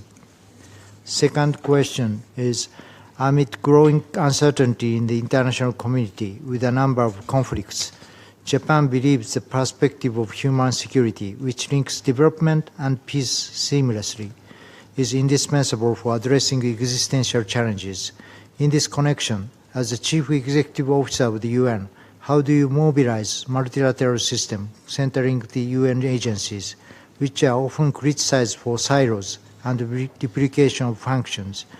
Behind this issue, we observe lots of vested interests by organizations themselves as well as member states. And in order to achieve results, how do you lead the UN system? I thank you. I thank the distinguished representative of Japan on behalf of the Group of Four. Please. As I have said before, thank you very much, Madam President. Thank you very much to Japan on behalf of the Group of G4. As I have said before, I myself come from a region that is underrepresented in the Security Council. But I am also very aware that there are very different positions and different groupings within the UN.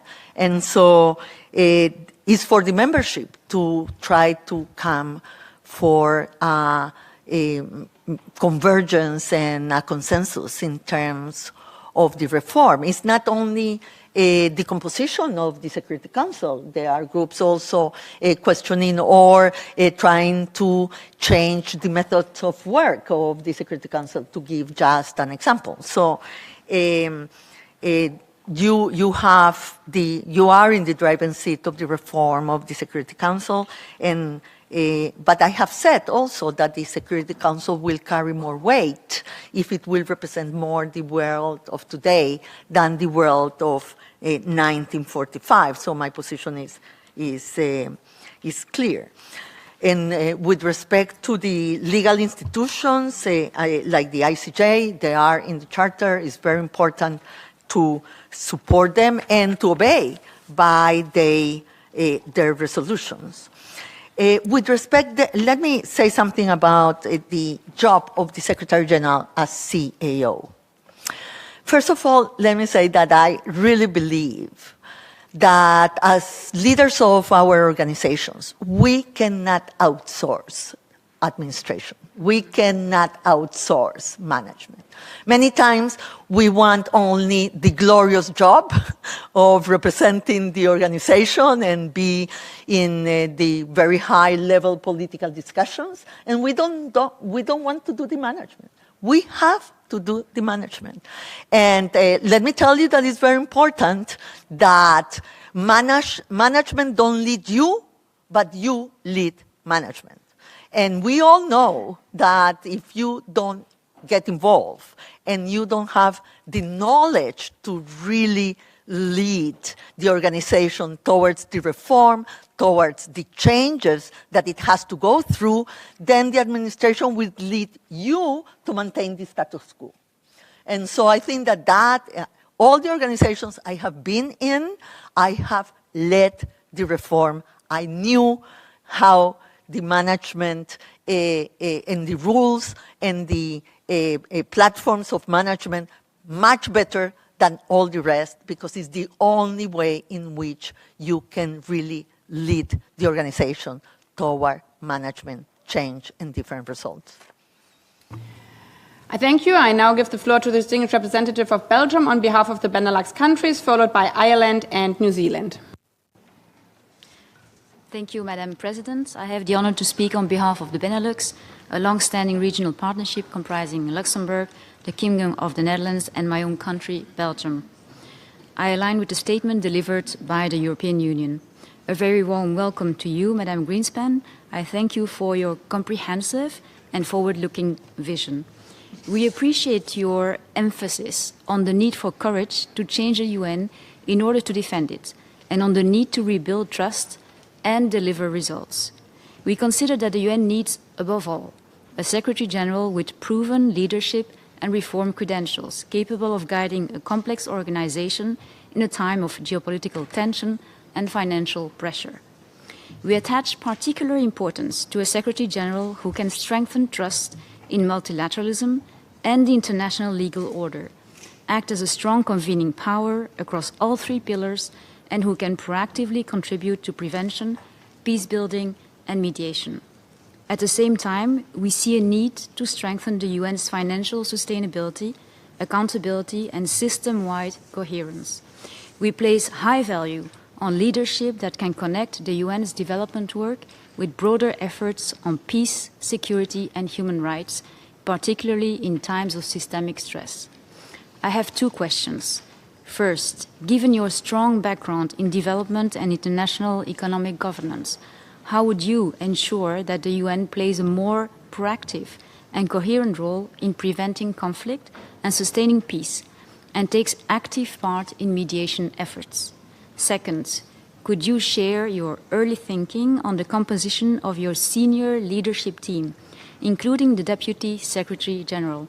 How would you approach considerations such as regional balance, gender, and the specific qualities needed to support your priorities? I thank you. I thank the distinguished representative of Belgium on behalf of the Benelux countries, please. Thank you, Madam President. Thank you to the representative of Belgium on behalf of Benelux for the two questions, very important ones. Well, I have said to ensure more proactive role in the prevention and mediation agenda and peace and security, the SG has to be proactive. It has to be there. It has to take more risk. We have become a risk conservative organization. And the only one that can take risks and not pay the price in a general election is the Secretary General and is this organization. A government cannot do that. If a government will fail 10 times in trying to solve a problem, it will fail. Yes? If the UN only fails when we don't try. We have to try once and again. And I said, I am ready to bear the cost of not succeeding. I am ready to do that and try again. And I think that the only way to be in prevention and mediation is with active diplomacy, is being there, is talking. But it's not only for the dialogue itself that is very important, but it's also to forge agreement. And I have done that in my life, in all my political career. I have breached positions that were irreconcilable. I have been able to bring together collective action. I have been able to convince when at the beginning there was not any probability of convincing. I have done that. I have had a long career. I am not naive. I have been in politics. I have been in leadership positions in many organizations. As I said, I am not a voluntarist. I am a strategist. And I will put my best judgment and efforts in doing that. But I cannot do that alone. And that is the second question. My team has to be plural, has to represent geographies, has to represent languages, has to represent different perspectives, but it has to be the best team possible so we can do this job. With respect to the DSG, let me tell you, the only thing that I can assure you is that it won't be from my region. Thank you. I now give the floor to Ireland, also on behalf of Iceland. Please, the distinguished representative of Ireland has the floor. Thank you, Madam President, and thank you, Madam Grynspan. And I have the honour to speak on behalf of Ireland and my own Iceland and my own country, Ireland. And we fully back your call for an active, indeed a proactive diplomacy, and for the UN to be in the room when decisions are being made. Just two quick questions. Firstly, in relation to the UN 80 initiative, and one of the strands that is being looked at is the review of the network of some 30 special envoys of the Secretary General. Do you believe, as of now, that this network serves its purpose, that it achieves its purpose? And what kind of changes would you make as a leader and a manager of the UN to enable it to fulfil its vision for the UN? So that's special envoys. And then secondly, in relation to the UN development system, there's been significant reform in recent years, including the establishment of the resident coordinator system through the 2018 reforms, which both Iceland and Ireland have backed very strongly. As Secretary General, what approach would you support to deliver on the potential of these reforms and ensure the best coordinated UN approach at country level? Thank you. I thank the distinguished representative of Ireland. Please.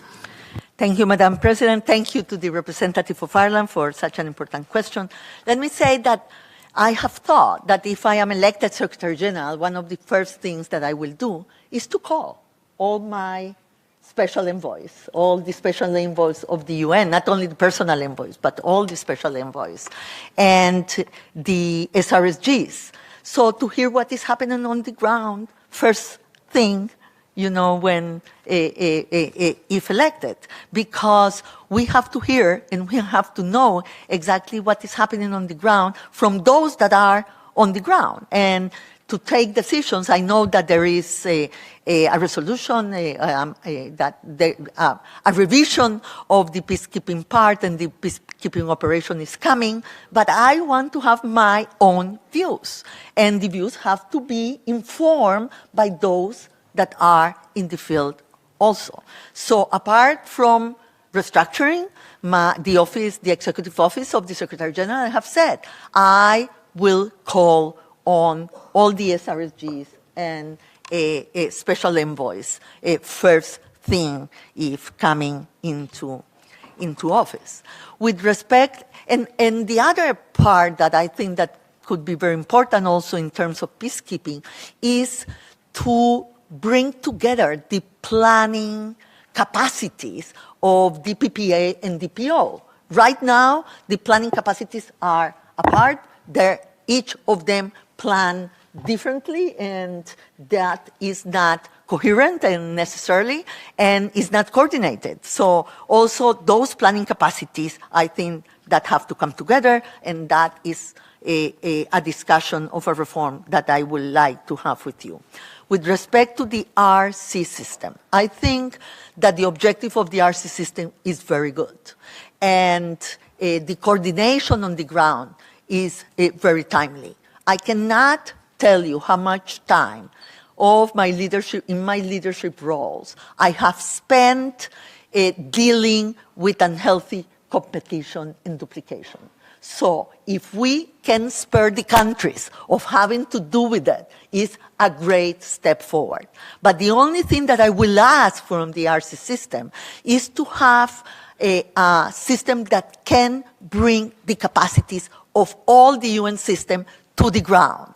The organizations that have no boots on the ground are very important for precisely this moment of development of many of the countries, because it's the knowledge, is the capacity building, is the specialized policy advice.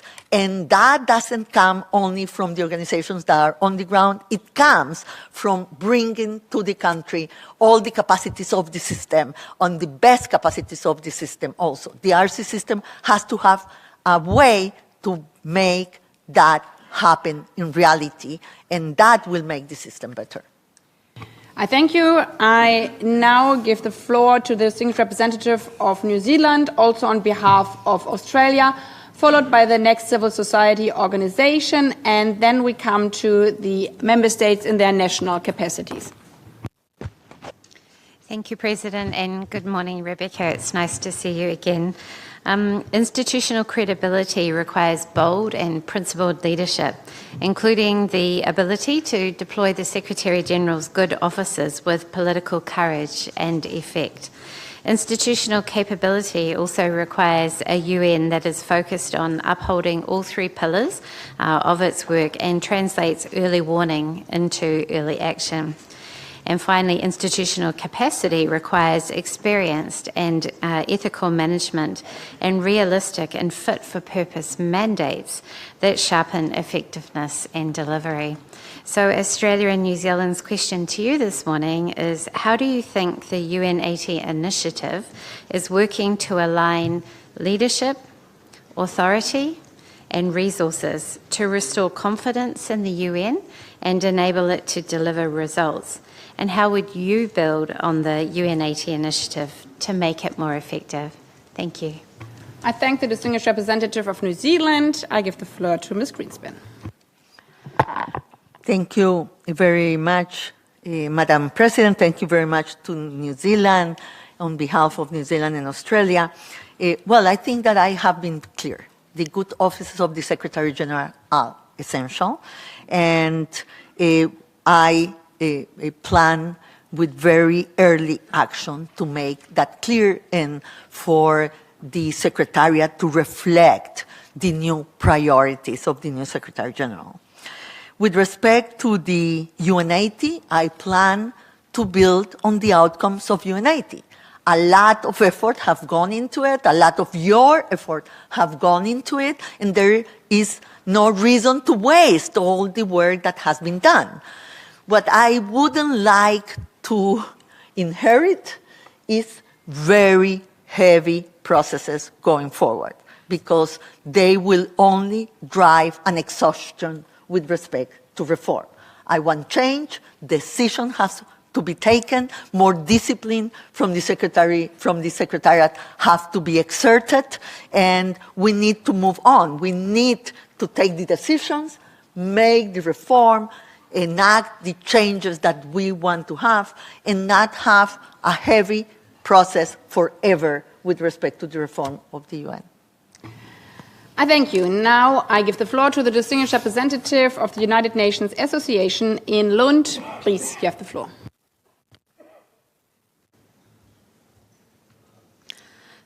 Thank you, Madam President, and thank you, Ms. Grynspan. As a youth leader from Sweden, I have been working with school children in Rwanda. I have seen how children's needs on the ground are often complex and deeply rooted in their daily realities. The following question is for you, and it is, from your perspective, what is the biggest structural barrier preventing development efforts from reaching our most vulnerable children? And if elected, what will you do to remove those barriers? Thank you. I thank the distinguished representative of the United Nations Association in Lund. Thank you very much to the youth representative of the UN Association. I was very moved by what you said, because we have seen that also on the field. I've been in the field so many times, witnessing the same thing that you are witnessing. And I have said already so many times, first, that humanitarian action should have no restrictions, should not be politicized, but also that the development work that we do in favor of the most vulnerable is the first thing that we have to protect. I can assure you that that is my commitment. I thank you. Now we come to Member States' international capacity. I know that many Member States would like to take the floor, so I ask you again to be very short and sharp. The speaking time is 2 minutes for questions and also 2 minutes for answers. Like yesterday, we would add the 8 minutes we had at the beginning for procedural notes, so we would end sharp 8 minutes after 1 o'clock. The first speaker for the national statements is Ecuador. Please, distinguished representative, I give you the floor, followed by Djibouti, and the Philippines. Apreciada. Former Vice President Grynspan, we see that your vision focuses on social inclusion and institutional strengthening, as well as the environment. In Latin America and the Caribbean, the Development Bank estimated that the direct costs of violent crime in the area are around about 3% of GDP. How can you incorporate fight against transnational organized crime in your role? And what role would you give to the United Nations system to address the economic and social impacts? Now, we understand the work of UNODC in fighting transnational organized crime. And I'd like to ask your opinion about this, given the increasingly transnational complex nature of this scourge. I think it shows that it requires a comprehensive response from the multilateral system as a whole. And finally, yesterday, unsuccessfully, I asked for the floor at the 2 sessions following the rules that have been established. And so I must just finish by thanking the 3 candidates from Latin America and the Caribbean for their participation in these dialogues. This has confirmed our conviction that the time has come for someone from this region to occupy the highest post in global diplomacy. Thank you. I thank the distinguished representative of Ecuador. Please, Ms. Grynspan. Muchas gracias. Thank you very much, Madam President, and thank you very much to the representative of Ecuador for your question. I think you saw how in my initial statement I made a point of referring specifically to organized crime and terrorism as very important, particularly organized crime, a very significant phenomenon in our region.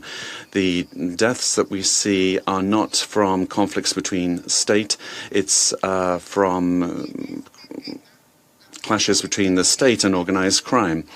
And so I think the United Nations action has to be increased. And the support for UNODC has become essential support, but they're not the only organization. UNODC, for example, have a very important program for following the money to try to get to the bottom of the illicit financial flows. Laws affect or finance the international and transnational organized crime and also terrorism, and that there is a link. So following the money is a very important part of the fight against transnational crime and terrorism. So the commitment of the UN with this agenda has to be very high and has to deepen, because it's important for many regions. It's not only wars, but this agenda. I thank you. I now give the floor to the distinguished representative of Djibouti. Thank you, Madam President, for convening these important and timely dialogues with the candidates. I would also like to thank Madam Grynspan for her presentation and ask the following questions. Your Excellency, as you may be aware, there is an urgent need for jobs in the world. Over the next 10 to 15 years, more than 1 billion people in developing economies will reach working age, and roughly half of them will be women. How will you align agencies such as the ILO, the UNDP, and the World Bank toward a common and measurable global jobs agenda? What is your strategy to turn the UN into a platform for large-scale youth employment partnerships, especially in Africa? I thank you. I thank the distinguished representative of Djibouti. Please, Ms. Grynspan. Yes, one of the things that I celebrate that have happened in this under the Secretary General is the opening of the youth office in the UN and the agenda for youth and future generations coming as a central part of our discussions. And I think that that is a very important development that I will maintain. And with respect to the jobs agenda, that is the agenda, yes? Countries that are commodity dependent don't generate jobs for the next generations, for more educated youth. That's the case for many of our countries in the developing countries and, for example, for Africa. So diversification of the productive structure, the digital agenda, not only to boost consumption, is to boost productivity and production to be able to provide the new jobs that a very important new generation is demanding. And Africa has, if I am not mistaken, an average age below 20. And so this agenda, the youth agenda, not only education, but the youth jobs agenda, is an essential part of the stability for the future, because the demographic bonus really is a bonus if the people have opportunities, if the people will have jobs, if they can enter, in more formal jobs and more quality jobs to the economy. When that doesn't happen, and you have what is called the democratic bonus, you are calling for instability and conflict. We can help the African continent not to fall into the trap and really to make the demographic bonus an opportunity for growth and prosperity in the future. I thank you. I now give the floor to the distinguished representative of the Philippines, followed by Turkey and Paraguay. Thank you, Madam Chair. Thank you, Madam Grynspan. As chair of the like-minded group for middle-income countries, the Philippines would like to inquire how you believe the UN support to middle-income countries can be improved, considering that the majority of the world's poor continue to live in mix, including a strategic plan of action for mix and a dedicated focal point in the Secretariat, which the LMG mix have been consistently calling for. Likewise, how will you use expertise and experience in your previous positions in UNCTAD and UNDP in this endeavor? And in particular, how do you see the opportunities provided by UNAT to rethink and recalibrate and strengthen partnerships for and with mix throughout the UN? Thank you. I thank the distinguished representative of the Philippines. Please, Ms. Grynspan. Yeah, thank you very much. Thank you very much, Madam President. Thank you very much to the Philippines for this question. I have worked in the agenda of the middle-income countries for such a long time, including my own country. And I believe that the middle-income countries are a very important part of our collective agenda.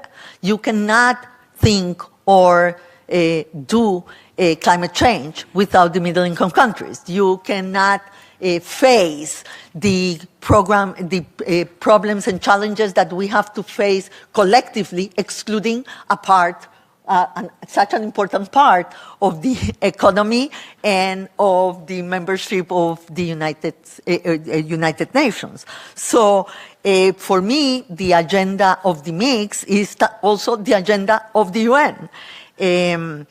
How to rethink and recalibrate their involvement is a very important part. But I think since I was in UNDP, we are discussing this.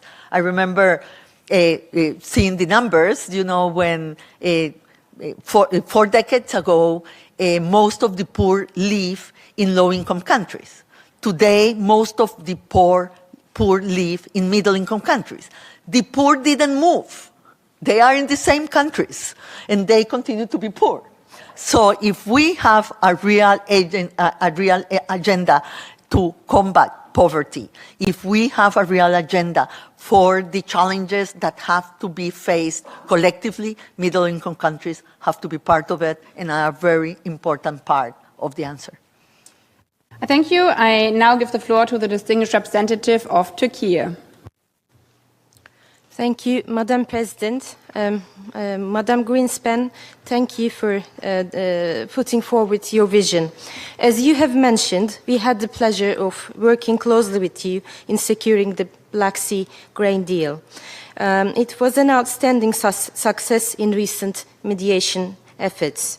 My question is, how would the organization achieve effective mediation under your leadership if you're selected, especially under the current budgetary constraints? And a second question, if I may. As one of the co-sponsors of the UN Alliance of Civilizations, we are interested to hear your views on fostering cooperation and tolerance, bridging divides and reducing polarization. I thank you. I thank the distinguished representative of Turkey. Please, Ms. Grynspan, you have the floor. Thank you very much, Madam President. Thank you very much to the representative of Turkey. I have to say that the Black Sea Initiative was possible because of the involvement of Turkey. And this is a very good example of how we have to work for the future. We have to work with clear objectives, and we have to partner with the actors and the new mediators that are that have such an important role in the different regions. And that's exactly what happened in the Black Sea Initiative. So the reasons why it was successful is because we partner with the real actors in the region and important actors in the region, is because we talked to all the sides in the conflict, is because we had a small team that really was has a clear objective, that was agile, that could go everywhere, that could involve the UN in aspects of the mediation that were not common to the UN, to talk, as I said, to the insurers, to the shippers, to the private sector, and to navigate within a very constrained environment on the sanctions. So a lot to be learned from that experience, and thank you to Turkey for allowing and for being involved for that to be successful. It was an essential part of the success story. With respect to mediation, let me say that early engagement and mediation many times come when we have the ear to what is happening on the field. Many times our teams really know what is happening and the developments of early signs of a conflict and problem. I said before, for example, a systematic violation of human rights is many times the best indicator to know that a conflict is developing and to allow for early engagement and preventive diplomacy together with mediation. So I have talked about this, and it will continue to be very high in my agenda. Thank you. I now give the floor to the distinguished representative of Paraguay, followed by the civil society organization Herald Foundation and Czechia. Gracias. Thank you, Madam President. Distinguished Madam Grynspan, welcome to the General Assembly. Paraguay very much appreciates your candidature. A lot have been talking about how we appreciate this organization as a lighthouse and how can we increase its influence in this unprecedented world situation. You said that peace is endangered, but it's endangered because of very many factors. Organized crime, for example, cross-border, that was mentioned. Despite the efforts that countries have made and also the organization has made, the challenges in fighting international organized crime in all its forms continues to be an enormous task. And that's why, in this context, I'd like to ask you the following. I think that all questions and answers may have been put already, but let me still ask you, do you think that there is room to adopt measures to work with governments over and above the existing mechanisms that we have in order to counter this reality that has such devastating effects on our societies? And secondly, what importance do you give to regional organizations, the OAS, for example, in our hemisphere? Do you think that we can create synergies that would make their work in this context and other contexts more effective? Thank you. I thank the distinguished representative of Paraguay, please. Thank you very much, Madam President. Thank you very much to the representative of Paraguay. Muchas gracias por su pregunta. Thank you very much for your question. And as I said previously, international organized crime is really a problem for the entire region, for our entire region. And the UN programs with UNODC, UNCTAD and UNDP in this area, I think are a good example of good coordination, but we have to be able to place this matter as a higher priority on the agenda, as something that is a matter of peace and security for our region.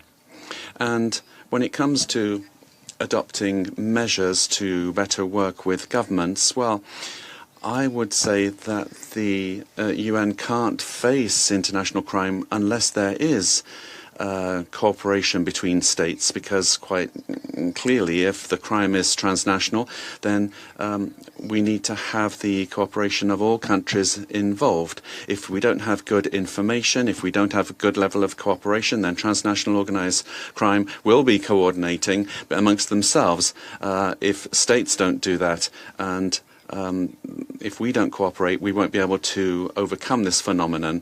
With regard to the hemispheric regional organizations, I agree with you that we need to seek out the partnerships that we need. I know, for example, that a lot of work is being done in this area with countries and with regional organizations, and I think that this is something that we should certainly follow, and I hope that we can persevere with this task, which is very important for development and for peace and security in our region. Muchas gracias. I now give the floor to the distinguished representative of the Hauralde Foundation with a pre-recorded video and invite the Assembly to view the recorded video.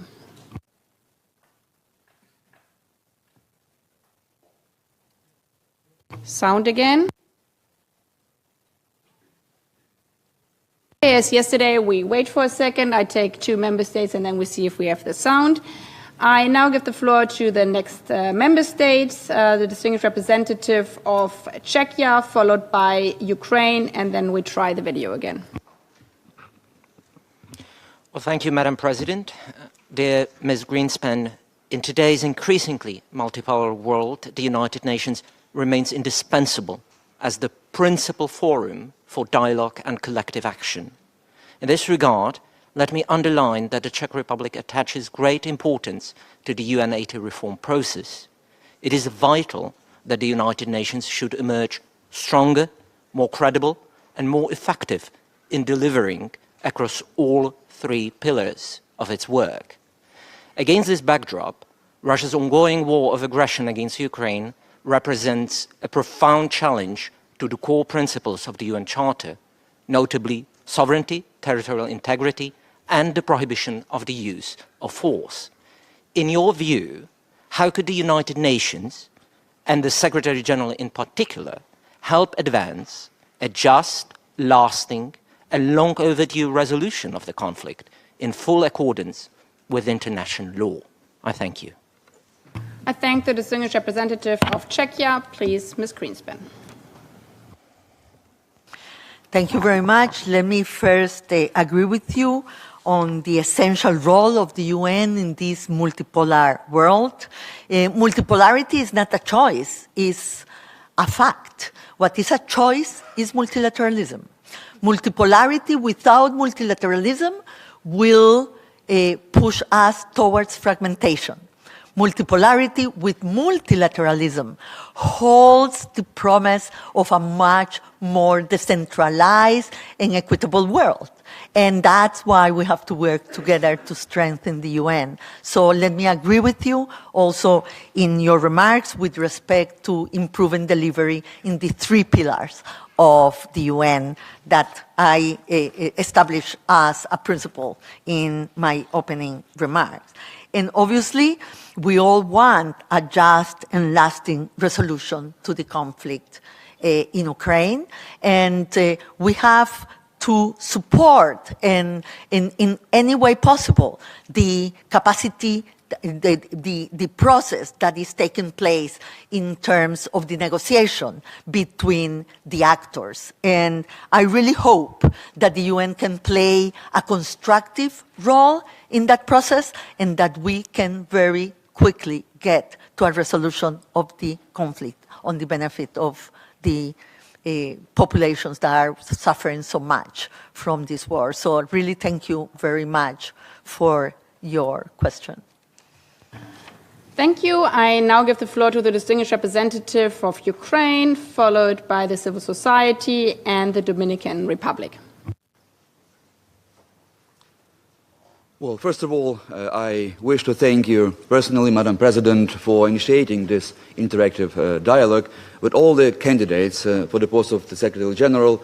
Ukraine praises your innovative and creative approach, highlighting crucial role of the General Assembly in the election process. Let us demonstrate that the GA will not remain a bystander. Madam Grynspan, I thank you for presenting your vision as potential SG with such an energetic approach. I don't think that my question will surprise you. You were the only SG candidate visiting Russia 2 weeks ago. And I must tell you frankly that this political trip to a UN member state waging the bloodiest war of aggression on the European soil since 1945 was received with very mixed feelings. So my question is very simple. If elected, which concrete steps would you as Secretary General take right now to put an end to this barbaric war and achieve just and lasting peace in accordance with the principles of the UN Charter? I thank you. I thank the distinguished representative of Ukraine, Ms. Grynspan. Please, you have the floor. Thank you, Madam President. Thank you to the representative, representative of Ukraine for the question. And let me be very frank with you. I think that we have to engage with all parts of the conflict. We cannot mediate if we don't engage. And we have to engage with all the members of the P5. That doesn't mean that we have to agree with them, but engagement is important.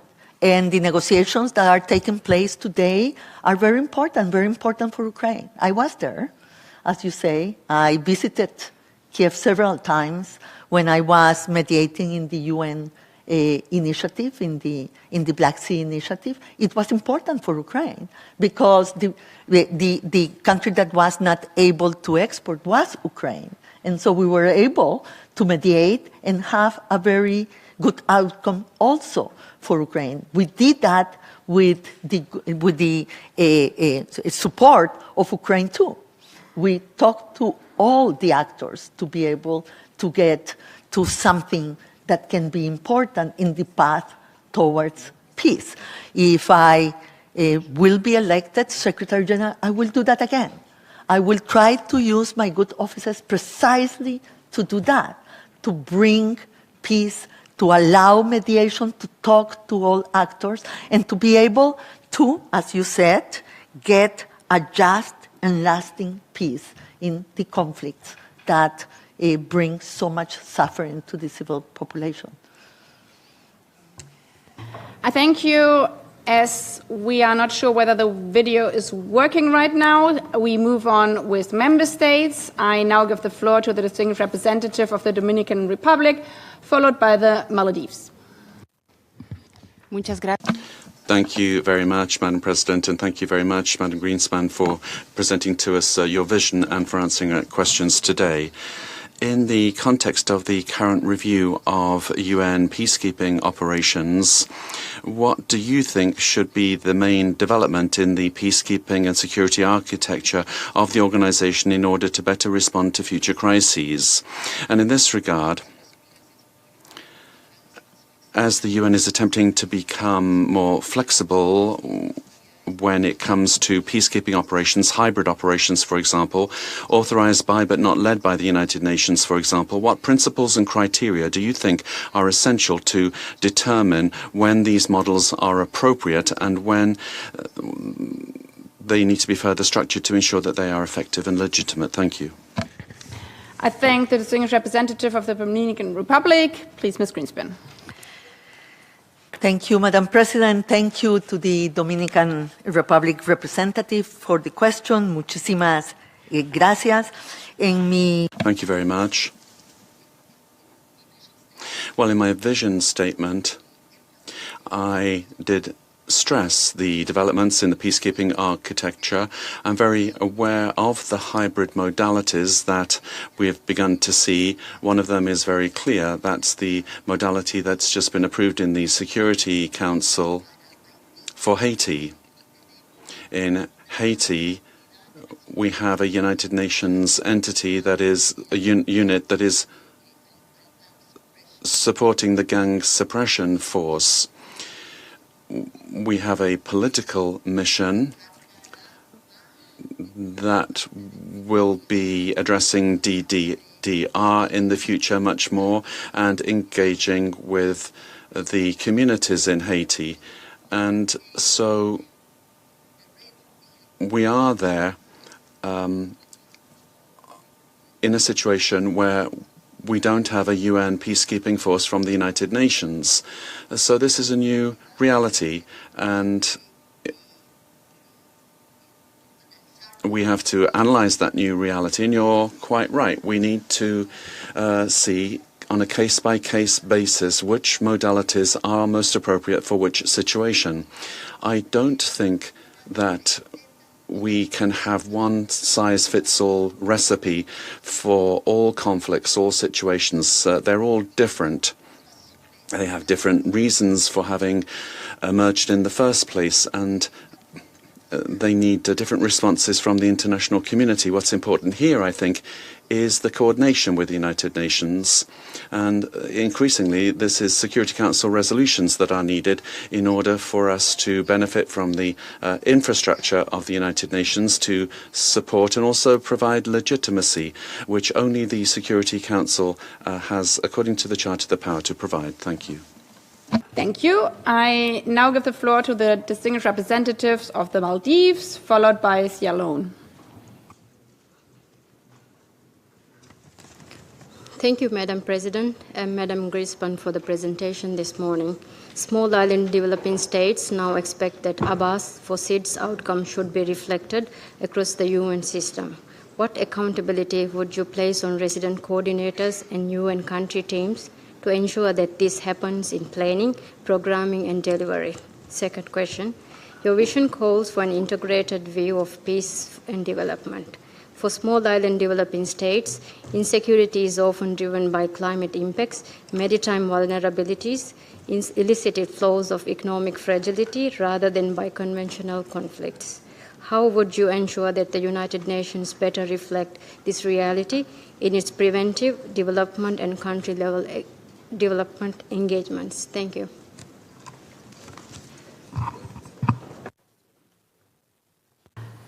I thank the distinguished representatives of the Maldives. Please, Ms. Grynspan, you have the floor. Thank you very much, Madam President. Thank you very much to the representative of the Maldives. I have referred profusely about the agenda for the seats, the importance of Abbas, and obviously they have to be accountability of the resident coordinating system for implementation. As I said, this is not optional for the UN. Abbas and the conference and the mandates we receive from the conference are a mandate to us. It's not optional for the implementation of the Secretary General. What we have to assure is that the resident coordinators have the support and the capacities to really deliver on the ground. If I have to say something about what in the reform part about the kind of Secretary General that I want to be, is that I want to be the delivery Secretary General and to deliver result, to delivery on the ground. And with respect to the challenges of the seats, I have been also already referring to that. I think that the international financial illicit financial flows agenda is a very important agenda also for the seats, the maritime issues and the connectivity. I referred to that before. I have full understanding of it. I have worked on it. I have done a lot in UNDP and in UNCTAD on this agenda, and I will continue to be an important voice going forward. I thank you. As we have 15 minutes left, we will see if we can hear 3 or 4 more member states in the remaining minutes, and we will also ensure that we hear the 5th voice of civil society. I now give the floor to the distinguished representative of Sierra Leone, followed by Haiti. Thank you, Madam President. Because of time, I'll go straight to the question. Madam Grynspan, congratulations on your nomination, and thank you for your willingness to serve our organization in the High Office of Secretary General. The reform of the United Nations Security Council is a strategic priority for the African group. This question is a follow-up to the question that was posed by Mali on behalf of the African group.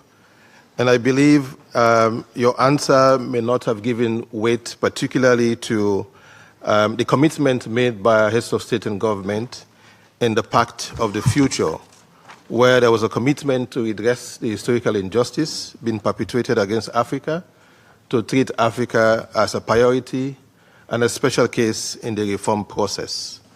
In redressing the historical injustice and ensuring an equal seat at the table, in particular to address the peace and security issues relating to Africa, one of your priorities which you've alluded to earlier on, how would you use the convening power of the Office of the Secretary General and certainly the moral authority of the position to achieve this important commitment made at the highest level?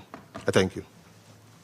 I thank the distinguished representative of Sierra Leone. Please, Ms. Grynspan. Thank you very much, Madam President. Thank you very much to the representative of Sierra Leone and for the follow-up question. And I'm sorry I didn't answer it to the satisfaction before. Let me say very clearly, not only in the Pact of the Future, but also in peace and security, Africa is an essential partner for the UN. And I think that in peace and security, especially with respect to assess contributions in the peacekeeping missions, there is a resolution that has not been implemented. And I think that the effort of the Secretary General is to work with the African Union to see what have been the obstacles for that important resolution that Africa fought for so much, why it has not been implemented, and use the power of the SG for implementation. I think that is very important, and I am very aware of the case that we are discussing on. And with respect to the Pact of the Future and equal seat at the table and the moral authority of the Secretary General, you can count on it. I think that Africa, as I said, is a region that has developed capacities, has developed institutions, and that the partnership of the UN with Africa is a priority and a good case to show with other regions what we can do together. So you can count on my commitment with the African continent. I have, my last trip as a Secretary General of UNCTAD was to precisely the African continent for the African Union meeting, but also I was in Zambia and in Namibia with very important products from programs from UNCTAD that are being developed in those countries. I know the situation. I know the reality. I will be there. I thank you. I now give the floor to the distinguished representative of Haiti, followed by Yemen, and then the civil society statement. Madame President, Spain, permettez-moi en tant que...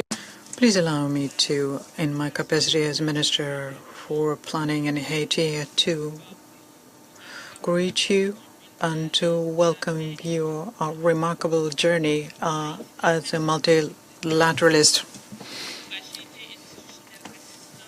We are experiencing a very dire security situation, growing poverty, and humanitarian urgency. Women live in permanent insecurity. They are victims of sexual violence by armed gangs. Thousands of children cannot go to school, are being kidnapped, and the social services are collapsing. In this context, really, recovery of Haiti cannot be just humanitarian. It has to be also political, economic, social, and it has to be lasting.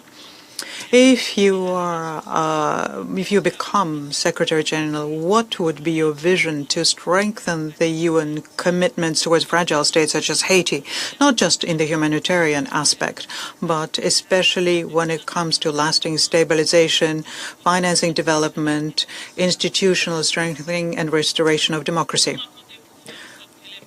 How are you going to go about making sure that the vulnerable states are higher up on the international agenda, that they have access to financing, and that they're treated fairly by the international community? I thank you. Distinguished Representative of Haiti, please, Ms. Grynspan. Thank you very much, Madam President. Thank you very much to the representative of Haiti. Je vous remercie pour votre... Thank you very much for your questions. Let me respond in English. Let me again say that we have to make the implementation of the resolution of the Security Council a priority. BINU, that is the political mission in Haiti, has the mandate of institutional building and providing the conditions for lasting stabilization. I think that is very important to resource BINU in the with the right resources for them to be able to comply with the mandate. As I said before, I am very aware that the problem of Haiti is multidimensional. It's not only peace and security, it's humanitarian, it's political, it's development. And that's why the whole UN has to be involved. It's not only the gang problem, it's really the root causes of the problems in Haiti. And the development pillar has to be there, the humanitarian organizations have to be there, and the political part, as you referred to, has to be complied with, but we need to resource appropriately the institutions and organizations and devices, tools that we have put on the ground. So implementation and presence of the UN has to be fundamental for a lasting solution in Haiti. I thank you. I now give the floor to the distinguished representative of Yemen.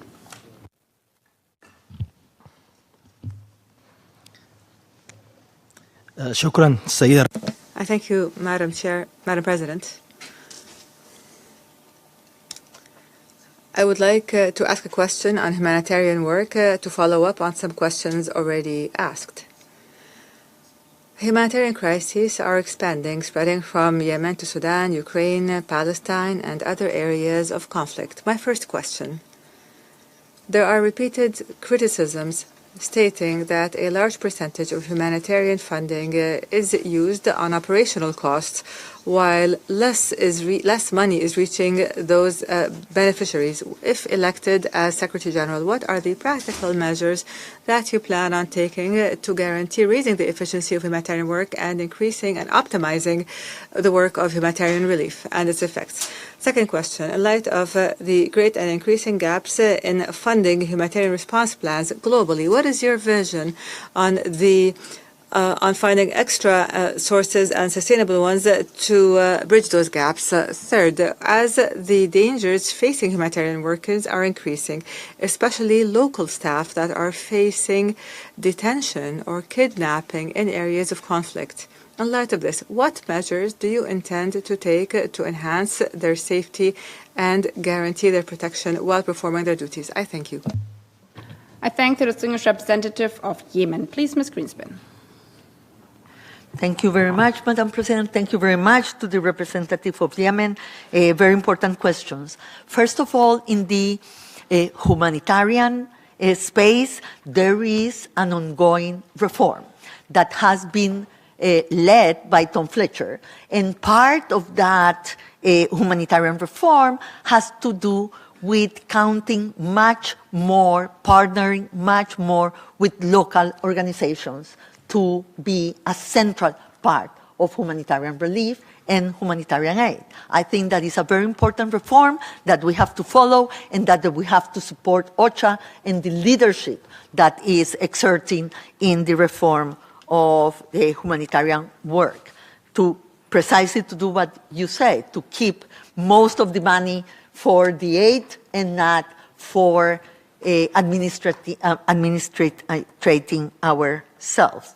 And more sources of financing are needed. We have heard the urgency and the call to finance the needs of the most important needs of humanitarian work. We have heard the intervention of Tom Fletcher in the Security Council, and our hearts really dropped when we heard the numbers, yes?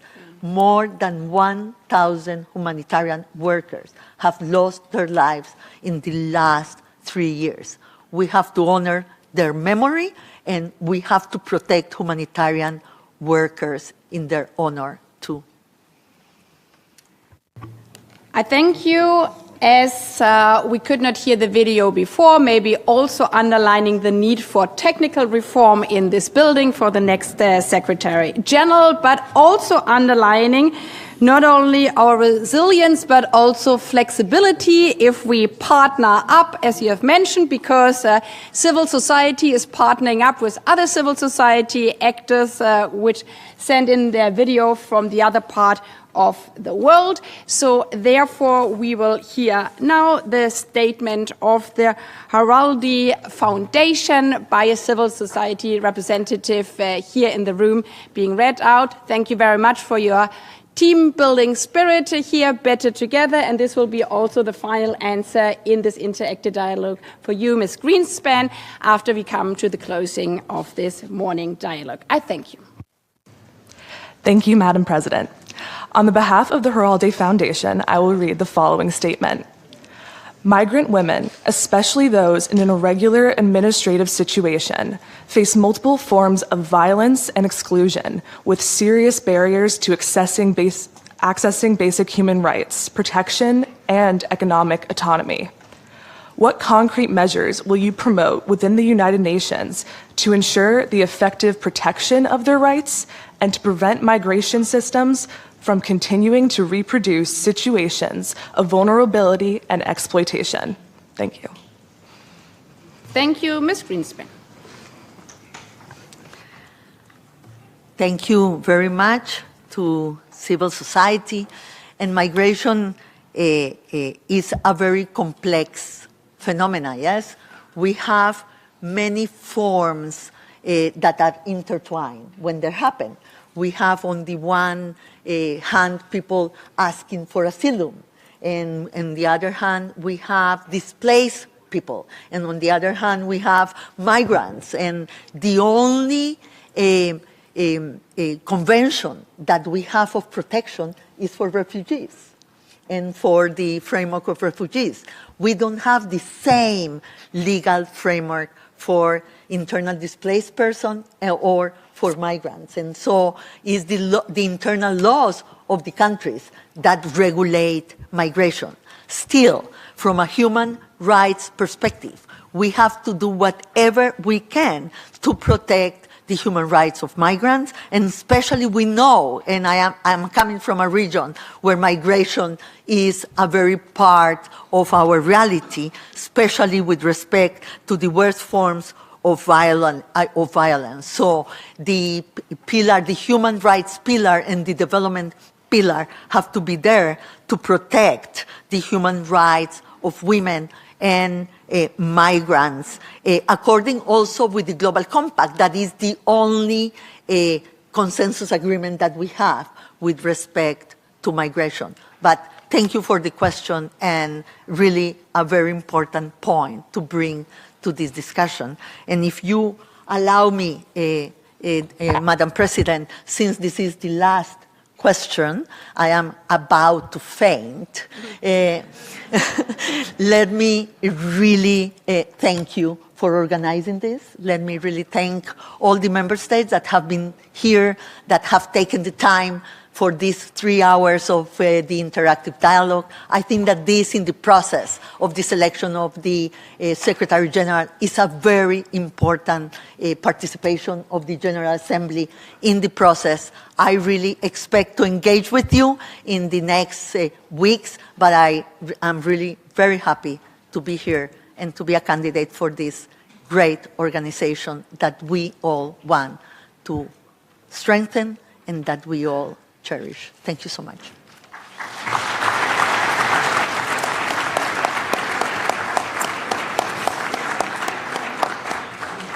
By this, we have now come to the end of the interactive dialogue. I would also like to thank you, Ms. Grynspan, and all the participants, member states and civil society for their contributions. Before adjourning, I would like to remind members that the next interactive dialogue with Mr. Macky Sall will take place this afternoon at 3 p.m. in this chamber. Have a good lunch, that nobody is fainting afterwards, and I see you at 3 p.m. sharp. The meeting is adjourned. Thank you. Thank you.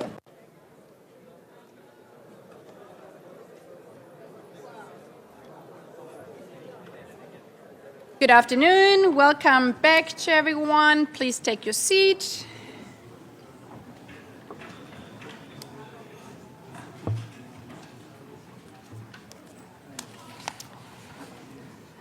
I call to order the informal meeting to conduct an interactive dialogue with Mr. Macky Sall, a candidate for the position of the United Nations Secretary General. The interactive dialogues mark a critical step in the selection and appointment process for the next Secretary General, while also coming at a pivotal moment for the United Nations. The person we select will be more than the face of this institution. Our choice will send a powerful message about who we are and whether we truly serve all 8 billion people of the world in all their diversity. The multilateral system, with the United Nations at its center, is under unprecedented political and financial pressure. From a deepening liquidity crisis to fundamental principles of the UN Charter being put into question. The next Secretary General will be entrusted not only with navigating these challenges, but also with advancing essential reforms to ensure the United Nations is fit for the future. At the same time, the world needs the United Nations more than ever, and it needs a Secretary General who can provide strong, principled, and effective leadership across all 3 pillars: peace and security, sustainable development, and human rights. These interactive dialogues, which I convene in line with General Assembly Resolution 79/327, offer a unique opportunity for candidates to present their vision for the future of this organization and for member states and civil society to ask questions and interact directly with candidates. The interactive dialogues are essential to ensuring a transparent and inclusive selection and appointment process, while underlining the important role of the General Assembly. I therefore encourage each of you to make full use of this opportunity and thank all candidates for their active participation, member states and civil society for their questions and engagement. But these dialogues do not end in this chamber. They are also an opportunity for people around the world, the very people the United Nations serves, to listen, to engage, and to hold this process to the highest standards. For this decision does not only concern a few, but all of us in and outside the United Nations, who look at this institution to reflect the principles and values it champions. While we will hear the candidates individually, as I said before, a town hall format will follow later in the process. As reflected in my letters dated March 4th and April 15th, 2026, the dialogue will begin with an introduction by the candidate of their vision and priorities for up to 10 minutes, followed by an interactive exchange. Each interactive dialogue will last up to 3 hours. The interactive exchange will take place in 2 segments, as we have done before. We will begin with a 1.5-hour discussion focused on leadership abilities, experience, and skills needed to lead a strong organization that is fit for the future. Following this, we will move into the second segment, which will focus on the 3 pillars of the United Nations: peace and security, development, and human rights. In line with revitalization resolution, civil society representatives will be invited to pose questions in each of the 2 thematic segments. Before proceeding to hear the presentation of the vision of the candidate, I would like to inform members on how to prescribe to speak in the 2 thematic segments. Delegations wishing to speak can register their wish to speak by pressing the microphone button. Please do not press the microphone button yet. I will announce when delegations will be asked to press the microphone button at the beginning of the first segment. Member states speaking on behalf of groups are invited to approach the list of speakers tables and will be given priority. Delegations can only speak once in each segment, whether on behalf of a group or on national capacity. Priority will be given afterwards to the delegations that did not have an opportunity to speak during the first segment. I would like to now invite Mr. Macky Sall to present his vision. Please, the floor is yours. Thank you, Madam President. Madam President of the General Assembly, Excellencies, representatives of member states, international organizations, and civil society. I thank you, Madam President, for organizing this important public dialogue on the appointment of the next Secretary General. I respectfully salute the other candidates for the post. Let me begin by sharing my key messages. As a bridge builder, Secretary General, I want to restore trust in the United Nations so that it will deliver once more for all. As we hold this dialogue, the world continues to face multiple challenges: intensifying geopolitical rivalries, violent conflicts, climate vulnerabilities, and growing economic and social fragilities and migration. The crises we face are not cyclical. They are systemic, both in scale and severity. Madame la Présidente, Excellences, Mesdames et Messieurs, en même temps, des perspectives inédites s'offrent à l'humanité avec l'avancée fulgurante des technologies et particulièrement l'intelligence artificielle. Gouverner avec sagesse, la révolution technologique est un formidable accélérateur de progrès au service de l'humanité. Devant l'urgence des défis et la promesse des opportunités, le multilatéralisme demeure le cadre indispensable de nos ambitions communes: sauvegarder la paix et la sécurité internationale, protéger les droits humains, promouvoir le développement et favoriser la coopération entre les peuples. C'est l'esprit dans lequel je soumets ma candidature aux États membres. Ce que je souhaite apporter à l'organisation, c'est une expérience de près de 40 ans de responsabilité publique, du bas de l'échelle au sommet de l'État. Comme fonctionnaire junior, directeur national, maire, ministre, Premier ministre, président de l'Assemblée nationale et président de la République pendant 12 ans.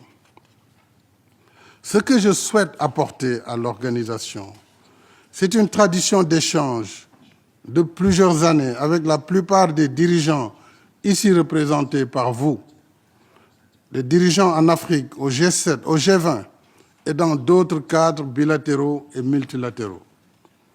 De ce parcours, j'ai appris à dialoguer, écouter et consulter. J'ai appris à conduire des réformes, arbitrer entre des priorités et prendre des décisions parfois difficiles. Je crois en toute humilité qu'en ces temps difficiles pour l'organisation, l'épreuve du pouvoir m'a préparé à comprendre les attentes des États membres et à agir pour y répondre efficacement. Mesdames et Messieurs, si j'ai l'honneur de servir comme secrétaire général, ma première priorité sera de contribuer à restaurer la confiance, apaiser les tensions, réduire les fractures et redonner espoir dans notre action collective. Comme le veut la Charte des Nations Unies, je serai un secrétaire général impartial qui parle à tous et qui écoute tous. Je serai un secrétaire général qui rassemble, un secrétaire général bâtisseur de ponts entre les nations, entre les cultures et les civilisations, entre l'Est et l'Ouest, entre le Nord et le Sud. J'engagerai sans délai une diplomatie préventive plus active dans l'alerte précoce, la médiation, la coopération entre les nations, surtout celle entre les Nations Unies et les organisations régionales. J'engagerai avec les États membres une réflexion approfondie sur l'efficacité des opérations de maintien de la paix.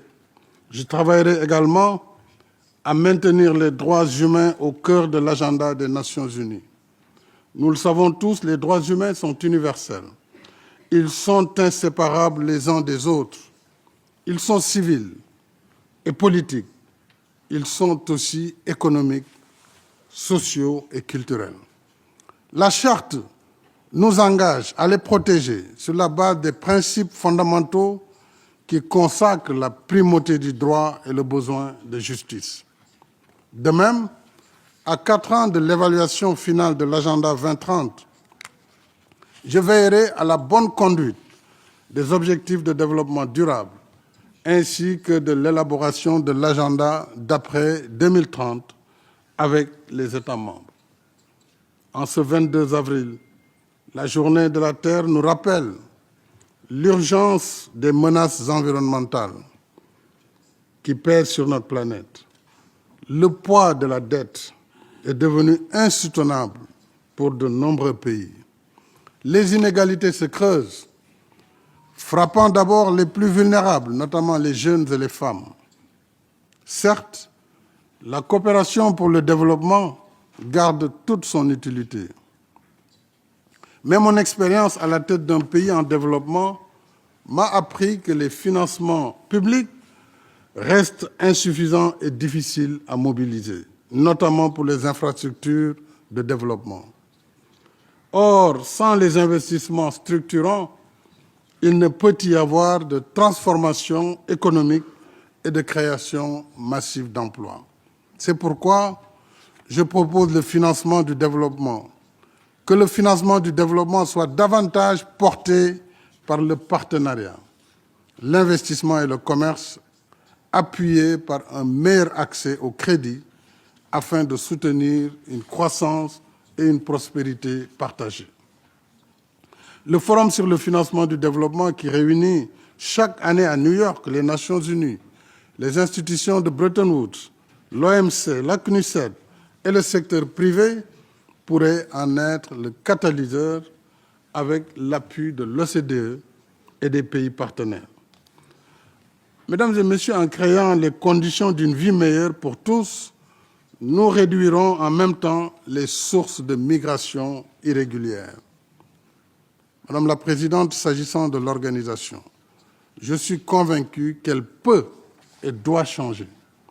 Si je suis élu, je continuerai les efforts de réforme par une gestion transparente et rigoureuse.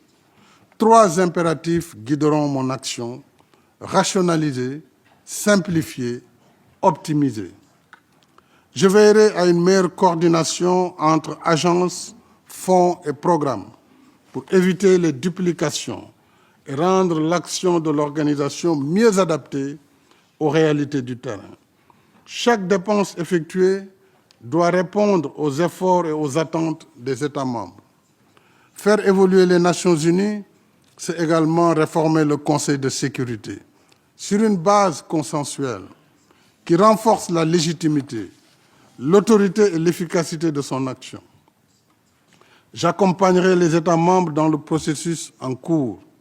Je donnerai le meilleur de moi-même pour une organisation réconciliée avec ses principes, une organisation revitalisée, une organisation tournée vers un avenir plus radieux. Madam President, ladies and gentlemen, today we are at the crossroads between a world of divided nations or a world of united nations. Trust is built through consistency, fairness, and results. I want to lead a United Nations that uses its resources wisely and its voice responsibly. A United Nations that delivers results that governments can defend before their citizens. Now is the time to take bold decisions with all member states. Now is the time to do better with less. Now is the time to realize the full potential of the United Nations. Now is the time. This is how the United Nations will remain relevant. This is how it will regain trust. The choice is ours. We are stronger when we stand together. If elected, I will work with all member states to renew our common purpose in the spirit of the Charter and together build a better world for us, for all. I thank you, Madam.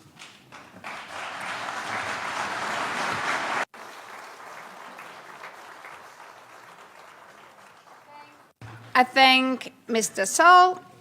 We now proceed to the first segment. Delegations wishing to speak in the first segment are invited to press the microphone button now.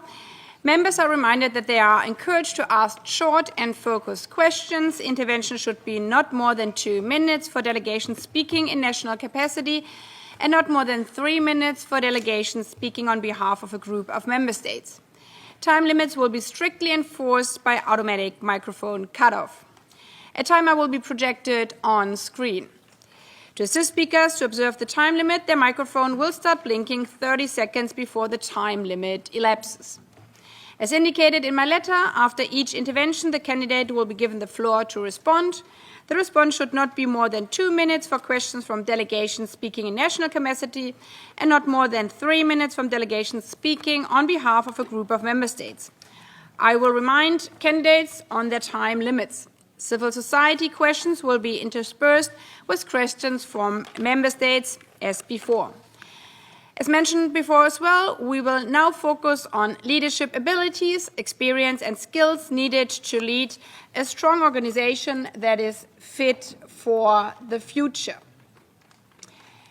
As a first speaker, I will give the floor to the distinguished representative of Singapore on behalf of the Small States Group. Thank you very much, Madam President. I have the honor indeed to deliver this statement on behalf of the Small States Group, which is a cross-regional grouping of small states comprising both developed and developing countries. And more than 50 small states have aligned with this statement, and the full list of countries will be made available after this meeting. And we extend a very warm welcome to Monsieur Macky Sall. Madam President, Monsieur Macky Sall, we are living in a volatile and dangerous period in international relations, characterized by geopolitical tension and conflict. And for small states, an effective multilateral system founded on the principles of the UN Charter and international law is not an option but an existential necessity. The next Secretary General will play a critical role not only in defending the UN Charter, but also in reinvigorating and reshaping the role and relevance of the United Nations. We look to the Secretary General to safeguard the interests of all member states, especially the interests of the smallest, weakest, and most vulnerable members of the UN. We do not want a world of might is right, where international law and the sovereignty and territorial integrity of small states are violated with impunity. The members of the small state group stand ready to work with the next Secretary General and all member states to strengthen the role of the UN and to defend international law and multilateralism. In the interest of brevity, please allow me to go directly to the questions. First, Monsieur Macky Sall, what steps will you take to strengthen the role of the General Assembly, especially at a time when the Security Council has been unable to take decisive action? And a related question, how will you, if you are elected Secretary General, support and strengthen the office of the President of the General Assembly? Secondly, the SDGs and the Pact for the Future are landmark outcome documents, and they provide a roadmap for global action and partnership. How will you, if elected Secretary General, accelerate the implementation of the SDGs and the Pact for the Future? Thirdly, we are at a critical moment when public perception of the United Nations seems to have become critical and even cynical in many countries. How do you plan to galvanize support for the work of the United Nations, especially among younger people who represent the future in all our societies? Thank you. I thank the distinguished representative of Singapore on behalf of the Small States Group. Before giving the floor to Mr. Sall, the next speakers will be Ukraine and the European Union. Please, Mr. Sall. Thank you, Madam President. Thank you also, Pierre of Singapore. I want to thank the Small States Group, which is a very important group. My conviction is we are talking about the United Nations. Whatever the size of the nation is, we don't have any small state or big state. We can have big countries or small countries. So it is very important in my point of view to take in consideration what these small states are facing in terms of respect of the rule of law and also the respect of the resolution the Security Council and even the General Assembly are taking. Je voudrais donc confirmer simplement l'importance que j'accorde à l'ensemble des pays membres, qu'ils soient grands ou petits. La spécificité de l'ONU, c'est d'avoir ce grand rassemblement mondial où petits États comme grands États ont un peu les mêmes droits, en tout cas au niveau de l'Assemblée générale, même si nous savons que la charte elle-même a donné, dès la création de l'organisation, des droits particuliers pour les pays membres permanents du Conseil de sécurité. Mais en tant que secrétaire général, si j'ai la confiance des États membres, je veillerai à ce que les petits États, tout comme les États insulaires ou les États enclavés, puissent trouver également leur intérêt dans les politiques majeures. S'agissant du renforcement ou de l'importance à donner au rôle de l'Assemblée générale et au renforcement du bureau du président de l'Assemblée générale, je crois que tout ce que la charte prévoit devra être mobilisé pour que celle qui incarne ou celui qui incarne le pouvoir de l'Assemblée générale puisse travailler dans les meilleures conditions. Je voudrais également dire que s'agissant des ODD, Objectifs de développement durable, ainsi que du pacte pour l'avenir qui a déjà tracé la voie, nous avons depuis 2000 engagé un débat sur les objectifs du millénaire pour le développement. 15 ans après, on a fait l'évaluation. En 2015, on s'est rendu compte qu'on était loin du compte.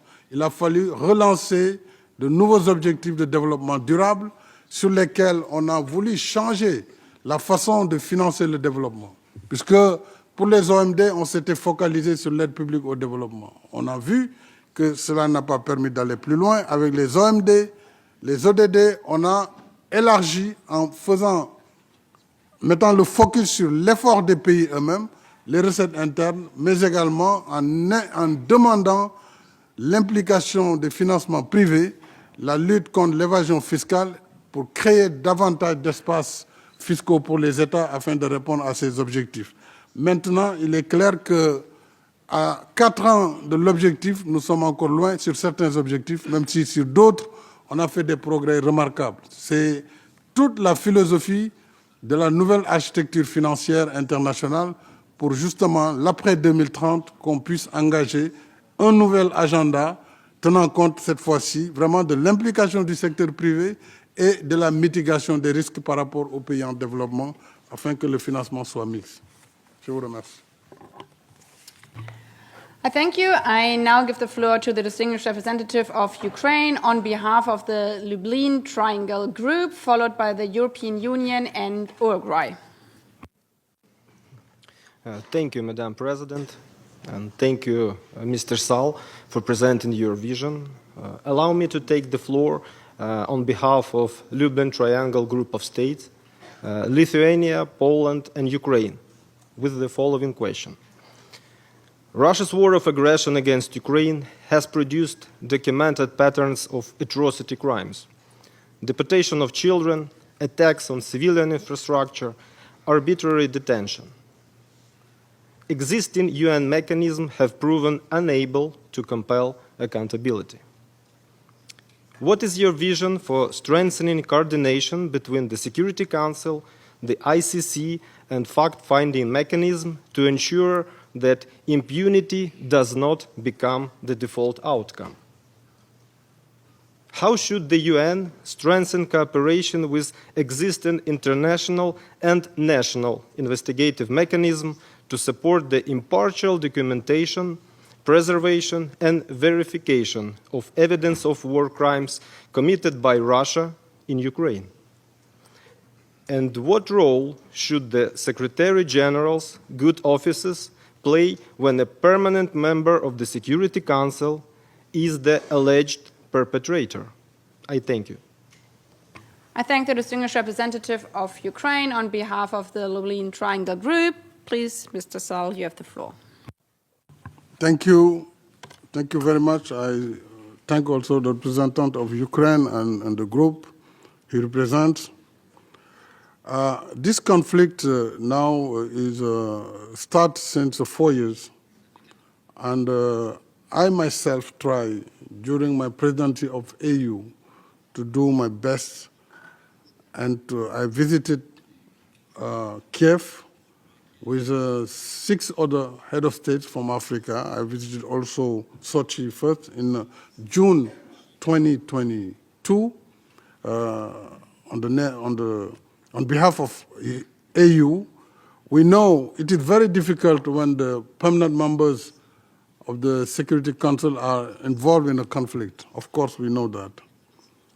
But ce que je veux dire ici, chez le représentant de l'Ukraine, c'est qu'il faut, à mon avis, tout faire pour éviter dans ce conflit tout risque de dérapage. On a beaucoup parlé de Zaporizhzhia et il faut poursuivre les efforts de paix et la recherche de paix. Si je suis élu, bien sûr, secrétaire général, je compte poursuivre mon action dans le même esprit que je l'avais fait à Sochi et à Kiev, c'est de parler à toutes les parties, de soutenir toute initiative de paix, celle en cours. Il faut les encourager également le dialogue avec les parties prenantes, mais également les pays de l'Union européenne qui sont naturellement impliqués de par leur territoire et accompagner déjà les efforts qui ont été engagés par le président Trump dans le cadre d'une recherche de solutions. Maintenant, la question sur le fait que l'implication d'un membre du Conseil de sécurité, un membre permanent, cela rend la tâche difficile pour l'organisation. Parce que chaque membre permanent dispose du droit de veto. Ça veut dire que vous ne pouvez pas déjà prendre une résolution contraignante contre ce membre, dès lors qu'il va s'opposer à la résolution. Donc ça, c'est un problème global qui se pose à notre organisation. Je crois que la seule manière d'éviter, en tout cas le blocage du Conseil, c'est de poursuivre la réflexion, d'abord au niveau du Conseil de sécurité, parler vraiment aux différents membres, en particulier aux membres permanents, mais également au niveau de l'Assemblée générale. Il faut que ce débat soit le débat des États membres, pour que, au moins sur les questions de guerre, sur les questions de droits de l'homme majeures, lorsqu'il y a un conflit, qu'on puisse éviter tout droit de veto et qu'on puisse aller vers la résolution des conflits. I mean, speaking to anyone is not endorsement, but it is how peace becomes possible. Donc vraiment, c'est un rôle de bons offices, de renforcement des mécanismes internationaux de surveillance par rapport à tous les manquements dans les zones de conflit. Je vous remercie. Merci. I now give the floor to the distinguished representative of the European Union on behalf of the EU and its member states, followed by Uruguay and the first civil society organization. Thank you, Madam President, and a warm welcome to Mr. Sall. The European Union's member states are leading financial, political, and operational supporters of the United Nations and multilateralism, ensuring the UN can continue delivering on all its mandates, especially in this time of acute crisis. As such, we are deeply invested in the UN Charter, international law, and the UN success on the ground. And we fully expect to be working closely with the Secretary General, who shares these principles and values, and who has a clear appreciation of the EU's role in the UN system. At this time, the UN needs a Secretary General that is fully prepared to defend and promote with equal vigor all three UN pillars and full respect for the UN Charter and international law. Yesterday, we raised questions to the candidates on sustainable development and UN reform. Today, we are raising questions on human rights and on peace and security. On human rights, we remain firmly committed to the universality and indivisibility, while noting with concern that only 1% of the UN system spending is dedicated to human rights mandates, at a time that human rights are increasingly attacked. Mr. Sall, may I ask you if you can offer from your personal experience a concrete example where you have seen the promotion of human rights directly support sustainable development or peace and security, or if you've seen the violation of human rights directly undermine sustainable development and peace and security. May I also ask you what you plan to do to sustain the funding and increase it for human rights, because of course when you cut on only 1%, that is devastating for that particular activity.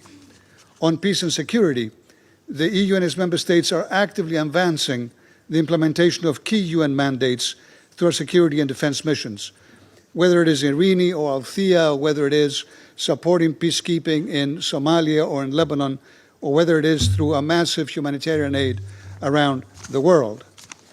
Now, can you please provide an example of a major conflict today that you would prioritize? You said in your statement very correctly that you have to make tough priority choices, where you believe that you could personally get engaged as Secretary General through any mediation steps and other concrete actions to help bring it to an end. In other words, can you concretely suggest a case in which you might be able to make a real difference? Thank you very much. I thank the distinguished representative of the European Union on behalf of the EU and its member states. Please, Mr. Sall. Merci beaucoup, Monsieur le représentant de l'Union européenne. Je dois d'abord saluer le rôle de l'Union européenne dans le financement du développement. J'ai été témoin vivant de toute l'évolution de cette action décisive de l'Union européenne à travers l'initiative, la dernière initiative sur le Global Gateway, mais également l'intervention de l'Union européenne dans le financement des opérations de la paix. Dans le monde, cela mérite d'être souligné. Je suis d'accord avec vous que 1% de dépenses seulement consacrées aux droits humains, quand on considère qu'il y a 3 piliers fondamentaux, on peut considérer qu'il y a un déséquilibre. Il faudra que, bien sûr, j'évalue, si je suis élu, dans les premières semaines, la répartition du budget compte tenu du fait que nous allons engager une réforme qui est devenue inévitable, parce que l'organisation, on le voit bien, fait face à une crise sans précédent. Le secrétaire général Guterres l'a rappelé, il y a un risque de banqueroute. Donc la réforme, elle est inévitable. Et à partir du moment où on va engager cette réflexion avec les États membres, l'organisation verra quelles sont les mesures concrètes de réforme pour éviter ce qu'on appelle le wastage, les duplications, les mandats qui se chevauchent et les méthodes de travail. Sur cette base, on pourra réaffecter certainement des ressources plus significatives aux droits humains qui sont universels, on l'a dit, et indivisibles. Je prêterai une attention particulière à ce propos. Il est clair que la promotion des droits humains ne peut apporter que du bien-être pour les pays. Et donc, de ce point de vue, nous devrons, en tant qu'organisation intergouvernementale, travailler aussi avec des acteurs.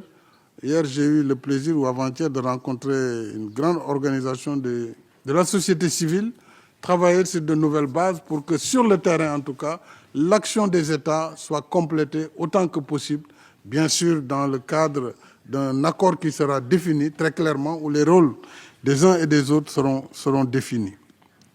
S'agissant maintenant des conflits, il y a tellement de conflits, et il n'y a pas un conflit plus important qu'un autre, mais aujourd'hui, l'actualité nous montre que l'urgence, c'est la résolution du conflit entre les États-Unis d'Amérique, Israël et la République islamique d'Iran. Et je salue d'ailleurs la prolongation du délai qui a été donné pour le cessez-le-feu. Et il faut souhaiter, et il faut que les Nations Unies aussi participent dans la recherche de solutions définitives dans ce conflit, dans la protection des pays de la région, dans la sécurité et la sûreté nucléaire également, mais travailler aussi sur le Moyen-Orient, qui est un conflit qui a duré depuis plusieurs décennies entre Israël et la Palestine, le Liban. Tout ça, c'est des préoccupations urgentes. Je n'oublie pas, bien sûr, le conflit entre l'Ukraine et la Russie.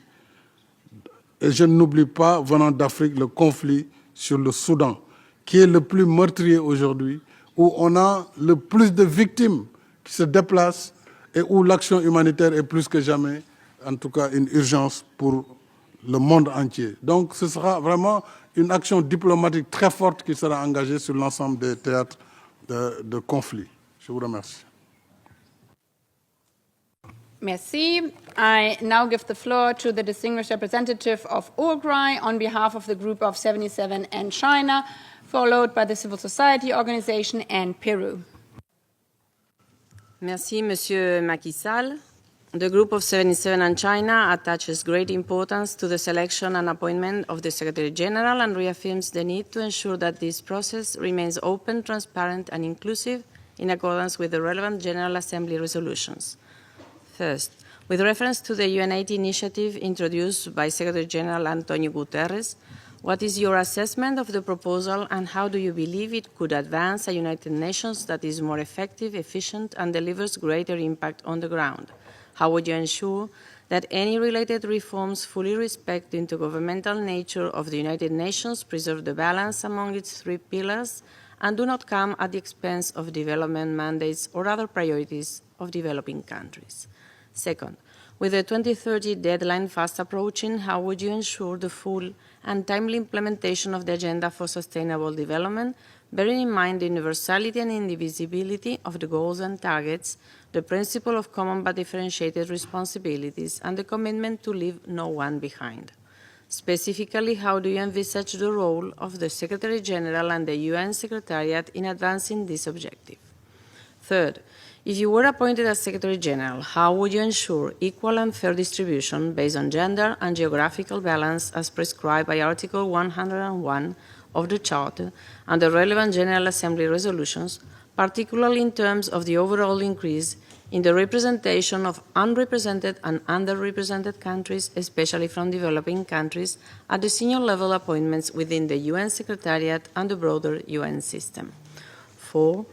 At a time of shrinking fiscal space, declining ODA, rising debt burdens, and widening development gaps, how would you, as Secretary General, mobilize the United Nations system to defend and advance the development pillar, accelerate implementation of the 2030 Agenda, and support financing for development in a manner fully responsive to the priorities of developing countries?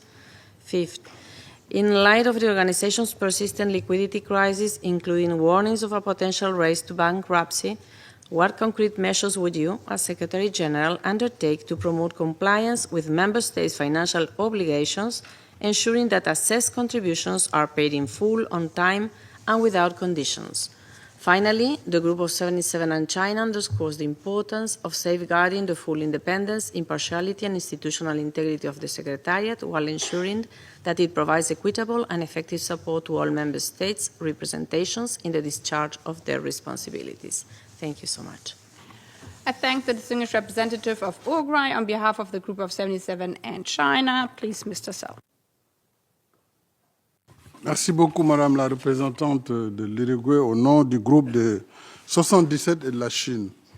Je vais poser plusieurs questions très importantes. Évidemment, j'ai 3 minutes, mais je peux vous donner l'assurance que si j'ai la confiance des États membres, le secrétaire général que je serai mettra tout en œuvre pour d'abord restaurer la confiance.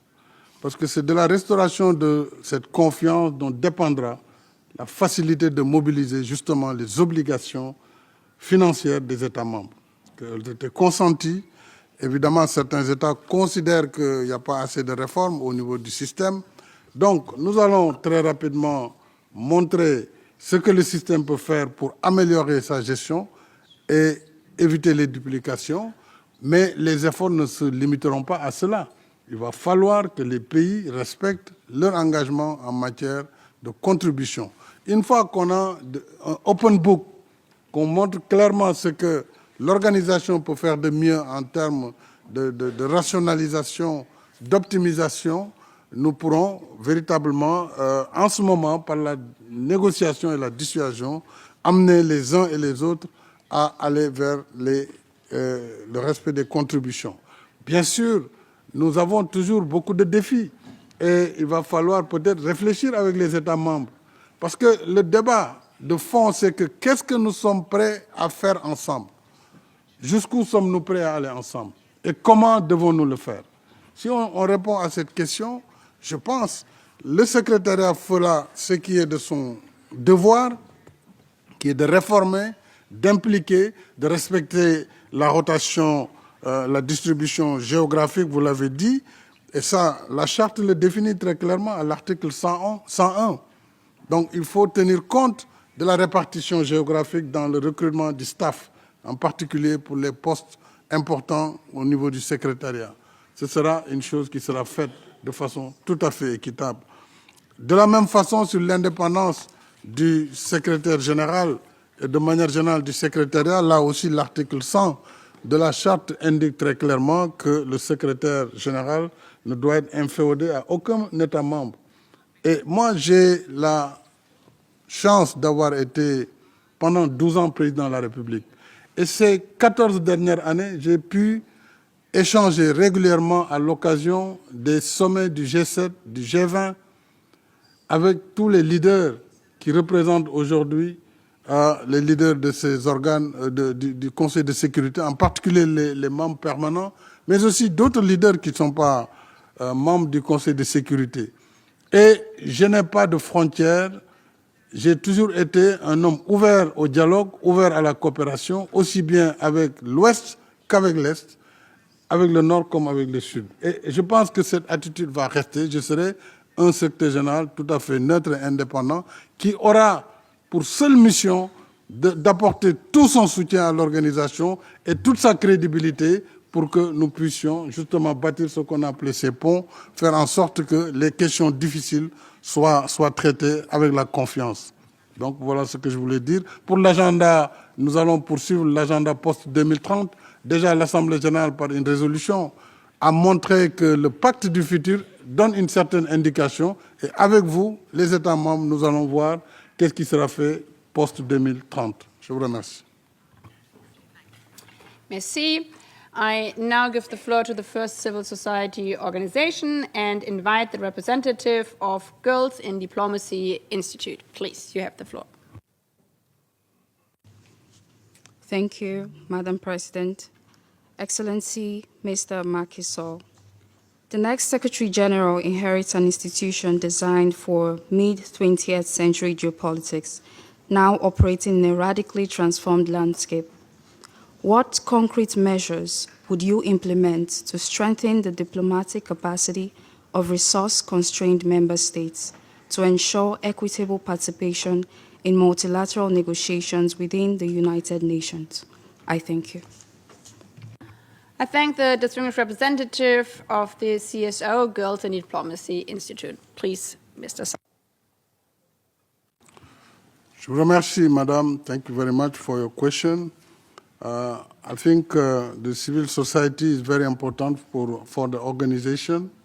We need to define a new paradigm with the member states and to see what civil society can do better in the field, particularly on the field of peace and security and on humanitarian action. I think we can really work together closely and on the transparency. This is what I can tell you. This new paradigm will be defined with, of course, the Secretariat, but using also some reflection many member states have about the action. And I said yesterday to civil society, we need also a very independent civil society, and I'm ready to work with you clearly, following, of course, the charter and following what is allowed on our organization. But I think we can do more with civil society, and I will be ready to work on that way with you. I thank you. I now give the floor to the distinguished representative of Peru on behalf of the Accountability, Coherence and Transparency Group, followed by Norway and Uganda. Merci, merci au président Macky Sall pour sa présentation. I would like to ask 3 questions on behalf of the Accountability, Coherence and Transparency Group, or in short ACT, a cross-regional group comprised of 27 small and mid-sized countries committed to a transparent and accountable UN and seeking to improve the working methods of the Security Council. First, the selection and appointment process for the Secretary General is fundamentally a joint process between the Security Council and the General Assembly, but it is not the only area where they have a complementary mandate. How do you see the role of the General Assembly in the maintenance of international peace and security? Second, a major power conflict erupts and the Security Council is deadlocked. Walk us through your first 72 hours. Who do you call? What authority do you invoke? And what outcome are you aiming for? Third, in your vision statement, you state that as Secretary General, you aim to forge an integrated vision of peace, security, development, and shared prosperity. That vision covers 2 of the 3 pillars of the UN, peace and security and development. The 3rd pillar of the UN, human rights, is missing from this vision. What is your position on upholding the human rights pillar of the UN? What specific reforms or strategies would you pursue to strengthen the UN's human rights pillar? Je vois que j'ai quelques secondes pour faire une question en tant que représentant du Pérou. Je voulais savoir votre position au sujet du multilinguisme et en particulier l'utilisation de l'espagnol dans les travaux des Nations Unies. Et dans ce contexte, comment va votre espagnol? Merci beaucoup. Muchas gracias. Yeah. To the distinguished representative of Peru on behalf of the ACT group, please, Mr. Sall. Muchas gracias. Parla l'espagnol. Very, very few. I'm sorry. Voilà, je commencerai d'ailleurs par cette question qui est essentielle. Le multilinguisme est une richesse et nous devons tout faire pour le préserver. Nous avons 6 langues officielles il nous faut aller vers l'application de ces langues dans le travail. Nous avons 2 langues officielles de travail, l'anglais et le français. Je sais que les anglophones n'ont pas souvent le besoin de faire une autre langue puisque c'est la langue où tout converge, mais nous devons quand même valoriser le multilinguisme dans l'organisation. Je suis sûr que si je suis secrétaire général, je vais travailler aussi avec l'intelligence artificielle pour que non seulement les 6 langues officielles soient vraiment pratiquées de façon plus facile, mais toutes les autres langues, en réalité, nous aurons les outils par l'IA pour que les questions de traduction ne soient plus de grandes difficultés. Bien sûr, je ne veux pas dire qu'on n'a pas besoin d'interprètes, loin s'en faut. On a toujours besoin des ressources humaines pour valider d'abord ce qui nous est proposé, mais il y a un moyen de valoriser la langue. Et la langue, elle véhicule aussi la culture et la civilisation. Donc c'est ça la richesse. C'est pourquoi moi je suis un partisan du multilinguisme, je suis déjà polyglotte, même si au niveau des langues internationales, j'en connais que 2. Je suis en train d'apprendre l'arabe, voyez-vous, et j'ai des langues nationales africaines. Donc c'est une richesse que nous devons tous développer. S'agissant maintenant des questions que vous avez posées au nom des 27 petits pays, dites-vous, je répète vos termes, sur le processus de sélection, je crois qu'il y a déjà la charte qui l'a définie. La charte dit l'Assemblée générale élue le secrétaire général sur proposition du Conseil de sécurité. Donc, chaque entité a son rôle à jouer et c'est l'Assemblée qui aura le dernier mot. Bien sûr, c'est le Conseil qui fera la proposition. Et je crois que ce qui est en jeu aujourd'hui montre qu'il y a une évolution, puisque avant on ne savait même pas comment le SG était choisi. Les gens ils se réveillaient, on savait que bon, on a décidé qu'un tel est choisi entre les pays au niveau du Conseil de sécurité. Donc il y a eu des progrès, en tout cas dans ce qu'on peut appeler la démocratisation du processus. En ce qui concerne la vision que j'ai évoquée, vision intégrée paix et sécurité, prospérité, c'est qu'il ne peut pas y avoir de développement sans paix. Dans les pays où il y a la guerre, on ne peut plus parler de développement. On parle de morts, on parle de déplacés, on parle de réfugiés, on ne parle plus de développement, ni d'éducation. Donc, on ne peut pas traiter séparément la question. C'est pourquoi, même pour les opérations de maintien de la paix, je crois qu'il faut que la dimension politique, la dimension économique soit intégrée. Parce que là où il n'y a pas de développement, où il n'y a pas d'emploi, où il n'y a pas de perspective, il est clair que parler de paix sera difficile. La paix seule aussi ne suffit pas s'il n'y a pas les efforts qu'il faut. Il faut donc combiner l'ensemble et je crois que déjà il y a un effort que les Nations Unies font, mais il faut insister davantage sur cette dimension économique qui doit accompagner la dimension maintien de la paix ou même rétablissement de la paix. Pour ce qui concerne les droits humains, ils sont parfaitement dans les piliers parce que j'ai indiqué que nous avons 3 piliers dans la Charte des Nations Unies. Donc, j'ai déjà dit que les réformes qui seront engagées permettront de renforcer notre action en matière de renforcement des droits humains. Donc, je vous remercie.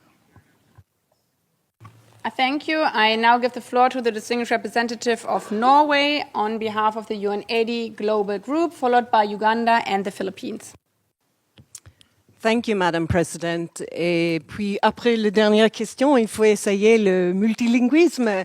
Merci beaucoup, Monsieur Sall, pour la présentation de votre vision et la participation dans ces processus interactifs. Norway is a member of the UNCTAD Global Group, together with Barbados, Indonesia, Jordan, Kenya, New Zealand, Mexico, Senegal, and Singapore. Building on the initiative of a similar cross-regional grouping during the UN's 70th session, we also intend to develop ideas and recommendations for the next UN Secretary-General, whoever that may be, on the future of the organization. We therefore appreciate and thank you, President, for facilitating this opportunity to engage with all the candidates. Now to the question. If selected as Secretary-General, What will you do to meaningfully restore trust between the Secretariat and Member States? You have alluded to this, but also the Executive Office and the rest of the system, and indeed global confidence in the UN. And I think I also have a few seconds to ask a national question. And we believe that the Secretary General should exercise independence in the selection of senior officials. So if again elected, how would you build up your team? What will you do to safeguard your independence? How would you take into account factors such as geography and gender balance in addition to merit in those appointments? And how would you avoid the continuation of monopolies on senior posts by certain nationalities? I thank you. I thank the distinguished representative of Norway on behalf of the UNCTAD Global Group. Please. Thank you, Madame Présidente. Thank you, Madame la représentante exécutive de la Norvège. Merci pour votre question très importante au nom du groupe que vous représentez. Alors, pour la restauration de la confiance, je crois que cela passera par d'abord le fait que chaque pays membre perçoive que le secrétaire général n'est ni dans le camp ouest, ni dans le camp est, ni un homme du sud global ou un homme du nord global. C'est extrêmement important. L'indépendance. Ça, je crois que c'est la base pour pouvoir être accepté. Et qu'on sache que tout ce qui nous motive, c'est de faire avancer cette organisation. Moi, je ne suis pas venu à New York pour faire carrière diplomatique. Je serai là pour les 5 prochaines années avec la confiance des États pour faire avancer cette organisation et la réformer. Et je sais que j'en ai les capacités si j'ai la confiance des États membres. Donc, cela m'amènera à votre deuxième question. Sur le choix des collaborateurs, il faudra bien sûr qu'il y ait de l'équité et de la transparence et le respect de la rotation régionale, le respect aussi du genre. Il est clair qu'en 1945, lorsque la charte était faite, on a parlé de la répartition géographique, de l'éthique et de la compétence. À l'époque, le genre n'était pas une préoccupation de premier. Je peux vous dire qu'en tant que secrétaire général, déjà, mon adjointe sera une femme. Venant du Sud, elle viendra du Nord. C'est comme ça que j'entends voir les choses. Et pour le reste, croyez-moi, ce sera sur la base vraiment d'une analyse objective et qui permettra de juger le secrétaire général sur ses paroles. Et si, justement, les États membres voient qu'il est sur la bonne voie, je crois qu'ils seront plus attentifs pour écouter et pour accompagner. Et c'est comme ça, donc, que, travaillant sur la confiance à restaurer, tous les autres sujets, tels que la rétention des cotisations, pourront trouver des solutions, puisque si les États membres sont convaincus maintenant que nous sommes sur le droit chemin, nous ne cachons rien, nous avons fait des efforts internes, je pense que rien ne pourra empêcher qu'ils participent pleinement dans la marche de notre organisation commune. Voilà ce que je voulais dire sur l'indépendance, je crois que je l'ai dit, sur également la présence des femmes. Pour terminer sur la présence des femmes, moi je suis un président qui a, pendant 12 ans dans mon pays, donné presque toutes les positions en dehors de celles que j'occupais, qui étaient de président de la République, aux femmes. J'ai nommé une femme Premier ministre. J'ai nommé les premières femmes gouverneurs de région. J'en ai nommé 3. J'ai nommé la première femme chef de la police, directeur général de la police nationale. La première femme générale de l'armée du Sénégal. Elle est encore seule. Donc, je suis un he for she, quelqu'un qui va davantage travailler pour la promotion des femmes et pour le droit des femmes, non seulement dans l'organisation, mais à travers le monde. Il est temps que les droits des femmes, j'ai aussi donné aux femmes sénégalaises la possibilité de donner leur nationalité à leurs époux et à leurs enfants, ce qui n'était pas le cas. Donc, je serai vraiment quelqu'un qui va absolument faire avancer les droits de la femme dans l'organisation et dans le monde autant que je le pourrai avec les États membres. Je vous remercie. Thank you. I thank you. I now give the floor to the distinguished representative of Uganda on behalf of the non-aligned movement, followed by the Philippines and the next civil society organization. Madam President, I speak on behalf of the member states of the non-aligned movement, who are 121 in number. We welcome the holding of this informal dialogue to exchange views with the candidate for the position of the Secretary General of the United Nations, H.E. Macky Sall. We have a few questions on non-aligned movement. The first one, the non-aligned movement reaffirms the leading role of the United Nations in promoting multilateralism and international cooperation, which are essential for addressing global challenges that impact the members of the movement, the non-aligned movement. In this context, what concrete measures would you propose to further strengthen multilateralism and international cooperation in light of the current erosion resulting inter alia from non-compliance with international obligations? Number two, the Declaration on the Right to Development was adopted in 1986 by the UN. What is your position on the right to development, and how would you advance its implementation within the United Nations system? Number three, how would you assess the impact of unilateral coercive measures on the ability of affected developing countries to achieve sustainable development and fully implement the 2030 Agenda? What concrete actions would you promote in your capacity as Secretary General to strengthen the role of the United Nations in opposing such illegal measures that violate the UN Charter, urging their elimination and promoting mechanisms to prevent their application? The last question, related to the first one, is how would you promote a more inclusive global governance and ensure the effective consideration of the needs and the priorities of developing countries? I thank you. I thank the distinguished representative of Uganda on behalf of the non-aligned movement, please. Thank you very much, Uganda representative, on the name of non-aligned movement. Je voudrais encore une fois vous dire ici que l'Organisation des Nations Unies est la seule organisation universelle qui regroupe l'ensemble des pays. Donc,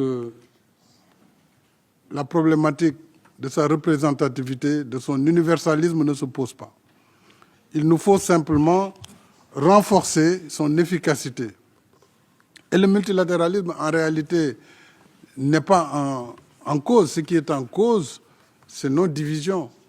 C'est également le fait que nous ne soyons pas en mesure de défendre et de dépasser les contradictions qui font que de plus en plus, malheureusement, on constate effectivement une sorte d'inefficacité. Mais ça, le secrétaire général, lui, il n'agit pas au nom des États, mais il doit être un facilitateur. Il doit être, comme je l'ai dit, quelqu'un qui construit les ponts entre les différentes positions, qui les rapproche. Et ça, je compte m'y impliquer pleinement afin que cette discussion, ce dialogue permanent au sein du Conseil de sécurité, au niveau de l'Assemblée générale, avec vous, au quotidien, que nous puissions nous accorder sur la nécessité de maintenir ce multilatéralisme, sans lequel, bien sûr, on rentre dans ce qu'on peut appeler la jungle, où c'est la loi du plus fort. On voit bien que ça ne peut pas nous mener trop loin.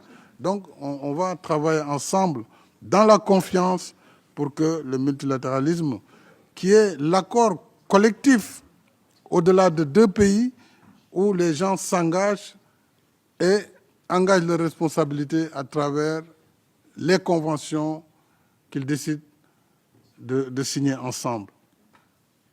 En ce qui concerne maintenant les mesures de coercion ou mesures coercitives sur l'agenda du développement, si j'ai bien compris votre question, 2030 approche.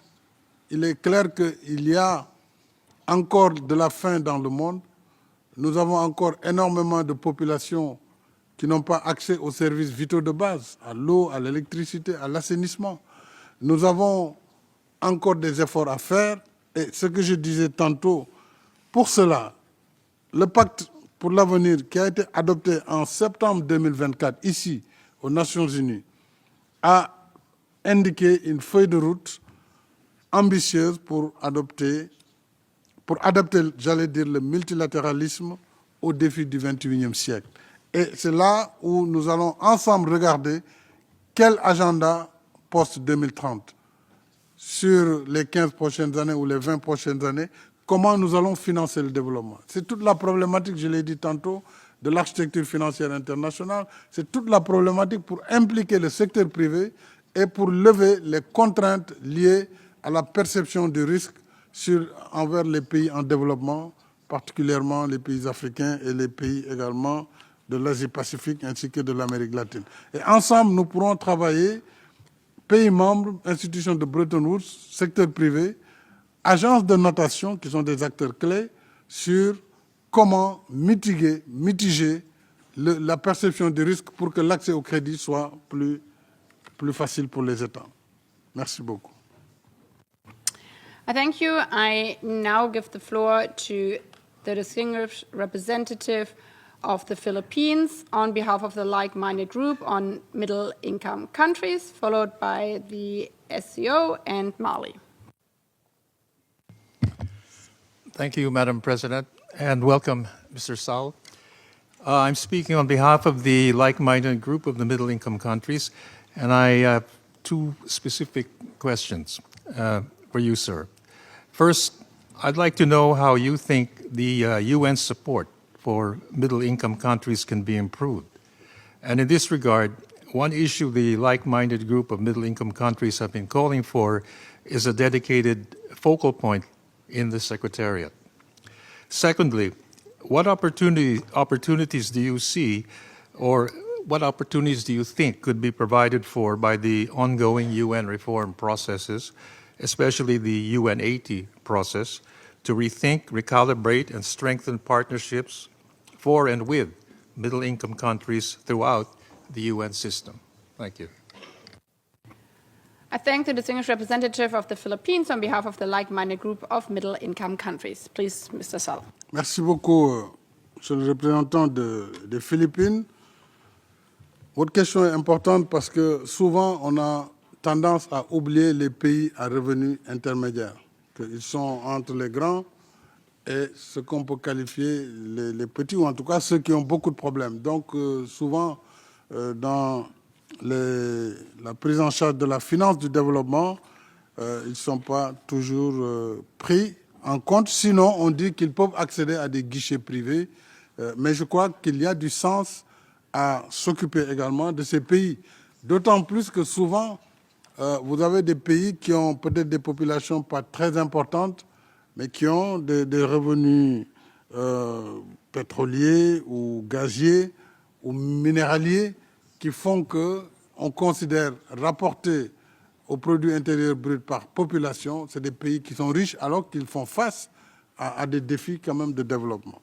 L'ONU pourra effectivement, en relation avec les institutions de Bretton Woods et avec le club dont j'ai parlé sur le financement du développement global, qu'on prête plus attention à cette catégorie de pays à revenus intermédiaires. Je sais qu'ils n'ont pas accès à IDA, qui est vraiment un fonds souvent pour les pays en développement. Et aujourd'hui, les financements privés aussi sont parfois très chers.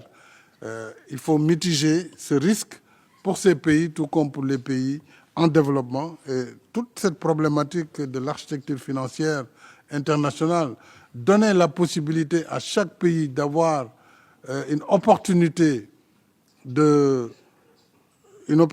développement à travers les chaînes de valeur, à travers la création d'emplois. Je crois que c'est ça qui va permettre de vivre un monde meilleur, un monde qui fera moins face à ces vagues de migration, parce que si on transforme les produits dans les pays où les matériaux sont extraits, on donnera de la valeur ajoutée, on donnera des emplois, et je crois que c'est tout le monde qui gagnera. Maintenant, pour la réforme UN 80, je n'ai pas fini de prendre la question, comment renforcer j'avais compris, comment renforcer la part peut-être au pays. Là, je n'ai pas bien pris la deuxième question, mais en tout cas pour la réforme, croyez-moi, la première action du secrétaire général que je serai, si j'ai votre confiance, sera avant même début janvier, de travailler avec l'équipe qui a mené cette réforme. Et j'ai déjà vu M. Ryder, qui est un homme exceptionnel que je connais, qui a dirigé ILO, et donc on travaillera étroitement avec toutes les équipes avant même le mois de janvier pour que les États membres soient édifiés, puisque toute réforme qui n'a pas le soutien des États membres ne sera pas durable. Mais nous montrerons les progrès que nous sommes prêts à réaliser immédiatement. Je vous remercie. I thank you. I now give the floor to the next civil society organization, l'Organisation d'appui aux jeunes opérateurs économiques pour la gouvernance. Due to continued technical issues, we will not have video statements in this session, but as before, this question will be read out on behalf of the organization by a representative in the room. Thank you, Madam President. On behalf of the Organisation d'appui aux jeunes opérateurs économiques pour la gouvernance, I will read the following question. What guarantees do you offer to ensure the necessary reforms to the governance of the world financial architecture, which reveals a lot of injustice and imbalance towards African countries? My other question is, with regards to debt, what guarantees do you provide so that the cancellation of illegitimate debt is effective, especially for African and developing countries? Thank you. I thank you. Mr. Sall, the floor is yours. Merci beaucoup, Madame. Au nom de la société civile, sur les opérateurs que vous représentez, vous savez, le secrétaire général ne décide pas, encore une fois, à la place des États. Il a un rôle de facilitateur, il doit veiller sur l'agenda, il doit organiser le débat avec tout le secrétariat et il doit faire en sorte que les problématiques qui sont posées par l'Assemblée générale, les mandats qui sont donnés soient mis en œuvre. Et parlant des mandats, vous savez comme moi que depuis la création, nous avons enregistré plus de 40 000 mandats que l'Assemblée générale et le Conseil de sécurité ont donné à l'organisation comme mission. 40 000 mandats. C'est presque 4 000 mandats, disons, si on le répartit par an, nous avons un nombre de mandats phénoménal. Sur les 40 000, il n'y a que 4 000 qui ont fait l'objet d'une prise en charge ou qui sont actifs sur la table. Donc, c'est dire que 10% des mandats ont fait l'objet d'un engagement.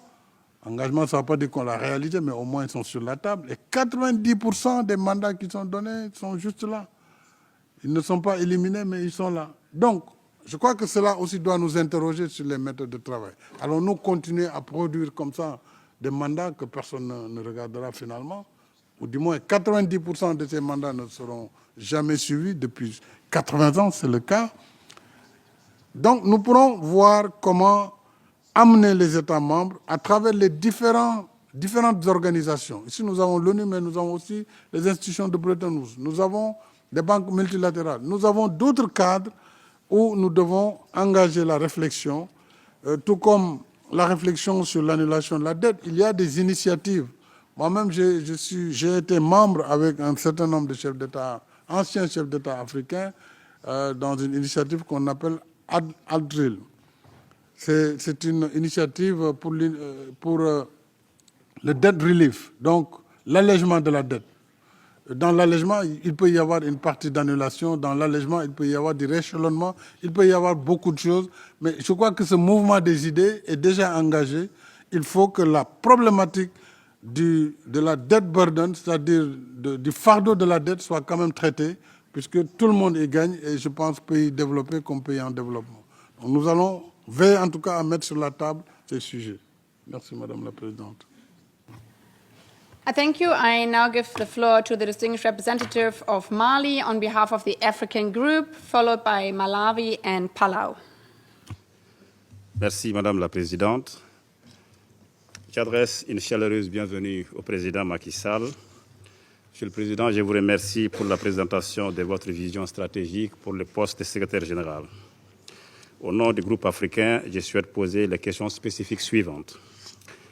Sur la paix et la sécurité, l'absence de l'Afrique de la catégorie des membres permanents du Conseil de sécurité traduit une injustice historique qui doit être réparée. Cette situation interroge sur la légitimité des décisions de cet organe principal de la Charte sur les questions essentielles concernant notre continent. Quelle est votre appréciation de la position africaine commune sur la réforme du Conseil de sécurité et comment comptez-vous utiliser l'autorité et l'influence du bureau du secrétaire général pour faire avancer les négociations intergouvernementales sur cette question? Ensuite, nous avons la résolution 2719 du Conseil de sécurité qui a créé un cadre permettant aux opérations d'appui à la paix dirigées par l'Union africaine de bénéficier des contributions statutaires des Nations unies pour la mise en œuvre de cette résolution importante. Cependant, la mise en œuvre de cette résolution reste dans une impasse. Quelle est votre approche de la troisième revue annuelle et comment comptez-vous prendre en charge cette absence continue de volonté politique? Sur la question du développement, comme vous le savez, Monsieur le Président, le développement devient une priorité de premier rang pour l'Afrique. Quel lien faites-vous entre les agendas 2030, 2063, le pacte pour l'avenir, ONU 80, le partenariat entre l'Union africaine et les Nations unies, et que comptez-vous faire pour assurer le soutien continu des Nations unies au cadre de développement défini et adopté par l'Afrique? Quelles actions concrètes comptez-vous poser pour faire avancer la réforme des institutions financières internationales, y compris l'amélioration de la représentation de l'Afrique au sein de ces institutions, sans oublier, vous venez de le dire, les agences de notation et les systèmes biaisés d'évaluation s'agissant de l'Afrique? Comment comptez-vous assurer que les mécanismes de financement du climat, notamment les fonds pertes et dommages, soient accessibles aux pays africains et convenablement financés? Quel programme du secrétaire général actuel pour l'Afrique allez-vous maintenir et renforcer? Je vous remercie. I thank the distinguished representative of Mali on behalf of the African Group, please. Merci beaucoup, Monsieur le représentant du Mali. Je voudrais vous dire toute la solidarité que j'ai pour le peuple malien et les peuples du Sahel qui, en ce moment, fait face aux conséquences du terrorisme international. Et pendant de nombreuses années, ici, devant la tribune des Nations Unies, nous avons plaidé pour que le Conseil de sécurité puisse prendre des mesures d'accompagnement et que nous ne devons pas laisser les seuls pays engagés au front face au terrorisme. Aujourd'hui, nous le savons, l'Afrique devient le ventre mou dans la lutte contre le terrorisme international. Or, il faut une action collective et c'est le rôle du Conseil de sécurité d'assurer la responsabilité de la paix et de la sécurité mondiale. Je voudrais, profitant de votre question, rendre un hommage aux casques bleus tombés au champ d'honneur. Depuis la création, c'est plus de 4000 membres des casques bleus qui sont morts au front. Aujourd'hui encore, on a eu des décès. Nous savons que ces missions sont délicates, sont difficiles. Souvent, les moyens ne suivent pas la nature des conflits, évidemment, mais nous devons saluer le rôle de l'ONU depuis 1948, où la première mission, qui était l'ONU-ST, l'organisme des Nations Unies, chargé à l'époque de la surveillance de la trêve, jusqu'à nos jours, l'ONU est présente sur le théâtre des opérations à travers le monde et dans tous les continents. Nous avons en Afrique 5 missions présentement qui sont sur le terrain, mais également en Asie et Pacifique, une mission, en Europe et en Asie centrale, 2 missions, au Moyen-Orient, 3 missions. Tout cela montre l'importance que nous devons accorder à cette maintien de la paix. Il faut accentuer la prévention des conflits et il faut surtout assurer une meilleure coordination entre l'ONU et les organisations régionales. Et vous avez bien fait de citer la résolution 2719 qui définit un cadre et je pense que c'est une bonne approche de ce que l'ONU doit faire, c'est-à-dire s'appuyer principalement sur les organisations régionales, avec l'Union africaine pour ce qui nous concerne, ce qui concerne l'Union africaine, avec l'Union européenne, avec les autres organisations régionales. Cela permettrait d'être plus efficace sur le terrain et parfois même de dépenser moins. Donc je crois que si je suis élu, travailler très étroitement avec l'Union africaine pour la mise en œuvre de la résolution 2719, mais travailler également pour qu'il y ait une convergence entre l'agenda 2030 de l'ONU, l'agenda 2063 de l'Union africaine, mais également le pacte de l'avenir qui est déjà un pacte pour l'ensemble du système onusien. Et enfin, nous travaillerons sur le financement du climat qui reste un défi. Parce que depuis l'accord de Paris, vous savez qu'il y a eu des efforts à un moment donné et il y a un reflux. Ce reflux, aujourd'hui, se constate sur la baisse des financements climatiques. Les pays ont défini ce qu'on a appelé le JETP, Just Energy Transition Partnership. Et ça, c'était une manière de contourner l'absence de financement concessionnel et que chaque pays membre qui était un pays engagé pour l'adaptation devrait revoir un peu ses engagements nationaux et serait accompagné pour le financement de l'action climatique. Je pense que ces JETP doivent pouvoir se poursuivre. Je veillerai à ce que les pays engagés dans cette voie aillent pour une transition climatique qui soit juste et équitable. Je vous remercie, madame. I now give the floor to the distinguished representative of Malawi on behalf of the least developed countries, followed by Palau and Kyrgyzstan. Madam President, Mr. Macky Sall, I have the honor to speak on behalf of the group of least developed countries, the countries that are recognized as the most structurally vulnerable and yet the furthest behind in achieving the Sustainable Development Goals. The group welcomes this transparent and inclusive process for the selection and appointment of the next Secretary General. Mr. Sall, the next Secretary General must restore confidence in a charter-driven multilateral system, rescue the SDGs in LDCs, and ensure that no financial or political pressure is allowed to weaken the UN's dedicated support to the most vulnerable countries. We therefore kindly request you, Mr. Sall, to share your observations on the following questions, which reflect the core concerns and expectations of the least developed countries group. First question, if elected as Secretary General, what concrete steps will you take to re-establish the United Nations as a central forum for addressing global peace and security, development and financing issues, and how will you ensure that LDCs meaningfully remain at the table to shape these decisions rather than remain in the margins?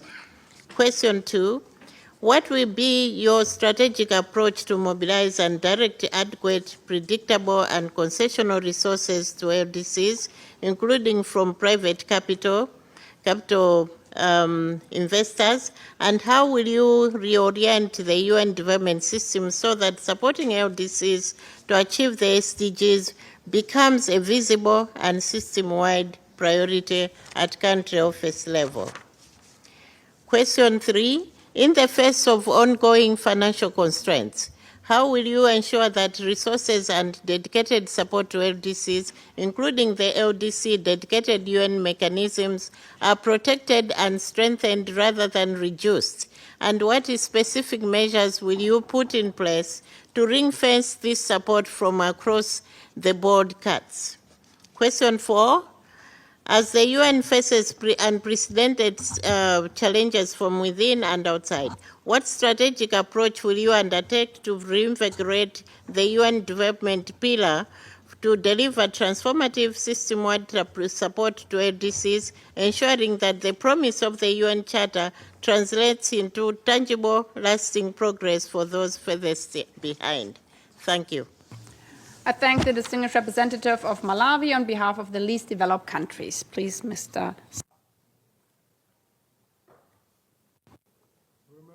Merci Madame la représentante du Malawi et représentante aussi des groupes des pays les moins avancés. D'abord, c'est un regroupement très important qui a été mis en œuvre à travers le programme d'action de Doha, qui est un programme qui constitue un cadre stratégique, surtout pour les pays les moins avancés dans la période 2021-2031, donc 2022-2031. Donc c'est une décennie avec un cadre qui est défini. Je pense qu'il faudra activer ce cadre, travailler étroitement avec tous les pays membres de ce regroupement, mais aussi travailler avec les pays partenaires pour que le financement du développement, justement, puisse lever toutes les contraintes qui ont été évoquées tantôt. Alors, quelles mesures, en tant que secrétaire général, je compte prendre pour que l'instance principale de traitement de la paix soit l'Organisation des Nations Unies?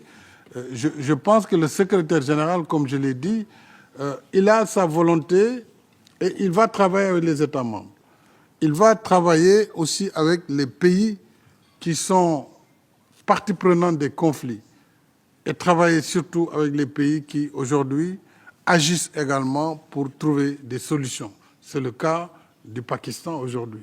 Des actions comme ça doivent être accompagnées par l'ONU, mais on ne peut pas ne pas avoir l'organisation autour de la table sur les questions qui concernent la sécurité mondiale ou la paix mondiale. Donc je crois que là-dessus, nous travaillerons étroitement et diplomatiquement avec tous les pays afin que l'organisation revienne au centre de tous ces conflits.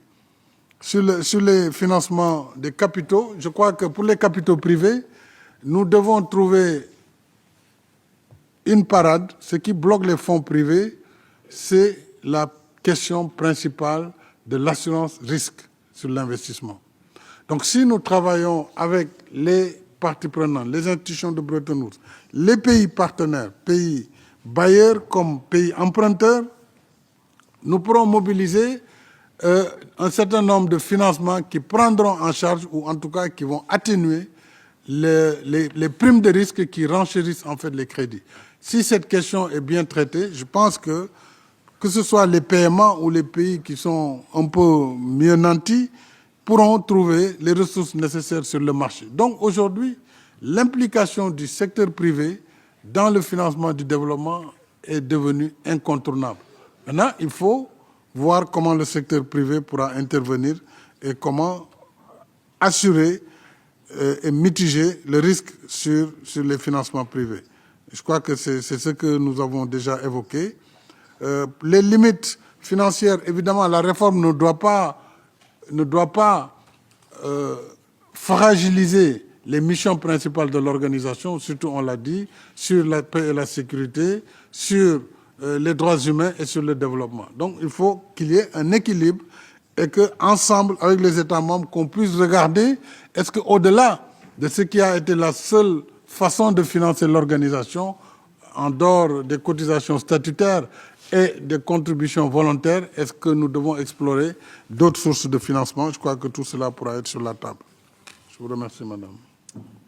Merci. I now give the floor to the distinguished representative of Palau on behalf of the Alliance of Small Island States, followed by Kyrgyzstan and Egypt. Madam President, thank you for convening this important dialogue. I wish to thank Mr. Macky Sall for your interaction with us today. I have the honor to speak on behalf of the 39 members of the Alliance of Small Island States. As a group of countries in special situations, the credibility of the United Nations lies in its ability to respond to the unique circumstances of SIDS, correct long-standing inequities, and deliver results for the most vulnerable. In this regard, allow me to pose the following questions. 1. How will you, as Secretary General, ensure that the United Nations system is more accessible, better coordinated, and tailored to the unique vulnerabilities of SIDS to better and more meaningfully support the full implementation of the Antigua and Barbuda Agenda for SIDS? 2, how will you use your leadership to accelerate global ambition and action on climate change, particularly to keep 1.5 within reach, while ensuring that SIDS receive scaled-up, predictable, and accessible finance for adaptation, mitigation, and loss and damage in line with international commitments? And lastly, what specific measure will you take to improve on the underrepresentation of SIDS within the United Nations Secretariat, especially at senior leadership levels, and how will you strengthen pathways for SIDS nationals to shape decision-making across the UN? I thank you. I thank the distinguished representative of Palau on behalf of the Alliance of Small Island States. Merci beaucoup, Madame la Présidente. Merci, Madame la représentante de Palau, et au nom de Small Island States. Donc, les petits États insulaires qui sont parmi les pays les plus exposés aux effets du changement climatique et qui, face au choc, parfois risquent même leur disparition. Donc, quand on parle de réchauffement climatique, je crois que c'est surtout dans ces petits États insulaires que le phénomène est visible, parce que la remontée du niveau de l'eau, évidemment, menace directement l'existence même de ces États. Nous devons donc travailler à faire en sorte que le financement climatique pour l'adaptation, mais également l'accompagnement de ces petits États insulaires soit une réalité. Et leur situation appelle une attention particulière. Et c'est pourquoi, lorsqu'on a décidé lors de la COP27 et validé à la COP28 de la création du fonds pour Loss and Damage, je crois que c'est un fonds surtout pour ce type de pays insulaires qui véritablement subissent les effets du changement climatique. Alors, leur alliance joue un rôle important dans les négociations internationales et je voudrais saluer votre action dynamique. Et nous devons absolument être à vos côtés pour que l'agenda de ces pays soit au centre des préoccupations sur le financement de l'action climatique. Pour la représentation spécifique et la répartition régionale, je crois avoir répondu. Je note avec intérêt que c'est une préoccupation globale, donc je vais y veiller particulièrement si j'ai le choix et la confiance des pays membres. Donc je vois que c'est vraiment une préoccupation réelle, donc j'y prêterai une grande attention.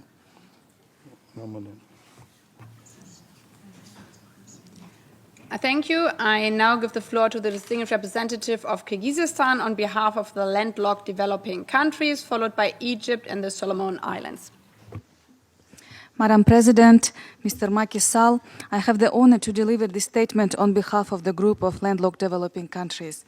For 32 countries and over 500 million people, development begins with a structural reality that cannot be changed. It's a geography. And the adoption of the Avaza program of action reflects a renewal global commitment to addressing them in a comprehensive and coordinated manner.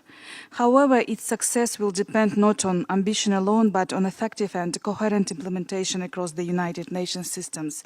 In this regard, we would be interested to hear from you how you would ensure the full implementation of the mandates entrusted to the Secretary General under the program of action. In particular, how would you mobilize the United Nations system to deliver coordinated implementation and ensure coherence in follow-up and monitoring? We would also appreciate your views on how to strengthen system-wide coherence so that global commitments translate into the tangible and measurable progress at the regional and country levels. I thank you. I thank the distinguished representative of Kyrgyzstan on behalf of the landlocked developing countries, please. Merci beaucoup, Madame la représentante du Kyrgyzstan, parlant aussi au nom des pays du littoral. Ce sont des pays qui ont une vulnérabilité particulière, c'est qu'ils subissent de plein fouet l'avancée de la mer, l'érosion côtière. Venant d'un pays du littoral comme le Sénégal, qui a 700 km de côte, je connais bien et j'ai vécu les conséquences de l'avancée de la mer et le déplacement des populations qui voient leur habitat arraché par la mer au quotidien. Alors, c'est dire que ces problématiques qui sont liées à l'action climatique, elles sont également des préoccupations que l'organisation doit prendre en compte dans le cadre de l'action climatique globale. Nous avons ce que nous faisons à travers les conventions des Nations Unies sur le climat. Nous avons également d'autres cadres de coopération, la lutte contre la désertification d'une part, mais là nous parlons des pays côtiers. Tout ce qui concerne la protection du littoral doit rester une préoccupation. Et tout cela renvoie finalement au financement du développement. C'est toujours la même problématique. Comment assurer la stabilité des États, comment assurer le financement de l'action climatique, comment assurer le financement de l'économie, que ce soit l'agriculture durable ou les secteurs productifs, ça nous renvoie à la question globale du financement du développement. Donc c'est vraiment la question principale sur laquelle nous allons devoir vraiment, avec l'évaluation des ODD et l'agenda post-2030, travailler sérieusement avec tous les États membres et tous les cadres multilatéraux. Maintenant, pour ce qui concerne l'exercice du mandat, si j'ai cette confiance, en tout cas conformément à la charte, j'entends exercer cette confiance et ce mandat de façon tout à fait responsable. Ça veut dire sans aucun excès inutile, mais également sans aucune faiblesse qui apparaîtrait comme un refus d'assumer une responsabilité que la charte m'implique, que la charte me définit comme obligation. Donc ce sera un acte de responsabilité sans excès aucun, mais également responsabilité sans faiblesse. Voilà ce que je voulais dire sur votre question. I thank you. As 1.5 hours have passed, and while there's still interest from member states and groups to speak on the first segment, I would also like to invite you now to focus on the second segment, the 3 pillars of the United Nations, peace and security, development and human rights, as already done by some statements. And we continue with our speaking list. Those who haven't pressed the button yet, please, I invite you to press the microphone button. Next speaker on the list, which for the moment we have to wait. I think it was Egypt on behalf of the Arab group, and then we will continue. شكرا سيد الرئيس. يشرفني أن ألقي هذه المداخلة باسم المجموعة العربية، وترحب المجموعة بمشاركة السيد ماكي سال في هذا الحوار التفاعلي. وتؤكد المجموعة العربية استعدادها للتعاون البناء مع السكرتير العام القادم بما يسهم في دعم دور الأمم المتحدة وتعزيز قدرتها على مواجهة التحديات الدولية الراهنة وترسيخ مبادئ ميثاقها وتحقيق السلم والأمن الدوليين والتنمية المستدامة. وتود المجموعة أن تطرح الاستفسارات التالية على السيد ماكي سال. أولاً، كيف ترون دور السكرتير العام في تعزيز فاعلية منظومة الأمم المتحدة وتكامل جهودها إزاء القضية الفلسطينية بما يضمن التنفيذ الفعال لجميع القرارات والمرجعيات الدولية ذات الصلة ويدعم تحقيق سلام عادل ودائم في منطقة الشرق الأوسط؟ ثانياً، كيف ترون سبل تعزيز الالتزام بقواعد القانون الدولي لا سيما في المجال الإنساني وبما يضمن دعم دور الهيئات الأممية وخاصة وكالة الأونروا وتمكينها من تنفيذ ولايتها دون انتقاص وفي ظل ظروف غير مواتية في الأراضي الفلسطينية المحتلة؟ وأود أن أسأل السؤال القادم بصفتي الوطنية. I would like to ask the following question in my national capacity. Mr. Sall, you alluded in your answer to the representative of Mali on behalf of the African group to the scourge of terrorism that is now inflicting damage and suffering in Africa and especially in West Africa and the Sahel. Terrorism has evolved over the past 20 years, being now more complex, resistant, and adaptive to countermeasures. How can you bring back the centrality of counterterrorism and the collective effort to counter terrorism back at the center of the United Nations work on peace and security? Thank you. I thank the distinguished representative of Egypt on behalf of the Arab group. Next speaker on the list will be Solomon Islands and Trinidad and Tobago, but first the answer to the question to Egypt by Mr. Sall. Merci beaucoup, Monsieur le représentant de l'Égypte, Shukran Saïd Safir. Merci pour vos questions au nom du groupe arabe. Oui, le rôle du secrétaire général, je vois qu'il revient toujours. Ce rôle, je pense, réinventé, va être ou la garantie pour que l'organisation retrouve sa place autour de la table globale, ce qui devrait être le cas, toujours. Encore une fois, le secrétaire général ne sera pas là pour choisir un camp, mais pour éviter que le monde ne se divise en camps. Ça va être ma démarche et mon rôle en permanence. Et je pense que de cette démarche dépendra la crédibilité qui fera adhérer, en tout cas avec le soutien des États membres, qui fera adhérer aux positions de l'organisation sur ces différents conflits. Vous avez parlé du conflit palestinien. Ce conflit Israël-Palestine, on le sait, il est à la fois une menace permanente à la paix et à la sécurité internationale, mais aussi une tragédie humaine. De nombreuses résolutions, vous l'avez rappelé, et initiatives ont été consacrées à ce conflit, ici même, dont le dernier, c'est un peu l'accord du 9 octobre 2025 à Sharm el-Sheikh, chez vous, en Égypte, entre Israël et le Hamas sur la base du plan qui a été proposé par le président Donald Trump. Ma conviction, c'est qu'il faut continuer à travailler dans cette direction parce que ni la guerre, ni la violence, sous toutes ses formes, ne peuvent apporter la paix et la sécurité à aucune des parties.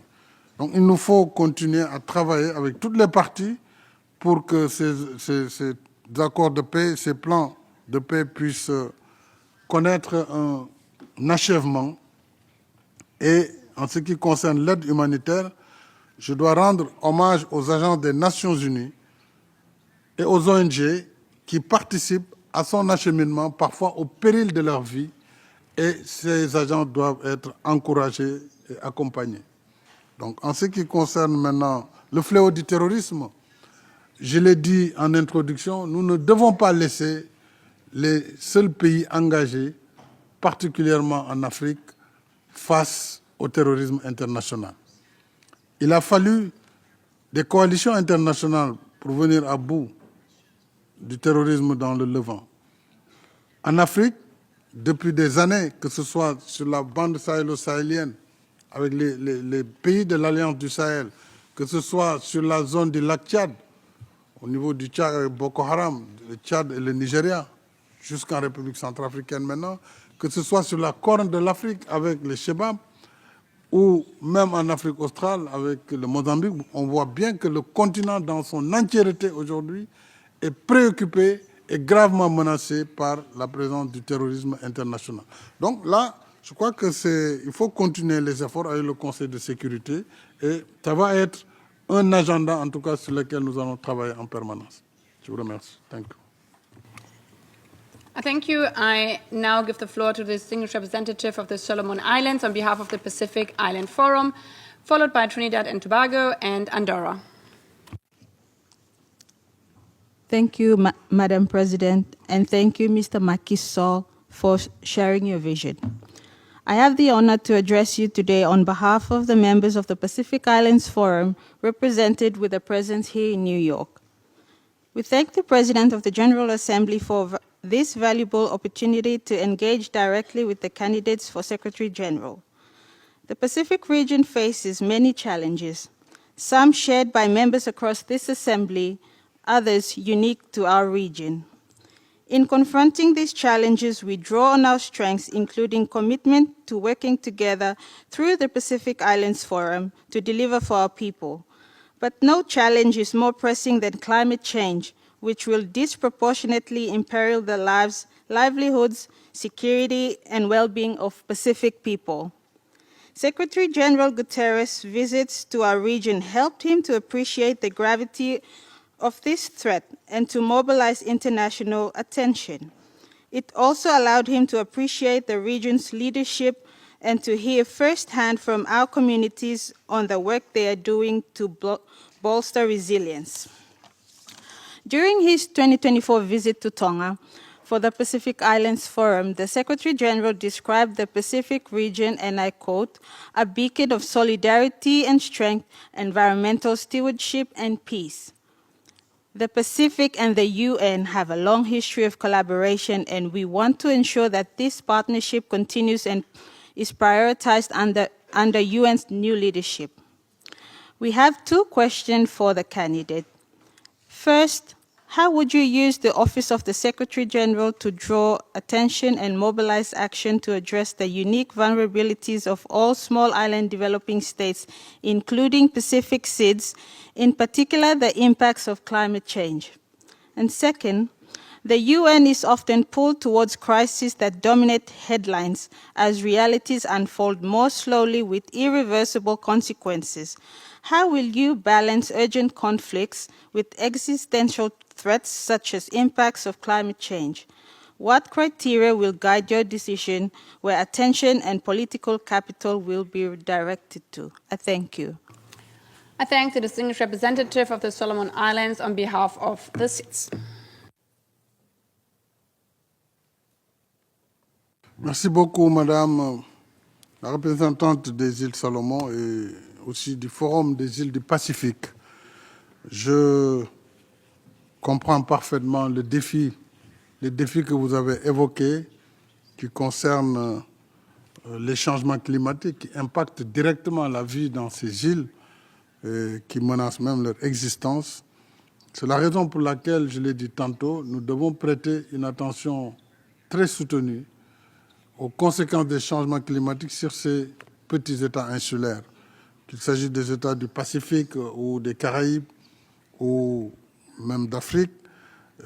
Il est important que la communauté internationale considère que ces pays sont plutôt des victimes parce qu'elles contribuent très peu en réalité dans la pollution qui est à l'origine des changements climatiques, parce qu'ils ont très peu de gaz à effet de serre, parce qu'ils n'ont pas une industrie.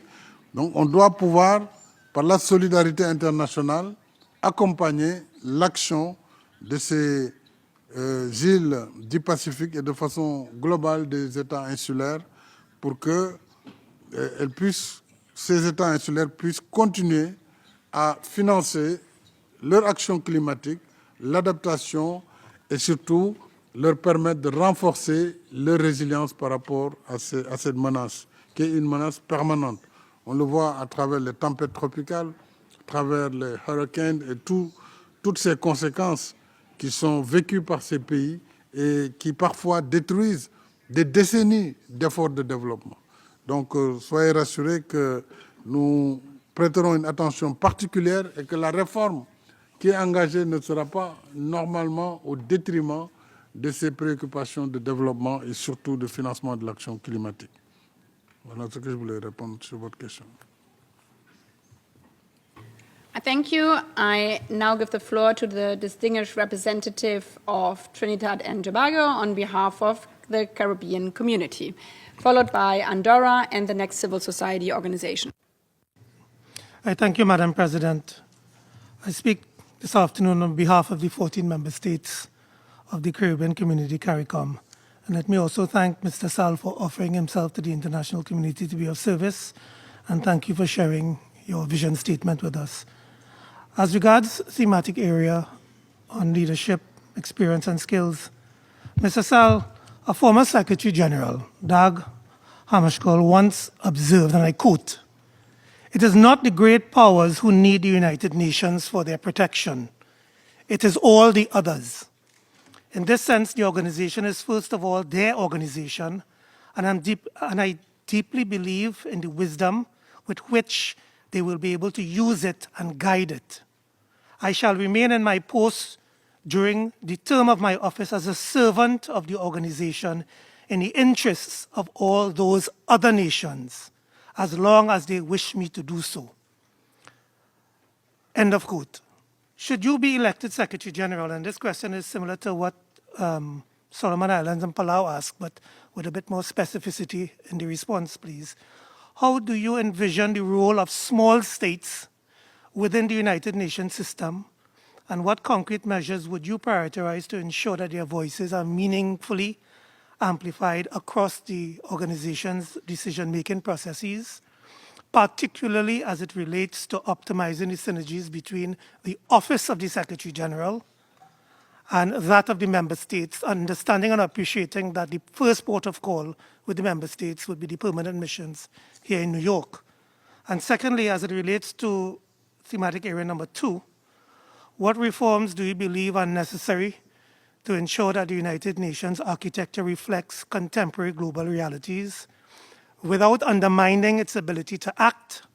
And how would you enhance the implementation of the General Assembly's mandates and improve coordination among the Office of the Secretary General, the Special Committee on Peacekeeping Operations, the Security Council, and troop and police contributing countries? Thank you. I thank the distinguished representative of Trinidad and Tobago on behalf of the Caribbean community. Please, Mr. Sall.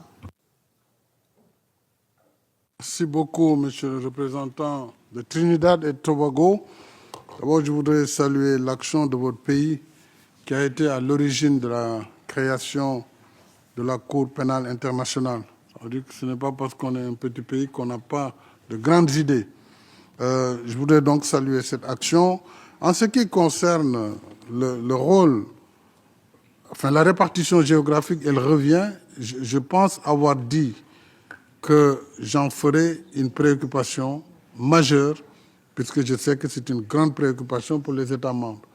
Il est clair que le bureau du secrétaire général devra aussi refléter la réalité du monde d'aujourd'hui, tout comme d'ailleurs le Conseil de sécurité devrait représenter la réalité du monde d'aujourd'hui. Tantôt, je n'ai pas eu assez de temps pour répondre à la question du Mali sur également la position africaine par rapport à la réforme du Conseil de sécurité.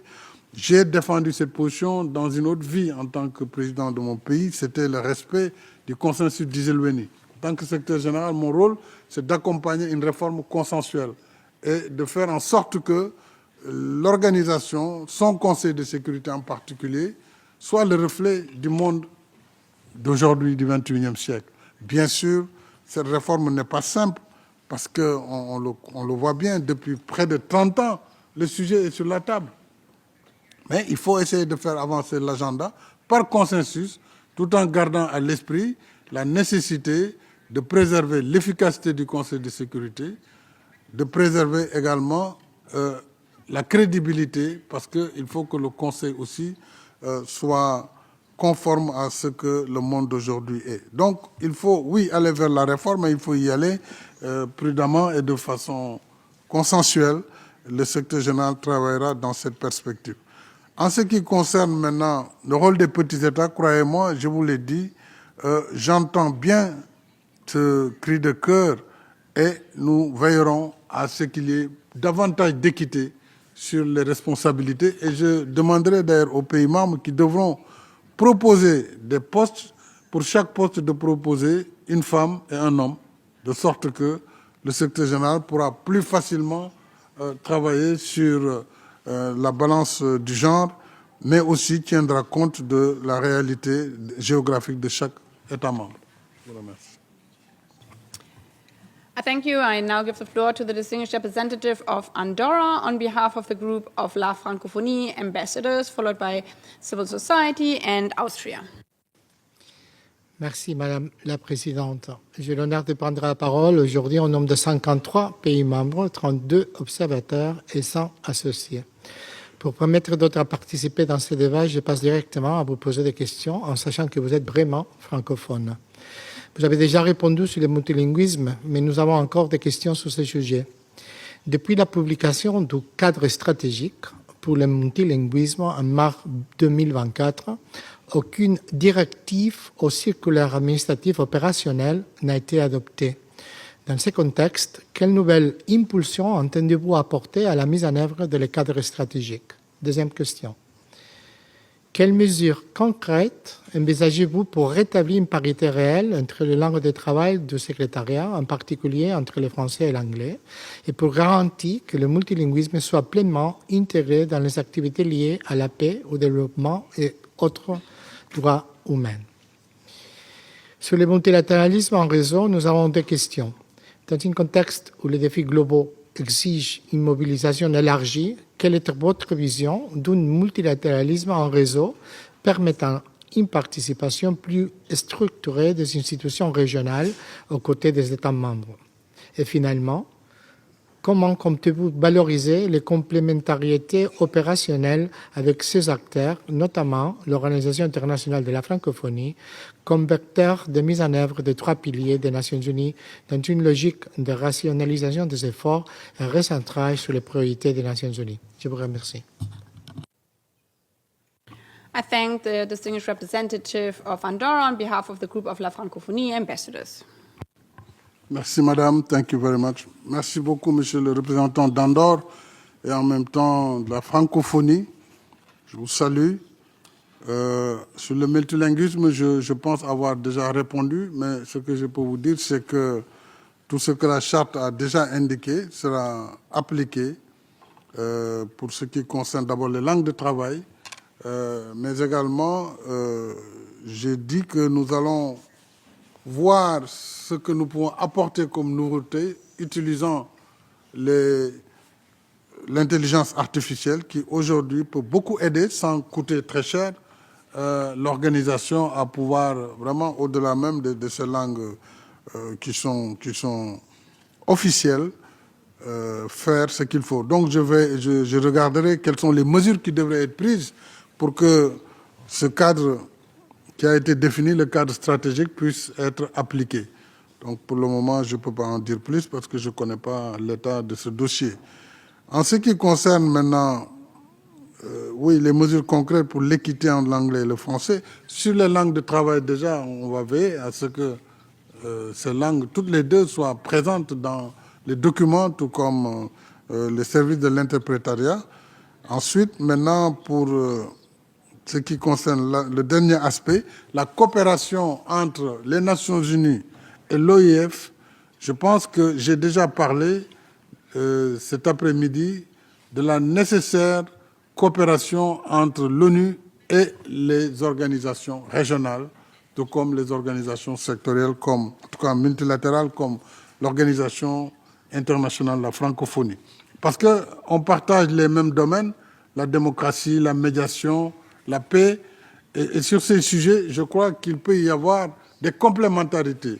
Ces complémentarités permettraient à l'organisation peut-être d'être moins présente partout, mais de travailler en étroite collaboration avec d'autres cadres. Et ils sont nombreux, ces cadres. Je crois que nous allons explorer toutes ces possibilités pour que l'organisation soit la plus efficace possible, mais qu'elle soit aussi complétée le plus possible par ces autres organisations partenaires. Thank you. Thank you. I now give the floor to the next civil society organization. Given the technical issues, this will be read out, and the statement has been recorded by Anidi in Young Foundation. Please, you have the floor. Thank you, Madam President. On the behalf of the Anidi and Young Foundation, I will read the following question.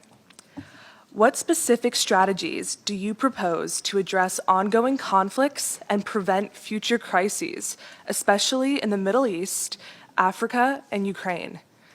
How will you balance human rights with the need to prevent atrocities? Thank you. Thank you. Mr. Sall, you have the floor. Merci beaucoup, Madame la représentante de la société civile. Les stratégies spécifiques pour remédier au conflit, c'est vraiment ce que tous les États doivent faire.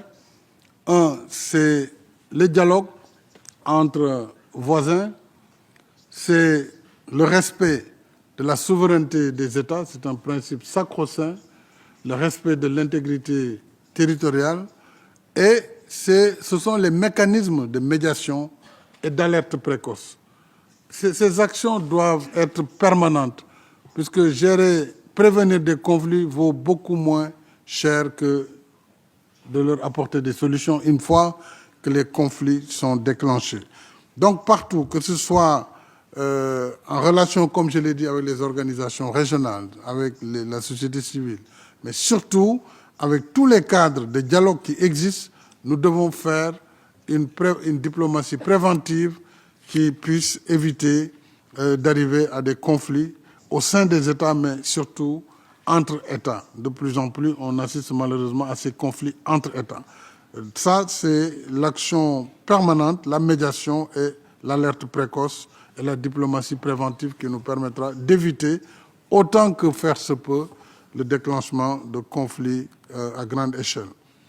Et pour la question des droits humains, bien sûr, je pense que nous devons, déjà là où l'ONU intervient avec des forces de maintien de la paix, des efforts ont été faits pour la tolérance zéro par rapport aux violations faites sur les populations locales, particulièrement sur les femmes, violations sexuelles et autres. C'est la tolérance zéro. Et ça va être poursuivi et renforcé. Nous devons aussi veiller à ce que le droit humanitaire vraiment l'action humanitaire prenne de plus en plus sa place dans ces zones de conflit pour venir en aide aux populations qui sont déshéritées et qui sont donc sans toit, qui n'ont pas de solution sur la santé, sur l'éducation, sur l'eau, etc., etc. Donc, vraiment, c'est une action collective. Le secrétariat va être celui qui impulse, mais ce travail se fera avec naturellement toutes les parties prenantes et surtout les États membres dans ce qui convient d'appeler l'action commune, l'action collective pour la paix dans le monde. Merci. Thank you. I now give the floor to the distinguished representative of Austria on behalf of the Group of Friends on the Rule of Law, followed by the Kingdom of the Netherlands and Germany. Thank you, President, and merci, Monsieur le Président Macky Sall. I have the honor to speak on behalf of over 50 cross-regional members of the Group of Friends of the Rule of Law. In recent years, we have witnessed breaches of even the most fundamental provisions of the UN Charter, including the obligation of all member states to refrain in their international relations from the threat or use of force, as well as mass atrocities committed at large scale in grave breach of international law. All this paired with the failure of the Security Council to take adequate action in response. So 2 questions of the Group of Friends of the Rule of Law. What concrete, proactive and preventive measures would you personally pursue if elected as Secretary General to strengthen the rule of law and prevent breaches by member states of the Charter's principles and of international law? And the second question, and please be specific, what specific preventive diplomacy initiatives would you launch or strengthen? I know this has been just asked, so kindly be specific on this one. I thank you. I thank the distinguished representative of Austria on behalf of the Group of Friends on the Rule of Law. Please. Thank you, Madame Présidente. Merci beaucoup. Je suis représentant de l'Australie et du groupe des amis de l'État de droit. Je voudrais rappeler que dans le contexte international actuel, toute initiative qui réaffirme le respect du droit international et de la Charte des Nations Unies est une initiative importante que je soutiens totalement. Le groupe des amis de l'État de droit, comme vous l'avez dit, vous êtes 50 pays, contribue utilement à promouvoir la sécurité juridique, le respect des engagements internationaux, l'égalité souveraine des États et surtout le règlement pacifique des différends. Donc ça, c'est vraiment la mission principale de l'ONU. Donc vous êtes vraiment des précurseurs, ou en tout cas des acteurs qui accompagnent l'organisation dans ce qui doit être son credo de tous les jours. Donc je reste profondément attaché au non-recours à la violence, à la force et surtout au respect de la souveraineté et de l'intégrité territoriale des États membres, ainsi qu'à une application non sélective également du droit international. Cela, bien sûr, devra être rappelé chaque fois que nécessaire. Encore une fois, l'application incombera aux États. Mais nous ferons, nous, ce qui nous revient de droit, c'est-à-dire c'est d'avoir la parole, de la prêcher et de la faire de façon indistincte, sans parti pris et sans double standard surtout. Voilà, je vous remercie. Oui, pour la prévention diplomatique, vous avez raison. L'action préventive va permettre peut-être d'anticiper et d'éviter d'en arriver à des crises. Donc il me semble qu'une action robuste sur le plan de la prévention et de la médiation devra nous permettre d'éviter d'arriver à des crises. Et si le dialogue est maintenu, je pense qu'on peut parfaitement éviter un certain nombre de crises. Je vous remercie.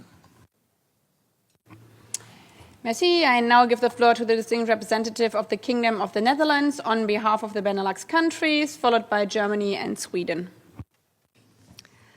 Thank you, Madam President. I have the honor to speak on behalf of the Benelux, a long-standing regional partnership comprising Belgium, Luxembourg, and my own country, the Kingdom of the Netherlands. Also, I would like to align with the statement delivered by the European Union, and I thank Mr. Sall for sharing his vision and responding to our questions. We consider that the UN needs, above all, a Secretary General with proven leadership and reform credentials, capable of guiding a complex organization in a time of geopolitical tension and financial pressure. We attach particular importance to a Secretary General who can strengthen trust in multilateralism and the international legal order, act as a strong convening power across all three pillars, and who can proactively contribute to prevention, peace-building, and mediation. At the very same time, we see a need to strengthen the UN's financial sustainability, accountability, and system-wide coherence. In an increasingly complex geopolitical landscape, the Secretary General's role and as a convener, bridge building is essential. We also believe that this role requires a strong commitment to the principles and values of the UN, including human rights, rule of law, and accountability. This brings me to my two questions. Firstly, could you kindly elaborate on how you would ensure that as Secretary General, you will be prepared to uphold the UN principles and values consistently, including in situations where this may require taking difficult positions vis-à-vis member states? Secondly, could you kindly share your early thinking on the composition of your senior leadership team, including the Deputy Secretary General? I know that you already shared some thoughts with us, but could you kindly elaborate how you would approach considerations such as regional balance, gender, and the specific qualities needed to support your priorities and your competences? Thank you so much. I thank the distinguished representative of the Kingdom of the Netherlands on behalf of the Benelux countries. Please, Mr. Sall. Je vous remercie, Madame la Présidente. Thank you very much, Madame the representative of the Netherlands and Benelux. As you said, I think United Nations need a leadership. If I'm elected, I will follow very closely and very strictly the Charter.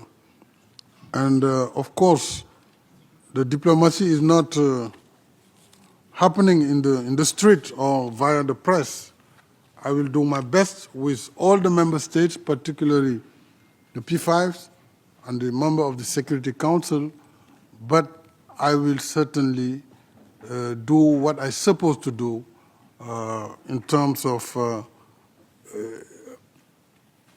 telling the obligation of all member states to follow the rules. This is a diplomacy, it is just what I can say. Maintenant, pour ce qui concerne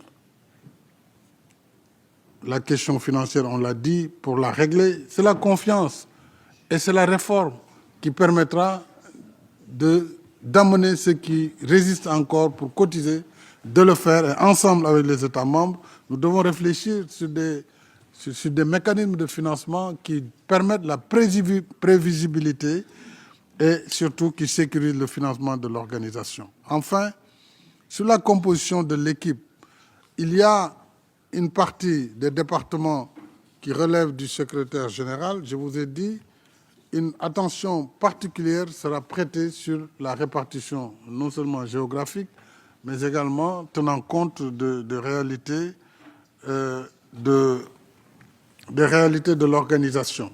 Ça veut dire concrètement qu'il y a des contributions qui sont quand même calibrées.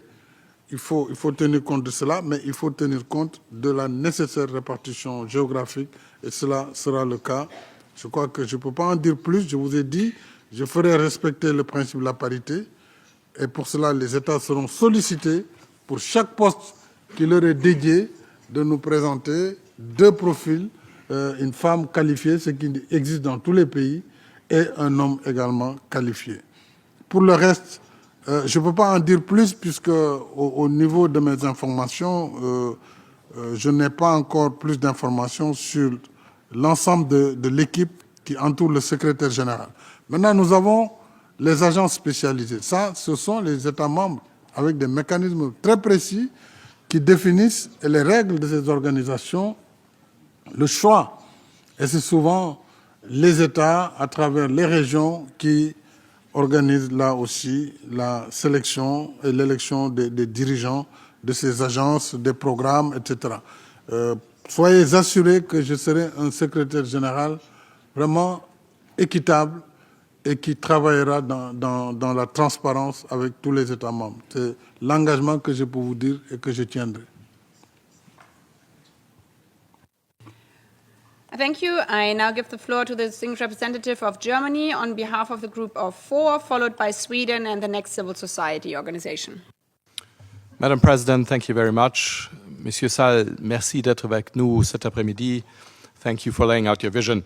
I speak on behalf of the group of 4, Brazil, India, Japan, and Germany, and as this group plays a pivotal role in the reform of the Security Council, my question was on this. I know you have spoken on it in your vision, and you have been asked about it, but if there's something you have to add, please do so on the question of what would the engagement of you as Secretary General be with specific initiatives vis-à-vis the question of reform of the Council that does not today represent the geopolitical realities. And if I may add one question in my national capacity, we talk about making the organization fit for purpose a lot, and you've spoken about reform and what is needed, but could you be specific with your experience as a leader and the reforms you may have instituted in your capacities, former capacities?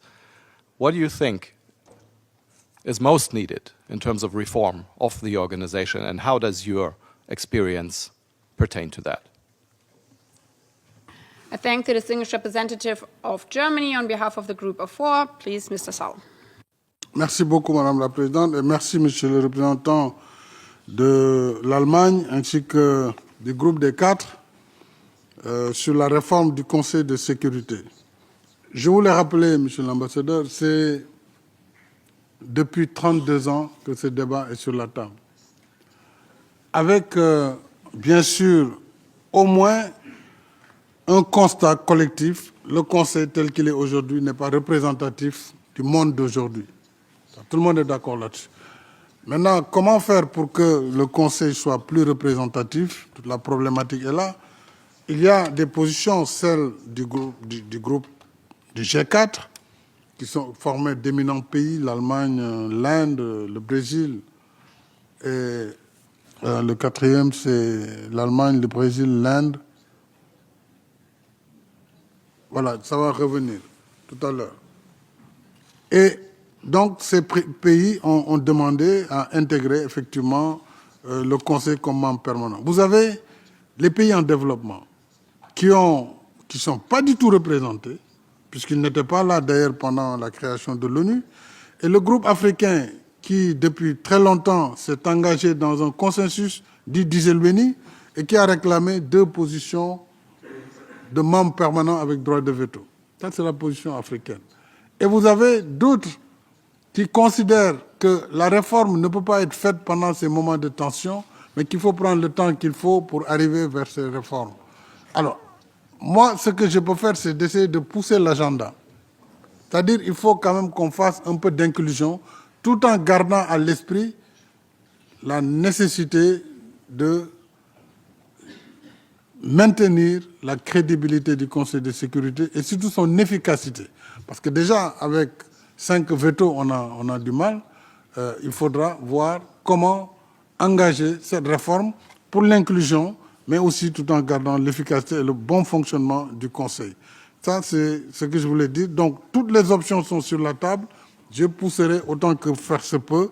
Évidemment, la décision n'est pas celle du secrétaire général, mais celle des États membres.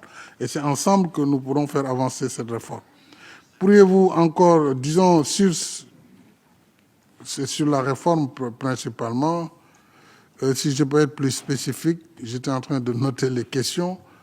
Je crois que, voilà, c'est sur la réforme ce que je peux dire pour le moment. Il faut continuer à oser aller vers cette réforme, mais sans précipitation et prendre le temps qu'il faut pour que l'inclusion soit une réalité, l'équité également.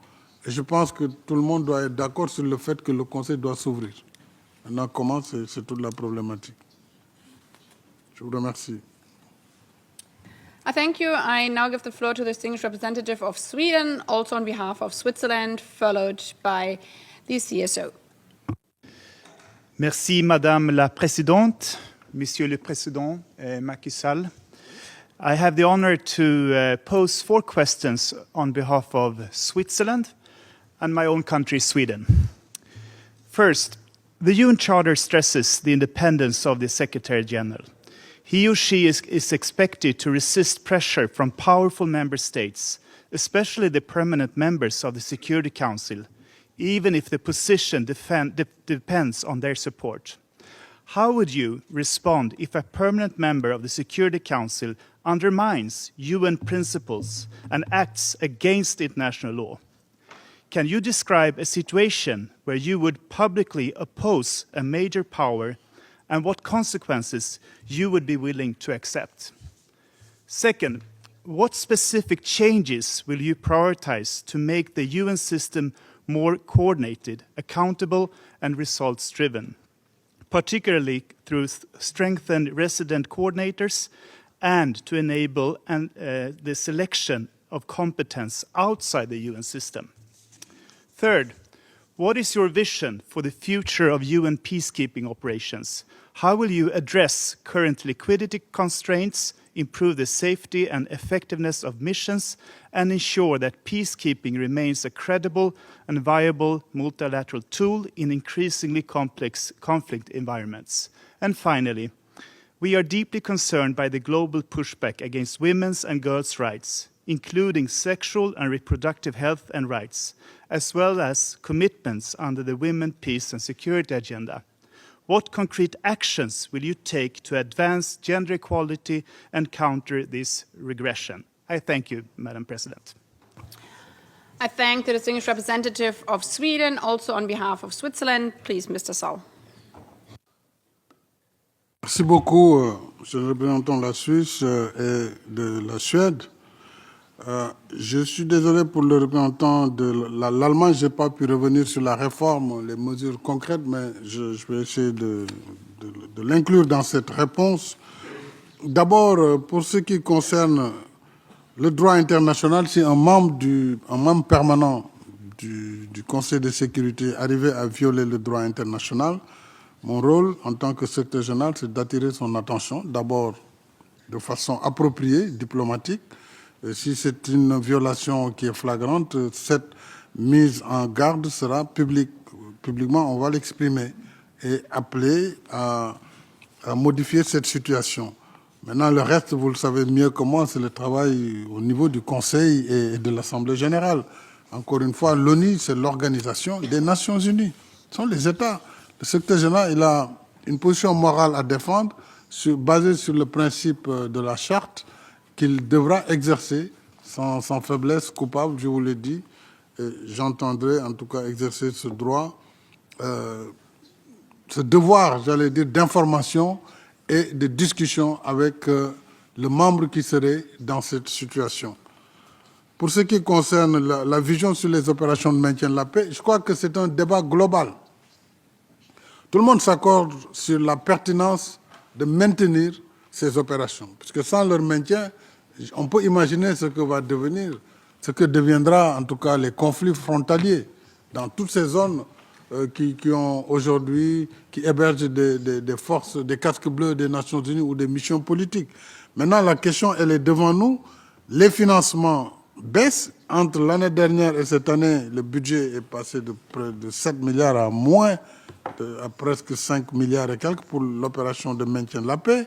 Il y a des zones où il faut faire appel au chapitre 7, et nous savons que ce n'est pas facile de faire appel au chapitre 7.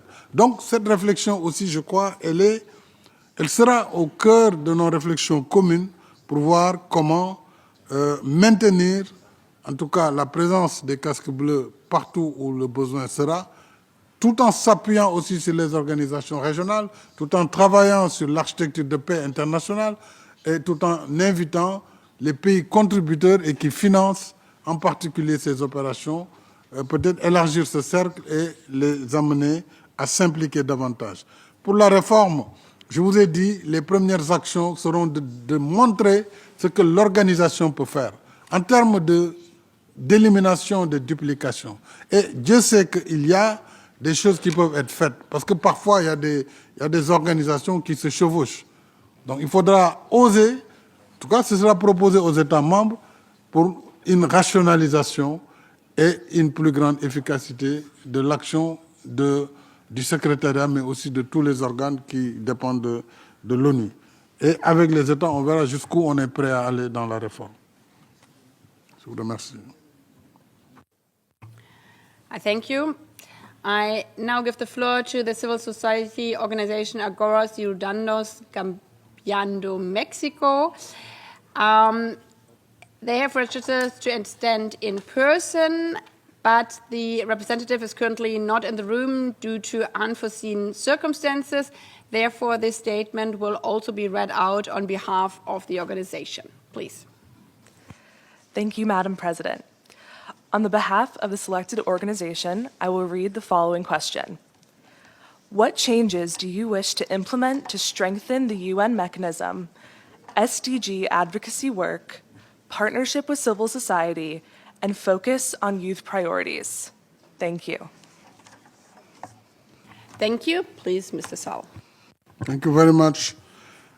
La jeunesse occupe la majorité de la population mondiale, même si dans les pays industrialisés, nous avons une pyramide des âges inversée.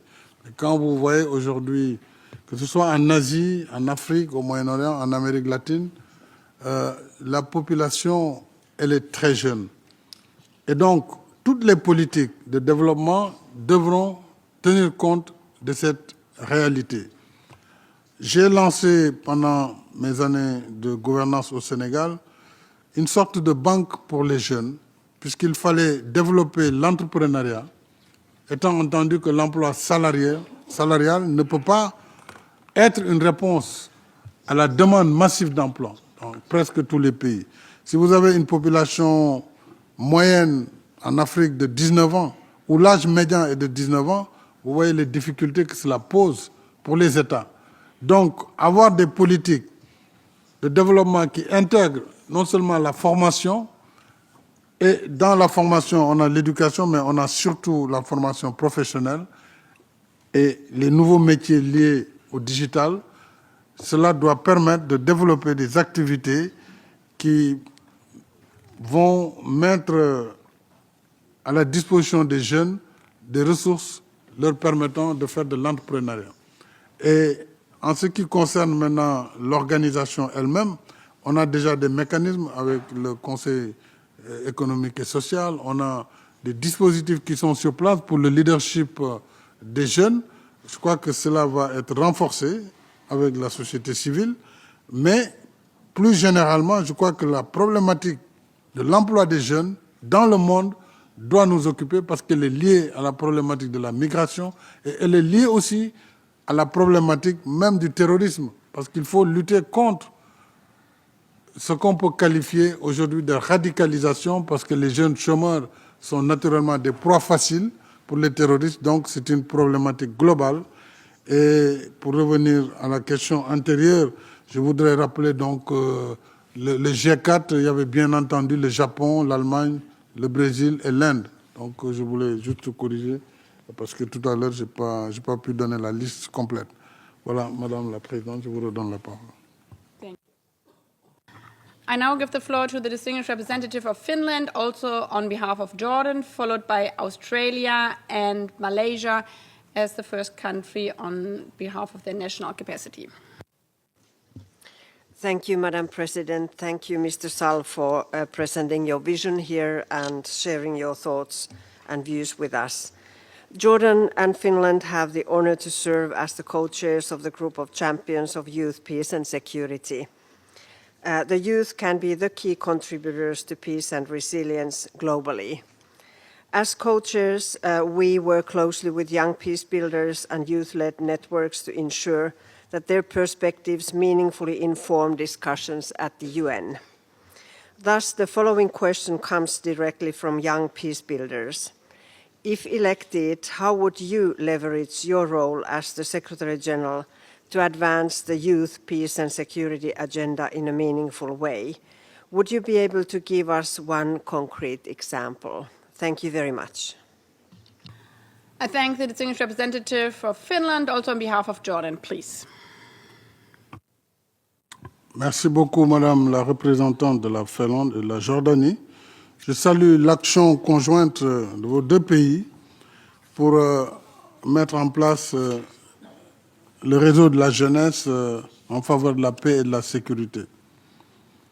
Promouvoir l'agenda de la paix et de la sécurité, c'est en effet intégrer une dimension jeunesse et même une dimension femme, parce qu'il y a aussi le rôle des femmes sur la paix. Et en Afrique en particulier, on voit beaucoup l'intervention des femmes, surtout de la société civile, dans la résolution des conflits et dans la prévention. Je crois que de la même façon, pour les jeunes, il faut encourager cet agenda, d'autant plus que dans beaucoup de conflits, on voit des jeunes, les enfants soldats, comme on le dit, parce que très tôt, ce sont des victimes faciles pour le recrutement, pour la radicalisation. Donc tout ce qui pourra être fait pour, en tout cas, apporter une réflexion dynamique le sera en faveur de la jeunesse. Et je serai très heureux de pouvoir collaborer avec vos deux pays pour que cet agenda soit partagé et que ensemble nous puissions apporter des réponses positives qui pourront être proposées à l'Assemblée générale et au besoin au Conseil de sécurité. Thank you. I now give the floor to the distinguished representative of Australia, also on behalf of New Zealand. Madam President, Excellencies, Mr. Sall, thank you for your time today. In the current context, the United Nations' ability to fulfil its core mandate rests on institutional credibility, capability and capacity. This requires bold and principled leadership, including the ability to deploy the Secretary-General's good officers with political courage and effect. It requires a UN focused on upholding all three pillars of its work and to translate early warning into early action, and it requires experienced and ethical management and realistic and fit-for-purpose mandates that sharpen effectiveness and delivery. So I ask this question on behalf of New Zealand and Australia, my own country, and I understand that Austria is also interested in the answer, but how do you think the UNAID initiative is working to align leadership, authority and resources to restore confidence in the UN and enable it to deliver results against its 3 pillars? And how would you build on the UNAID initiative to make it more effective? Thank you. I thank the distinguished representative of Australia. Also on behalf of New Zealand, please, Mr. Sall. Merci beaucoup, Madame la représentante de l'Australie et de la Nouvelle-Zélande.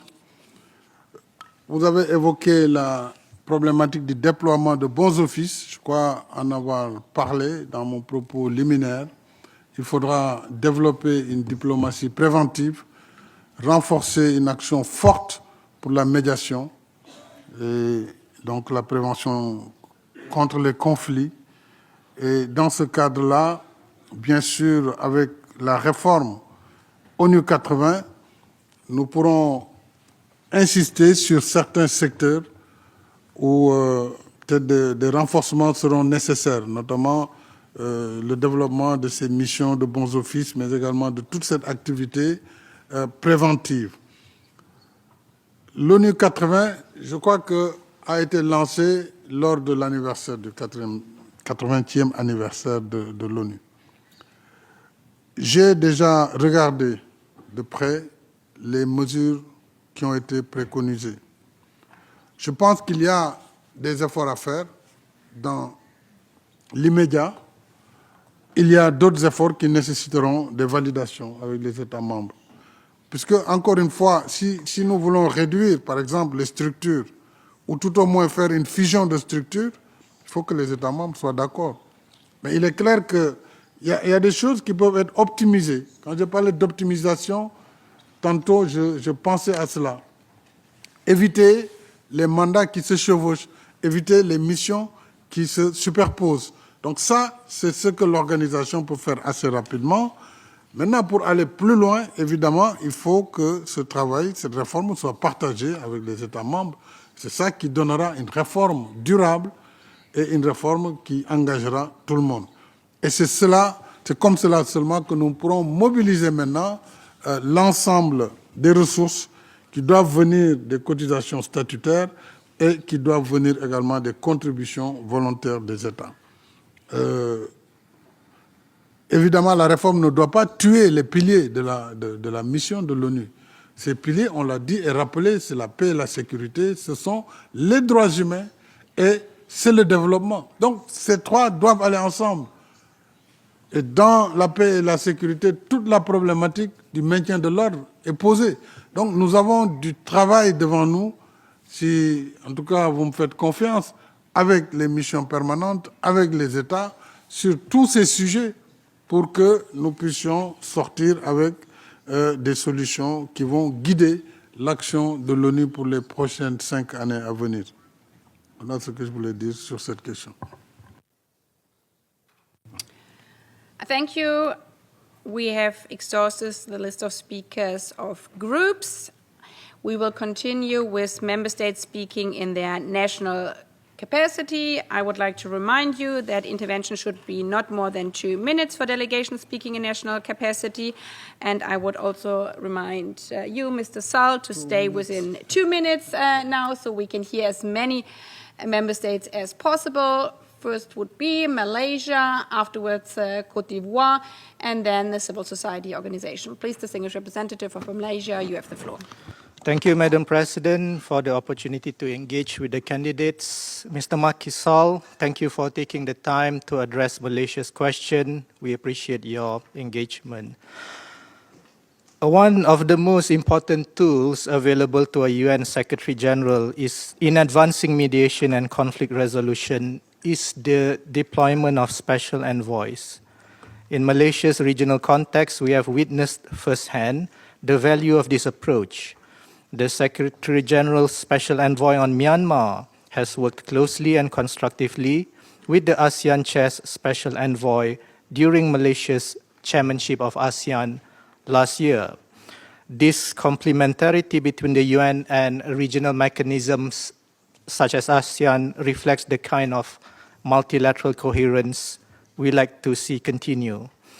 My question to you is this: if you are selected as Secretary General and faced with the responsibility of appointing a special envoy, particularly in a complex and sensitive conflict, what specific criteria would guide your selection? Thank you. I thank the distinguished representative of Malaysia. Please, Mr. Sall. Merci beaucoup, Monsieur le représentant de la Malaisie, pour votre question. Elle est très importante et elle renvoie à la coopération dont j'ai parlé tantôt entre les Nations Unies et les organisations régionales. Vous avez cité le cas de l'ASEAN et c'est important. Pour le choix d'un envoyé spécial, je pense que le premier critère, c'est la connaissance du sujet. Si on envoie quelqu'un en Asie, il faut bien que ce soit un connaisseur de l'Asie ou un spécialiste tout au moins de l'Asie. Il y a également les critères éthiques, bien entendu, et il y a l'expérience. Je pense que c'est autant de critères composites qui pourront être combinés pour pouvoir désigner un envoyé spécial qui déjà a un vécu, bien sûr, au plan diplomatique, peut-être au plan politique, et au plan de la connaissance historique du conflit. On aura besoin de cette qualité et il faudra aussi que les envoyés spéciaux puissent venir de toutes les régions du monde. Donc le critère va être donc principalement un critère de compétence, d'expérience et d'éthique par-dessus tout. Thank you. And now I give the floor to the distinguished representative of Côte d'Ivoire.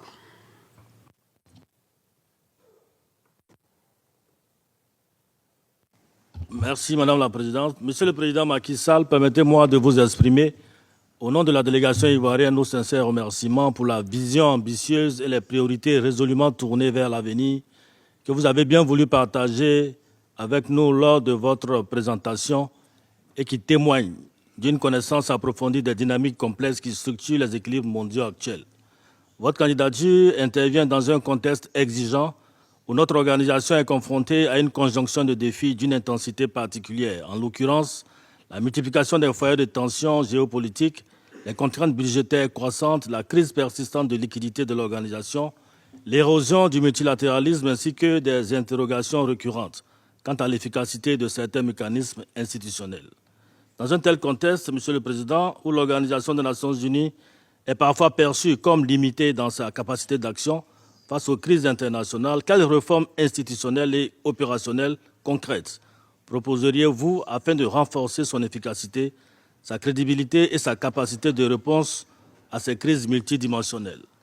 Et en second point, face aux conflits majeurs qui marquent l'actualité internationale du moment, notamment en Europe de l'Est, au Proche-Orient, en Afrique en général et dans le Sahel en particulier, quelle approche nouvelle ou priorité stratégique M. Macky Sall, secrétaire général des Nations Unies, mettrait-il en œuvre pour favoriser la médiation et le règlement durable de ces crises, ainsi que la prévention d'éventuels conflits similaires? Monsieur le Président, les pays africains polluent peu, mais subissent de façon rude les effets néfastes du changement climatique. Que feriez-vous en tant que secrétaire général pour amener l'ONU à plus d'actions au profit des pays africains victimes des changements climatiques? Je vous remercie. I thank the distinguished representative of Côte d'Ivoire, Mr. Sall. Merci beaucoup, Madame la Présidente. Monsieur le représentant de la Côte d'Ivoire, merci beaucoup pour vos questions très pertinentes. Vous avez décrit le cadre. On a une conjonction de facteurs, les contraintes budgétaires, le déficit de confiance entre l'organisation et la plupart, un certain nombre d'États membres en tout cas, clés. Ce qui fait qu'on le constate, l'ONU n'est pas forcément autour de la table sur ces grands dossiers. Vous avez rappelé les conflits en Europe, au Moyen-Orient. En Afrique, heureusement, l'ONU est encore très présente. Il faut renforcer cela. L'action diplomatique de l'organisation, je crois, commencera par, une fois que le choix est fait par les États membres, du nouveau secrétaire général, si c'est moi qui ai choisi, c'est d'engager une discussion avec les différents pays sur ce que nous sommes prêts à faire ensemble. Que finalement, cette organisation, elle a été créée sur les ruines de la Seconde Guerre mondiale. Rappelons qu'après la Première Guerre mondiale, il y a eu une organisation, la Société des Nations, League of Nations. Elle a été assez faible et le monde a connu la Seconde Guerre mondiale. Est-ce que voulons-nous vraiment continuer à observer les choses telles qu'elles sans réagir et que finalement ce soit la loi du plus fort? Je ne le pense pas, mais il faudra discuter avec les uns et les autres afin d'apporter les réponses les plus appropriées. Sur l'action diplomatique, bien sûr, la médiation restera la clé de voûte, l'action préventive, les dialogues. Et pour l'Afrique, oui, l'Afrique pollue pour moins de 4% et subit de plein fouet les effets des changements climatiques. Donc toute l'action climatique, l'adaptation pour l'Afrique, c'est une action qu'il faut poursuivre et amener les partenaires à accompagner le continent. Je vois que c'est déjà les 2 minutes. Merci. Merci. I now give the floor to the next civil society organization, Genesis for Children Organization. Please, you have the floor, followed by Guinea and El Salvador. Thank you so much, Madam President Anna Elena. Honorable Secretary General's candidate, Mr. Macky Sall, given the devastating impact of conflicts on children, what concrete measures will you take to enhance protection and security of children in war zones? Ensure accountability for violations of children's rights and uphold human rights. Innocent children are dying daily. How will you address this crisis? Thank you. I thank the distinguished representative of the civil society organization Genesis for Children Organization. Please, Mr. Sall, you have the floor. Merci beaucoup, Madame la représentante de la société civile. Vous l'avez rappelé, dans les zones de conflit, il y a 2 catégories qui subissent le plus. Ce sont les enfants et les femmes. Nous avons indiqué que l'action commune doit permettre à l'organisation de lutter contre ces violations faites aux enfants et faites aux femmes. Là où l'ONU est présente, bien sûr, avec une force, avec des missions de police, c'est plus facile. Malheureusement, l'ONU n'est pas partout. Donc, on peut compenser cela par la collaboration avec les organisations présentes sur le terrain pour au moins l'échange d'informations et faire en sorte que des résolutions soient prises pour davantage défendre les enfants et les femmes dans les zones de conflit. Et je pense que ce sera un plaidoyer permanent du secrétaire général et de l'ensemble des organes des Nations Unies pour que les enfants soient protégés dans les zones de conflit, mais aussi les femmes, surtout contre les abus. Thank you. I now give the floor to the distinguished representative of Guinea, followed by El Salvador and Armenia.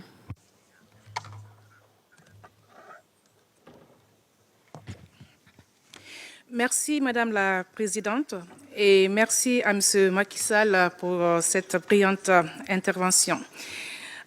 Monsieur Sall, pourquoi souhaitez-vous devenir secrétaire général des Nations Unies aujourd'hui? Ma première question. La deuxième, quelle serait votre priorité absolue dès votre prise de fonction?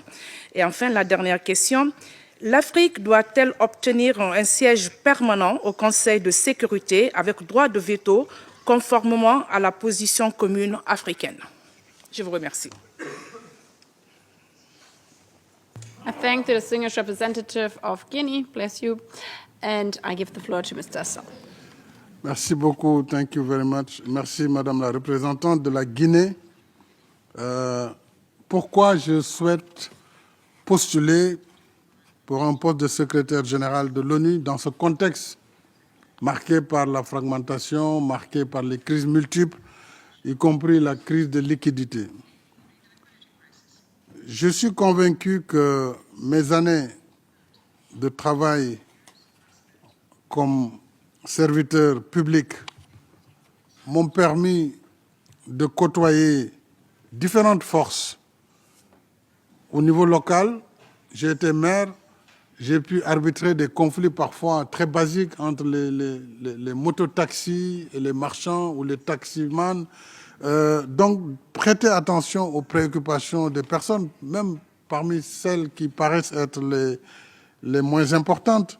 Aucune personne n'est moins importante, mais également, au fil de mes responsabilités, j'ai appris à négocier avec mes fonctions à la CEDEAO.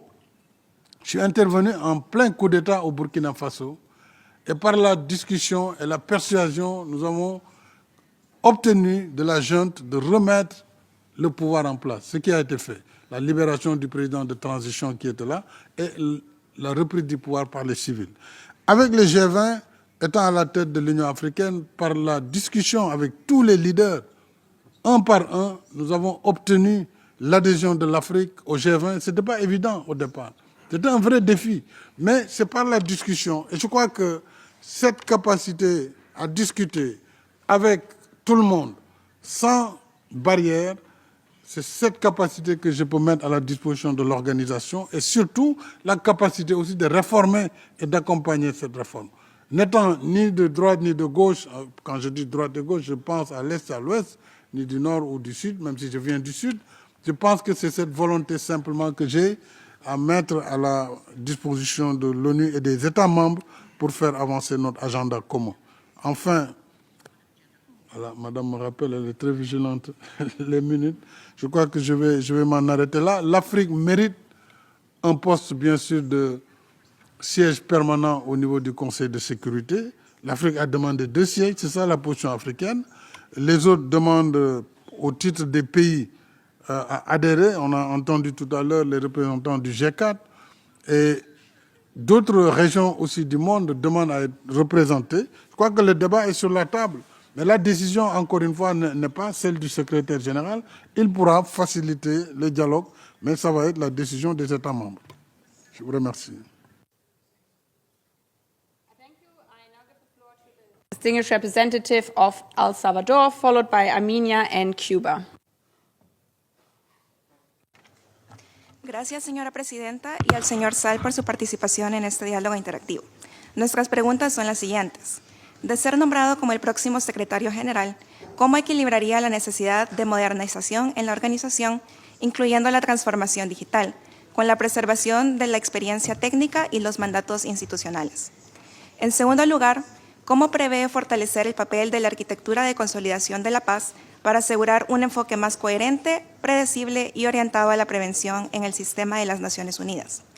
En la misma línea, ¿qué medidas concretas impulsaría desde la Secretaría para garantizar una financiación sostenida para la consolidación de la paz? Muchas gracias. I thank the distinguished representative of El Salvador. Please, Mr. Sall. Je vous remercie, Madame la représentante d'El Salvador, sur la transformation numérique. Quoique le monde a connu la division, le gap numérique, on l'a appelé le gap numérique après le Y2K, l'an 2000, on a vu les progrès dans les pays en développement et vraiment le retard qui a été noté dans les pays en développement. Heureusement que maintenant avec le numérique, ce gap se résorbe plus facilement. L'intelligence artificielle va permettre aussi de résoudre ce gap, mais il faut que les États travaillent sur cette transformation numérique dans tous les secteurs de la vie, à commencer par le secteur de l'éducation, de la formation, et aussi dans la collaboration à travers une plateforme globale qui devra prendre en charge les problématiques que l'intelligence artificielle et le numérique ne manqueront pas d'apporter. François Rabelais le disait déjà dès le XVIe siècle, « Science sans conscience n'est que ruine de l'âme ». Donc les progrès technologiques nous apportent beaucoup de bien, mais s'ils ne sont pas bien traités, ces progrès sont des sources réelles de défis pour notre humanité. Il faudra continuer à travailler là-dessus. Pour les garanties du financement pour la paix, la collaboration avec les communautés régionales, avec les organisations régionales, avec le principe de la subsidiarité, mais également l'exemple de la résolution 2719 avec l'Union africaine est un modèle qui montre que les Nations unies peuvent travailler avec ces organisations de façon à peut-être réduire les montants des budgets, mais surtout être plus efficace. Cela sera valable dans les autres régions du monde et je pense que nous allons travailler dans cette perspective. Je vous remercie. I thank you.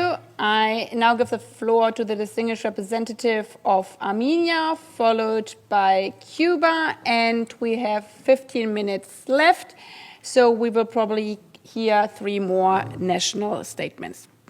Please, the distinguished representative of Armenia. Je vous remercie, Monsieur le Président Sall, pour vos réponses très éclairantes. À un moment où l'efficacité des Nations Unies en matière de prévention et de consolidation de la paix est de plus en plus remise en question, y compris dans les situations où des accords de paix sont à portée de main, mais demeurent fragiles, comment renforcez-vous le rôle proactif du secrétaire général tant en matière d'alerte précoce que d'accompagnement et d'institutionnalisation des processus de paix afin de les rendre irréversibles? Nous nous associons également aux préoccupations des pays vulnérables telles d'exprimées par le Kyrgyzstan pour les pays sans littoral et par les Philippines pour les pays à revenus intermédiaires. Merci. I thank the distinguished representative of Armenia. Please, Mr. Sall. Merci beaucoup, Monsieur le représentant de l'Arménie. C'est toujours le même sujet important sur l'alerte précoce, sur la prévention, sur la médiation, qui doit être une action de tous les jours et qui doit nous prévenir des conflits. Donc, il serait important, cette action est déjà engagée par l'ONU, mais il faudra renforcer certainement ce pôle diplomatique majeur pour la prévention contre les conflits et surtout la médiation. Et on a parlé des envoyés spéciaux, on a parlé des envoyés personnels, et je crois que tout cela sera à la disposition du secrétaire général, mais plus que cela, c'est la collaboration avec les organisations régionales qui sont plus proches sur le terrain qui permettra vraiment d'agir de façon efficace contre les conflits naissants. Alors, pour le reste, on a parlé avec le Kyrgyzstan, c'était les pays non côtiers, autant pour moi à l'époque. Je crois que les pays non côtiers ont les mêmes droits d'accès à la mer que les pays côtiers. La Convention sur les droits de la mer indique très bien que ces pays doivent obtenir les facilités nécessaires pour le transit, mais également pour que des barrières indues ne bloquent pas le commerce international et surtout ne créent pas de charges additionnelles par rapport à leur activité principale, activité nationale. Et dans beaucoup de régions, déjà, ces pays non côtiers travaillent avec les pays côtiers dans des cadres pour l'accès à des ports, le développement de ports secs et surtout les corridors de transport pour pouvoir faciliter le transport des marchandises et des biens. Voilà ce que je voulais dire sur ça. Merci. I now give the floor to the distinguished representative of Cuba, followed by Namibia and the Russian Federation.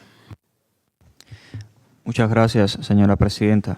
Distinguido señor Macky Sall, nos alineamos a las preguntas formuladas por el G67 del MNOAL y AOSIS y quisiéramos plantear las siguientes 2 preguntas en capacidad nacional que en cierta medida han sido abordadas por otras delegaciones, pero tal vez le daría la oportunidad de abordar elementos que por cuestiones de tiempo no fue posible ampliar. Ante la creciente escalada de conflictos y proliferación de narrativas belicistas, ¿qué acciones impulsaría desde la Secretaría General para promover una cultura de paz, arreglo pacífico de controversias y respeto al principio de no uso de la fuerza? ¿Cómo piensa garantizar un tratamiento de los derechos humanos en los mecanismos de Naciones Unidas que sea universal, imparcial, no selectivo, libre de politización, dobles raseros, y enfoques punitivos. Muchas gracias. I thank the distinguished representative of Cuba. Please, Mr. Sall. Merci beaucoup, Monsieur le représentant de Cuba, pour votre question. Sur la protection des droits humains, je crois que j'en ai beaucoup parlé. Nous allons au besoin renforcer les moyens sur ce chapitre et éviter les doubles standards également. Je crois l'avoir déjà dit. Ça devrait être une conduite permanente de l'organisation. Pour le reste, nous devons être une vigie sur la protection des droits humains dans tous les pays où ces droits sont violés. Donc, c'est ce que je souhaite dire. Et pour corriger tout à l'heure, revenons sur la question, je crois, de la Côte d'Ivoire. Pour la position d'Isilweni, je rappelle que c'était la demande africaine, c'était d'avoir deux postes de membres permanents avec droit de veto et 2 postes additionnels de membres non permanents. Je ne voulais pas travestir la position africaine, je voulais juste la rappeler. Donc, ce qui montre que voilà, le sujet est sur la table.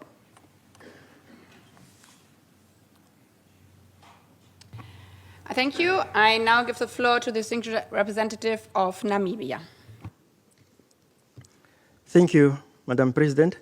Mr. Sall, in September 2024, world leaders adopted the most wide-ranging international agreement in many years, namely the Pact for the Future, a notable agreement that has reinvigorated the multilateral system and has given direction in a number of important global multilateral thematic issues.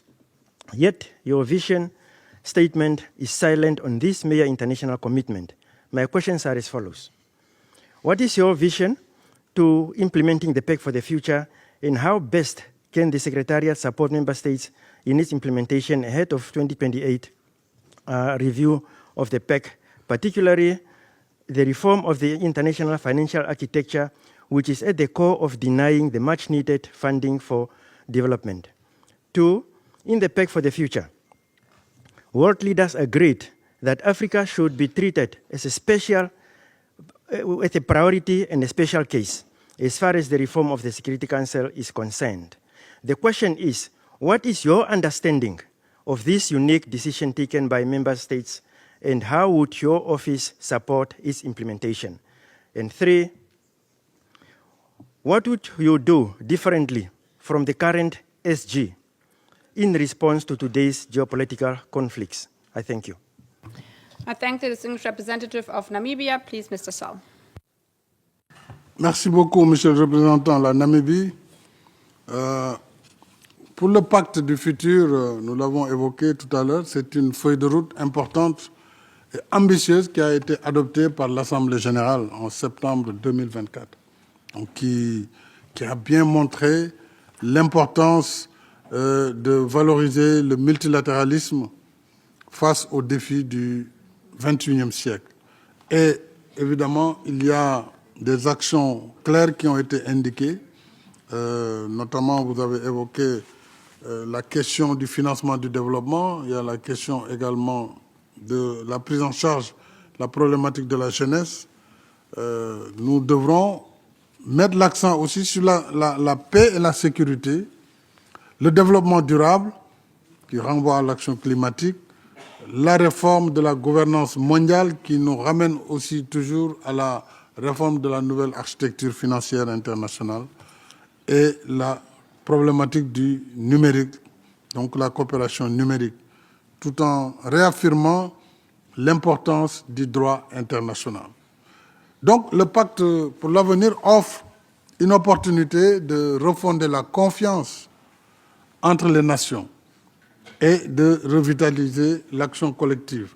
Nous mettrons en œuvre cette action commune qui a été votée, c'est une résolution de l'Assemblée générale, donc nous allons vraiment apporter tout notre concours pour la mise en œuvre de ce pacte du futur. S'agissant, oui, des priorités, l'Afrique, bien sûr, est toujours une priorité sur le financement du développement, sur la sécurité, sur la lutte contre le terrorisme, etc., etc. Mais l'Afrique aussi a des possibilités. L'Afrique a des opportunités qu'elle offre. Elle est aujourd'hui, par exemple, le réservoir des minéraux critiques. Sur la transition écologique, elle a un rôle à jouer. Elle aura besoin de valoriser ses ressources, créant la valeur ajoutée et l'emploi, je l'ai dit tantôt. Et je crois que ce pacte pour le futur devra nous permettre d'aller dans la bonne direction. Maintenant, que ferais-je de différent par rapport au secrétaire général qui était là? D'abord, je lui rends hommage, M. Antonio Guterres. Je crois qu'il a fait tout ce qu'il a pu. Il est tombé dans un moment très difficile. Si je suis élu aussi, je serai dans un moment difficile. Mais difficile est le chemin. Ça ne va pas me décourager pour en tout cas inlassablement travailler avec les États membres pour faire avancer notre agenda commun. Dialoguer, dialoguer, dialoguer toujours. Je vous remercie. Thank you. I now give the floor to the distinguished representative of the Russian Federation, followed as the last speaker by Djibouti. Госпожа председатель, Российская Федерация исходит из необходимости выбрать наиболее достойного кандидата, который будет соответствовать самым высоким стандартам профессионализма, компетентности и приверженности целям и принципам Устава во всей их совокупности и взаимосвязи. С учетом прозвучавших ранее вопросов ограничимся следующими. Первый. Господин Маки Салл, вправе ли, на ваш взгляд, генсекретарь руководствоваться решениями Генассамблеи, которые носят неконсенсусный характер и выходят за рамки ее полномочий по уставу, особенно в ситуациях, когда вопрос находится на рассмотрении Совета Безопасности? Второе. Считаете ли вы, что принципы устава ООН можно ранжировать по важности, чем грешит нынешний генсекретарь? Самовольно определяя, в каких случаях применяется принцип самоопределения, а в каких преобладает принцип территориальной целостности. Я благодарю за внимание. I thank the distinguished representative of the Russian Federation. Please, Mr. Sall. Merci beaucoup, Madame la représentante de la Fédération de Russie. Je ne fais pas de commentaires sur ce que vous avez dit sur les normes pour le choix du secrétaire général. En ce qui concerne votre première question, le secrétaire général doit-il se baser sur les décisions de l'Assemblée générale qui parfois ne sont pas consensuelles? Nous avons deux types de résolutions au niveau des Nations Unies. Des résolutions contraignantes que vote le Conseil de sécurité sur les questions qui lui sont soumises, particulièrement les questions de paix et de sécurité. Et nous avons également des résolutions de l'Assemblée générale qui parfois n'ont pas ce caractère contraignant, mais pour lesquelles nous devons regarder la pertinence ou pas et voir comment apporter une solution. J'ai rappelé tantôt qu'il y a eu plus de 40 000 résolutions, sur lesquelles seuls 4 000 ont fait l'objet, en tout cas, de travail. Ça veut dire qu'il faudra que globalement, les États membres, avec des secrétariats, puissent regarder est-ce que nous voulons changer de méthode de travail, est-ce que nous voulons, sur certaines matières, avancer plus avec l'Assemblée générale et sur les questions liées à la paix et à la sécurité qui sont du ressort du Conseil de sécurité, que ces sujets soient traités convenablement et que nous amenions justement les membres du Conseil, en particulier le P5, à faire avancer cet agenda. Donc ça, c'est vraiment ce que je voudrais faire. Je serai toujours respectueux de la charte et je serai équidistant par rapport aux différents membres de l'Assemblée générale, de l'Assemblée de l'ONU, en particulier des membres du Conseil de sécurité et des P5. Thank you. I now give the floor to the distinguished representative of Djibouti as the last speaker of these interactive dialogues. Please, you have the floor. Thank you very much, Madam President, for the last 2 days. I would also like to thank President Macky Sall for his presentation. Mr. President, at a time of worsening debt crisis, declining official development assistance, and insufficient climate change, how do you really intend to advocate for a fundamental reform of the international financial architecture and responds to the reality and priorities of developing countries, including LDCs, particularly in Africa? Je vous remercie. Merci. Please, Mr. Sall. Merci beaucoup, monsieur le représentant de Djibouti. J'ai parlé de 40 000 mandats tout à l'heure, de résolution. La dette augmente, on le sait, pendant que l'aide publique au développement diminue. Donc, on est devant cette situation. Donc, il nous faut trouver une alternative. Et cette alternative, c'est la nouvelle architecture financière pour voir par quel mécanisme alternatif nous pouvons combiner et renforcer l'aide publique au développement et mettre en adéquation, j'allais dire, mettre également en appui le financement du secteur privé avec les mécanismes de garantie qu'il faut. Je crois que c'est un sujet qui est sur la table et comme c'est vraiment, Madame, le dernier orateur, je voudrais en profiter pour tirer quelques conclusions avant de vous redonner la parole. 1 minute.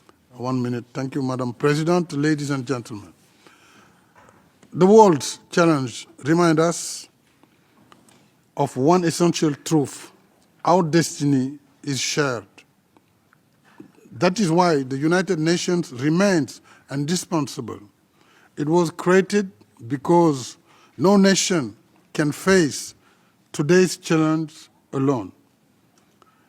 80 years on, that truth still holds. In a divided world, we must rebuild trust and the will to act together.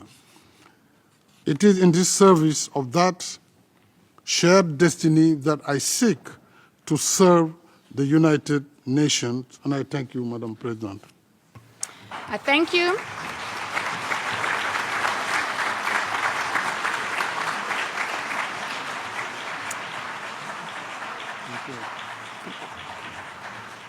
I thank you, Mr. Sall. We have now come to the end of this interactive dialogue. I would like to thank Mr. Sall, and I would like to thank you, member states and civil society, for your contribution. And if you could keep a bit silent for the last seconds, because I would like to also thank, in the name of all 193 member states, the teams who work and made this interactive dialogues possible. In particular, I would like to recognize the conference officers, the sound engineers, the interpreters, the security officers, the webcast team, the media team, the civil society team, the protocol team, the Secretariat of the General Assembly, and the team of my office in the OPGA.